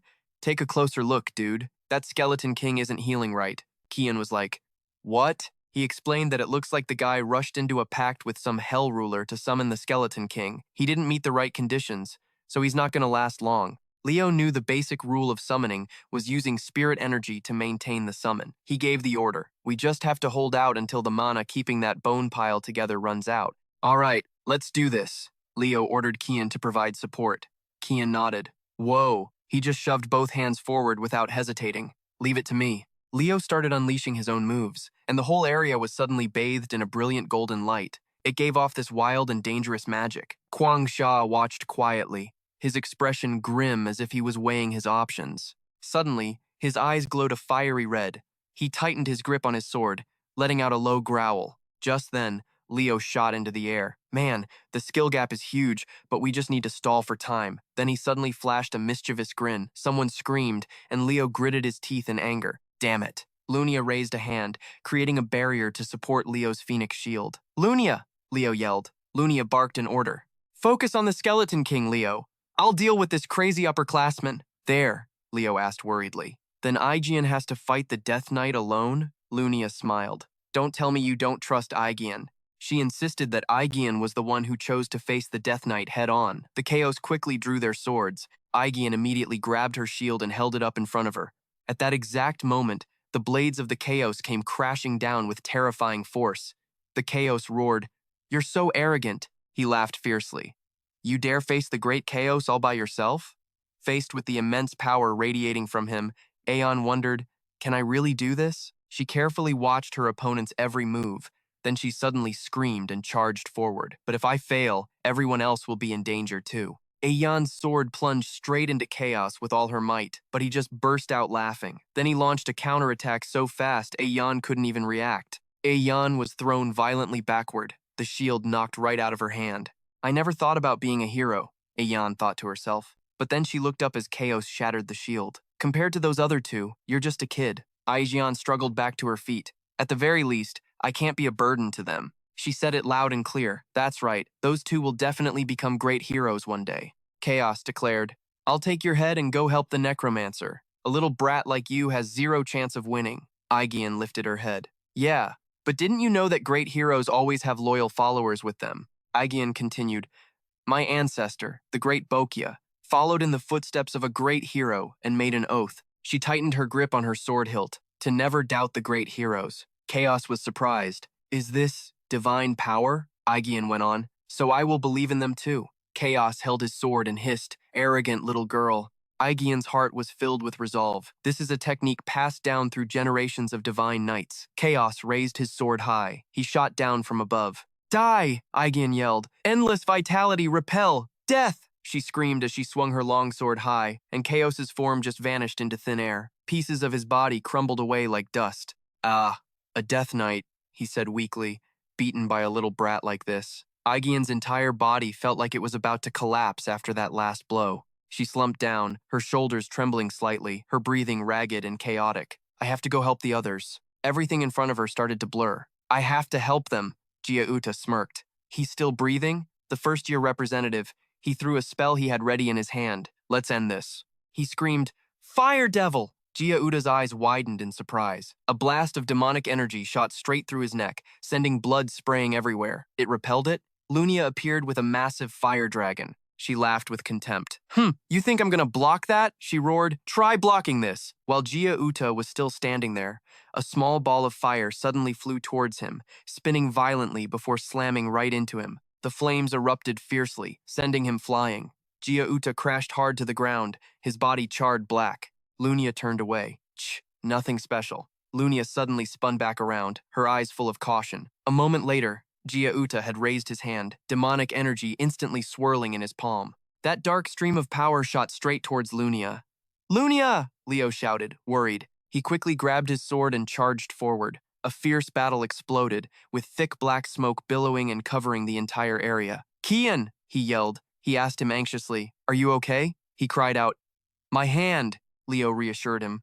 You're not gonna die. Don't make a big deal out of it. Cry of death. Leo was stunned. In this situation, that's the worst possible curse that could appear. Fizer suddenly appeared in front of him. Fizer! Leo called out his name. Fizer smiled and said, Peel it. Lunia was overjoyed. My body, Ian also whispered, is recovering. Leo made a request. Do it again. The sword in Fizer's hand instantly burst into flames that engulfed the blade. Summoning magic, incarnation, Leo immediately flew up and charged at Chaos. Lunia gasped. Leo! She looked at him with admiration. He's not afraid of dying at all, just like a real hero. She whispered, Hoa Kwai. Lunia touched it. You did well. Go rest. Next, she opened her palm, and a stream of reddish-orange light appeared. She pushed it forcefully towards Jia Uta. He said coldly, Even that flame you're so proud of has gotten weaker. Lunia, what are you planning to do with that pathetic little flame? Lunia shot back. You call this weak? The flames of the Runrua clan.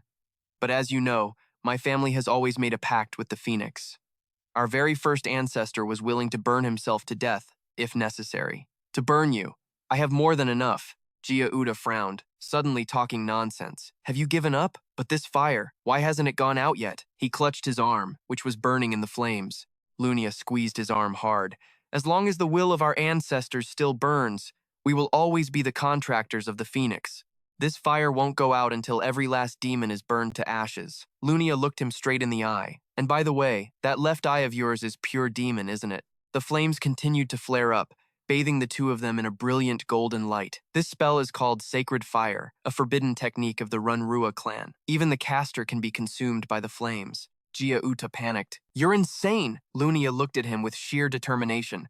I'm not letting you get away. But then the flames around them suddenly went out. Jia Uta smirked. Out of mana? The ring on his finger began to radiate demonic energy. Well then, now it's my turn. The ring began to emit a power he couldn't control. What the hell? Lunia panicked. And then the ring slowly began to devour his arm. Jia Uta screamed, stop. Then he just vanished. Poof. All that was left was his ring, clattering on the ground. No way. Leah collapsed, stunned.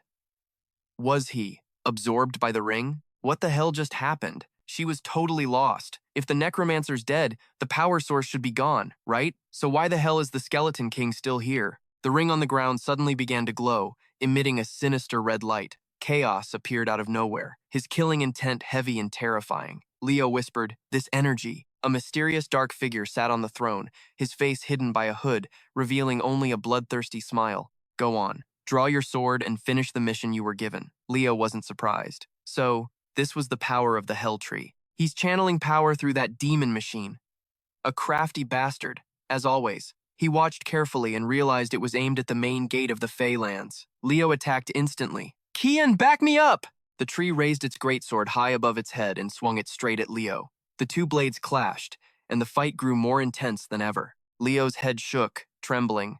No, the barrier. It's breaking. The tree swung its sword, sending Leo's body flying. The impact made the ground tremble, creating a massive shockwave that spread through the area. Lunia and Aegean screamed in terror. Leo! In Wonderland, a voice called out, Leo! Leo was lying unconscious on the ground when a sound rang out. Beep! That sound kept going off again and again, forcing Leo to jolt upright. He opened his hand. Damn it! He suddenly sighed. I'm out of mana and spiritual power. Then, Leo shot to his feet and looked around Wonderland. He was shocked. He never thought this place would become such a wasteland. He suddenly noticed something. Huh, he mumbled. This is... Then, Leo got a bit nostalgic. You gonna toss it? Leo nodded. Yeah, here, you take it. The other kid glanced at the dagger. What's up? Not your style? The kid shrugged.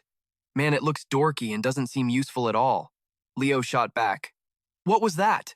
Do you have any idea how many life or death battles this thing and I have been through? A group of people called out to him from a distance. Kai! He quickly said his goodbyes. Time to go. He reached out and ruffled the kid's hair, then waved and left with the group. I'm out of here. Little brat, Leo muttered quietly. That arrogant little punk. He looked at the dagger in his hand. He himself said he didn't need it back then. Then suddenly, the dagger emitted a green light, making Leo look up at it, completely amazed. The dagger continued to glow and activated its magic, a green light enveloping everything. His body seemed to fade, dissolving into the flow of energy. Leo thought to himself, the magic sealed in this dagger for thousands of years. He couldn't help but feel ecstatic. It has finally responded to its true master me, Leo calculated. With this much mana, he recalled the showdown with Chaos and muttered, which spell should I use? He planned his attack to take down his opponent as fast as possible. Leo gave a faint smile. Those brats. If it's come to this then, Lunia screamed. Freeze, you bag of bones! Aegean said, out of breath. Lady Lunia over there! Aegean was horrified. That amount of mana. It's insane. A massive magic circle erupted with explosive power, causing Lunia and Aegean to look up in despair. Lunia exclaimed, "If he's the one who made a pact with the Phoenix, then this is the least he should be able to do." Leo took slow, deliberate steps forward. The space around Lunia and Aegean was filled with brilliant stars. It's not as good as the real thing, but for those kids, this will be a priceless gift. Aegean remembered, "I read about it once in an ancient text. A star incantation that bathes the world in the light of the morning stars." She continued, "It's the most powerful spell there is." The stars continued to fly straight towards chaos, leaving him utterly stunned. The end. Leo walked away calmly after dealing with the problem, holding out his palm. Kian appeared instantly, roaring aggressively. "I will be the one to finish you." The Skeleton King, Leo, replied calmly, "It's over." Kian was shocked. "Huh? When? How?" Leo ordered, "Go find your wings first." Kian suddenly remembered and flew off immediately. "Oh, right." Lunia and Aegean called out his name. "Leo!" he asked worriedly. "Is everyone okay?" Lunia teased. "You're worried about us? You're the one who looks like a total wreck." Aegean gave a weak smile. "I believe you two will get through this." Leah looked curious but serious. "Seriously, what kind of magic was that? It felt like something straight out of a legend." Leo looked at the dagger. "It feels like it came from the magic sealed inside this dagger. It must have something to do with the great hero." Aegean was in awe. "An artifact from the great hero?" Lunia was skeptical. "Could it be that Gia Uta was after this place because of that item?" Kian shouted, "Hey Leo, check this out. I found the wings Dad hid for me." He was impatient. "Yo, help me get this thing off," Leo said gently. "All right." Leah suddenly froze. "Wait," she pointed. "Isn't that a piece of the Hero's Chronicle? The Hero's Chronicle that opened this world." Lunia was confused. "What is this?" A voice rang out. "You plan on defeating Erebos?" Leo thought to himself. That voice. The voice continued mockingly. "Are you insane? Oh well, whatever. I like it." It laughed loudly. "Hunting the boss. A perfect goal for me. I love it." The voice went on. "I told you so, didn't I? Now I get what Gia Uta was really after." A girl appeared suddenly. "My name is Luna," she smiled. "I'm going to be a star that shines in the night sky, so you should all be honored to have me in your group." "That's right, it's me." This is a fragment of the Hero's Chronicle of Kyle. A moment later, Harit and Hayam ran deep into the forest. Breathless, Hayam called out, panting, "Student Lunia! Student Aegean!" Following them, Zygen's group also hurried over. On the other side, Leo's group of 3 was now safe and sound. Seeing the group rushing toward them, Lunia spoke up, "Professor Hayam." Then she walked over, held out a piece of paper, and said, "Please, look at this. This is the heroic journal of the founder." Hayam stared at the paper in the girl's hand and stammered, "This is over here." Harit came over, clapped him on the shoulder, and praised him. "Good work." Then he asked, "So, is everyone who left the dorms here now?" He replied, "There's still one more." Aegean then ran towards Zygen and said, "Grandpa, what about big brother Gia Uta?" Before she could finish, the old man calmly reassured her, "Calm down. Let's go and talk." Afterwards, everyone returned to the academy together. Leo glanced back at the space that was now crumbling apart, whispering Luna's name. On the last day of the field trip, everyone was gathered in front of the teleportation gate. The 2 professors approached, shaking hands warmly to say goodbye. Hyom said, "Thanks to this trip, the students have learned a great deal." "Model," Hai smiled back, "I really appreciate it." Lunia turned to him and declared excitedly, "Next time we meet, I'll be stronger than you. Just you wait." He smiled back, "I'll be waiting." While they were talking, that girl, EY Jian, ran over from a distance, calling his name loudly. Then, she announced, "I'm coming back to Zen Academy." Her declaration made Leo overjoyed, and a deeply satisfied smile spread across his face. Then he walked over and patted the girl's head. "All right, see you again." After saying their goodbyes, the group turned and walked into the teleportation gate, returning to the academy. In the dorm, a loud laugh suddenly erupted. "Ha ha! I finally got my wings back." Kian was ecstatic that he could fly around again. He shouted excitedly, "Eat my fist, you red monster." He was messing around with the kid, Fizer. The little chicken was furious, but all it could do was chirp and continuously dodge. Seeing the little chicken dodge his attack, Kian's eyes grew even more determined. "Oh, you dodged that one?" A mocking look flashed in Fizer's eyes. Asterisk. What a weakling. Asterisk. Kian changed his position again and lunged at the little chicken once more, yelling, "So what if you can't fly? I'll show you the magic of a senior." While he was having fun, a hand reached out and grabbed his wings, leaving the kid completely stunned. The one who grabbed him was Leo, who had just finished training. Seeing the kid struggling in his hand, he warned, "Do you pull this crap every time I'm gone? You want me to confiscate those wings for good?" The kid frantically shook his head. "My lord, this is the only pair I have left. Can't you show some pity?" Then suddenly, a voice called his name, catching his attention. He glanced over and saw that the little chicken, Fizer, had transformed into a little girl about 5 or 6 years old. The little girl bowed and said, "It is an honor to meet you formally. I am Fizer, the Phoenix." Finding this whole scene way too familiar, he turned to Kian and asked suspiciously, "Kian, was this your doing?" Kian replied confidently, "So, what do you think? My power is pretty insane, right?" He looked at the little girl and said, "You don't have to introduce yourself, Fizer," but she continued to use formal language. "My mother said I must treat those with whom I have a pact respectfully." Kian then lunged at her, grabbing her hair and yelling, "Ha ha, so, how are you gonna dodge this time, huh? This one's gonna be different from the last." Fizer reached out and squeezed the kid so tight he couldn't even speak, ignoring him as he struggled in her grasp. The girl turned to him and said, "Leo, please open a path to my mother's place." He immediately agreed to her request. "Okay, and take that guy along too." As he spoke, he raised his hand into the air, creating a spatial gate. Gradually, the gate grew large enough to step through. Without hesitation, the girl walked toward the gate, while Kian struggled violently in her grasp, yelling, "Hey, wait a sec, hold on." The moment he finished speaking, the two of them were teleported away, and the gate vanished. After getting those two brats out of his room, Leo let out a silent sigh of relief. Asterisk, finally, some peace and quiet. Asterisk, he walked over to his bed and sat down, thinking about everything that had happened, the hero's journal and the dagger he'd found over there. He had already given them to Zyron for safekeeping. In Lunan, there's the monster queen Scylla Tuner, and in Zygen, the hell necromancer. Kaiser is the one behind everything. With all this, it's clear Tacitus erased all records of the great heroes and their internal enemies. It's a dirty trick. It's always been this way. There are still Tacitus agents in Lunan that haven't been eliminated, and in Zygen, there are outright traitors like Gouda. There must be one of them in Lunan too. I have to find them as soon as possible, the traitor who's infiltrated this place. The next day, at Lumen Academy's main auditorium, students were standing in neat rows below. Professor Enelon announced, "As instructed, first-year students, please line up by your department. The headmaster will be here shortly." Down below, the students were all wondering, "Why are we lining up by department instead of by class?" The headmaster walked out and asked, "Did everyone enjoy the field trip? The reason I've gathered all you first years today is to prepare for an upcoming event for all departments, the interdepartmental tournament." Hearing the headmaster's announcement, Chloe wondered aloud, "An interdepartmental tournament?"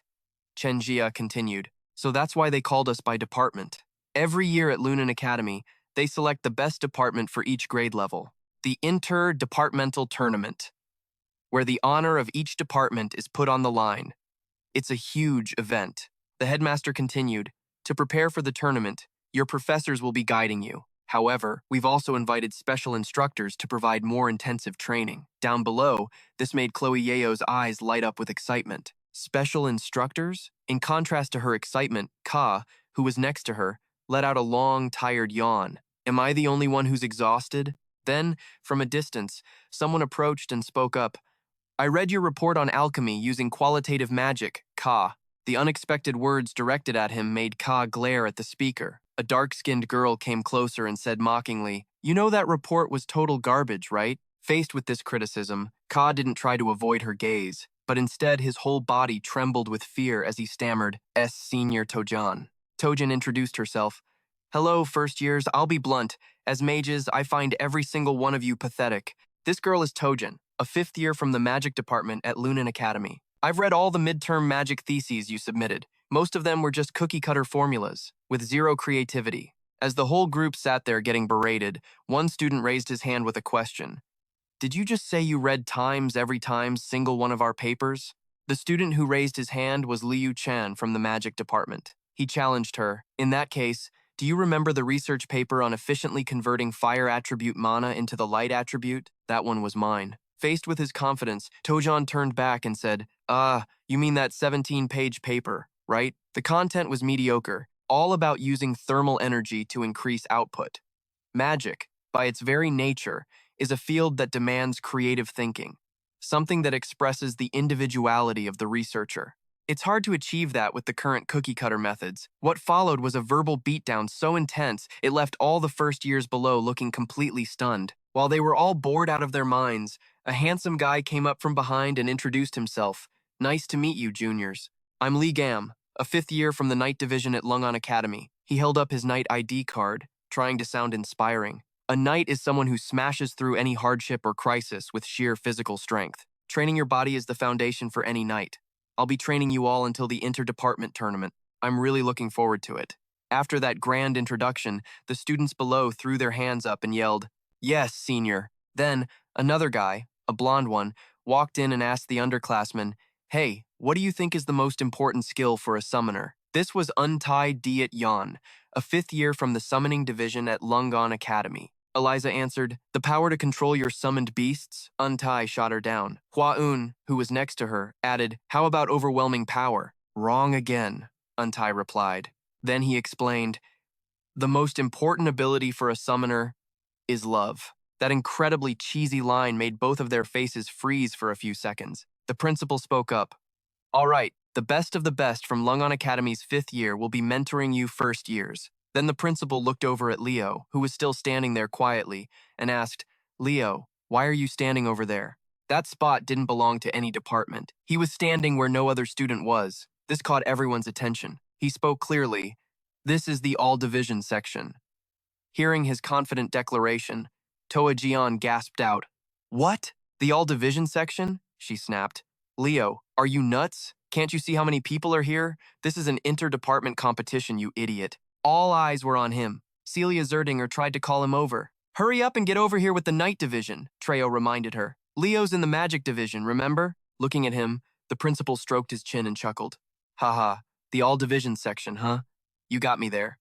But Leo, being mentored by a lung on 5th year is a rare opportunity. You're not planning on throwing away this precious chance, are you?" Leo replied, "I'm not saying I don't need a senior's help. I just plan on taking all the classes like I normally do." This just made the principal more intrigued. "Haha, good answer. Then let me ask you one more thing." His voice turned ice cold. "If you don't change your mind, you understand you'll have to face them all alone, right?" He wasn't the least bit scared by the threat and answered coolly, "Of course." The students below started whispering about which division to join for training.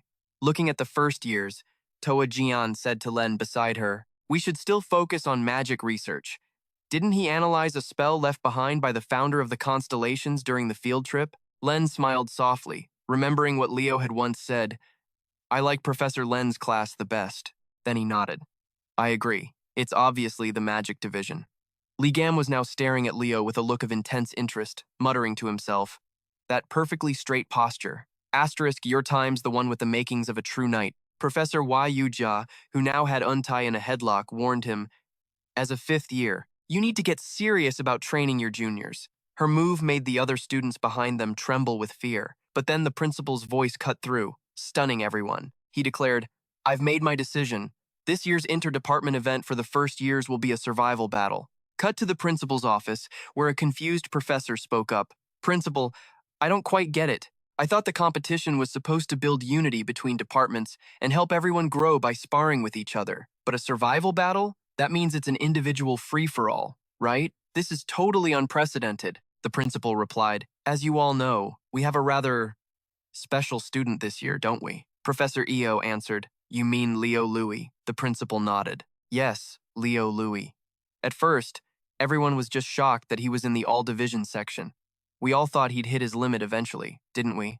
And yet, he's maintained a near top ranking in every single field. Because of that, the Academy Council is paying very close attention to him. This revelation left the three of them speechless. Professor Elin spoke up. "They want Leo to be officially recorded in the annals as an all-division student?" Ken nodded. "Exactly. The founding families of Lungon Academy, Xon, Jigert, and Xia are the ones backing Leo." Hearing the principal's words, Len clenched his fists, his voice filled with excitement. If that happens, it's not impossible for the next generation to inherit Leo's abilities and create a completely new breed of students. As the three professors got worked up, the principal cut them off. Of course, he still has to choose a single department in the end. The next day, at the Academy Stadium, 8 students stood before a massive block of ice, shivering uncontrollably. One of them said, "Why is it so damn cold? It's like walking into a meat locker. What the hell is that thing?" While the students were freaking out, Professor Eland clapped his hands. Getting everyone's attention, he announced,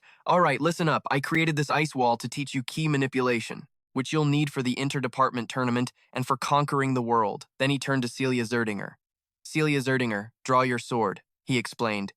"You think your little fire trick can break through that wall?" She gripped her sword, and a huge amount of energy began to flare up around her. It enveloped both her sword and her body.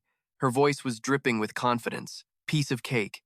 She then unleashed a cross-shaped slash, sending it flying straight at the ice pillar. The powerful impact caused a massive explosion, kicking up a cloud of smoke and dust. From behind, Leo watched her attack closely, but to everyone's surprise, the block of ice was completely untouched, without a single scratch on it. This pissed her off. She cursed under her breath. "Damn, it's hard as a rock." Her teacher just watched thoughtfully. The professor said, "The technique I'm teaching you today is the hero's breath. It's a technique derived from the unique breathing style of beastmen, adapted to suit human life force." He strode forward, walking right past Celia Zerdinger. Then he drew his sword, gripping the hilt tightly. Instantly, the blade blazed with brilliant flames. Once he was ready, he unleashed an unbelievably powerful slash at the giant ice pillar in front of him, creating an enormous explosion. Staring at the explosion, Toa Jian narrowed her eyes, thinking, "That destructive power. It's insane." So, it's that breathing technique that makes his aura just explode with that much power? The other students, just as impressed, started asking, "How the hell can you even make fire like that?" "But isn't Professor Elland an ice type?" Dan explained. "Professor Elland used to be a dungeon conqueror. It's not a stretch to think one of the hero abilities he inherited is fire-based." Professor Eland nodded in approval. "Toa Jian is absolutely right. Because this is different from my own innate aura, it should have been weaker than Celia's. But thanks to the hero's breath, it can be amplified." Then, he announced to everyone, "All right, let's start training." The moment he finished speaking, he glanced over at Leo, who was standing there completely dumbfounded. Leo muttered to himself, "Asterisk. Isn't that Aeon's technique? Asterisk." After that, the whole class dove headfirst into a period of relentless training. Some couldn't get it right after a few tries, while others were already making some real progress after a bit of practice. And the one who showed the most drastic improvement was Celia. Looking over at her, Professor Ellen thought to himself, "Asterisk. Nicely done. Asterisk." Eli was panting from exhaustion, her tongue sticking out. She flopped onto the ground, groaning, "Man, I'm beat, but at least I'm done." Just then, someone walked up and handed her a handkerchief for her sweat. Her eyes lit up as she chirped happily, "Oh, thank you. Even the head of the Eastern Division recognizes my skills now." "Ha ha." Then she and Chen Xia turned to look at Leo, who was still standing there like a statue, completely motionless. This made Ilya really curious. Is the class rep still just standing there? Sweat was pouring down his face, his hands were clenched into tight fists, and his entire body was trembling for some reason. Watching from the sidelines, Professor Eland thought to himself, "Asterisk, this is unexpected. Leo is the only one who still hasn't manifested anything. Asterisk, asterisk. Maybe this is an opportunity for him to focus more on his swordsmanship. Asterisk." But then, he seemed to notice something, mumbling, "Wait a sec. The way he's breathing." Realizing something was off, he looked over at him and asked, "Hey, who taught you that aura technique?" The sudden question snapped Leo out of his trance. He looked back at the professor and replied, "Huh? Sir?" The professor stepped closer. "The hero's breath originated from the beastmen of Arginia Academy. I modified it so that humans could use it, but the way you're breathing, it's exactly like a beastman's." Leo immediately thought of Aeon, then replied, "You're right. It wasn't a human who taught me." The professor moved in closer and suggested, "Can you try changing the origin point of your aura? Initiate the mana directly from the source of your breath. Use the technique I taught you, but imagine that you are an actual beastman." Leo did as the professor instructed, and instantly, a massive torrent of fire aura exploded from his body, leaving Toa Jian completely stunned. After the smoke cleared, the students started buzzing with chatter. What the hell was that? How did he even do that? This completely unexpected result made Professor Eland's eyes gleam with excitement. He broke into a grin and said, "Ha ha.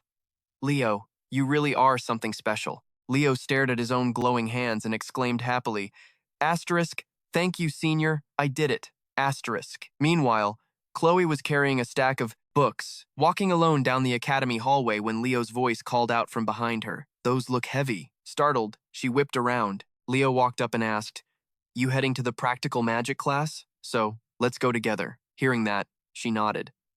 Yeah, thanks. Her eyes suddenly became super shy. She thought to herself, asterisk, why? Just why? Why can't I look straight at Leo? Asterisk. As she was freaking out, Toa Jian approached from a distance, breaking the tension. Well, look at you two getting all cozy, she said. Hey, Chloe. Seeing that Toa Jian knew her, Chloe was totally confused. You know me? Toa Jian nodded. Of course. I loved your presentation on Northern Magic. The compliment totally made Chloe's day. Wow, I'm so honored. Then she turned to Leo.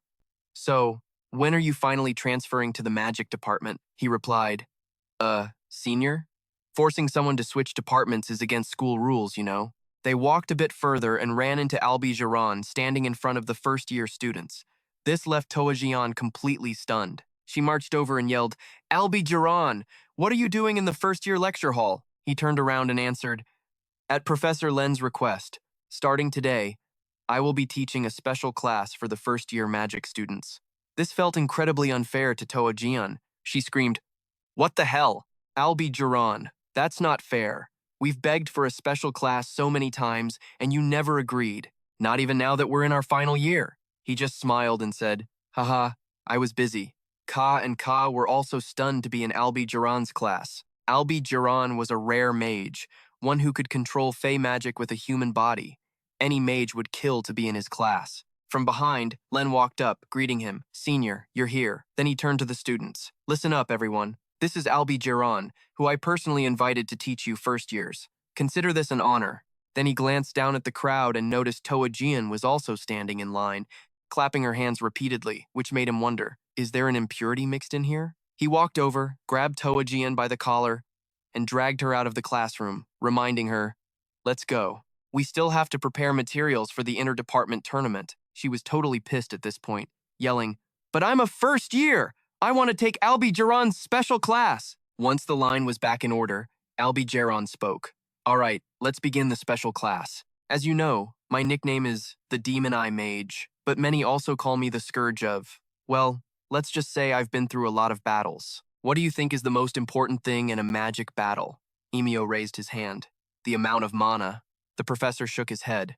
Wrong. Next. Creo raised his hand. The speed of casting a spell. Albi Geron looked at the rest of the students. Next. Ka also raised her hand. Is it the variety of spells you can use? He asked the next person, then the next. As his voice trailed off, his eyes landed on Leo. Leo, you answer. What is the most important thing in a magic battle? Leo raised his hand and answered clearly, it's mobility. Finally, someone got it right. Albi Geron praised him.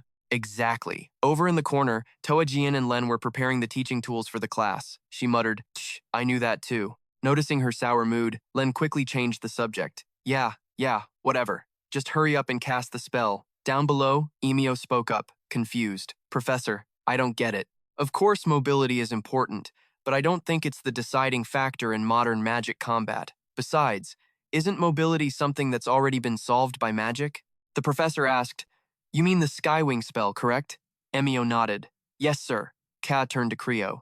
So if we have the Skywing spell, isn't that good enough? Creo nodded back. Yeah, that's true. The fact is, the Skywing spell of Ko, a levitation spell invented 10 years ago, is way easier to learn than the old-school flight magic. It's faster, basically a superior version with a standout feature that lets things fly. To prove his point, Albi Geron called out, Leo and Emio, step forward. The two of them stepped up at the same time. Emio shot a glare at Leo, thinking angrily, asterisk, ugh, some loser who's not even in the magic department. So damn annoying. Asterisk. Sensing the hostility, Leo thought, asterisk, have I been doing this whole school life thing wrong? Asterisk Albi Geron turned and asked, Leo, do you agree with Emio's opinion? Leo answered bluntly, no. This shocked Emio, who yelled, What? Albi Geron continued, All right then, you two will test your mobility. We'll see who's right here. You both have your own Skywing magic tools, right? Emio nodded. I do. But Leo shook his head. I don't have one. This made Albigeron even more interested. He went on, "Then use whatever means you can." Leo smiled. "Yes, sir." He explained the rules briefly. The turning point will be at the beast wall. Whoever gets there first wins. Hearing the rules, Emio got super pumped. "For real? Then get ready to be my errand boy." As he spoke, a surge of magic erupted from his body, enveloping the skateboard under his feet and making it float in midair. Without hesitating, he shot forward, yelling, "Let's go!" Then he glanced back at Leo, taunting, "Some chump without a magic tool dares to." Before he could finish, a bolt of lightning suddenly struck his position, making him yelp in shock.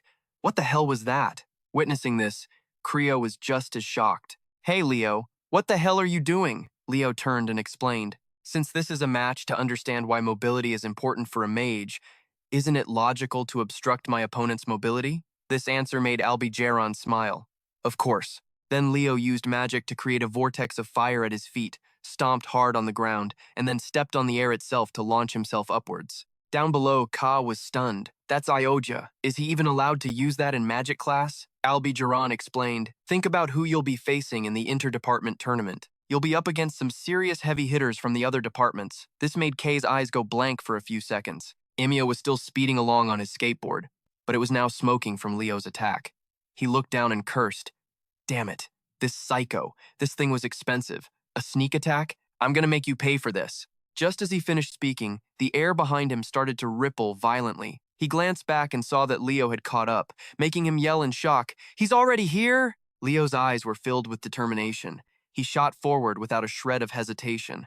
After being stunned for a few seconds, Emio regained his composure and yelled, "Ice arrows!" He unleashed countless ice arrows at Leo, but Leo just casually waved his hand, neutralizing all the incoming attacks. Then he lunged forward, landing a heavy blow on Emio's body, snapping the hoverboard in two.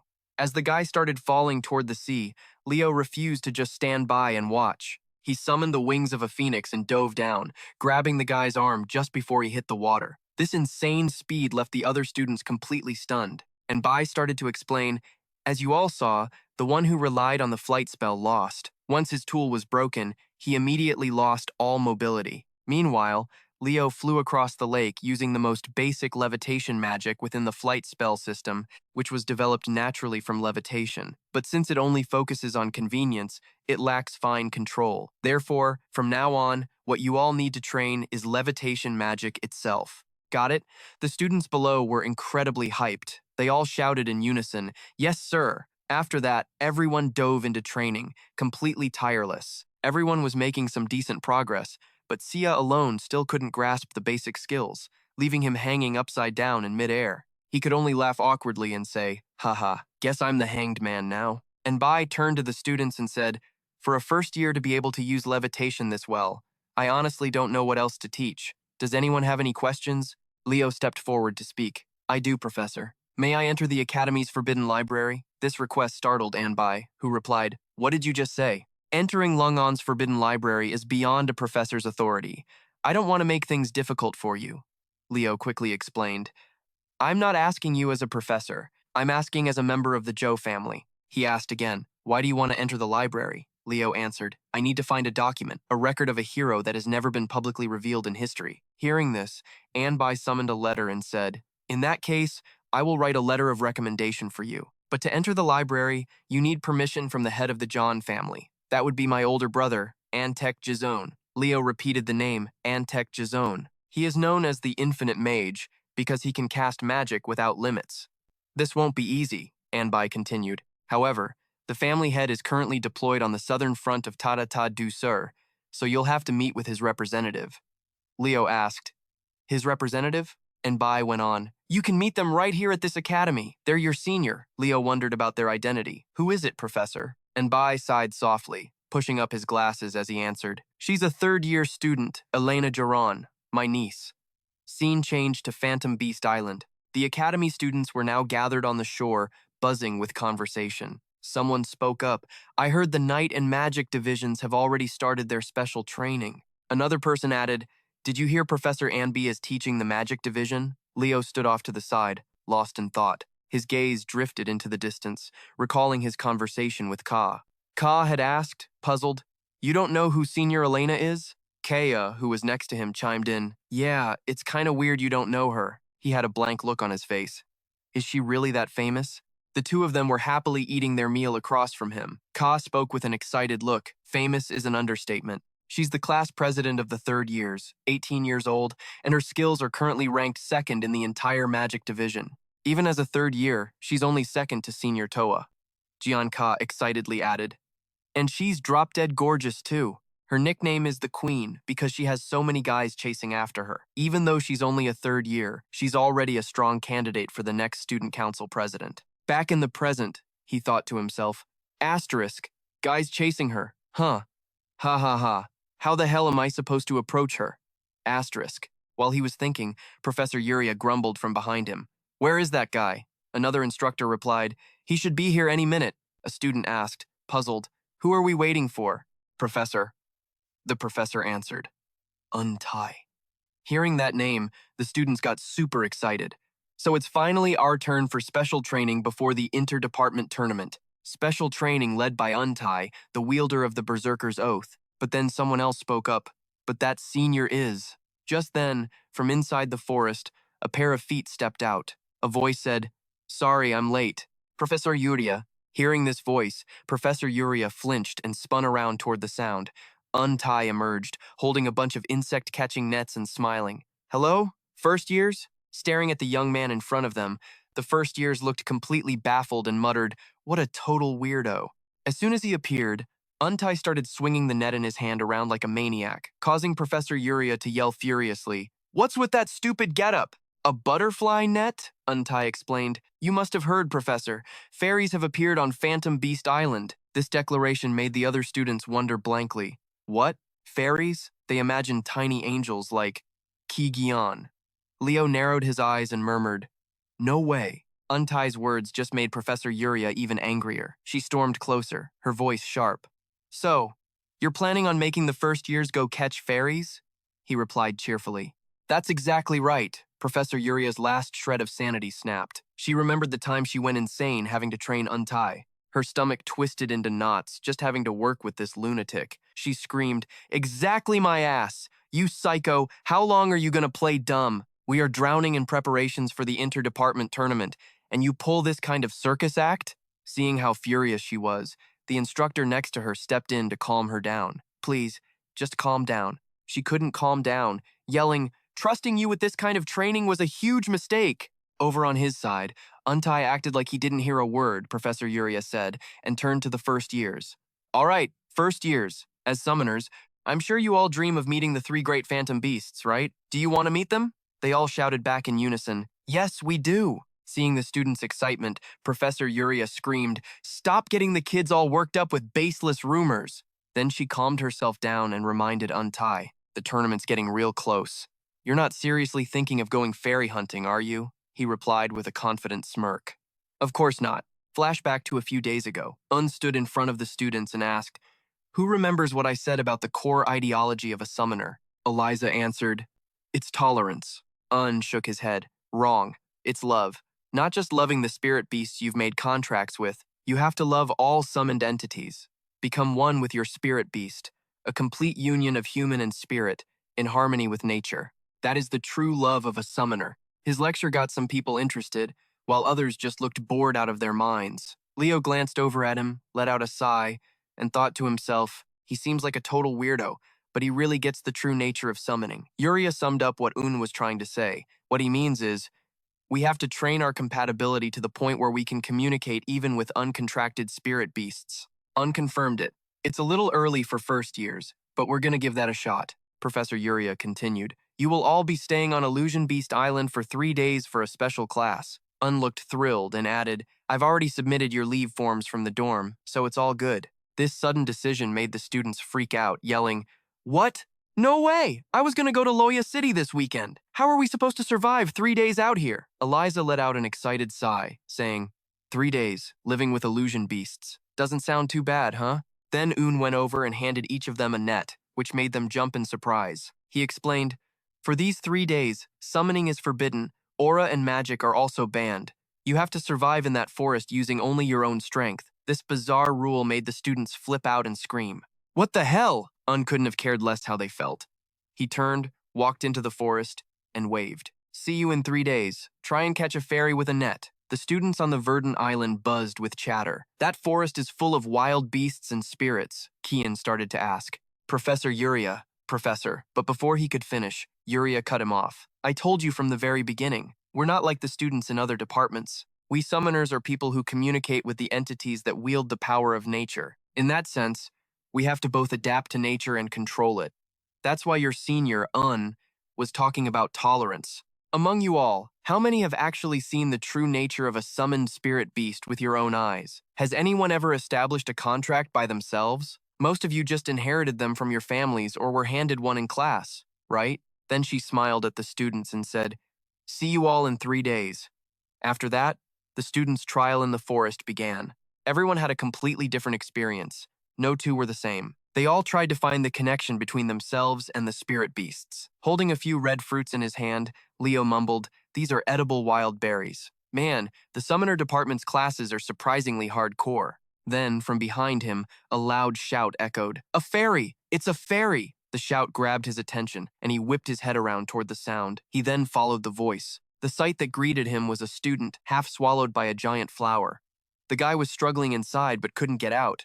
A student down below snarked, God, that's pathetic. You seriously charged in without realizing that was a plant monster? Eliza sighed in frustration. I feel like such an idiot for blindly rushing in like that. Just then, Leo noticed something on the monster. It was Kian. He was out now and was the one behind all these stupid pranks. Leo got pissed, thinking, looks like that punk needs a good beating to knock some sense into him. Kian, absolutely thrilled with what he'd done, was zipping all over the forest, shouting excitedly, all right, who should I mess with next? In the middle of his excitement, he was suddenly caught in a net. The one who'd done it was Leo. Realizing he'd been caught, Kian totally panicked. What the hell? No way! Did I just get caught in a freaking butterfly net? Leo walked over and said coldly, I told you to behave yourself. He grabbed the kid, raising his hand to question him. You think I came here to cause trouble? Kian looked terrified and stammered. It's a misunderstanding. I was just investigating the strange phenomena happening on this island, Leo asked quizzically. Strange phenomena? The kid replied, yeah, something really weird is going on here. After hearing his explanation, Leo realized something. So, you're saying the beasts on this island are getting more violent, and you're looking for the cause, right? Seeing the meat skewer in Leo's hand, Kian's eyes lit up with excitement. Exactly. Then he continued, I saw the other students and just wanted to mess around a bit. I never thought I'd get this famous all of a sudden, Leo asked angrily. And you expect me to believe that? This is Pina's territory. There's no way she wouldn't have noticed something like this. Kian gritted his teeth and said, that Phoenix Fizer, she's not even on the island right now. For real. This made Leo ask in complete confusion. What? Kian explained. When we first got here, things were already like this. In the letter sent to the girl, it said, if you're reading this, you must have returned to Illusion Island. Fizer, Mom's going to meet the Oathbearer for a bit, Kian continued. Just like the message said, she just left a piece of paper saying she was going to meet the Oathbearer. He mocked. And here I thought I'd get to see a fully grown phoenix. So, are we screwed? Fizer wasn't paying attention to him. Her gaze swept across the forest as she said, all the beasts in the forest are acting very strangely. Then, she spotted a pair of glowing red eyes staring right at her. Sensing danger, she immediately let Kian go and said, something is definitely going on here. We have to go check it out. Feeling like he was about to be ditched, Kian shot after her, yelling, hey, wait for me. After hearing Kian's story, Leo thought to himself, Fizer, Tajina's daughter, is the second-ranked spirit beast on this island. She would have definitely realized something was off. And this all happened right when Pagina was gone. Could this really be a coincidence? He used his consciousness to call out to the girl, VO, sir, if you can hear me, answer. When there was no reply, he muttered to himself, maybe she's too distracted to sense me calling her. Sensing something, Leo clenched his fist, put Kian on his shoulder, and said, let's go find Fizer. I can feel an aura coming from the west side of this island. Ugh, I was trying to have some fun and now I get dragged into work. Kian was totally pissed. Why does it have to be me? The scene changes to a lake on the west side of the island. Right now, countless sparkling stones are visible beneath the clear blue water. Their light radiated out, making the entire surface of the lake glow and creating an incredibly magical atmosphere. Picking up a stone to inspect it, the little kid Fio exclaimed in awe, so pretty, it's so sparkly. Under the night sky filled with twinkling stars, the kid continued to gush, So beautiful, so beautiful. Oh my god. Then, the kid popped the magic stone into her mouth, chewing it greedily with delight, her hands touching her small cheeks in bliss. Then a voice suddenly rang out. What are you doing here? Seeing someone approach, the kid glanced toward the source of the sound and said, Leo, this is a fishing village, you know. Heh heh. He walked over and asked, You've been eating the magic stones here this whole time, haven't you?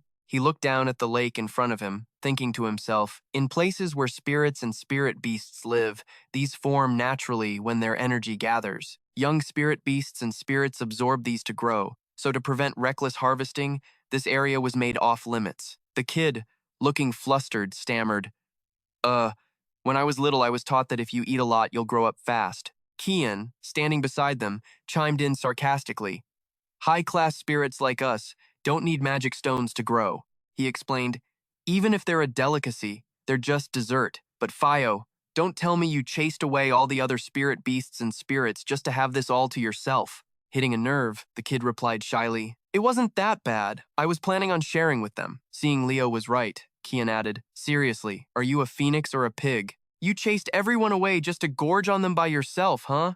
Hearing this, the kid turned around and snapped angrily, Did you just call me a pig? Seeing the two kids starting to bicker again, he immediately stepped in. That's enough, you two. Then he turned to the kid and said, Fizer, you said something strange was happening in this forest, right? The kid nodded in confirmation. Yeah, I also sense a very unsettling energy coming from inside the island. He suddenly looked up at the sky. A random gust of wind appeared, sending a chill down his spine as he thought to himself, this energy. Could it be that spirit beast eater from before? He immediately drew his sword and got into a fighting stance, saying, Kizijan, Fizer, get ready. He focused his gaze on the lake in front of him, concentrating intensely, and shouted, It's coming! As soon as the words left his mouth, a monster with a massive mouth shot out from under the lake, charging straight at him. But since he was prepared, he leaped backward, keeping his distance from the opponent. The dark mage looked at him and mused, I was wondering why the number of beasts had dropped so sharply. Turns out it was because of that phoenix from last time. It seems we truly are bound by a twisted fate. Recognizing a familiar face, Leo Louis got into his fighting stance and said with a smile, The grudge we've had since our past lives was never a good thing to begin with. The dark mage summoned a tentacle and lashed out at him, shouting, Looks like it's time to end things right here. With his agility, he easily dodged to the side, evading the attack. This seemingly simple strike packed immense power. It could have easily pierced through the massive tree behind him. The dark mage sneered, I will crush you right on this spot. Just then, he suddenly sensed something. From beneath the ground, two tentacles suddenly shot up and wrapped tightly around his legs, startling him. A spirit beast? He hid a spirit beast underground? I couldn't sense any trace of it. At that moment, acting on reflex, he immediately created a magical barrier to protect himself. Before he could even finish the thought, the dark mage immediately swung his hand for an attack, shouting, Die! He closed his eyes slightly, as if preparing something. A few fiery projectiles began to appear, surrounding his body. Then, from within him, a source of fire energy erupted, creating a colossal energy flow. This power easily sliced through the tentacles binding his legs. Watching the severed tentacles instantly grow back, he praised them inwardly. Its regenerative ability is pretty impressive. After breaking free from his attack, he spoke up, Let me ask you something. Those tentacles feel exactly like a gorgon snake's, a species that specializes in concealing knowledge. Don't tell me, this is another chimera beast. Hearing this, the dark mage praised him. You're only a first year, yet you always act like you know everything. Huh? Just who in the world are you? Leo didn't hesitate for a second, immediately getting into a fighting stance. Beside him, Fizer awakened her bloodline power, transforming into an adult phoenix. Leo looked straight at the mage and said, You heard what I said, didn't you? A first-year hero candidate. As soon as he finished speaking, Fizer spread her wings and gave a powerful flap. Immediately after, he shouted, Attack! Following his command, Fizer shot forward like an arrow, striking the opponent and creating a massive explosion. Witnessing the attack, Kian crossed his arms and offered some praise. Ha ha, not bad, for a little baby chick. After completing the attack, Fizer reverted to her small chick form and perched on Leo's shoulder. He gazed into the center of the explosion and said coldly, It's not over yet. As the smoke and dust cleared, the dark mage emerged from it, his body protected by countless tentacles. He gritted his teeth and said, My spirit beasts were all destroyed. I'll pay you back for that." As he spoke, he formed a magic orb in his hand, slammed it into the ground, and shouted, "Appear, death slime." From where he struck the ground, a green ooze immediately appeared. It began to grow larger. Over on their side, Kian and Fio covered their noses because the smell coming from the slime was absolutely horrendous. Kian yelled, "What is that smell? What the hell is that thing?" He immediately raised his hand, creating a gust of wind to block the approaching stench. Looking at the entity before him, he marveled to himself, "Unbelievable. A high-grade slime?" The dark mage smiled smugly. "You won't be able to dodge this one." Just as he finished speaking, someone else's voice suddenly rang out. "What do you think you're doing to my respected senior, huh?" From the sky, dark clouds immediately gathered. Right after, a colossal bolt of lightning struck the slime, vaporizing it in an instant. This made Leo's eyes widen in shock. The newcomer was Unta, riding in on a flying unicorn. The unicorn spoke, "Beastmancer, what the hell do you think you're doing?" Seeing his summoned beast instantly defeated, the dark mage clutched his body from the backlash, gritting his teeth as he spoke. "My beast was destroyed that fast? You really are the strongest from the Rungan summoning department." "Unta," Kian spoke up in frustration as he saw the horse just keep flying around in the sky. "What the hell is that winged horse rambling about? Just get down here already." Looking at the horse, he spoke up. "That's a spirit beast on the same level as me." Looking down from the horse's back, Unta said, "Looking at this horde of monsters, it's seriously disgusting." He commanded, "We must eliminate these abominations for defiling this world." The dark mage gritted his teeth, thinking to himself, "I need to stall until the tentacles regenerate." Then he summoned the Slime Reaper once more, and the slimy monster charged towards Unta, ready to attack again. Just like before, a bolt of lightning appeared in the sky, striking down and obliterating the monster into a cloud of smoke below. Kian turned to him and asked, "You're telling me that thing is on the same level as us?" He explained, "It's not that the Pegasus itself is that strong, but the summoner's domain is amplifying its power." With just one effortless attack, everything was neatly taken care of down below. The dark mage spoke up in anger, "I've been meaning to ask for a while, but this is perfect. Now things are getting interesting. So, how about this trick?" As he spoke, a large, blazing red magic circle appeared beneath his feet, and another surprise materialized before Leo. Just then, Professor Y Yoga appeared in front of him, staring straight at the dark mage and said, "You think this is interesting when you're about to die?" She shouted, "How dare you use a spirit beast to create a chimera?" Ignoring her words, he continued his summoning ritual. Soon after, a giant monster began to emerge from the magic circle, much to his delight. "Come forth, Cyclops." After the summoning was complete, he looked over at Leo and laughed. "Ha ha, so, what kind of spirit beast do you have?" "No matter what it is, my Cyclops won't go down easy."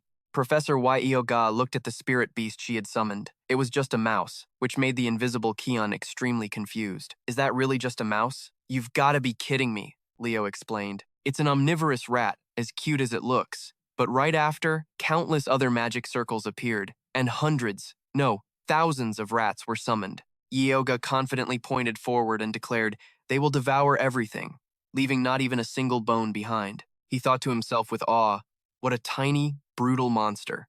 At that moment, the swarm of rats, dense as ants, charged straight for the dark mage, ready to attack. The tide of rats rushed forward and began to tear into the Cyclops' body, causing it to cry out in agonizing pain. The dark mage was incredibly anxious. He quickly pulled out a magic scroll from his storage space, thinking, "At this rate, all the beasts I've prepared are going to be wiped out." Several more lightning bolts appeared in the sky above.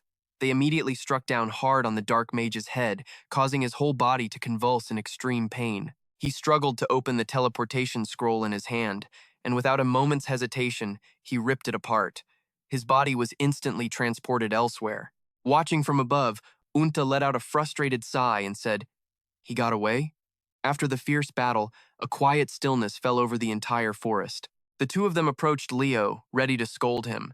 Yi Aoga got right in his face and yelled, "You brat! Why the hell did you enter a restricted area?" He pointed towards Fizer and explained, "It was for Fizer. She was eating mana stones from the lake." The professor's attitude did a complete 180. A cheerful expression appeared on her face as she said, "For our Fizer? Aw, how absolutely adorable." Unta was deeply moved by his action. He walked over and said, Your love for your summoned beast is so great that you'd even enter a restricted zone. Seeing the two of them making such a big deal out of it, he thought to himself, man, this is way too much pressure. Once she felt everything was settled, Professor Yoga returned to the back of her mount and announced, it seems that Beastmancer was trying to corrupt the Mana Stones. I'm going to report this to Principal Callian immediately. With that, she flew into the air and left, not forgetting to leave a message. Unta, stay safe and continue your special training. He nodded in response.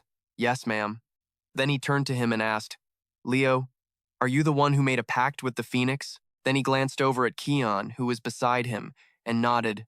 I knew it. He also noticed the horse behind him and said, Is that your Pegasus, Senior? The senior immediately looked at his small horse with a smile and said, Ah, go on and introduce yourself to Leo. Aya approached him and said softly, I am Aya. It's a pleasure to meet you. The Phoenix's contractor happily replied, walking over to pat the young one's head. It's a pleasure to meet you too. I'm Leo Plov. Seeing Aya's delighted expression, Unta spoke up, puzzled. Pegasus here doesn't usually like strangers touching him. He's usually pretty aloof.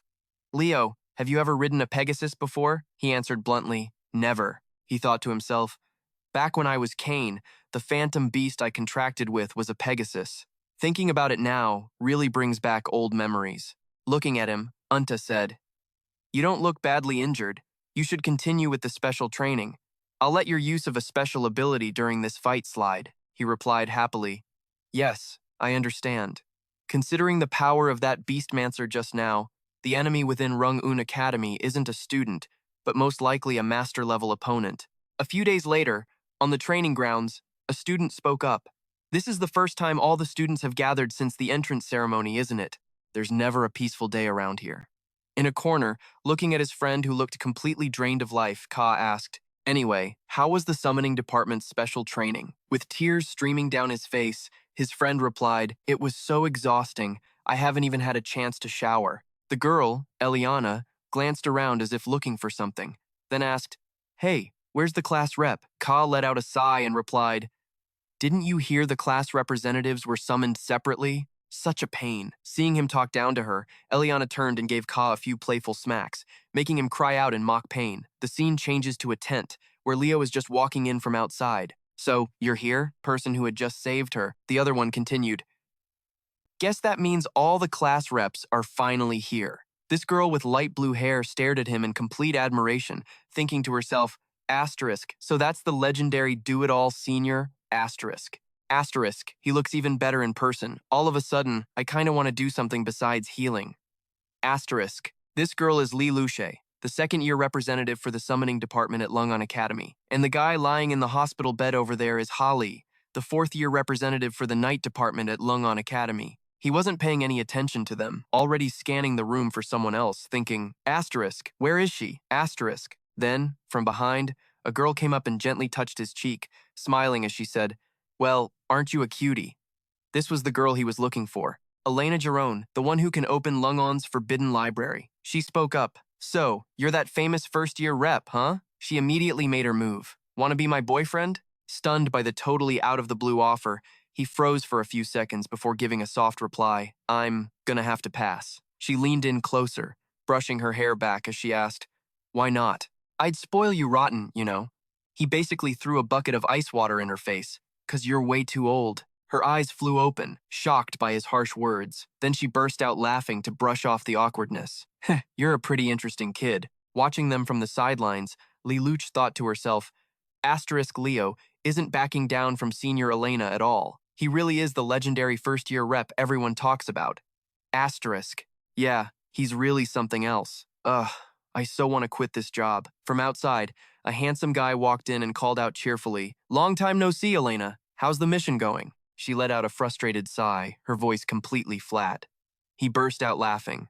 Huh, knew it. Then he walked over to the guy lying motionless on the bed and called out, Time to wake up. Hearing his name, Hack jolted awake and immediately sat up, making a demand. Senior, let's fight. Right now. The guy just smiled back. Maybe some other time. I'll fight you then. Standing a little ways off, Elena cut in with a snarky comment. He just woke up and he's already itching for a fight? What a total savage. He shot back a sarcastic retort. What would someone like you, who drags around a whole messy entourage, know about a real fighter's battle? Elena Giron. Her eyes narrowed slightly as she asked, "Are you saying I'm not the real deal?" He shot back just as confidently. "You see any other Elena Gironas around here?" Seeing things get tense, Lelouch started trembling with fear, stammering out, Professors! If the seniors fight in here, it's gonna be a total disaster. Someone's gonna die." In another corner, a senior turned to Leo and asked, "So, what's your take after meeting the department reps?" He gave a strained laugh. "Haha, seems like everyone is. Super close." A little while later, the whole group was standing in front of the principal. He began, "It's good to see all of you gathered like this. I'll be brief about why I've summoned the representative from each department. From today until the first-year interdepartmental competition is over, all students and staff of Lumen Academy will have all means of outside communication cut off. The lockdown is officially in effect." The moment he finished speaking, Leo understood what was really happening here. Asterisk. So, this is how they're planning to catch the traitor. Asterisk. In his head, all the suspicious names started to line up. The scene shifts to a classroom. A girl named Eleanor was complaining out of boredom. "Who cares about some stupid competition? I just wish this lockdown would end faster. How am I supposed to go to Lumeria City to buy sweets like this?" Treasure chimed in, "For real, what's even the point of a study period without snacks?" Hearing the girls go on and on about food, Ka pursed his lips in disgust. God, these she-devils. Just then, a guy ran in, completely out of breath, and yelled, "Hot news, guys! They've decided on the location for the competition!" Hearing the news, Treasure turned and asked, "Where is it?" He replied, "Negium." This made Treasure super confused. "Negium? Wait, isn't that, like, a restricted area?" Ka began to think through the situation. Negium is a city on the southeastern part of the continent, famous for being completely destroyed in a single morning by the explosion of a hero-class dungeon. That dungeon was eventually conquered, but thanks to the influence of the hero-class dungeon, the land itself became cursed. Humans can't live there anymore. The pink-haired girl asked nervously, "Is it really okay to go to a place like that?" Treasure answered confidently, "I heard that even though it's a restricted zone, it's not times dangerous. There are just some mid and low-level monsters that pop up and, a curse that covers the entire place. That's all." Hearing that, the blonde-haired guy broke out in a cold sweat and shot back, "That sounds dangerous as hell. How can you talk about it so casually?" Hearing the somewhat familiar name, he also started to check for information on it, thinking, asterisk, this place. "This is where I defeated the Legion commander for the first time in my life as Licinius. Asterisk." Time flew by, and finally, the day of the interdepartmental competition arrived. The students' parents had shown up early. They were buzzing with chatter, excited to see the first steps of the hero candidates. Besides, it looks like this batch has a lot of hero candidates. A woman looked down at the grounds anxiously, letting out a sigh. "Hasn't the competition started yet? Our daughter." Her husband, sitting beside her, comforted her. "She'll know how to handle herself just fine, so don't you worry." High up in the hero's tower, the principal and Professor Yu looked down on the world below. She let out a sigh of concern. "If we have to accept this, many people at once, I'm worried an intruder might slip past us again." Then she made a suggestion. "Perhaps we should keep the lockdown in effect for the time being." Contrary to her worries, the principal spoke with confidence. "A powerful deterrent has returned, so a repeat of what happened last time won't occur." The person the principal was referring to was the Fire Phoenix, Phi Orang's mother.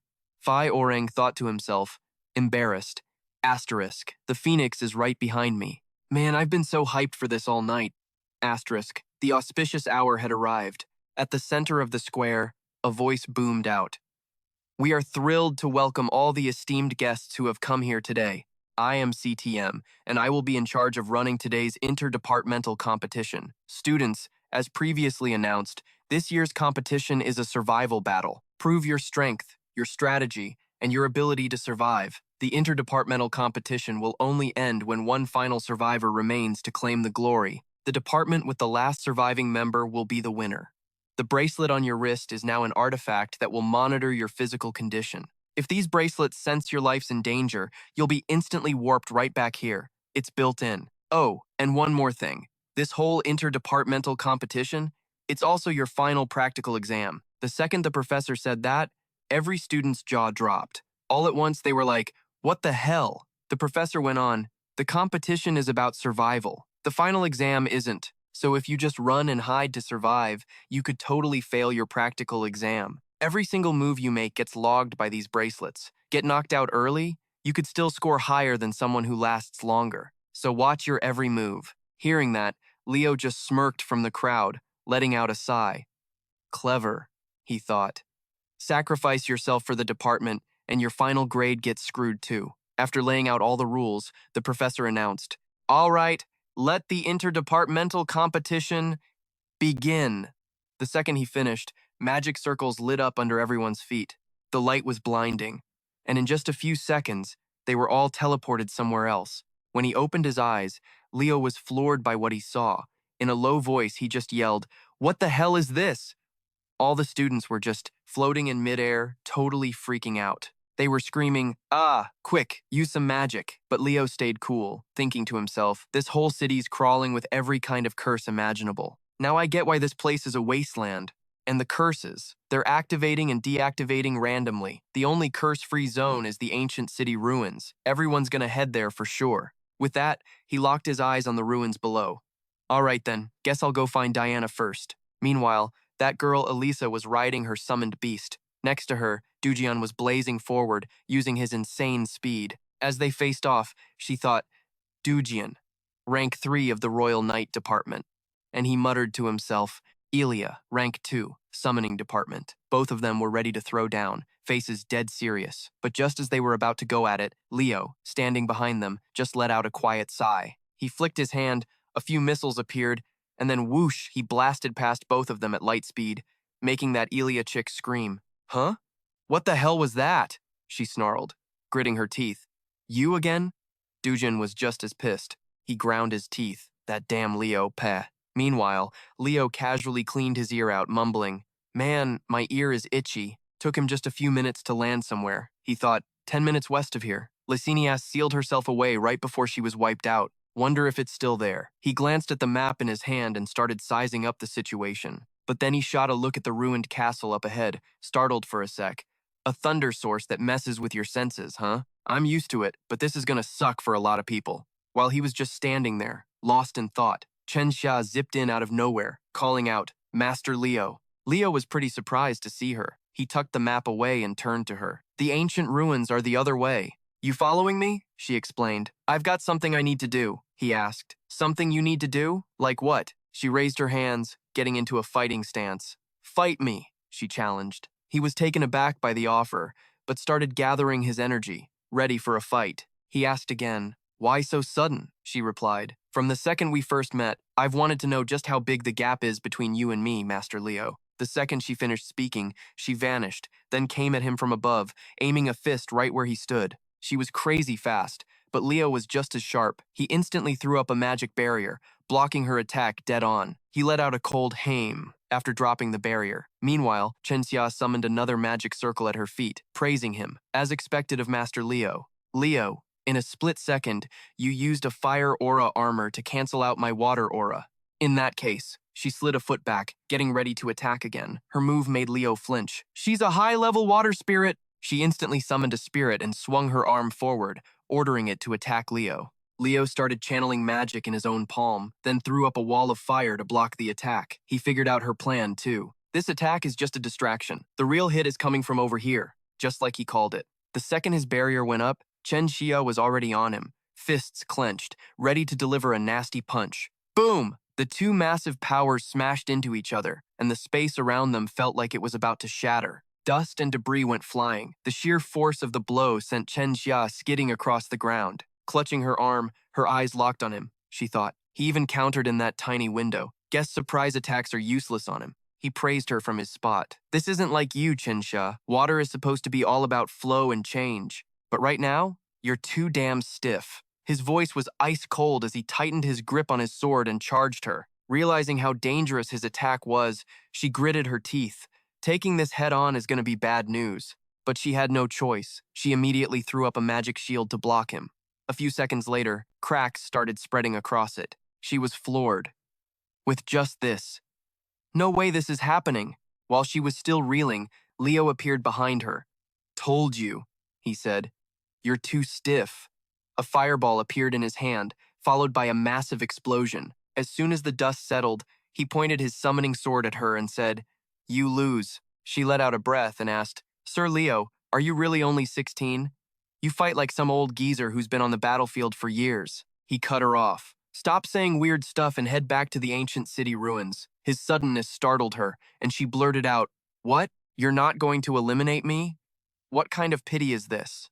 He turned to leave, replying, "This is a life or death battle. How I treat the loser is my call. Help me deal with the guys trailing us." Before she could even figure out what he meant. Just then, from behind her, two huge streams of energy shot toward them. She gasped, "Huh? Who is that?" Those two power signatures were none other than Duran and Eliza. Seeing them, she could only manage a tired, forced smile. Spotting them blocking the way, Eliza yelled, "He's my target!" Standing nearby, Duran smirked and replied, "How ridiculous. Leo is my prey." Seeing how stubborn they were, Chen Xia exclaimed, "Eliza, Duran, the ancient city ruins are over there, so what are you two doing here?" Duran stepped forward and said, "Looks like you were after Leo too. You lost? Where'd he go?" She replied, "Yeah, I lost. Too slow. Duran, I'm injured. Can you help me get to Miss Vina?" He sighed in frustration, asking back, "And why should I do that?" She smiled and explained, "It's the middle of the departmental competition, and you and I are in the same department, Duran.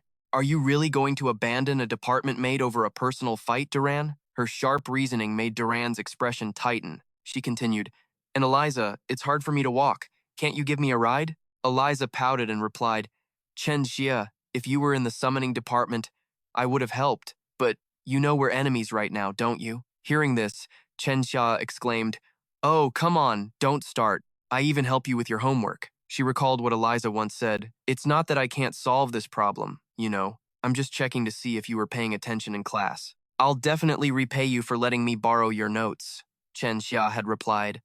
"I'll be looking forward to it." Back in the present, Chen Xia reminded her, "You said you'd definitely repay me for borrowing my notes every day." Realizing she'd been trapped, Eliza clenched her fists and stammered, "Well, I'll definitely repay you. But it doesn't have to be right now, does it?" Faced with this blunt refusal, Chen Xia's eyes started to well up, leaving her two friends speechless. Having no other choice, Eliza yelled in frustration, Fine, we just have to go together, right?" She reminded her, "Chen Xia, we're only going to the center of the ruins together. After that, we're enemies." The moment she finished speaking, Chen Xia decisively hopped on and sat behind her. The two of them then quickly departed. She glanced back, thinking to herself, "I don't know why you're not heading to the center of the ruins, but please, finish up quickly and get here. Sir Leo. At that moment, a group of students was rushing forward, led by a young man with orange hair. He was jetting lesson from the summoning department. His face was filled with excitement. We just have to get inside the city to escape the curse, right?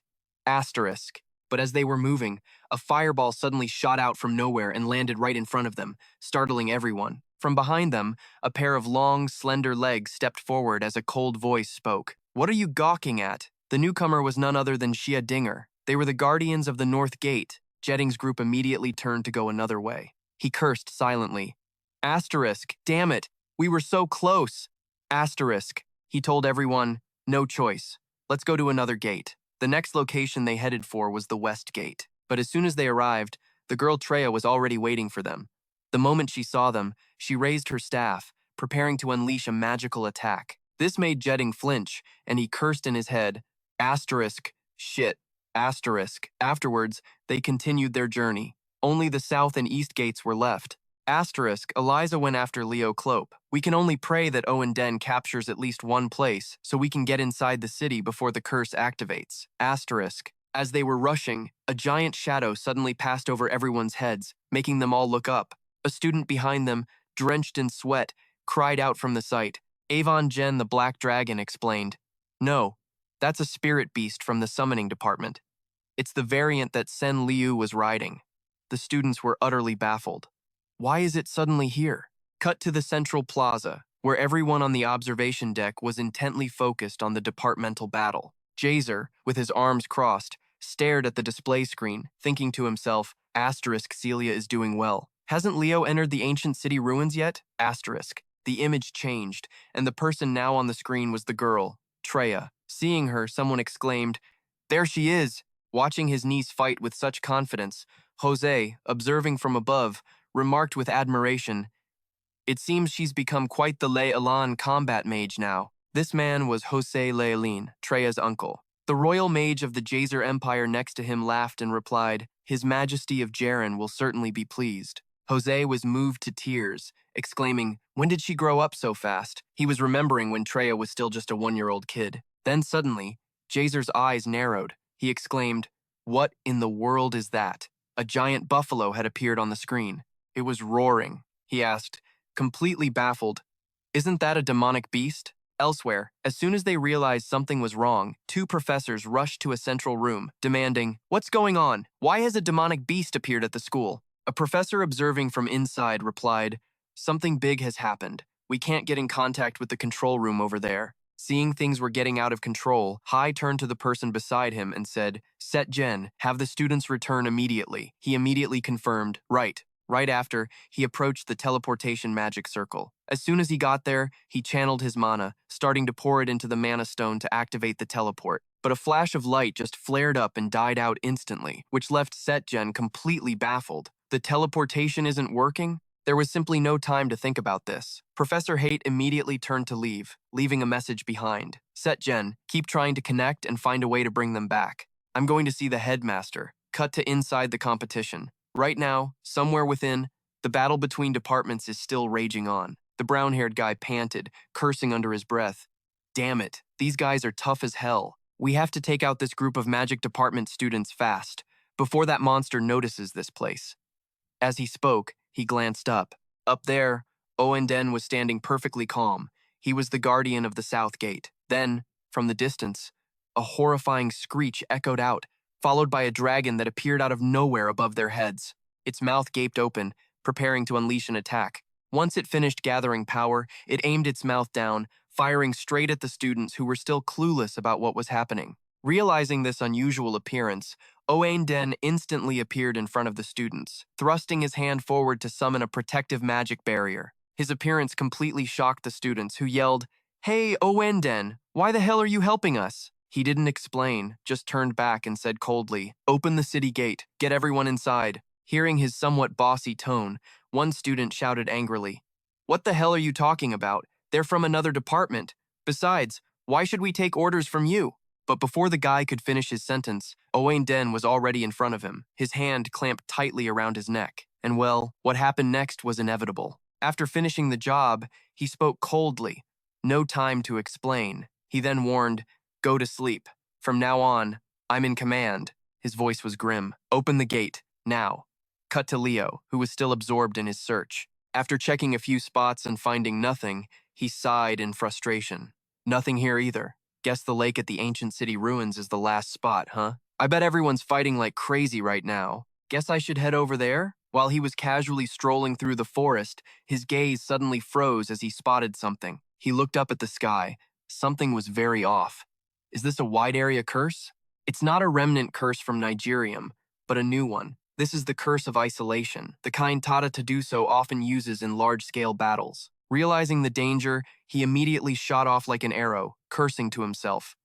Damn it! The curse itself doesn't harm people directly. Its effect is to sever all contact with the outside world, a powerful barrier-style curse that isolates an entire area. Has the traitor and Lungeon finally made their move? I have to meet up with the others at the center of the ancient city ruins. Fast. Over there, everyone had just been through an incredibly fierce battle. The pink-haired girl was treating Ka. She encouraged him, "Just hang in there a little longer." In another corner, Ka, a young man, gripped his sword, his entire body shaking in fear. Why won't it activate? Why?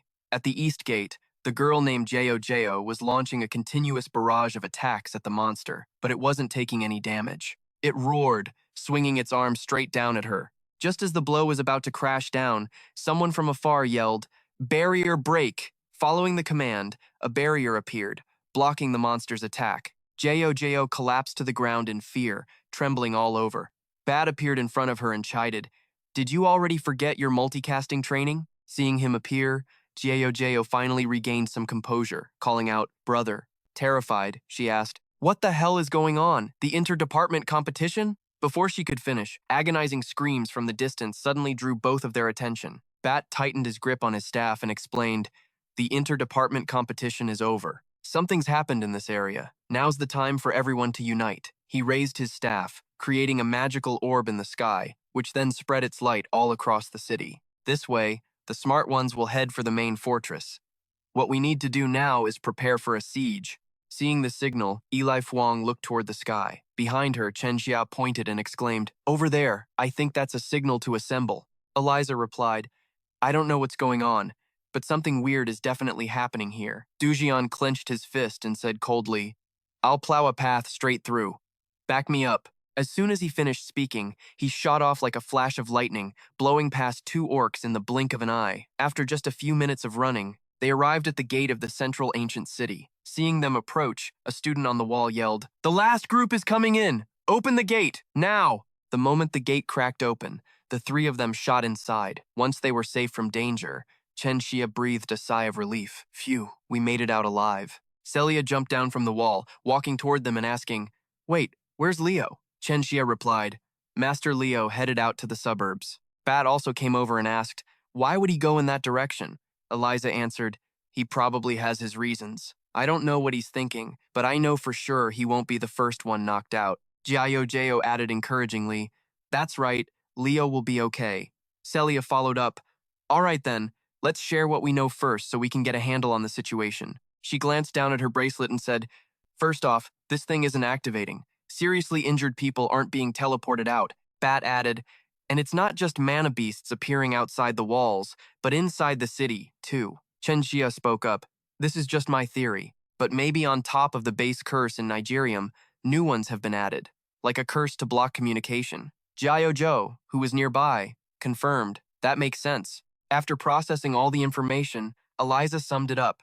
"So, basically, we're isolated in the middle of Nigerium because of this freak incident, right? Plus, we're being attacked by monsters and mana beasts inside the city. Our best bet is to use the walls to our full advantage for defense." The second her words ended, a voice suddenly cut in from a distance. "Sir, I say now's the time to attack. This could just be a surprise event cooked up by the school." The one who just spoke was Emo from the magic department, ranked third on the magic midterms, by the way. He continued, "If we put on a good show here, we can score points with the outsiders watching. Just turtling up and defending would be a huge waste." Hearing his somewhat reckless proposal, someone immediately shut him down. "We can't just treat this as some simple surprise event. The condition of the injured is extremely serious. If it weren't for Neela's healing magic, it wouldn't have been just one or two deaths." Ka was being treated by Neela in a corner. Thu Thao spoke up. "Maybe getting a hole punched in his gut will finally wake him up." Seeing him fidget, Neela warned, "Stop talking, Ka." Being shot down by everyone made Emo furious. He gritted his teeth, then, channeling all his anger, pointed at everyone and yelled, "This could all be part of the professor's plan. If I fail the final because of you guys, are you going to take responsibility for it? Wiping them out will get us a higher score than just defending." Jian cut him off. "Throwing away the advantage of the walls when we don't even know what's going on is no guarantee of a high score." Having his words constantly shot down, Emo furiously clenched his fist until it trembled. He angrily stormed forward, muttering to himself, "I'm going out to kill the magic beasts.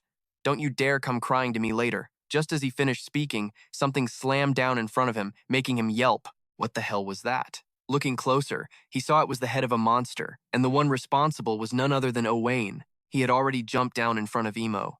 He looked up and ordered, "Shut up and protect the inner city." Celia, completely determined, pointed forward and announced, "All right, we're going with a defensive battle. Split into 5 groups to protect the gate and the walls." At the city gate, the frontline defense was easily breached by a minotaur, causing a student to cry out, "We've been breached!" Instantly, Dujian flashed forward from behind like a bolt of lightning and easily subdued the monster. The mages in the back unleashed a barrage of attacks, taking it down with incredible ease. At the wall, orcs were charging straight ahead.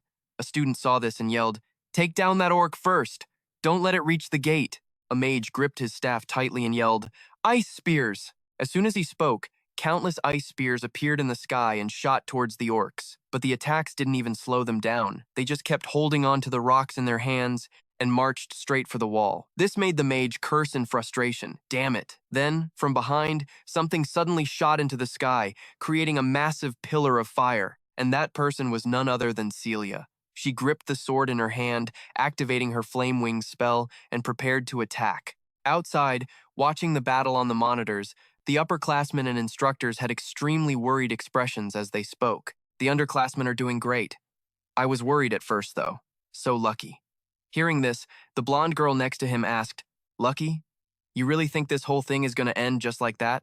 If the enemy is causing a massive incident like this during an official Lungeon event, it's not going to end with them just being isolated. In the worst-case scenario, everyone dies. Along with the teacher's anxiety, the parents watching the situation were also extremely worried. Looking at the screen, one of them exclaimed, See? It's starting. Back in the battle, a magic vortex suddenly appeared in the sky.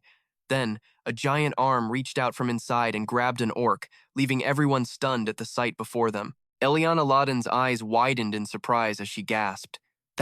She remembered a class. The professor had said that through the heroic records of past heroes, among their diverse experiences, the most important thing is the experience of fighting magic beasts. The heroic record we will study in today's lesson is that of Elian. 10, not paying attention to the lesson, turned to the pink-haired girl and asked, Where are we? Page 157, Nalad said. The professor continued, That would be the Knight Commander of Hilan Milan, the Battle of the Belzan Plains. The magic beast that appeared in that battle was nearly 15 meters tall. It was a giant. The students cried out in terror. No way. We have to fight that thing? The guy next to him was shaking like a leaf. Please don't look this way. The giant stomped 1 foot hard on the ground, then charged toward the students. But the moment it moved, streams of frigid, icy air erupted from the ground. Immediately after, countless giant ice pillars shot up from the ground, impaling the monster. From the back, Chloe tried to rally everyone. What the hell are you all doing? Get ready to fight, she yelled, reminding everyone who was frozen in fear. Yes, it's a giant, but look closely, that giant isn't fully grown. A student shot back. How are we supposed to beat that thing? We're better off running. Another added, Yeah, we should scatter now and wait for reinforcements. Her whole body was trembling with anger, but she forced her voice to remain calm. Everyone, do you really think you can survive by running away? I'm scared too. The giant turned its blood-red eyes toward the students. Ignoring the pain from the ice pillars, it swung its arms straight at the wall where everyone was standing. Then, just as quickly, the ice pillars on its body began to melt away. A student noticed and yelled out, Its wounds are regenerating! The attack was useless! Everyone run! Seeing the students only thinking of themselves, Chloe stood her ground and spoke coldly. But someone once taught me that a hero is someone who faces danger and fights with honor. So no matter how hopeless the situation gets, I will fight. As her words ended, she summoned countless magic circles that appeared all around her. Immediately after, a series of light pillars erupted, blocking the monster's attack. She looked up, her voice filled with determination. No matter how hopeless, in a moment of distraction, the monster's arm shot out and swung straight at her. Seeing her just standing there, a frantic Celia rushed forward, shouting a warning, Dodge it! But Chloe was still lost in her own delusions. I'm not afraid. Model. Then suddenly, countless slashes tore through the void, instantly severing the giant's arm in the blink of an eye. This forced the giant to let out cries of excruciating pain. Celia rushed over to her. Chloe, are you okay? Chloe, almost completely exhausted, gasped. That last slash. Understanding what she meant, Celia nodded. Yeah, that was Leo. He had appeared at just the right moment, standing defiantly as he stared down the monster. The moment he landed on the city wall, Kian immediately yelled, Oh my god, what kind of stupid move is that? Leo! The healing power of spirit magic isn't omnipotent, you know. Once you hit your physical limit, it won't do you any good. Hearing the kid nagging in his ear, he simply pulled him inside. Enough yapping. It's dangerous, so get back. After dealing with that, he immediately leaped towards the two girls sitting dazed on the ground. He walked over with a smile. You really looked the part, Chloe. His compliment made Chloe's cheeks flush red. A little bashfully, he continued. You looked just like a hero. She replied shyly.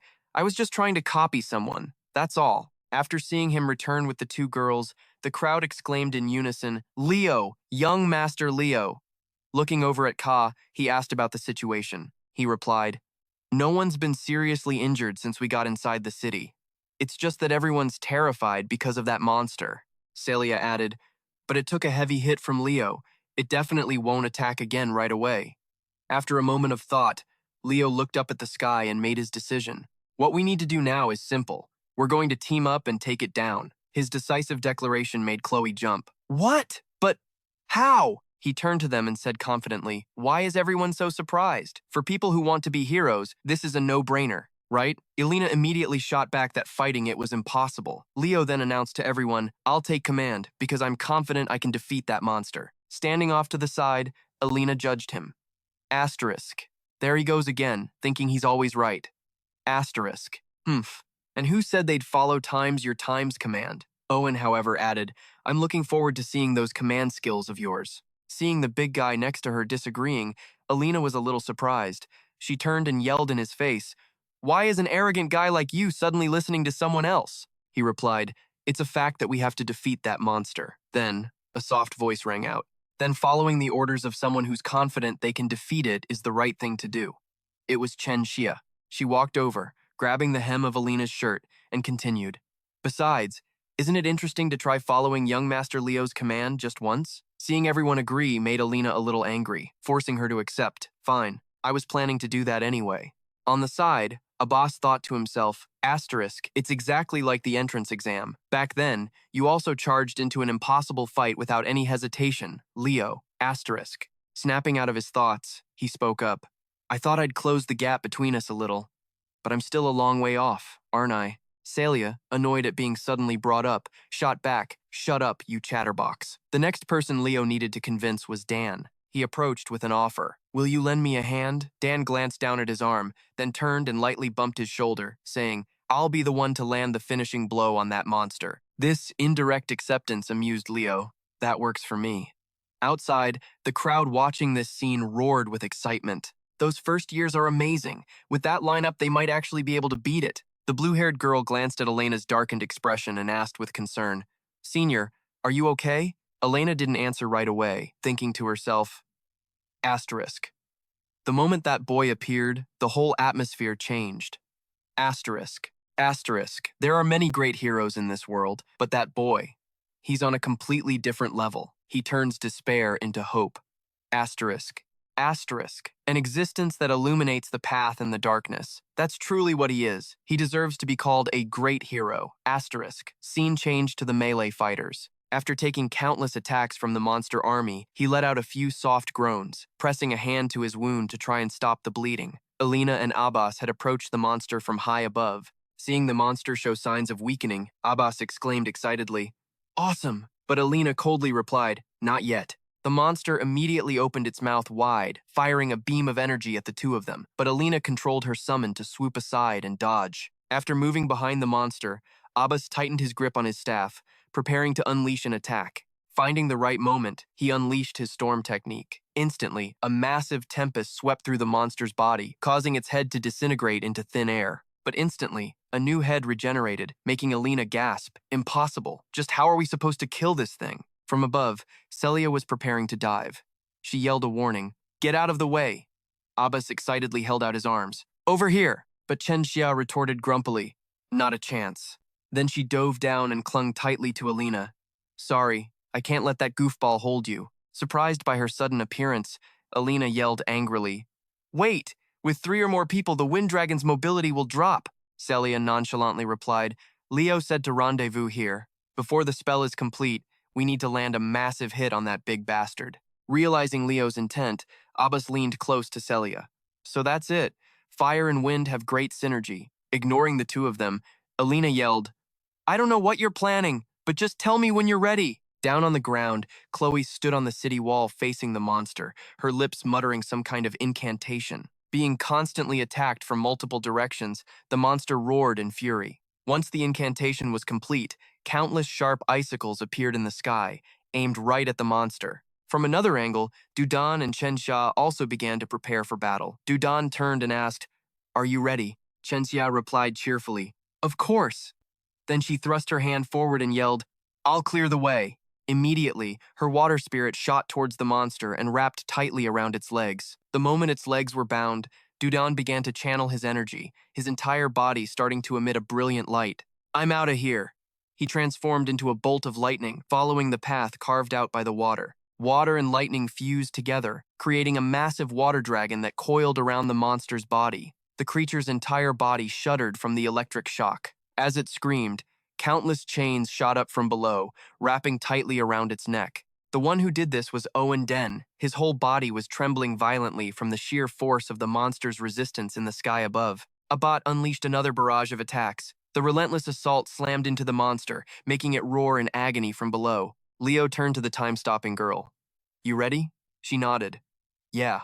Just then, the monster formed another magic orb in its mouth to fight back. After charging it up, it fired straight toward the city walls. Sensing the perfect moment, Treo created a whirlwind aimed directly at the monster, then yelled, "Leo, now!" Just as planned, Leo used the wind current Treo created, easily launching himself high into the air to face the monster. Then, he tightened his grip on his sword's hilt, his eyes turning ice cold as he unleashed his technique. Cyclone Spear, Phoenix Breath. He spun around and unleashed a slash, striking the monster and making it howl in pain. The second his attack finished, Chloe took a deep breath and chanted, "Frozen World." She instantly froze the monster into a statue. The monster struggled to resist, causing a few cracks to appear on the ice. The moment the ice shattered, the monster's entire body dissolved into thin air. Seeing the result, the students cheered wildly. "We won! We actually took it down!" Hearing this, Chloe finally landed back on the ground, letting out a soft sigh of relief. Suddenly,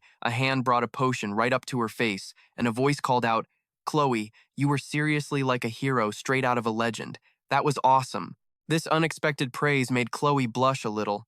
"Thanks," she replied. She clutched the potion bottle in her hand, her gaze drifting into the distance as she thought, where did Leo go? He now appeared in some incredibly peaceful space. He gently placed his hand on the water's surface and began to sense something. Looking at the glowing magic circle in front of him, he said happily, "Long time no see." From within the magic circle, a pair of eyes slowly opened. A girl with white hair appeared, looking at him with a hint of suspicion. "Who are you? How did you wake me?" He looked right at her and replied, "It's me, Keela." Hearing that name, she finally recognized him. "So the aura in this region really was you." She continued, "I don't know if she's here, but where's Lucina?" He answered flatly, "Lucina is dead." His words caught her completely off guard. She fell silent for a long moment, then said, "A blue sky, unimaginable during the age of calamity." "How long was I asleep?" he asked. "About 5,000 years. The number shocked her. 5,000 years? It's a good thing I didn't wake up during all that time. I had to see that child's wish fulfilled. Lucina, thank you for bringing light back to this world." She went on, "But I can still feel a dark energy on this land." Then she asked, "Are you going to fight again this time?" He looked at her and smiled. "Of course. There's no way I'm letting this piece get destroyed." His gaze was then drawn to countless small swallows flying towards him, forming the image of a spirit. "What's this?" he asked her. She explained, "This is the gem that the great light spirits have possessed for generations. It doesn't have any special power, but if you show it, the light spirits will treat you as one of their own." Taking the gem and looking at it, he smiled. "I'll take good care of it." Then, the girl glanced up at the sky and remarked, "You know, the sky really is beautiful." After she said that, she vanished into thin air, merging with the deep blue sky. The scene changes back to the academy. Looking at a few student information sheets on the desk, the principal asked, "Is this really the entire list of suspects?" "For now, yes, sir." The principal continued, "There are quite a few recommended by the board of directors." He rubbed his forehead. "I'll have to get the vice principal back to work for the second semester." His words made the two professors gasp in surprise. In unison, they exclaimed, "The vice principal?" The scene shifts to a classroom in the academy. At that moment, all the students who had just received their test results screamed so loudly, it felt like the whole academy was shaking. Ka clutched his report card, his whole body trembling with joy. He gasped, "I survived!" Next to him, his friend was just as ecstatic. "Me too." Professor Height looked at CO and sighed. "You almost got yourself expelled in a pretty creative way. I'll give you that." Hearing this, Kay immediately bowed his head low, stammering, "Please, just let me off the hook." The professor then reminded everyone, "Don't get into any trouble during the break. See you all for the second semester." With that, he turned and left. Overjoyed that he wasn't being punished, Ka started spinning around in circles, leaving the two girls beside him stunned. Eleanor couldn't hold back her feelings either. The moment the professor stepped outside, she yelled, "Is this really how the first semester is ending?" "Oh, classic Eleanor." Professor Height turned to the class president. "Are you heading back to the Dazren Empire for the whole break?" Treo walked over and chimed in. "Leo is from the kingdom of Delan." The name sounded unfamiliar, making Nay ask, "Where's that? Never heard of it." He explained that it was a kingdom on the western border. Treo's face lit up with excitement. I've got to go visit Leo's place during the break. He smiled faintly, thinking to himself, it's been a long time since I've been home. The moment he arrived, a huge banner suddenly dropped down in front of him, leaving him speechless. I have a place to come home to. But I didn't think it'd be this over the top. His mother and everyone else were already there waiting to welcome him. When she saw him, she said, "Welcome home." Returning to this place gave him an indescribable feeling. It was only during the meal that he finally felt at ease. After hearing his stories, his father praised him. I never expected you to be so talented in every element. He replied, I only found out after I went to school, father. His father continued, even though you're my son, I have no idea how I ended up with such an extraordinary kid. His mother immediately changed the subject. Is Professor Height doing well? He sighed. He's still teaching. She started to explain, I heard that the homeroom teachers from London have a schedule to visit during the break, and Professor Height is on the list. So, I guess I'll be meeting him as a parent now. Meanwhile, Professor High's ears suddenly started itching like crazy. While the family was having dinner, a maid entered and spoke timidly. Ma'am, young master, you have a visitor. Realizing who it was, Leo's mom looked pissed. She turned to her husband. Demons again? God, they're such a pain in the ass. Then she snapped at the maid to send them away. The maid stammered in reply.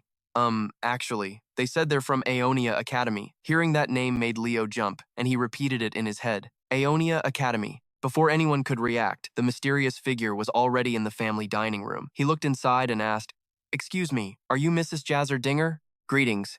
I am a messenger spirit from Aeonia. Then he walked over and handed him a letter. He was a little surprised by this. His mother spoke up, Here comes more trouble. He's giving it to you. Just take the damn thing. He opened the letter and read. Inside it said, Congratulations. You have been selected as a candidate for admission to Aeonia by recommendation. This only made Leo more confused. Selected?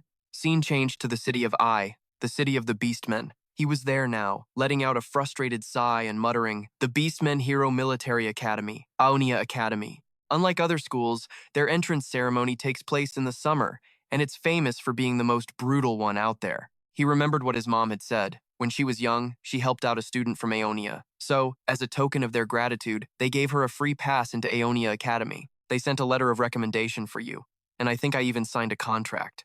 He sighed.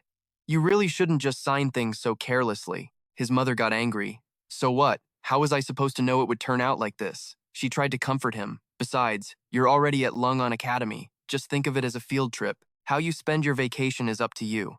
Just do whatever you want. Leo walked down the street, thinking to himself, I heard the entrance exam here is a marathon across the desert, an academy for beastmen who worship strength and live by instinct. I wonder what the beastmen hero candidates are like. By now, he looked like a real beastman, with rabbit ears on his head, a little trick from Keon. With his help, he had transformed into a half-beast man. He continued reading the letter. The entrance exam was being held at the Colosseum of Ai. He suddenly noticed a statue up ahead. The inscription read, In memory of Ardun, the warrior of indomitable courage. He muttered, Could it be? Ardun? He looked at the statue sarcastically. Indomitable courage, my ass. That guy was shaking in his boots in every single fight, but this look isn't half bad. Cut to the Colosseum. He was now standing in a massive arena when suddenly a pair of hands with sharp claws appeared beside him, along with an intrigued smile. He was still lost in thought. Must be the other candidates. Then, from a distance, someone walked up and said mockingly, Hey, half-breed, don't tell me a mutt like you is an Aeonia candidate. Another guy chimed in. You could at least get rid of that half-breed stench. He didn't get what they were on about and pointed to himself. You talking to me? The red-haired guy yelled furiously. Who else here looks like a half-breed but you? A rabbit mutt like you thinks he can act all high and mighty? He couldn't be bothered and just turned to leave. You guys aren't even students at Aeonia yet, so what's with the tough guy act? You're just here for the entrance ceremony, and you're already acting like you own the place. This taunt made the red-haired guy fly into a rage. He walked up and grabbed his shoulder tightly. You little shit. You dare look down on Aeonia candidates? I hate seeing pathetic weaklings like you the most. Seeing this guy was asking for it, he glanced back. Without a moment's hesitation, he spun around and slammed him into the ground. The impact shattered the ground, and the guy's entire body trembled in pain. The kid next to him came over to check on him. Decan, what happened? Were you trying to go easy on him or something? Decan clenched his fist and snarled, Hell no, not a chance. Not giving a damn, he waved and turned to leave. See ya at the entrance ceremony. On the ground, Decan suddenly shot up, his eyes gleaming. That guy is so badass. He's crazy strong. Then he started screaming like a madman, running all over the city looking for him. Hearing the shouting, he thought to himself, among beastmen, the strong are worshipped. How unique. Everything he just did was witnessed by another beastman, he said with amusement. I was worried it'd be nothing but a bunch of boring nobodies, but it looks like we've got an interesting one. Inside the plaza, a fierce battle had just ended. A young man walked up from behind and announced, subjugation completed in 36 minutes. All participants achieved an excellent rating. Instructor. The other person replied, clearly displeased. An excellent rating like that isn't good enough. The blonde man replied, shocked. Huh? But that's a pretty good result.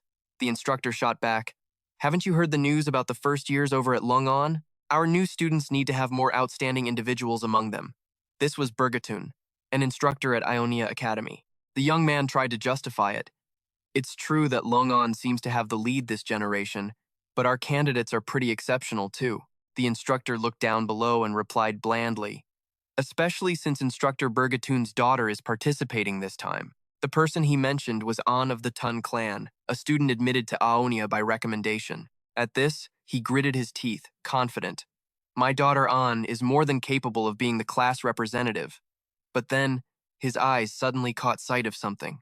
He directed his gaze towards Leo, thinking to himself, that kid looks awfully familiar. Then he turned and asked, Instructor, do you know anything about that rabbit beastman at the end of the line? The blonde man was startled and quickly shuffled through his info before answering. First time I've seen his face.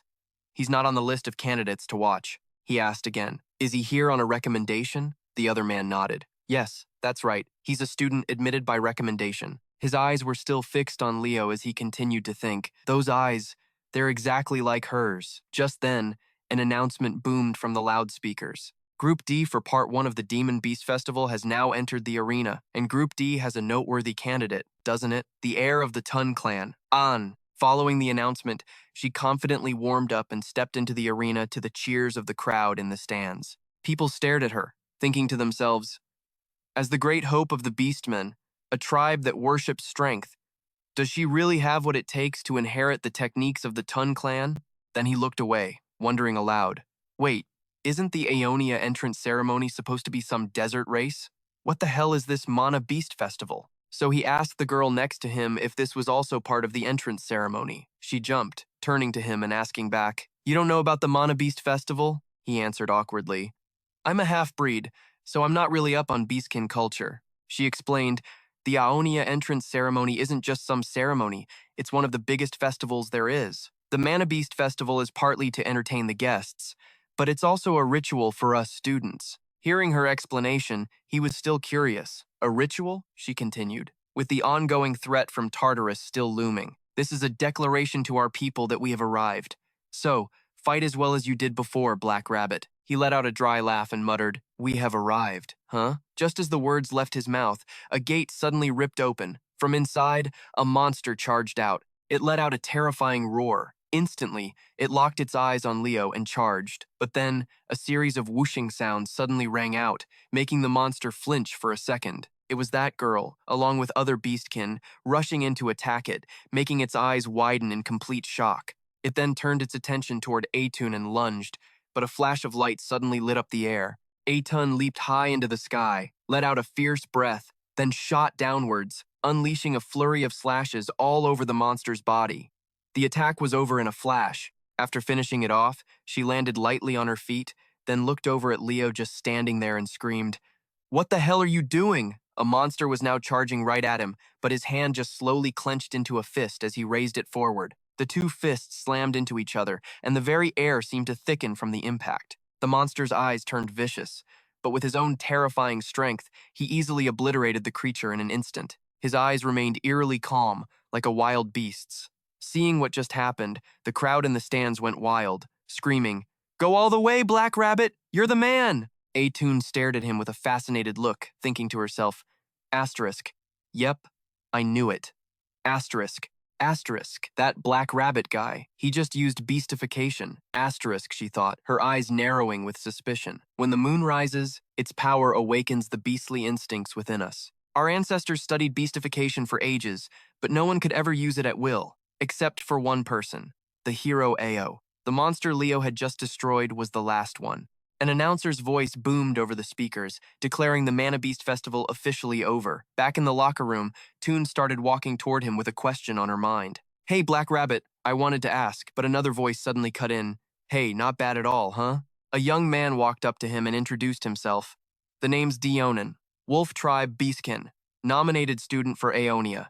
In response to this guy's cocky attitude, he just answered flatly, "Kai." Hearing the name, Dionin sighed and repeated it. "Kai, huh? Man, I was worried this place was full of nothing but weaklings. Having someone with your kind of power here is a real relief." Pissed off at being interrupted, Atun stormed over, clenching her fists and scowling.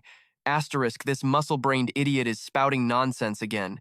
Asterisk, seeing her, the guy turned and greeted her. "Oh, it's Atun, huh?" She completely ignored him, got right in Kai's face, and said, "Black Rabbit, talk with me for a sec. There's something I need to ask you." He was a little taken aback by the sudden demand. "Me?" Suddenly, something outside caught the attention of all three of them. A pair of feet stepped into view, and a calm voice spoke. "It's too noisy." The person who had arrived was Bergat. He praised them. "You all worked hard during the Mana Beast Festival." Seeing him, Kai muttered to himself. Asterisk. The hero Bergatoon looks way cooler up close. Asterisk. He stepped closer and continued. "As you know, tomorrow's test will be to cross the Great AIC Desert. The rules are simple. Start from AIC, cross the Great Desert, and reach the finish line at Aeonia. However, the AIC Desert is one of the harshest lands on the continent, so I have a piece of advice for you all. Don't be stupid and mistake recklessness for courage." After his warning, the vice instructor stepped in to take over. "The nominated students have not participated in the open classes for the past half year. Since you kids don't know the other students, please step forward and introduce yourselves." Additional information. To enroll in Aeonia, one must attend open classes and receive a letter of recommendation. Nominated students are judged to have such overwhelming skill that they don't need to attend the open classes. After hearing that, he turned to Atun and asked, "So why didn't you go to the open classes?" She let out a confident sigh and replied, "I don't need that crap. I'm strong enough without it." Another girl then stepped forward to introduce herself. "I'm Tiloan, so my specialty is magic. It's nice to meet you all." Another girl with short hair introduced herself. "I'm Vega, a spirit user." Then it was An's turn. "I'm An. Let's all do our best together." He maintained his cold attitude. "Kai. A pleasure." Every word he spoke was being watched closely by Bergatoon. Dionin stepped up. "I'm Dionin." Immediately after, his voice turned cold. "All you weaklings better not get in my way. It'd be best if you just quit now." Seeing a fight about to break out, the vice instructor quickly cut in. "All right, everyone. Go outside and check the bulletin board for your dorm assignments. Then head back." Following his instructions, everyone started heading outside. He began to follow them, but was suddenly taken aback when a hand landed on his shoulder. The person who stopped him was Bergatoon. He requested, "Stay behind. I'd like to have a word with you." Once the room was empty except for the two of them, Bergatoon's voice rang out. "Kai, I just want to ask you something to be sure." Kai nodded. He continued, "You're Gina's son, aren't you?" The question completely stunned him.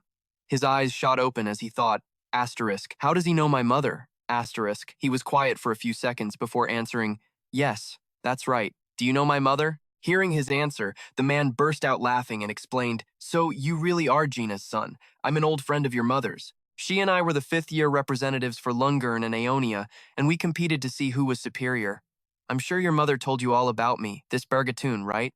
Kai answered bluntly, "No, sir. My mother never mentioned you, not even once." This made the corner of the man's mouth twitch. "That's impossible. Jaina and I were so close," he explained. "My mother rarely ever talks about her school days." The man replied that that might be the case. Then his arm tensed up. Thinking about the past, he gritted his teeth in anger. If it weren't for that idiot, things would be different now. The young man immediately cut him off. "She may not talk about the old days, but my mother has never once regretted her choices." Hearing this, the man fell silent for a few seconds, then nodded. That's just what you'd expect from the one and only thorned flower, still a beautiful and majestic woman. Hearing the man praise his mother, he frowned slightly, thinking to himself, "My mom? A flower? This guy seems a little out there." The man quickly changed the subject. "All right, I witnessed your performance at the Beast Festival. I'll be looking forward to your entrance ceremony tomorrow." He nodded and replied, "Yes, sir." Returning to his room after a long day, he looked around and then headed into the bathroom. As he stepped out, he couldn't stop praising it. "Damn, the dorms here are even better than the ones in Lunger." Then his eyes were suddenly drawn to some noise coming from outside the window. Instantly, the window flew open. The person who appeared was An. She yelled, "Black Rabbit, I'm here to expose your secret." But the moment she saw him stark naked, she shyly covered her eyes and screamed. "Why the hell are you naked?" He retorted. "This is my room." A little while later, after he had gotten dressed and was sitting on his bed, he asked, "I'm dressed now. You can open your eyes. What was that about exposing my secret?" She turned to him and asked, "I saw you earlier at the Beast Festival. You can transform at will, can't you?" Giving in to her demand, he changed into his beastman form and said, "This?" The girl exclaimed in surprise, "Oh my God, it's for real." Looking at his current state, he thought to himself, "Strange. When I used Hero's Breath while in my beastman form, the transformation process was activated. Of course, maintaining it for too long will leave some nasty side effects." The girl had a look of admiration on her face and exclaimed, "How is that possible?" Throughout history, the only one who could freely transform was Lord An himself. Then he made an offer. "Want me to teach you?" Hearing this, the girl got incredibly excited, her voice starting to stammer. "For real? You're serious?" He continued his thoughts. "I need a successor to carry on the torch, because in the upcoming battle with Tada Yusho, I'll need more fighting power. Maybe this is the reason I was reincarnated into this era." After thinking it over, he laid out his condition. "Then you just have to prove it." The girl asked, confused. "Prove what?" He replied, "Prove whether or not you have what it takes to be a hero." His words sent her into an overthinking spiral. This guy's looking down on me. He's on a whole other level. A cheerful look appeared on his face as he said, "I'll be waiting right here." The scene changes to the next day as an announcement rang out. The second day of the entrance ceremony has begun. We can see the students lining up for the Great Eye Desert Traversal Aptitude Test, holding their registration papers. Professor Yuria exclaimed, "From Tunrin Luan to even Vega, our kids have gotten good. But this year's nominated candidates from Aeonia are no joke either. It's a shame I didn't get to see the Beast Festival." Ellen, beside her, sighed with regret. "A real shame indeed."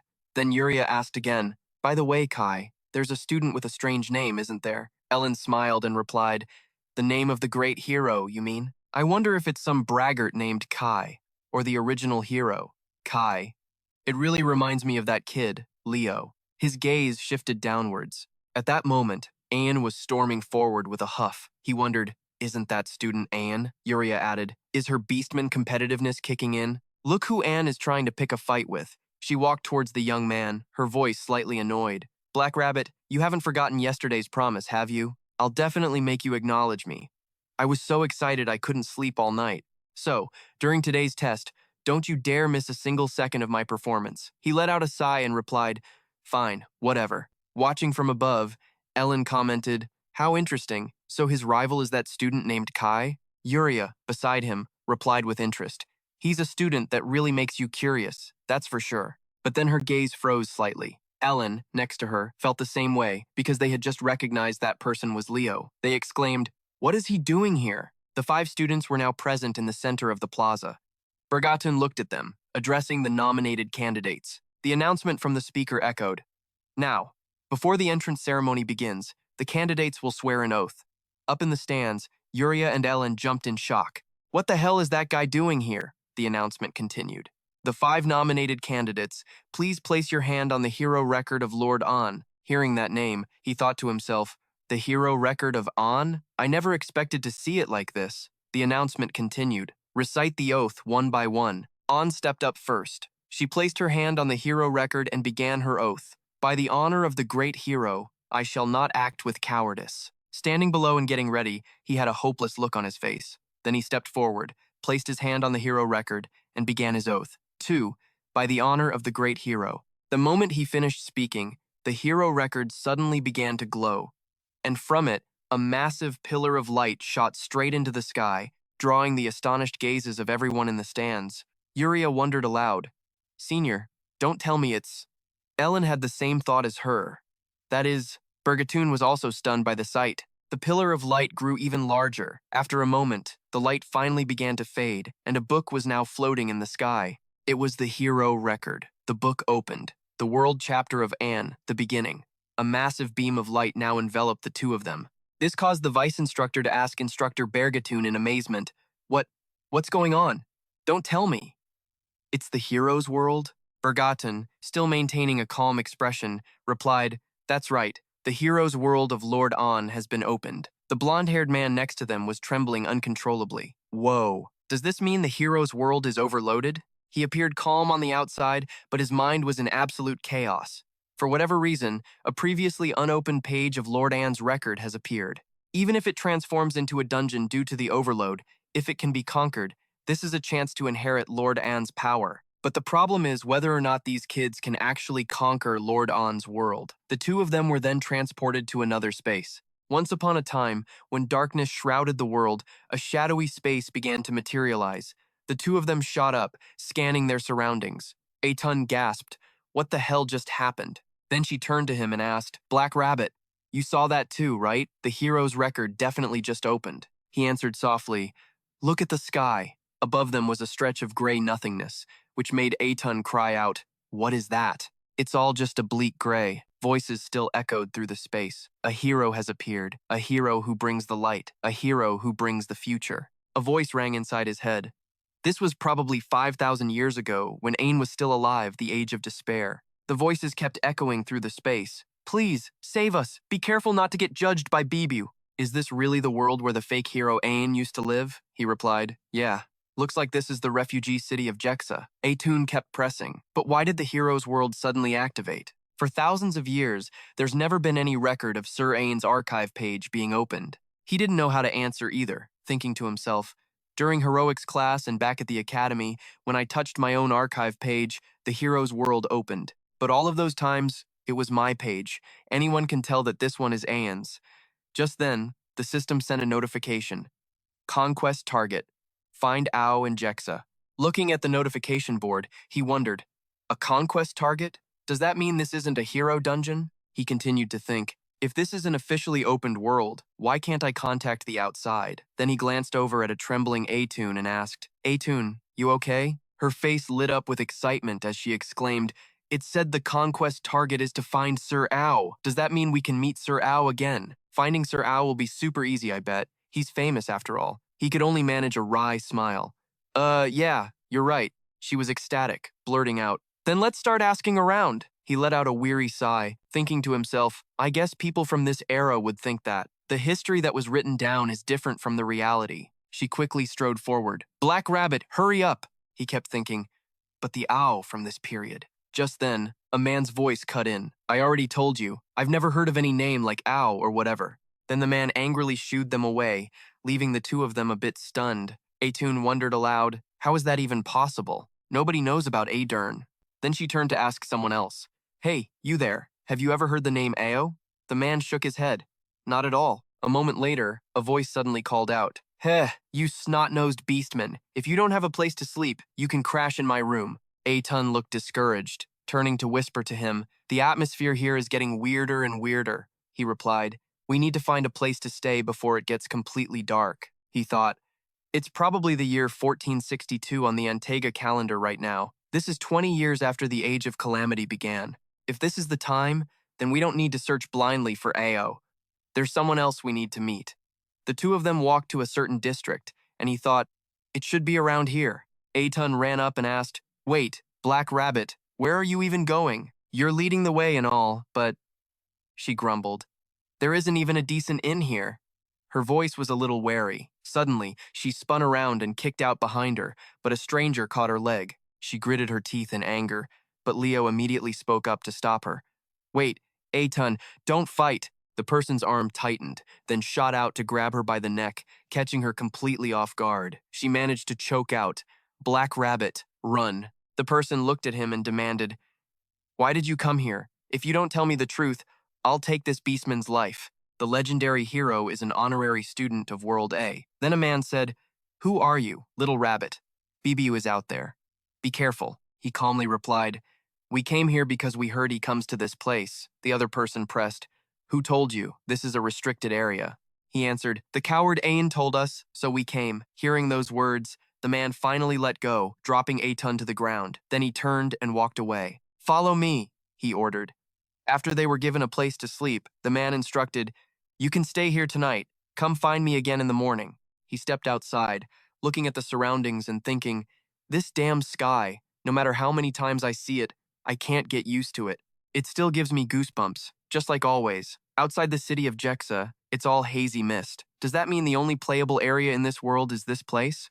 The mysterious voice spoke up again. Our two oars, with skills so new, are rowed by tiny little arms. During the midterm exam, the conquest target didn't appear until after BBU was defeated.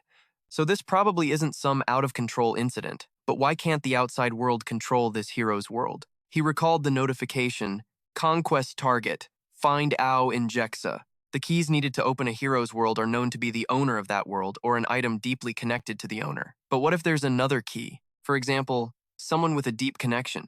That voice started up again. Little rabbit, do you want to call a friend to row the boat with you? He continued to think. Of course, this is all just speculation, but if Aen's world opened because of me, it makes sense that the outside can't control it. Was it really a coincidence that I was reincarnated with my memories intact? What if the hero's record was a setup for a great hero who would be reborn in the future? And what if I could inherit their power once more?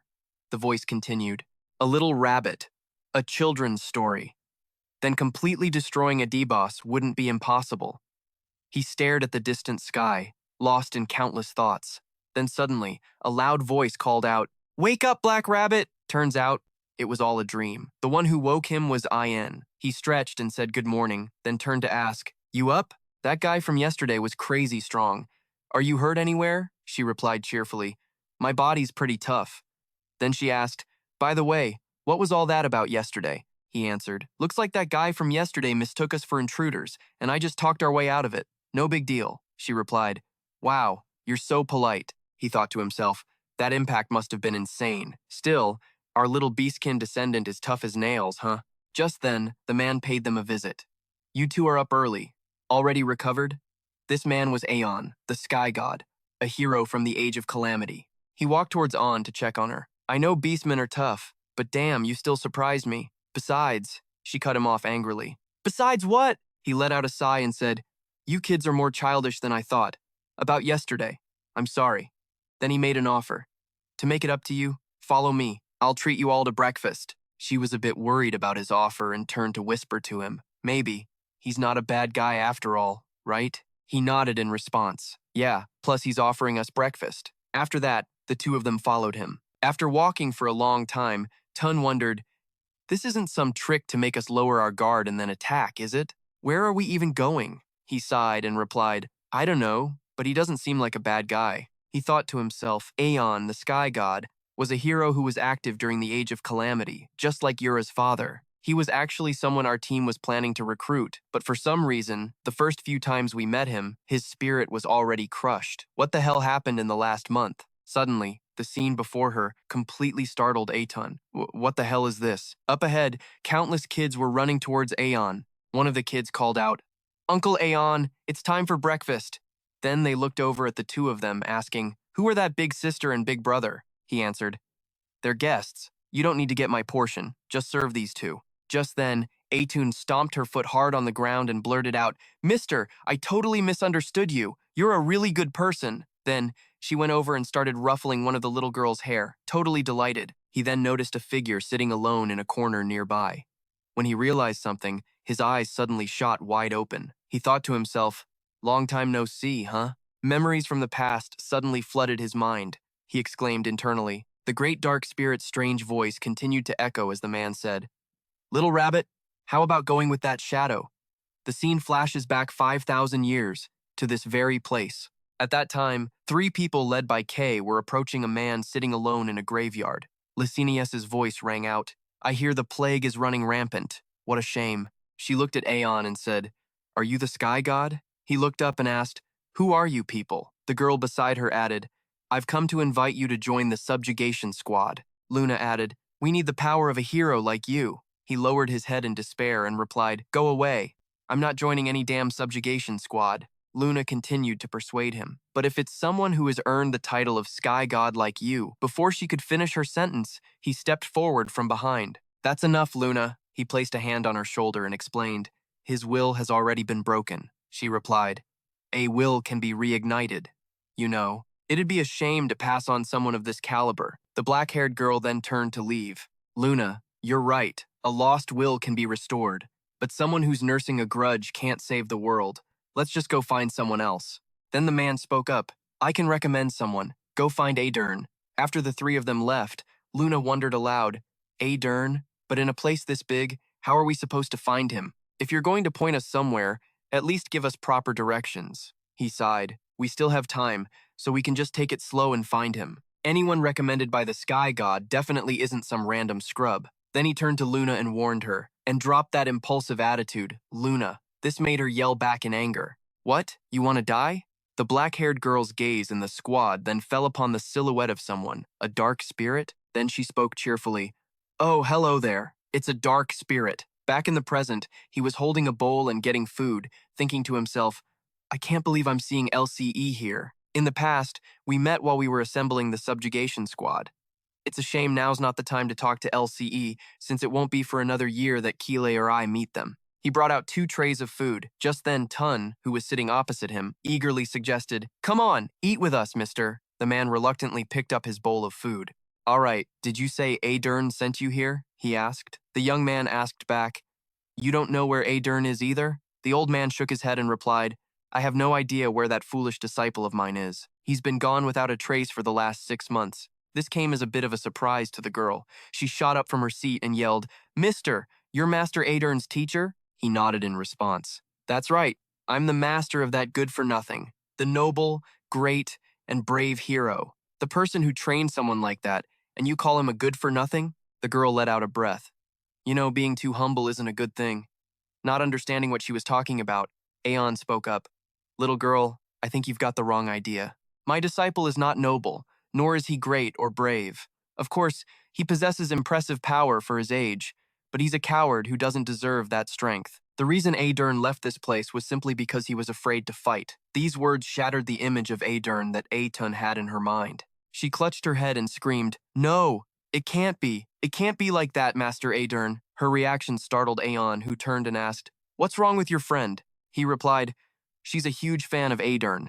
The girl was now crying her eyes out and ran somewhere else, yelling, Master Adern can't be a coward. My world is shattered. I can't accept this. The man closed his eyes slightly. A fan of Adern, huh? Unbelievable. He continued, It's because she was saved by your disciple. And sure, Adern is a coward, but in places you don't know about, he saved a lot of people. A long, long time ago, when darkness covered the world, I was also one of the people he saved. So you can be proud of your disciple, you know. These words stunned the old man. He muttered, That kid, he's grown that much in the last 6 months? Aetun was now sitting in a corner, bawling. I can't believe Adern was once a coward. He walked over to console her. So what if Adern was a coward? Why are you so shocked?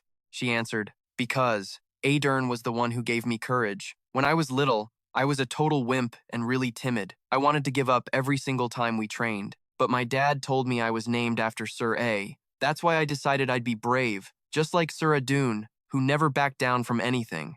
And now I hear he was a coward. He walked over and patted her on the head. That coward saved the entire world, you know. That coward was braver than anyone when everyone else had given up hope. That's why the gods called him the Brave One. Isn't that even more worthy of respect? His words really seemed to hit home, and her spirits lifted a bit. She jumped to her feet, replying cheerfully, Hearing you say that makes me like Sir Adun even more. He just shook his head. So damn fickle, he thought to himself. Now that I think about it, aren't all these kids going to die? When our group got here, everyone in this region was already dead from the plague, except for Aegon. But wait a sec, does that mean all these people are going to be dead in just another month? Even if it is a plague?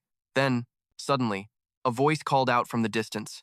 This camp is as filthy as ever, huh? Looking toward the approaching group, he recognized him. It was Lep YT, the right-hand man of Lord Deza. During the Age of Calamity, not everyone stood up to fight evil. The world was divided, and the enemy within was harder to deal with than the enemy without. That guy walked straight up to Aegon and said, Greetings, Sky God, Sir Aegon. He kept thinking, a piece of trash hungry for glory in the punitive squad just so he can play hero.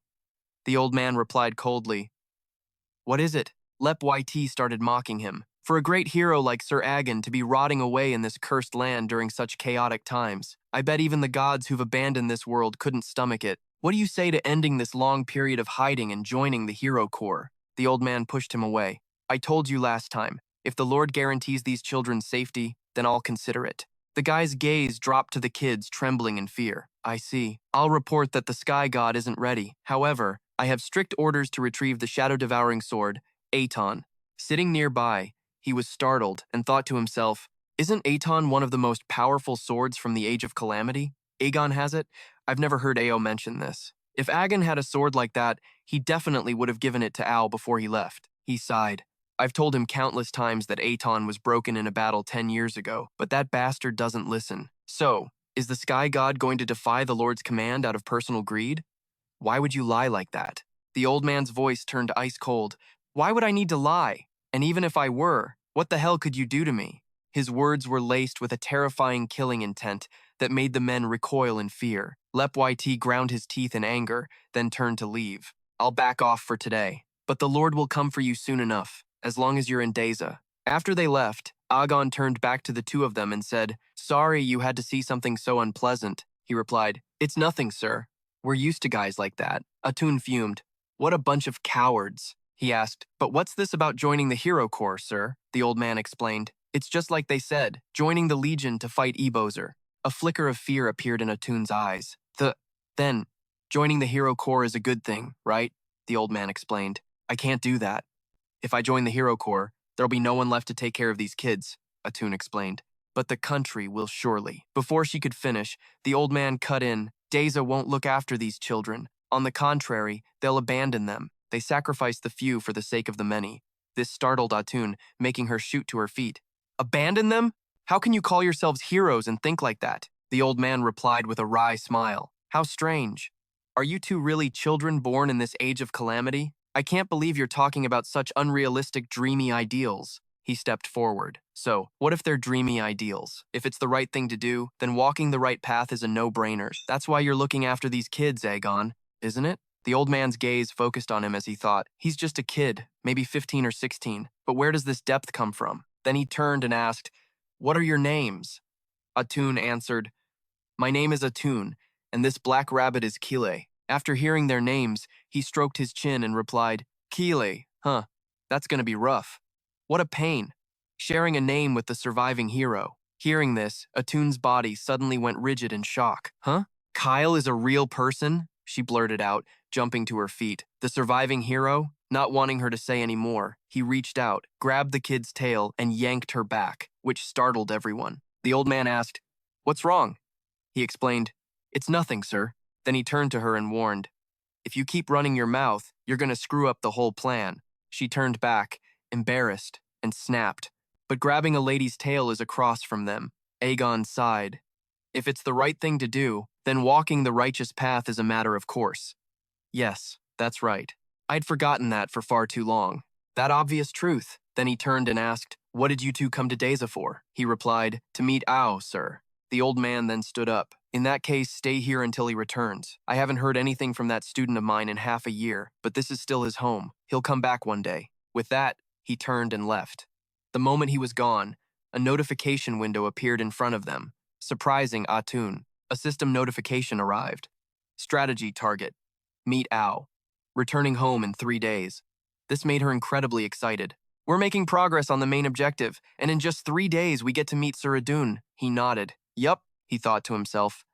Just as I figured. Coming to Aegon's place was the right move. She jumped up and ran after Aegon, calling back, Black Rabbit, I'm gonna ask Mr. Aegon more about Sir Ao. He just sighed helplessly. Just try not to say anything stupid. Then, another system screen popped up in front of him, startling him a bit. Hidden strategy target, save the sky god, Aegon. Staring at the system screen, he wondered, a hidden target? Am I the only one who can see this? Back in my time as Kile, when we got here, Aegon's will had already been shattered. Protecting him means making sure Aegon's will doesn't waver anymore. Something's definitely going to go down in the next 3 days, before A gets back. Am I missing something? Then suddenly, a voice whispered right in his ear, Hey mister, you know I'm not human, don't you? He glanced over and saw it was that girl, LC. He shot back. Yeah, you're a spirit, she replied cheerfully. My master is a great spirit mancer. Watching her, he thought to himself, LCE can actually smile like that? She's so damn different now. Then her eyes suddenly narrowed. And an outer class, no less. Looks like you really are the surviving hero, Kyle. He cut her off. Sorry, but I haven't. Before he could even finish, she cut him off.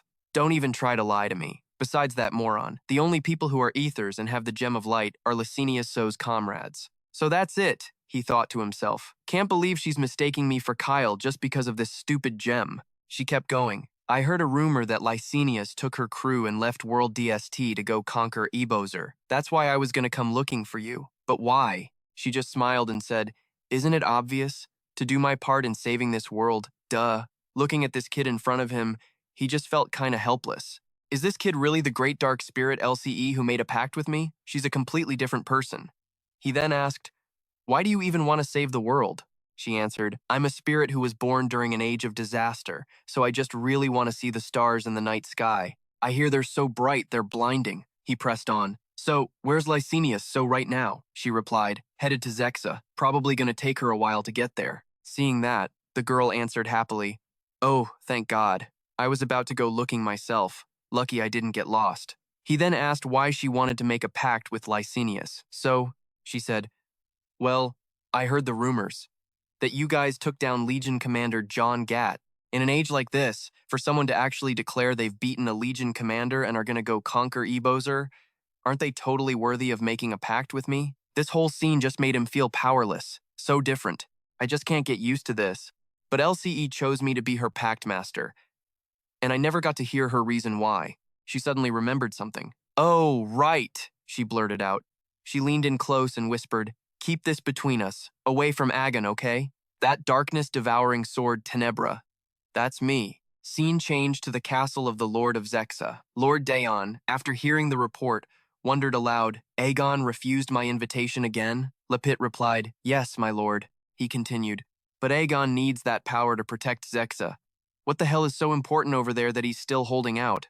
Lepit just fanned the flames. Seems he's still hung up on those orphans in the cursed land. He slammed his fist on the armrest. Idiot! Choosing to protect a bunch of useless kids over the greater good? Lepit added. Oh, and according to the rumors spreading around, a plague is running rampant in that cursed land. This just made the Lord even more pissed off. A plague. What the hell are we supposed to do now? If an outbreak happens among those refugees, the whole city will be thrown into chaos. Lepid offered a suggestion.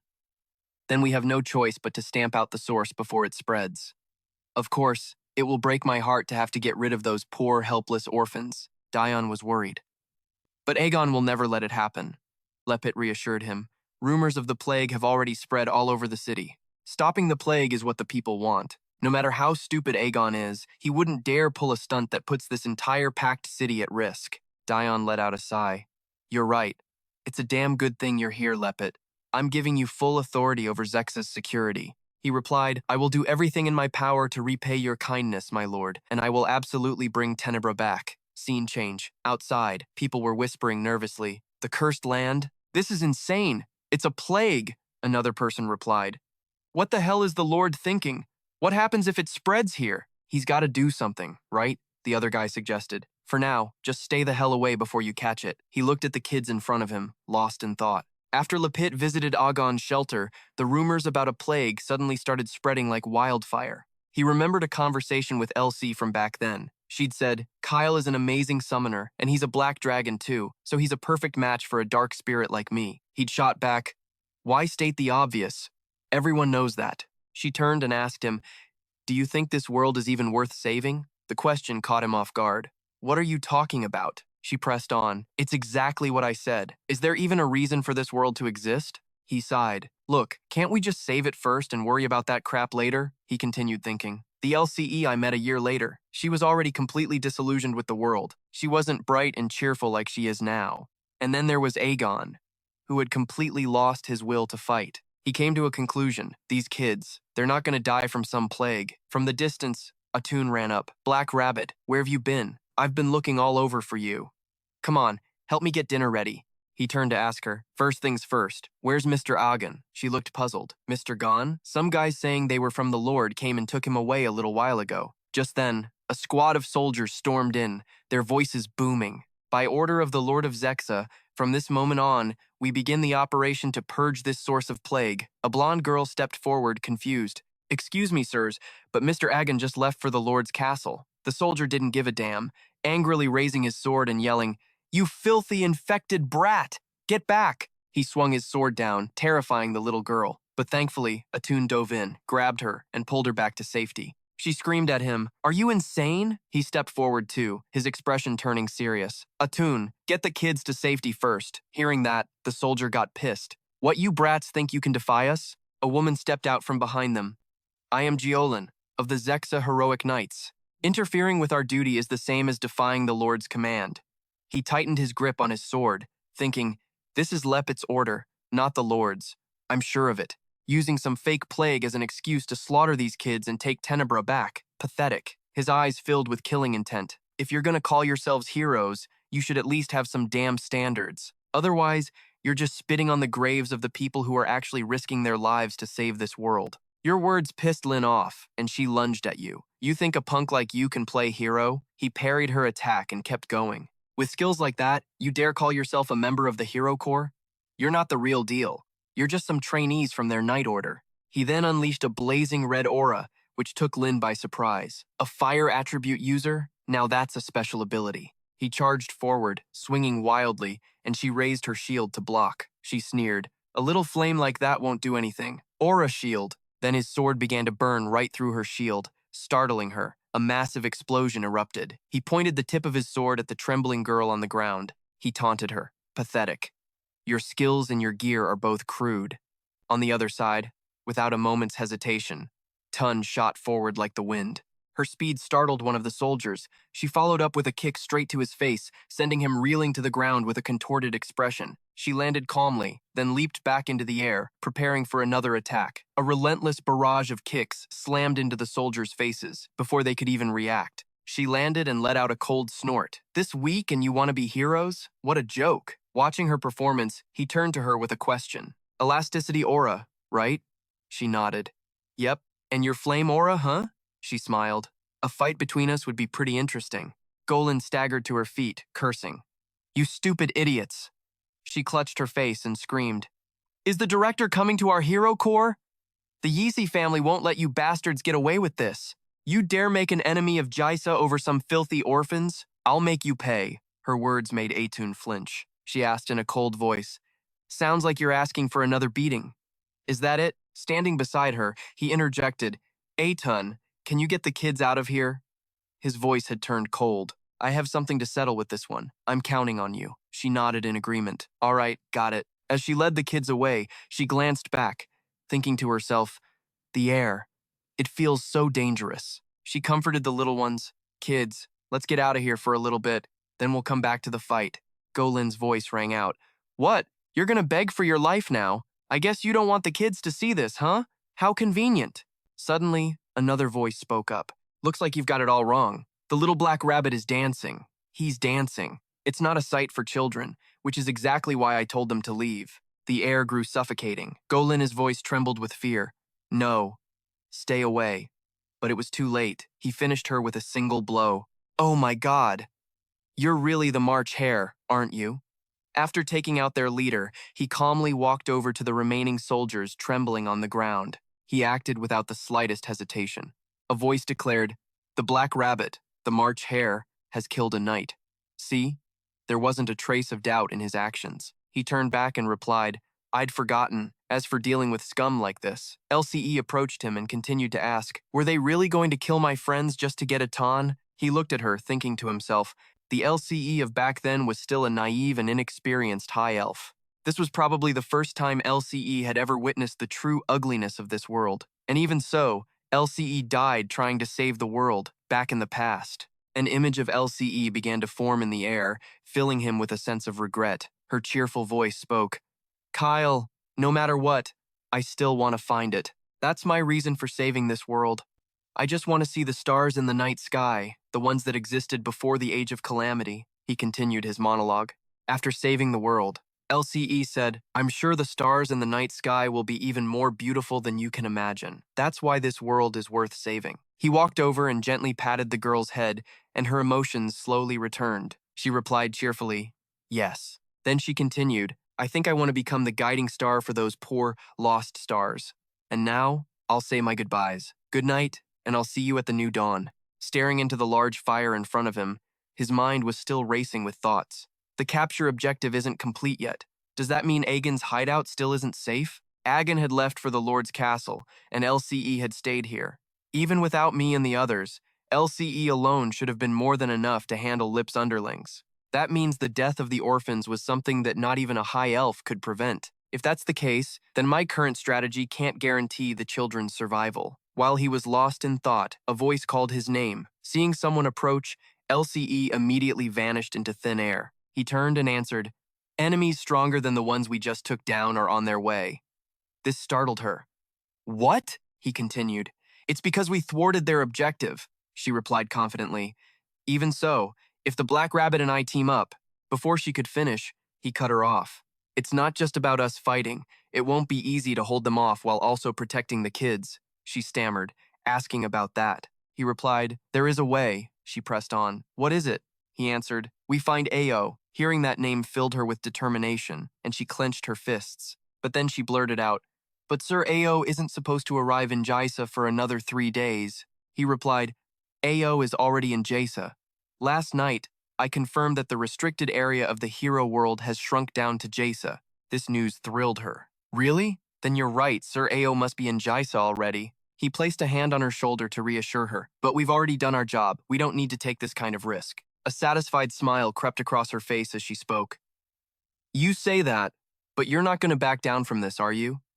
He answered, "This could get really dangerous." She remained confident. "I started dreaming of becoming a hero because I admire the great hero Ajun. How could someone like me run away like a coward? Besides, if you go off on your own, is Sir Ajun just going to dote on you later?" His words made him narrow his eyes slightly. "What?" she continued. "Anyway, you've already figured out how to find AO, right?" He let out a sigh. "Yeah." She immediately made a suggestion.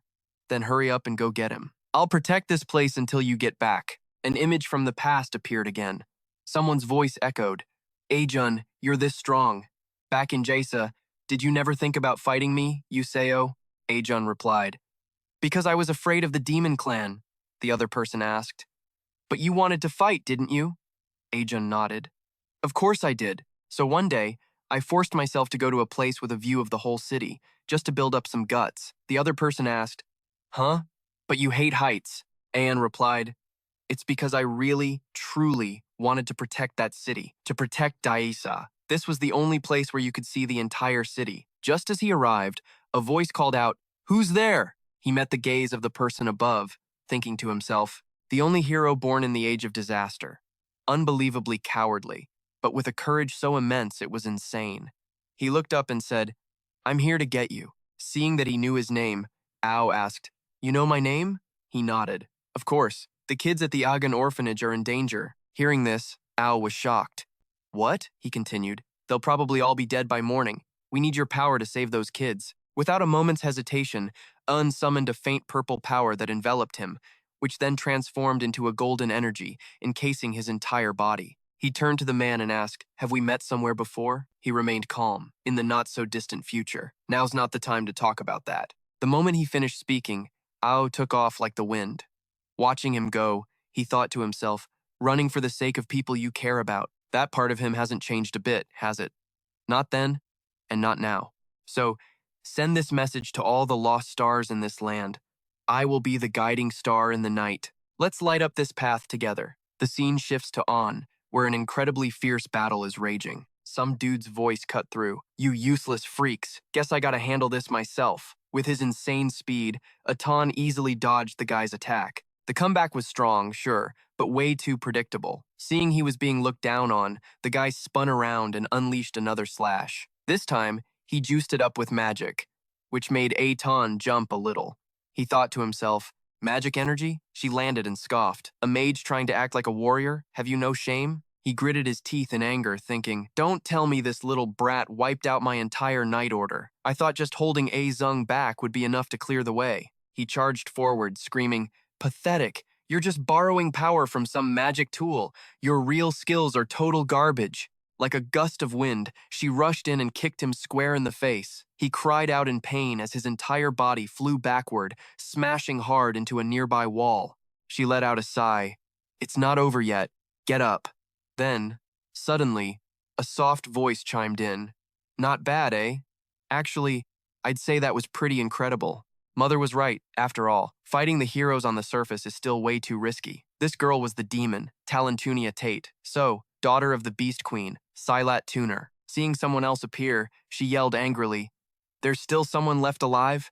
Then she charged, screaming, "I'll wipe you off the face of the planet!" But her attack was easily neutralized by Talentunia. She covered her mouth, mocking her. "Oh my, you really think you can do that, little kitty? You should be grateful I haven't eaten you alive already." Atun was stunned by the wounds that were rapidly healing. A demon? How? There was absolutely no demon scent on you, Talentunia explained.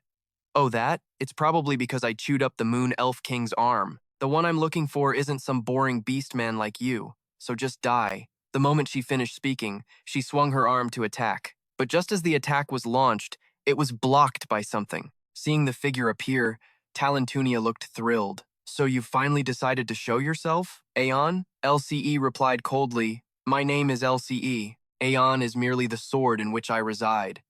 She smiled. "Your name doesn't matter. As long as the great dark spirit still tastes delicious, that's all I care about." She was about to charge forward, but was immediately stopped by LCE's magical threads. The girl extended her hand, her eyes filled with determination as she watched her own legs get locked in place. Talentunia was shocked. "Huh? My body. It's moving on its own." Instantly, her limbs went out of her control, turning back to finish her off as she watched in utter disbelief. Looking down at the collapsed figure on the ground, LCE continued.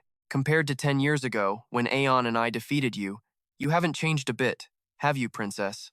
Witnessing this bewildering scene from behind, Atun was filled with admiration.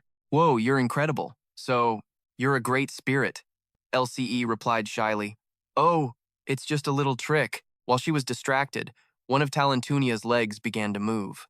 In the next instant, it shot forward, piercing straight through LCE's chest as she watched in shock. Atun was also hit by the impact and thrown backward. "Ah!" Talentunia laughed with glee. "Ha! Now this is fun. This is really fun. Do that again for me." Without a moment's hesitation, LCE unleashed a barrage of attacks straight at her. Atun, with only half her face remaining, came up from behind her to ask, "Are you okay?" Talentunia's voice continued. "See? A lot different from 10 years ago, isn't it? A great spirit with no contractor thinks she can take me, the daughter of the Beast Queen, on all by herself. Let's see. What does a great spirit taste like? Let me have just one little bite." Seeing her hideous mouth, Atun leaped forward and kicked it squarely, screaming, "Don't you dare!" But the kick didn't damage her in the slightest. Her voice became distorted. "This little kitten." Those words sent a jolt of terror through her. Then she remembered his words. That coward saved the entire world. If I want to follow in a hero's footsteps, I can't be afraid. I can't just stand here frozen. Her spirit renewed. Atun charged in to attack once more. But this time, Talentunia was ready. A leg shot out from behind, striking straight at her. All she could do was watch the attack come at her, bracing for the impact that sent her flying into the wall behind. Talentunia's voice echoed, "Get in line. I'll eat you later, for dessert." Her body shaking from the pain, she slowly forced herself up, her eyes weary. She thought to herself, "I have to get up. Please, move. Please." Then, from behind her, a familiar voice called out, "Are you okay?" The sight of the person who had just appeared made her eyes light up. Ajung appeared like a shining star, his voice cutting through the air. "You've struggled enough." Not even noticing his arrival, Tantunia continued with her meal. "Ha, just give it up already." From a distance, Ajung's voice rang out, "Let that girl go." Hearing his voice, she flinched. Ajung's body began to transform. Watching him, Tilan Tuunia sized him up. "Beast transformation? It's not a full moon tonight. Are you some kind of mutant?" Ajung, now fully transformed, spoke in an icy tone. "I told you to let her go. I dare you. I'm not a fan of this. Don't get in the way of my meal. Get lost." "Why are there so many damn pests today?" An attack flew from her, but Ajung easily caught it with one hand. Then, he yanked hard, pulling her towards him. Another hand shot out and grabbed her by the throat. Terrified, she choked out, What is this strength?" Without a moment's hesitation, Ajung slammed her massive body into the ground, shattering it on impact. Meanwhile, the dark elf girl was a little stunned by her rescuer. She looked up at the person who had just saved her, as Ajung worriedly asked, "Are you hurt anywhere?" Hearing that, LCE hesitated, about to speak, but before the kid could open her mouth, Talentunia roared, "How dare you!" Ajung immediately set LCE down, telling her seriously, I'm going to destroy this demon now. With that, she leaped into the air in an instant. Then, Tantunia let out a vicious scream. Destroy me? We'll see who destroys who. Her mouth stretched impossibly wide, her face a terrifying mask as she screamed, You arrogant freaks, I'll slaughter every last one of you. Instantly, Ajung's arm flared with golden light as he coldly retorted, I'm not going to just stand here while you finish casting your spell. In a flash, his power erupted, lighting up the entire area. A moment later, glowing shards of rock rained down on Tantunia. With a single wave of Ajung's hand, the attack sent her hurtling into the distance. Against the night sky, the golden streaks of light looked like shooting stars crossing the horizon. In the southern district of Dai-Za, a man was tearing down the road. Damn it, damn it. Thinking about Talan, he was filled with pure terror. I can't believe that bitch was from the demon clan. The penalty for conspiring with demons. Remembering the punishment, the man was absolutely terrified. If this gets out, I'm a dead man for sure. Just then, something flashed past and severed his arm. At the same time, a voice rang out. What a strange feeling. In a flash, the man could only stare in horror as his arm fell away. He immediately fell to his knees, screaming in agony. In front of him, Leo spoke nonchalantly, just dealing with another traitor. The man quickly looked up and heard the kid say coldly, The Ma Min has dealt with your kind before. In a panic, the man yelled, Wait, hold on. The man desperately begged, Spare me, I'll guarantee you status and fame. Before he could finish his sentence, Leo swung his sword, taking the man's life. Afterwards, he calmly sheathed his sword. Leo looked down at the corpse with a quiet expression. If the world is going to end, what's the point of status and fame anyway? Back outside, falling debris lit up the area. As soon as the enemy was taken down, a girl rushed over, grabbing Ajung's hands to express her feelings. Sir Ajung, I've looked up to you since I was a little kid, he stammered helplessly. I already told you, I'm not someone you should admire. Noticing her condition, he urged her, Besides, you need to get those wounds treated. Behind them, LCE saw Leo and called out happily, Kyle, you're here? Seeing her, he asked with concern, Are you okay? You're not hurt, are you? LCE patted her body and answered cheerfully, I'm totally fine. Then, the girl boasted proudly, What's more, we defeated the Spider Princess. Hearing that, Leo sighed and replied, She's not going to die that easily. His heart was heavy with worry. After all, she was the monster that had wiped an entire nation off the map. Suddenly, someone calling his name, Leo, caught his attention. Kile looked over as LCE eagerly suggested, Hey, how about we recommend Ajung to the Lycinus? With that kind of power, he'd definitely be a huge help in saving the world. She gently patted the little girl's head and agreed. All right, let's do that. Instantly, a blush crept across LCE's face. Right after, the girl announced firmly, And one more thing. I've changed my mind. It's not the Lycinus, it's Kile. I want to form a pact with you. A bright smile spread across LCE's face. I'm quite taken with you. Seeing this, Leo gave a reluctant laugh and replied bluntly, I'm flattered, really, but I don't have the strength to form a pact with you right now. And besides, I'm not Kile at the moment. Instantly, LCE's curiosity was piqued. She circled him, muttering to herself, Now that you mention it, it is weird. Even for an Arcusur, your power doesn't seem to be that great. Then the girl faced Leo and insisted, Even so, I still want to form a pact with you, LCE said with hopeful conviction. I know that if it's you, you can definitely defeat E.B. I want to bet the future on you. Finally, Leo completely gave in and held out his hand. If you're that set on it. The next second, a magic circle appeared between them, and the girl immediately began to chant solemnly, My name is LCE, the Spirit of Darkness. With her every word, a symbol burned itself onto his hand. In the quiet that followed, only the girl's serious voice echoed, I swear to be your sword and your shield for the entire duration of this pact. Staring at the mark on his hand, Leo seemed dazed. It was a pact that would end when the hero's story was over, but the feeling was surprisingly new. He then said with a relaxed smile, I'm counting on you, then. Suddenly, Ajung's piercing scream reached Leo's ears. I told you to get away. He turned to see Atun clinging to him. I admire you so much. You're just so cool, Sir Ajung. Right then, a voice called his name, making him freeze. Ajung, Ajung, Atun, and Leo were all stunned. In the distance, a man was approaching. The sight instantly reminded Leo of a historical event, meeting Ion and Daijia. the time he saved the sky god, Aeon. Seeing the old man, Ajung exclaimed with joy, "Master." As Aegon came closer, he asked, "Son, you've been in Daiza?" He answered obediently, "Yes." Instantly, the old man trapped Ah Young in a headlock and angrily scolded him. "Then you should have come to greet your master sooner." Aegon's lecture was loud enough for everyone to hear. "And you have to greet your brothers, too. What godforsaken hole have you been hiding in that you're only showing your face now, huh?" Hearing this, he quickly apologized. "I know, I was wrong." When they recognized Agon's voice, the kids quickly ran out, cheering, "Uncle Agon!" Seeing them, he was taken aback.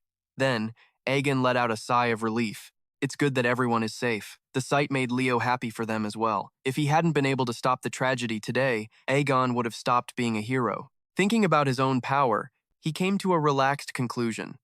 I guess being able to watch the past change like this is a blessing in its own way. After calming the kids down, Aeon approached Leo to thank him. "We would have been in huge trouble if it weren't for you guys. Thank you." Suddenly, he noticed something and couldn't hide his surprise. "Did Elsie manage to hide?" Aeton grinned slyly, teasing him. "You really got an earful, didn't you, Lord Adyun?" Adyun immediately panicked and pushed her away. "Get back!" Seeing his expression, she grew even more cheerful and moved closer.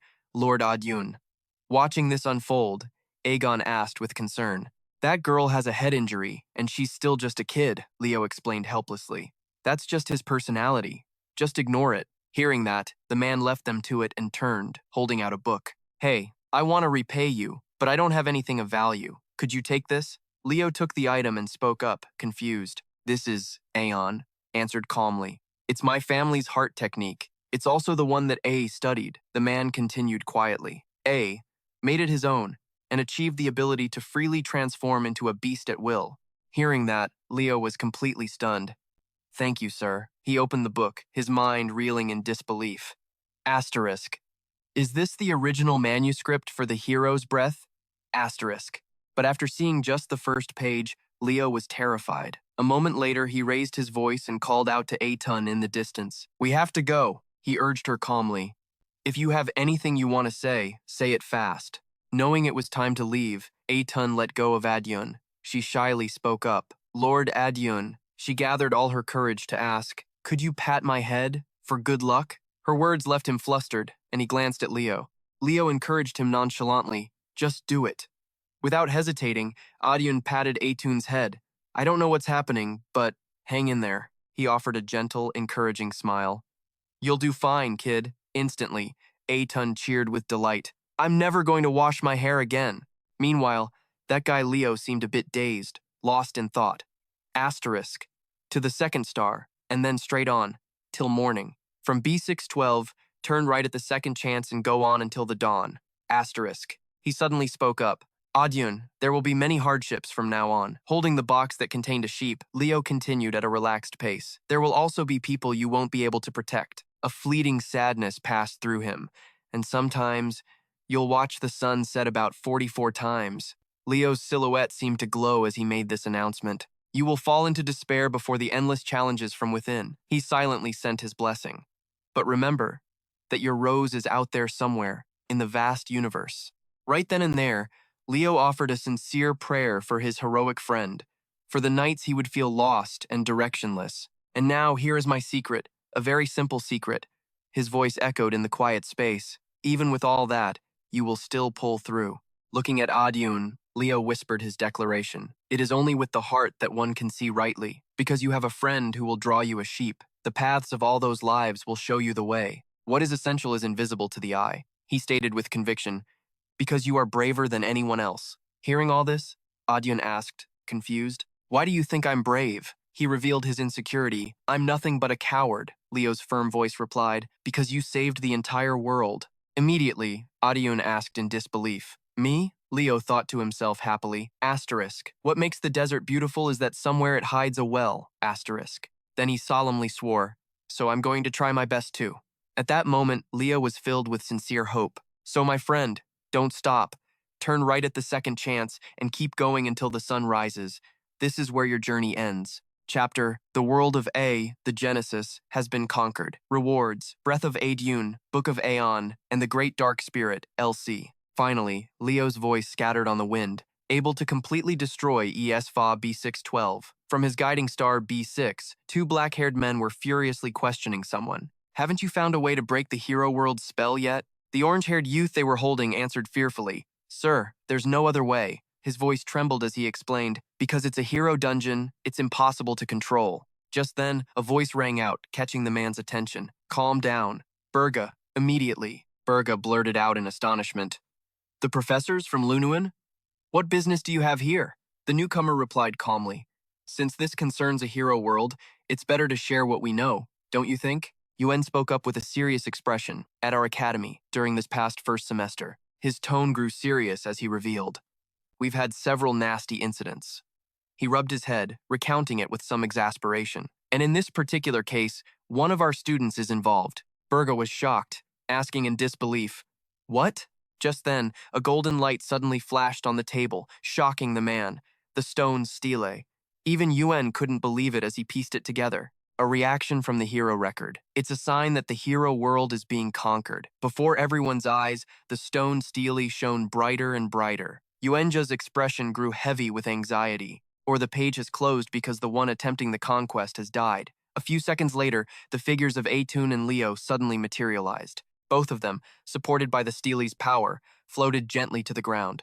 Taking in his surroundings, Leo whispered in amazement, We're back. Beside him, she also blurted out, stunned. This is... Before Atun could finish her sentence, Burga rushed over and hugged her tight. Ah! He followed up with a worried question. Atun, honey, are you hurt anywhere? Atun answered with a bright, energetic smile. Yes, father, I successfully conquered Lord Adyun's world. Hearing that, Burga chided her, a little ticked off. That's not what's important. Do you have any idea how worried sick I was? On the other side of things, Leo suddenly felt something. His eyes shot open in astonishment and his hand was a miniature version of LC. And who are you? What are you doing here? Just then, Atun pointed at Leo and said, Father, if it weren't for this black rabbit, I never would have been able to clear it. He expressed his gratitude. Kay, that's astounding. I never imagined you'd conquer the chapter of Lord Aeon, Leo replied with complete composure. I didn't do it by myself. Seeing that, the man exclaimed happily, So humble? Regardless of the reason, you and Atun have successfully conquered Lord Adyun's world. Then, Burga solemnly declared, This is the decisive proof that you are worthy of being a student at the Hero Academy. The man's voice was full of appreciation. Azonia, I am so pleased. Suddenly, Yuenja ran over and hastily cut in. Sorry to interrupt. Her expression was irate, and her voice was a low, threatening reprimand. This little brat is the top of his class? What the hell do you think you're playing at here? But Leo's only response to Yuenja was a confused question. And who are you? In that instant, she could no longer hold back and screamed. Who? You got a death wish? Are you trying to two-time us with both Lunun and Aeonia? You really think a little magic trick is going to fool the professors? Let this be a formal reminder. Nice kids don't pull cheap stunts like that, got it? Watching the whole thing from the side, a confused Burga asked, Lung on? What the hell is going on? Someone approaching from a distance answered the old man. Looks like a student from our school was being disrespectful. He crossed his arms, looking troubled. Though, I have no idea how he even managed to attend Aeonia's entrance ceremony. Following behind, the man spoke seriously. Allow me to introduce him. Seeing him, Leo sighed to himself. It stopped there, and all he could hear was the man's calm voice. This is Leoplav. Instantly, Atun was stunned, speechless. Across from him, Leo started to undo his transformation, revealing his white hair. The man's voice rang out clearly for everyone there to hear. The first-year representative of Lung On. He revealed his true form and spoke with a gentle smile. Hello. A few days later, under the cool shade of a tree, a hand suddenly reached out and took the teacup. Jana was drinking her tea when she suddenly heard a servant's report. Ma'am, you have a visitor, she asked, puzzled. A visitor? Who is it? The servant answered respectfully. She says she's a classmate of the young master. Hearing that, Jay replied thoughtfully. Is that right? Well, show her in here for now. She quickly thought to herself, if she didn't give her family name and just said she's Leo's classmate, it must mean they're pretty close and she's just here for a casual visit, right? A moment later, a cute girl walked in and greeted her politely. Hello, ma'am. I'm Chloe, a classmate of Leo's. Looking at the girl, Jay immediately remembered this was the girl from the line house who teamed up with Leo during the entrance exam. She stood up with a warm smile and said, Welcome, dear. Please, Sit down. Standing by the table, Chloe placed a box of pastries on it. This is a little something for you. Instantly, Jana's face lit up even more. Oh my, is this from the Royal Rater Bakery? It's been a while since I've had anything from there. The girl sat down and started to speak, a bit flustered. Yeah, well, the thing is, she took a deep breath before finally saying what she wanted to. Please, you can speak casually with me. Seeing that, she gave a helpless smile. All right then, I won't hold back. Then, remembering something, Jana added, by the way, my son has been away from home for a few days. I hope I didn't make you wait for nothing. Now more relaxed, Chloe replied openly, no, it's fine. Besides, I was planning on staying here for the summer break anyway. Suddenly, Leo walked over and asked in surprise, Chloe, when did you get here? For a moment, Jana cried out in surprise, Son! The girl was just as shocked. Leo. A while later, Leo was back in his room when a sound came from the door. May I come in? He answered gently. Come in. Right after, Chloe opened the door, her heart racing.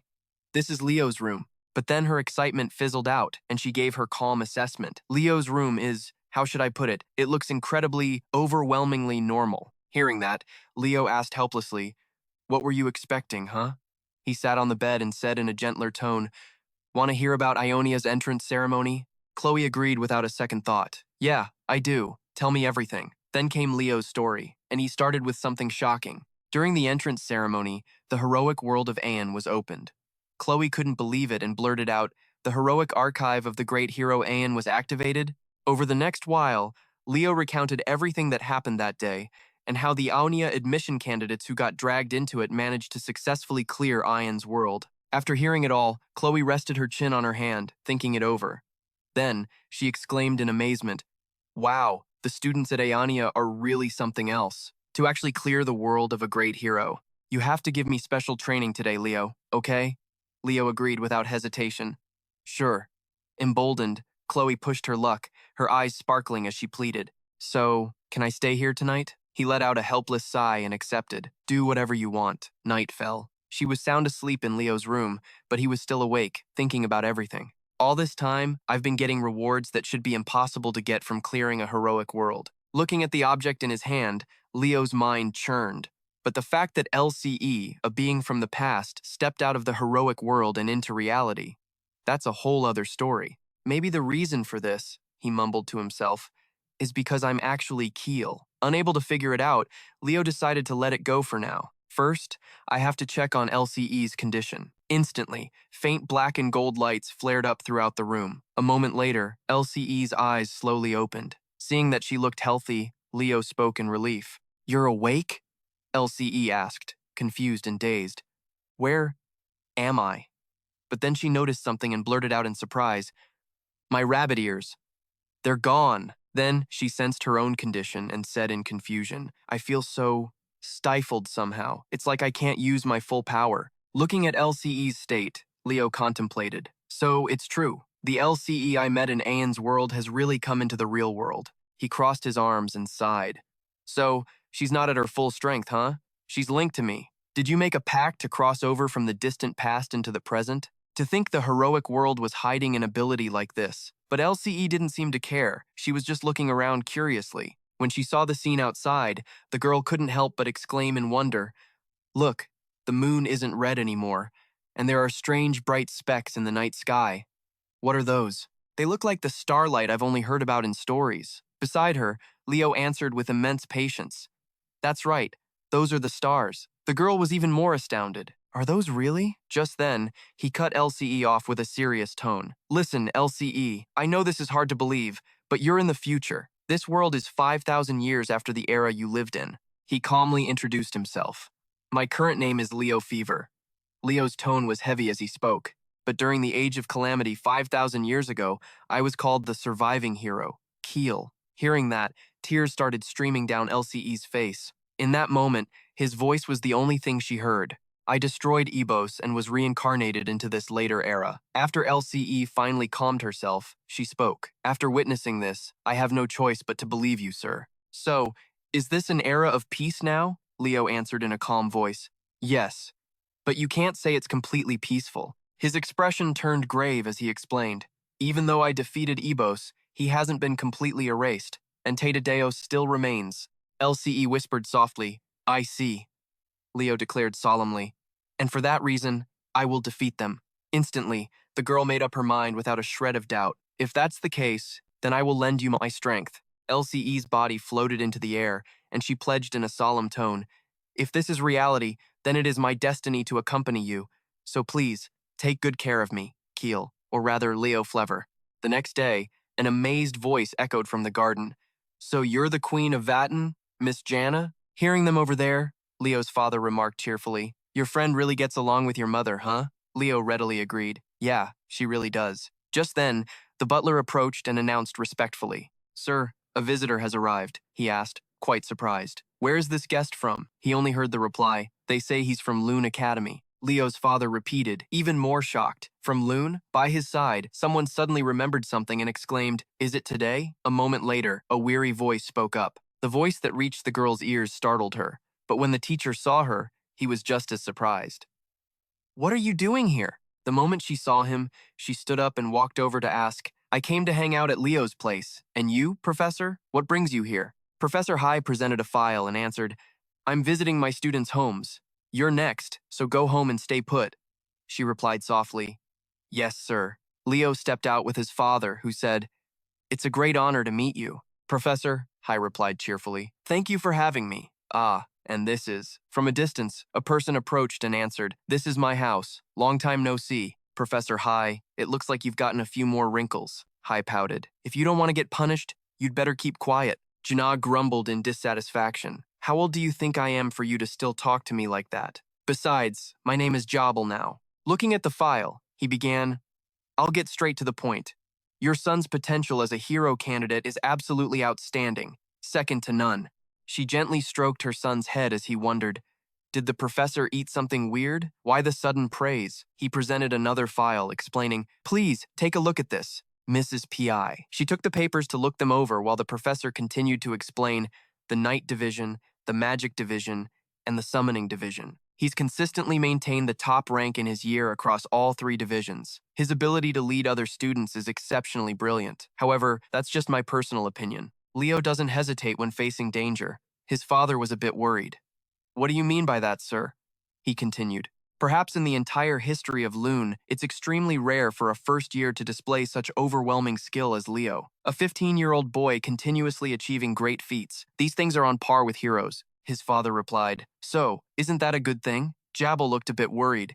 It can't be considered entirely a good thing. To achieve great feats means to bet your life. It's far too dangerous for a first-year student's journey. Even if I don't say it out loud, I'm truly very worried. He turned to Leo and asked, Can I ask why you push yourself so hard? He was quiet for a few seconds, then answered firmly, Once you set a goal to become a hero, you can't avoid challenges. Professor Hai thought to himself, Leo Blade really isn't a student who just admires heroes. He recalled what Leo had said before. My goal is to completely annihilate El Bozer.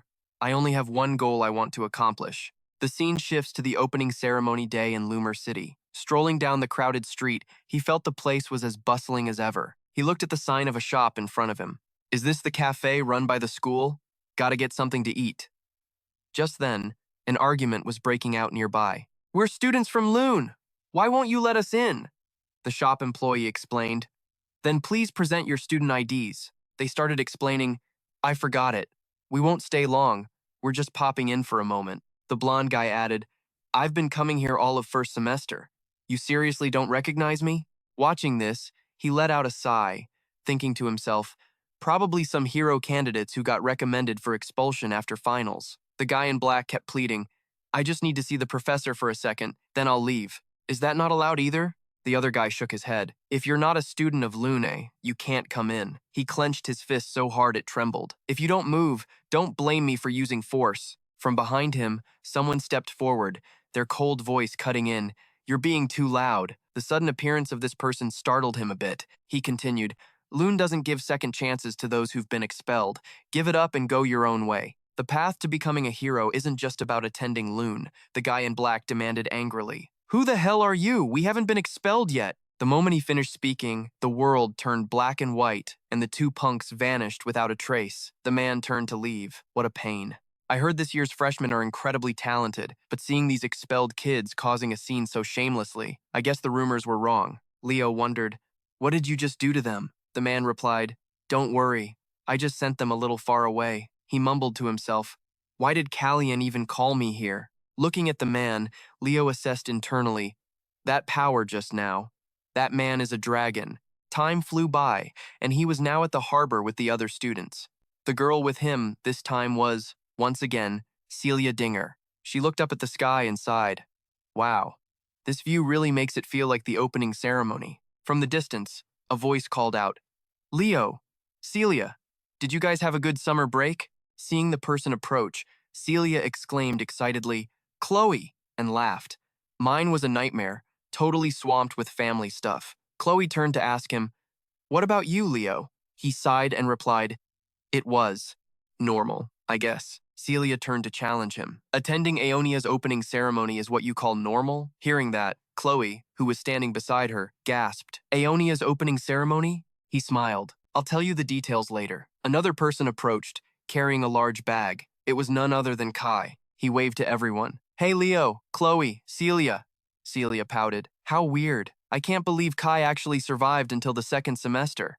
He replied confidently, "It's all thanks to my skills, you know?" Another girl approached the group, waving. "Ah, class prez." A deep voice cut through the group's cheerful atmosphere.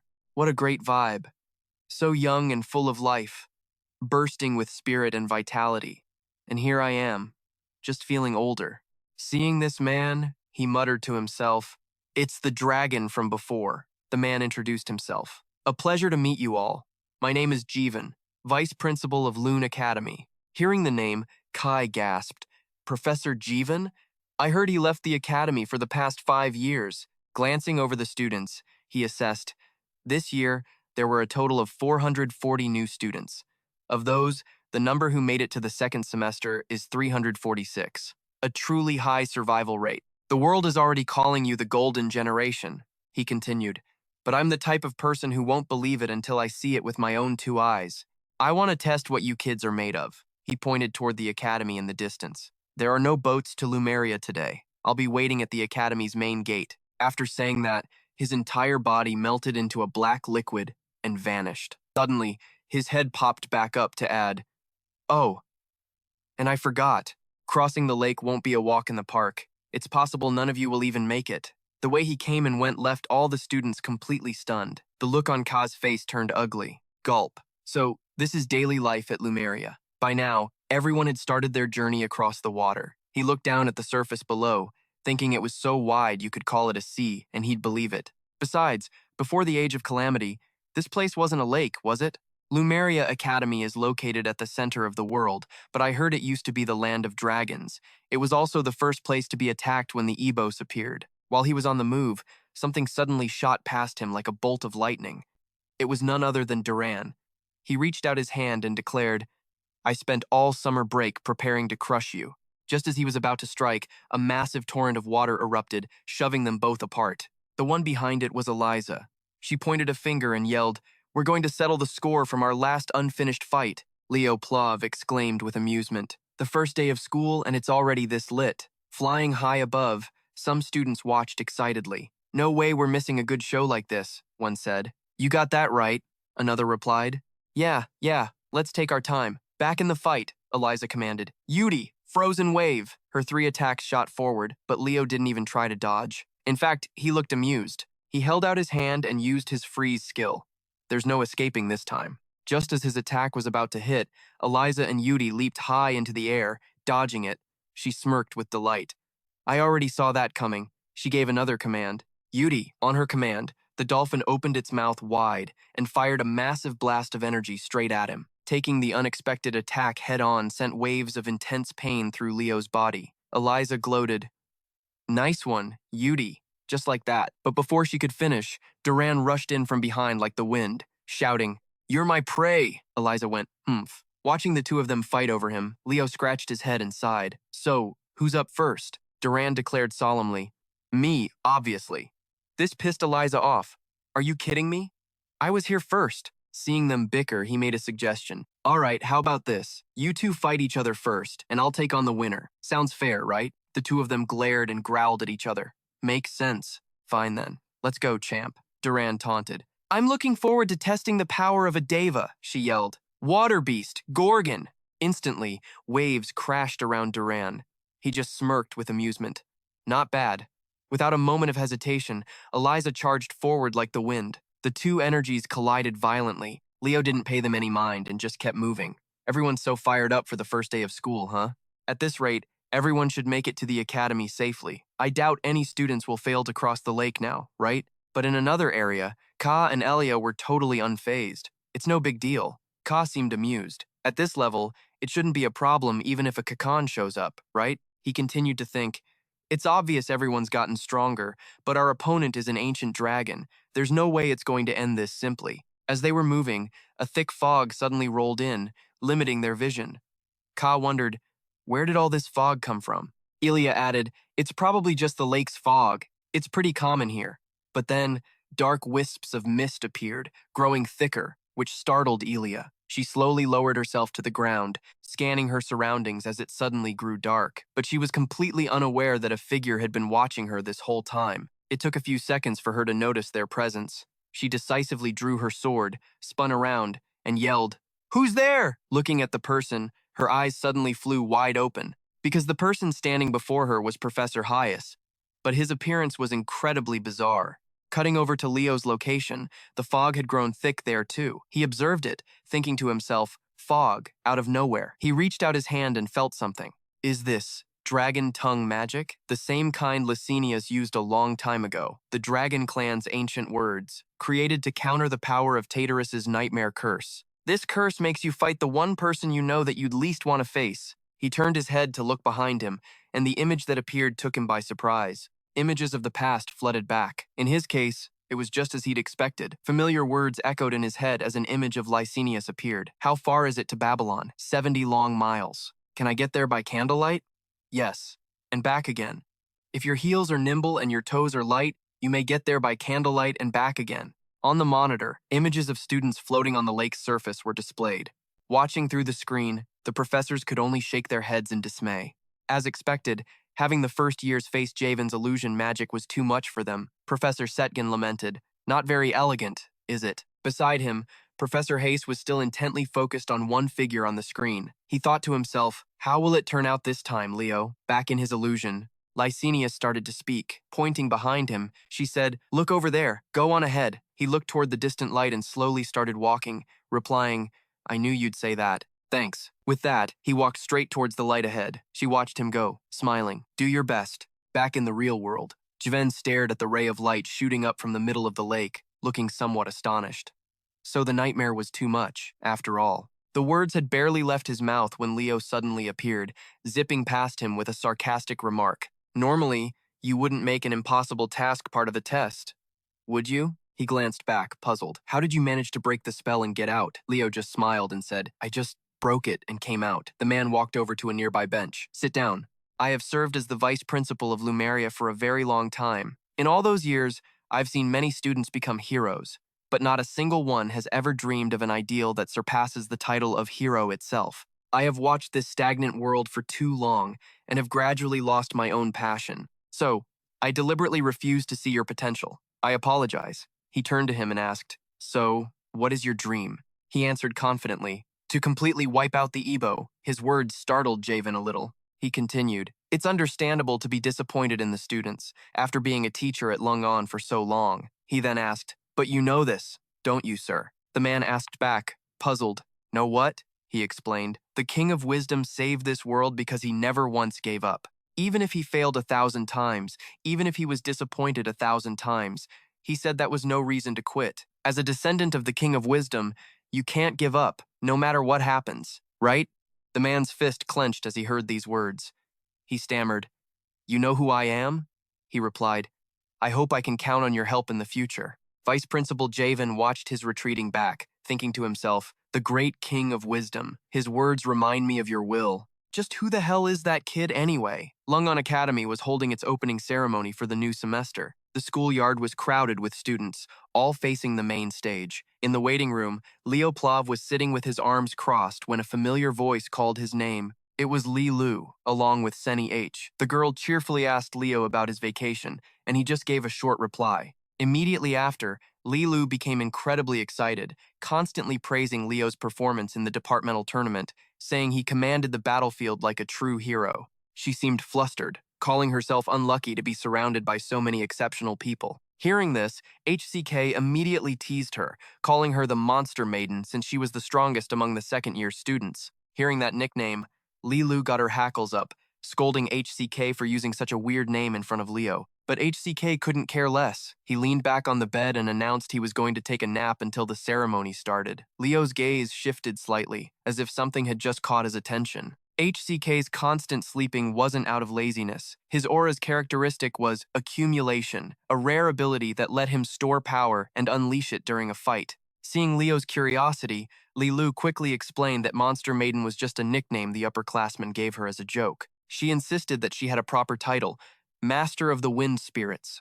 However, a sudden voice rang out saying that name sounded way too normal. The person who had just spoken was the upperclassman, Elena Jaron. She appeared from behind, wrapping her arms around the younger girl and saying that the nickname Monster Maiden suited her much better. After the teasing, Elena turned to Leo, reminding him that he had a favor to ask her. Elena cheerfully said she could grant his request right now, but with one condition.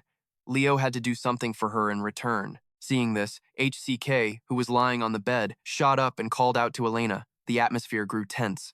HCK asked in a strained voice, "Elena, are you messing with a first year again?" Elena didn't back down, telling him to mind his own business. The blue-haired girl panicked, begging the upperclassmen to stop fighting. Just then, another senior walked in, telling everyone to stop arguing in front of the underclassmen and get outside to prepare for the ceremony. Obeying, the group of three walked out to the grounds. From behind, Leo watched them in silence. Suddenly, a voice calling his name made Leo jump. HCK had turned back and was speaking to Leo seriously. He warned him to be careful with Elena Jaron, revealing that ever since she was a kid, Elena had a tendency to treat those around her as if they were her toys. Leo replied that he knew Elena was an impulsive person, but HCK cut him off, implying the problem was much more serious than that. He explained, "The real problem starts when Elena finds a special toy, and this time, it looks like she's set her sights on you."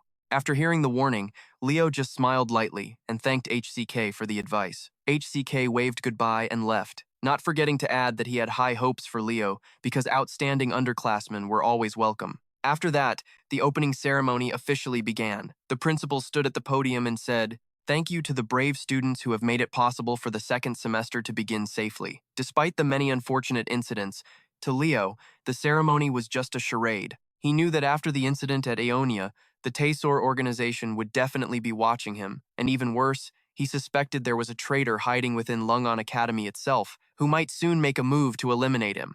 Amidst the lurking dangers, Leo told himself he had to remain on high alert. The ceremony ended, and classes began. Two students were complaining about the vice principal's curse and the pressure they were under on the very first day of the semester. Suddenly, the classroom door burst open and a cheerful voice rang out, "Hello, class."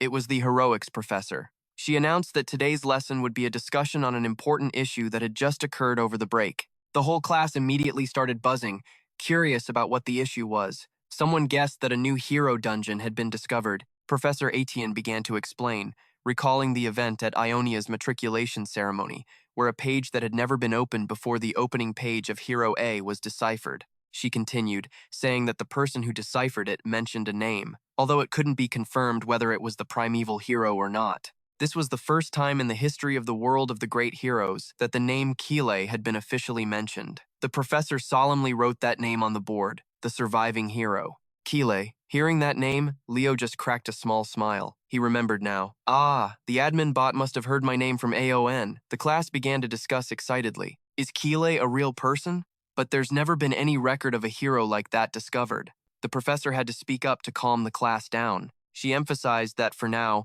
only the name had been mentioned. Nothing had been confirmed. Chloe raised her hand, catching the professor's attention.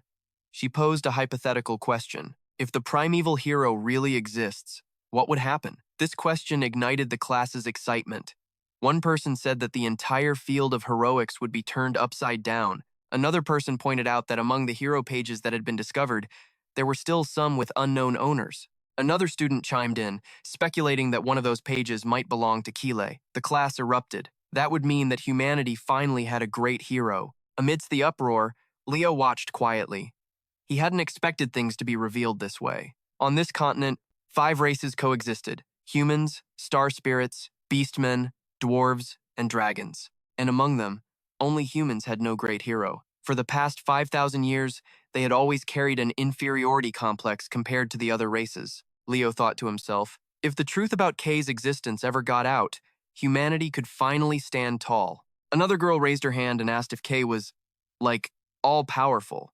The professor said there was a pretty damn good chance. Then she added, after all, we have an all-powerful student right here at our school. Instantly, all eyes shot over to Leo. He just stayed quiet while his friends went nuts. Ka even shot him a thumbs up, proudly bragging, yeah, that's my boy. Itian then announced that the main topic for today's class would be a study on the primordial hero, Kile. She asked the class what they knew about him. Leo and his buddy Ka were strolling down the hall after practice. Ka seemed totally pumped, saying that screaming his lungs out was his favorite way to wrap up the day. Leo was speechless, wondering why his friend had the habits of an old geezer, and started walking off. His buddy got curious and asked why Kile was called the surviving hero. Leo answered nonchalantly, because he survived. Ka naively figured it must be because Kile was super strong and made it through a ton of battles, which is how he got the nickname. Leo didn't deny it, but his gaze drifted off into the distance. The truth was way, way harsher than that. In a dark past, on a desolate battlefield, when countless comrades had fallen, being the only one left standing. That's the true meaning of survival. Back in his room, at the end of a long day, Leo sat at his desk and pulled out a magical artifact that looked like a pocket watch. Dark energy poured out of the item, flowing towards the window and forming a summoning circle. A young girl with pointed ears and fluffy black hair appeared. Leo called her name, Elsie. He told her he was going to introduce her to his other summons. Elsie remembered him mentioning a phoenix and a spirit. As he summoned them, Leo warned her not to reveal that he's actually Kile, since he wasn't sure how they would react. She nodded obediently. The phoenix, Fizer, and the spirit, Kai D, appeared. Fizer answered the summons majestically, while Kai D just zipped happily over to Leo. The second she appeared, Fizer immediately clocked the new girl and demanded to know who she was. Leo explained that this was LC, a spirit he'd just made a pact with. Hearing that, Khan flew right up to LC's face and introduced himself as the leader of the summons. Fizer immediately shot back, screaming that Times was the leader. Khan turned and asked why she got to be the leader. She answered smugly, because I was the first one to make a pact with Leo. Fizer continued her lecture, arguing that the leader has to be dignified and have the highest rank. Like me, she said, telling LC to just think of her as the captain and to ignore that unhinged little spirit. All hell broke loose. Khan screamed that Fizer was a damn overgrown chicken, and Fizer, not missing a beat, shot back that Khan was an annoying little gnat. Watching this childish squabble, Elsie covered her mouth to hide a laugh. She turned to Leo and commented, "They're certainly a lively bunch."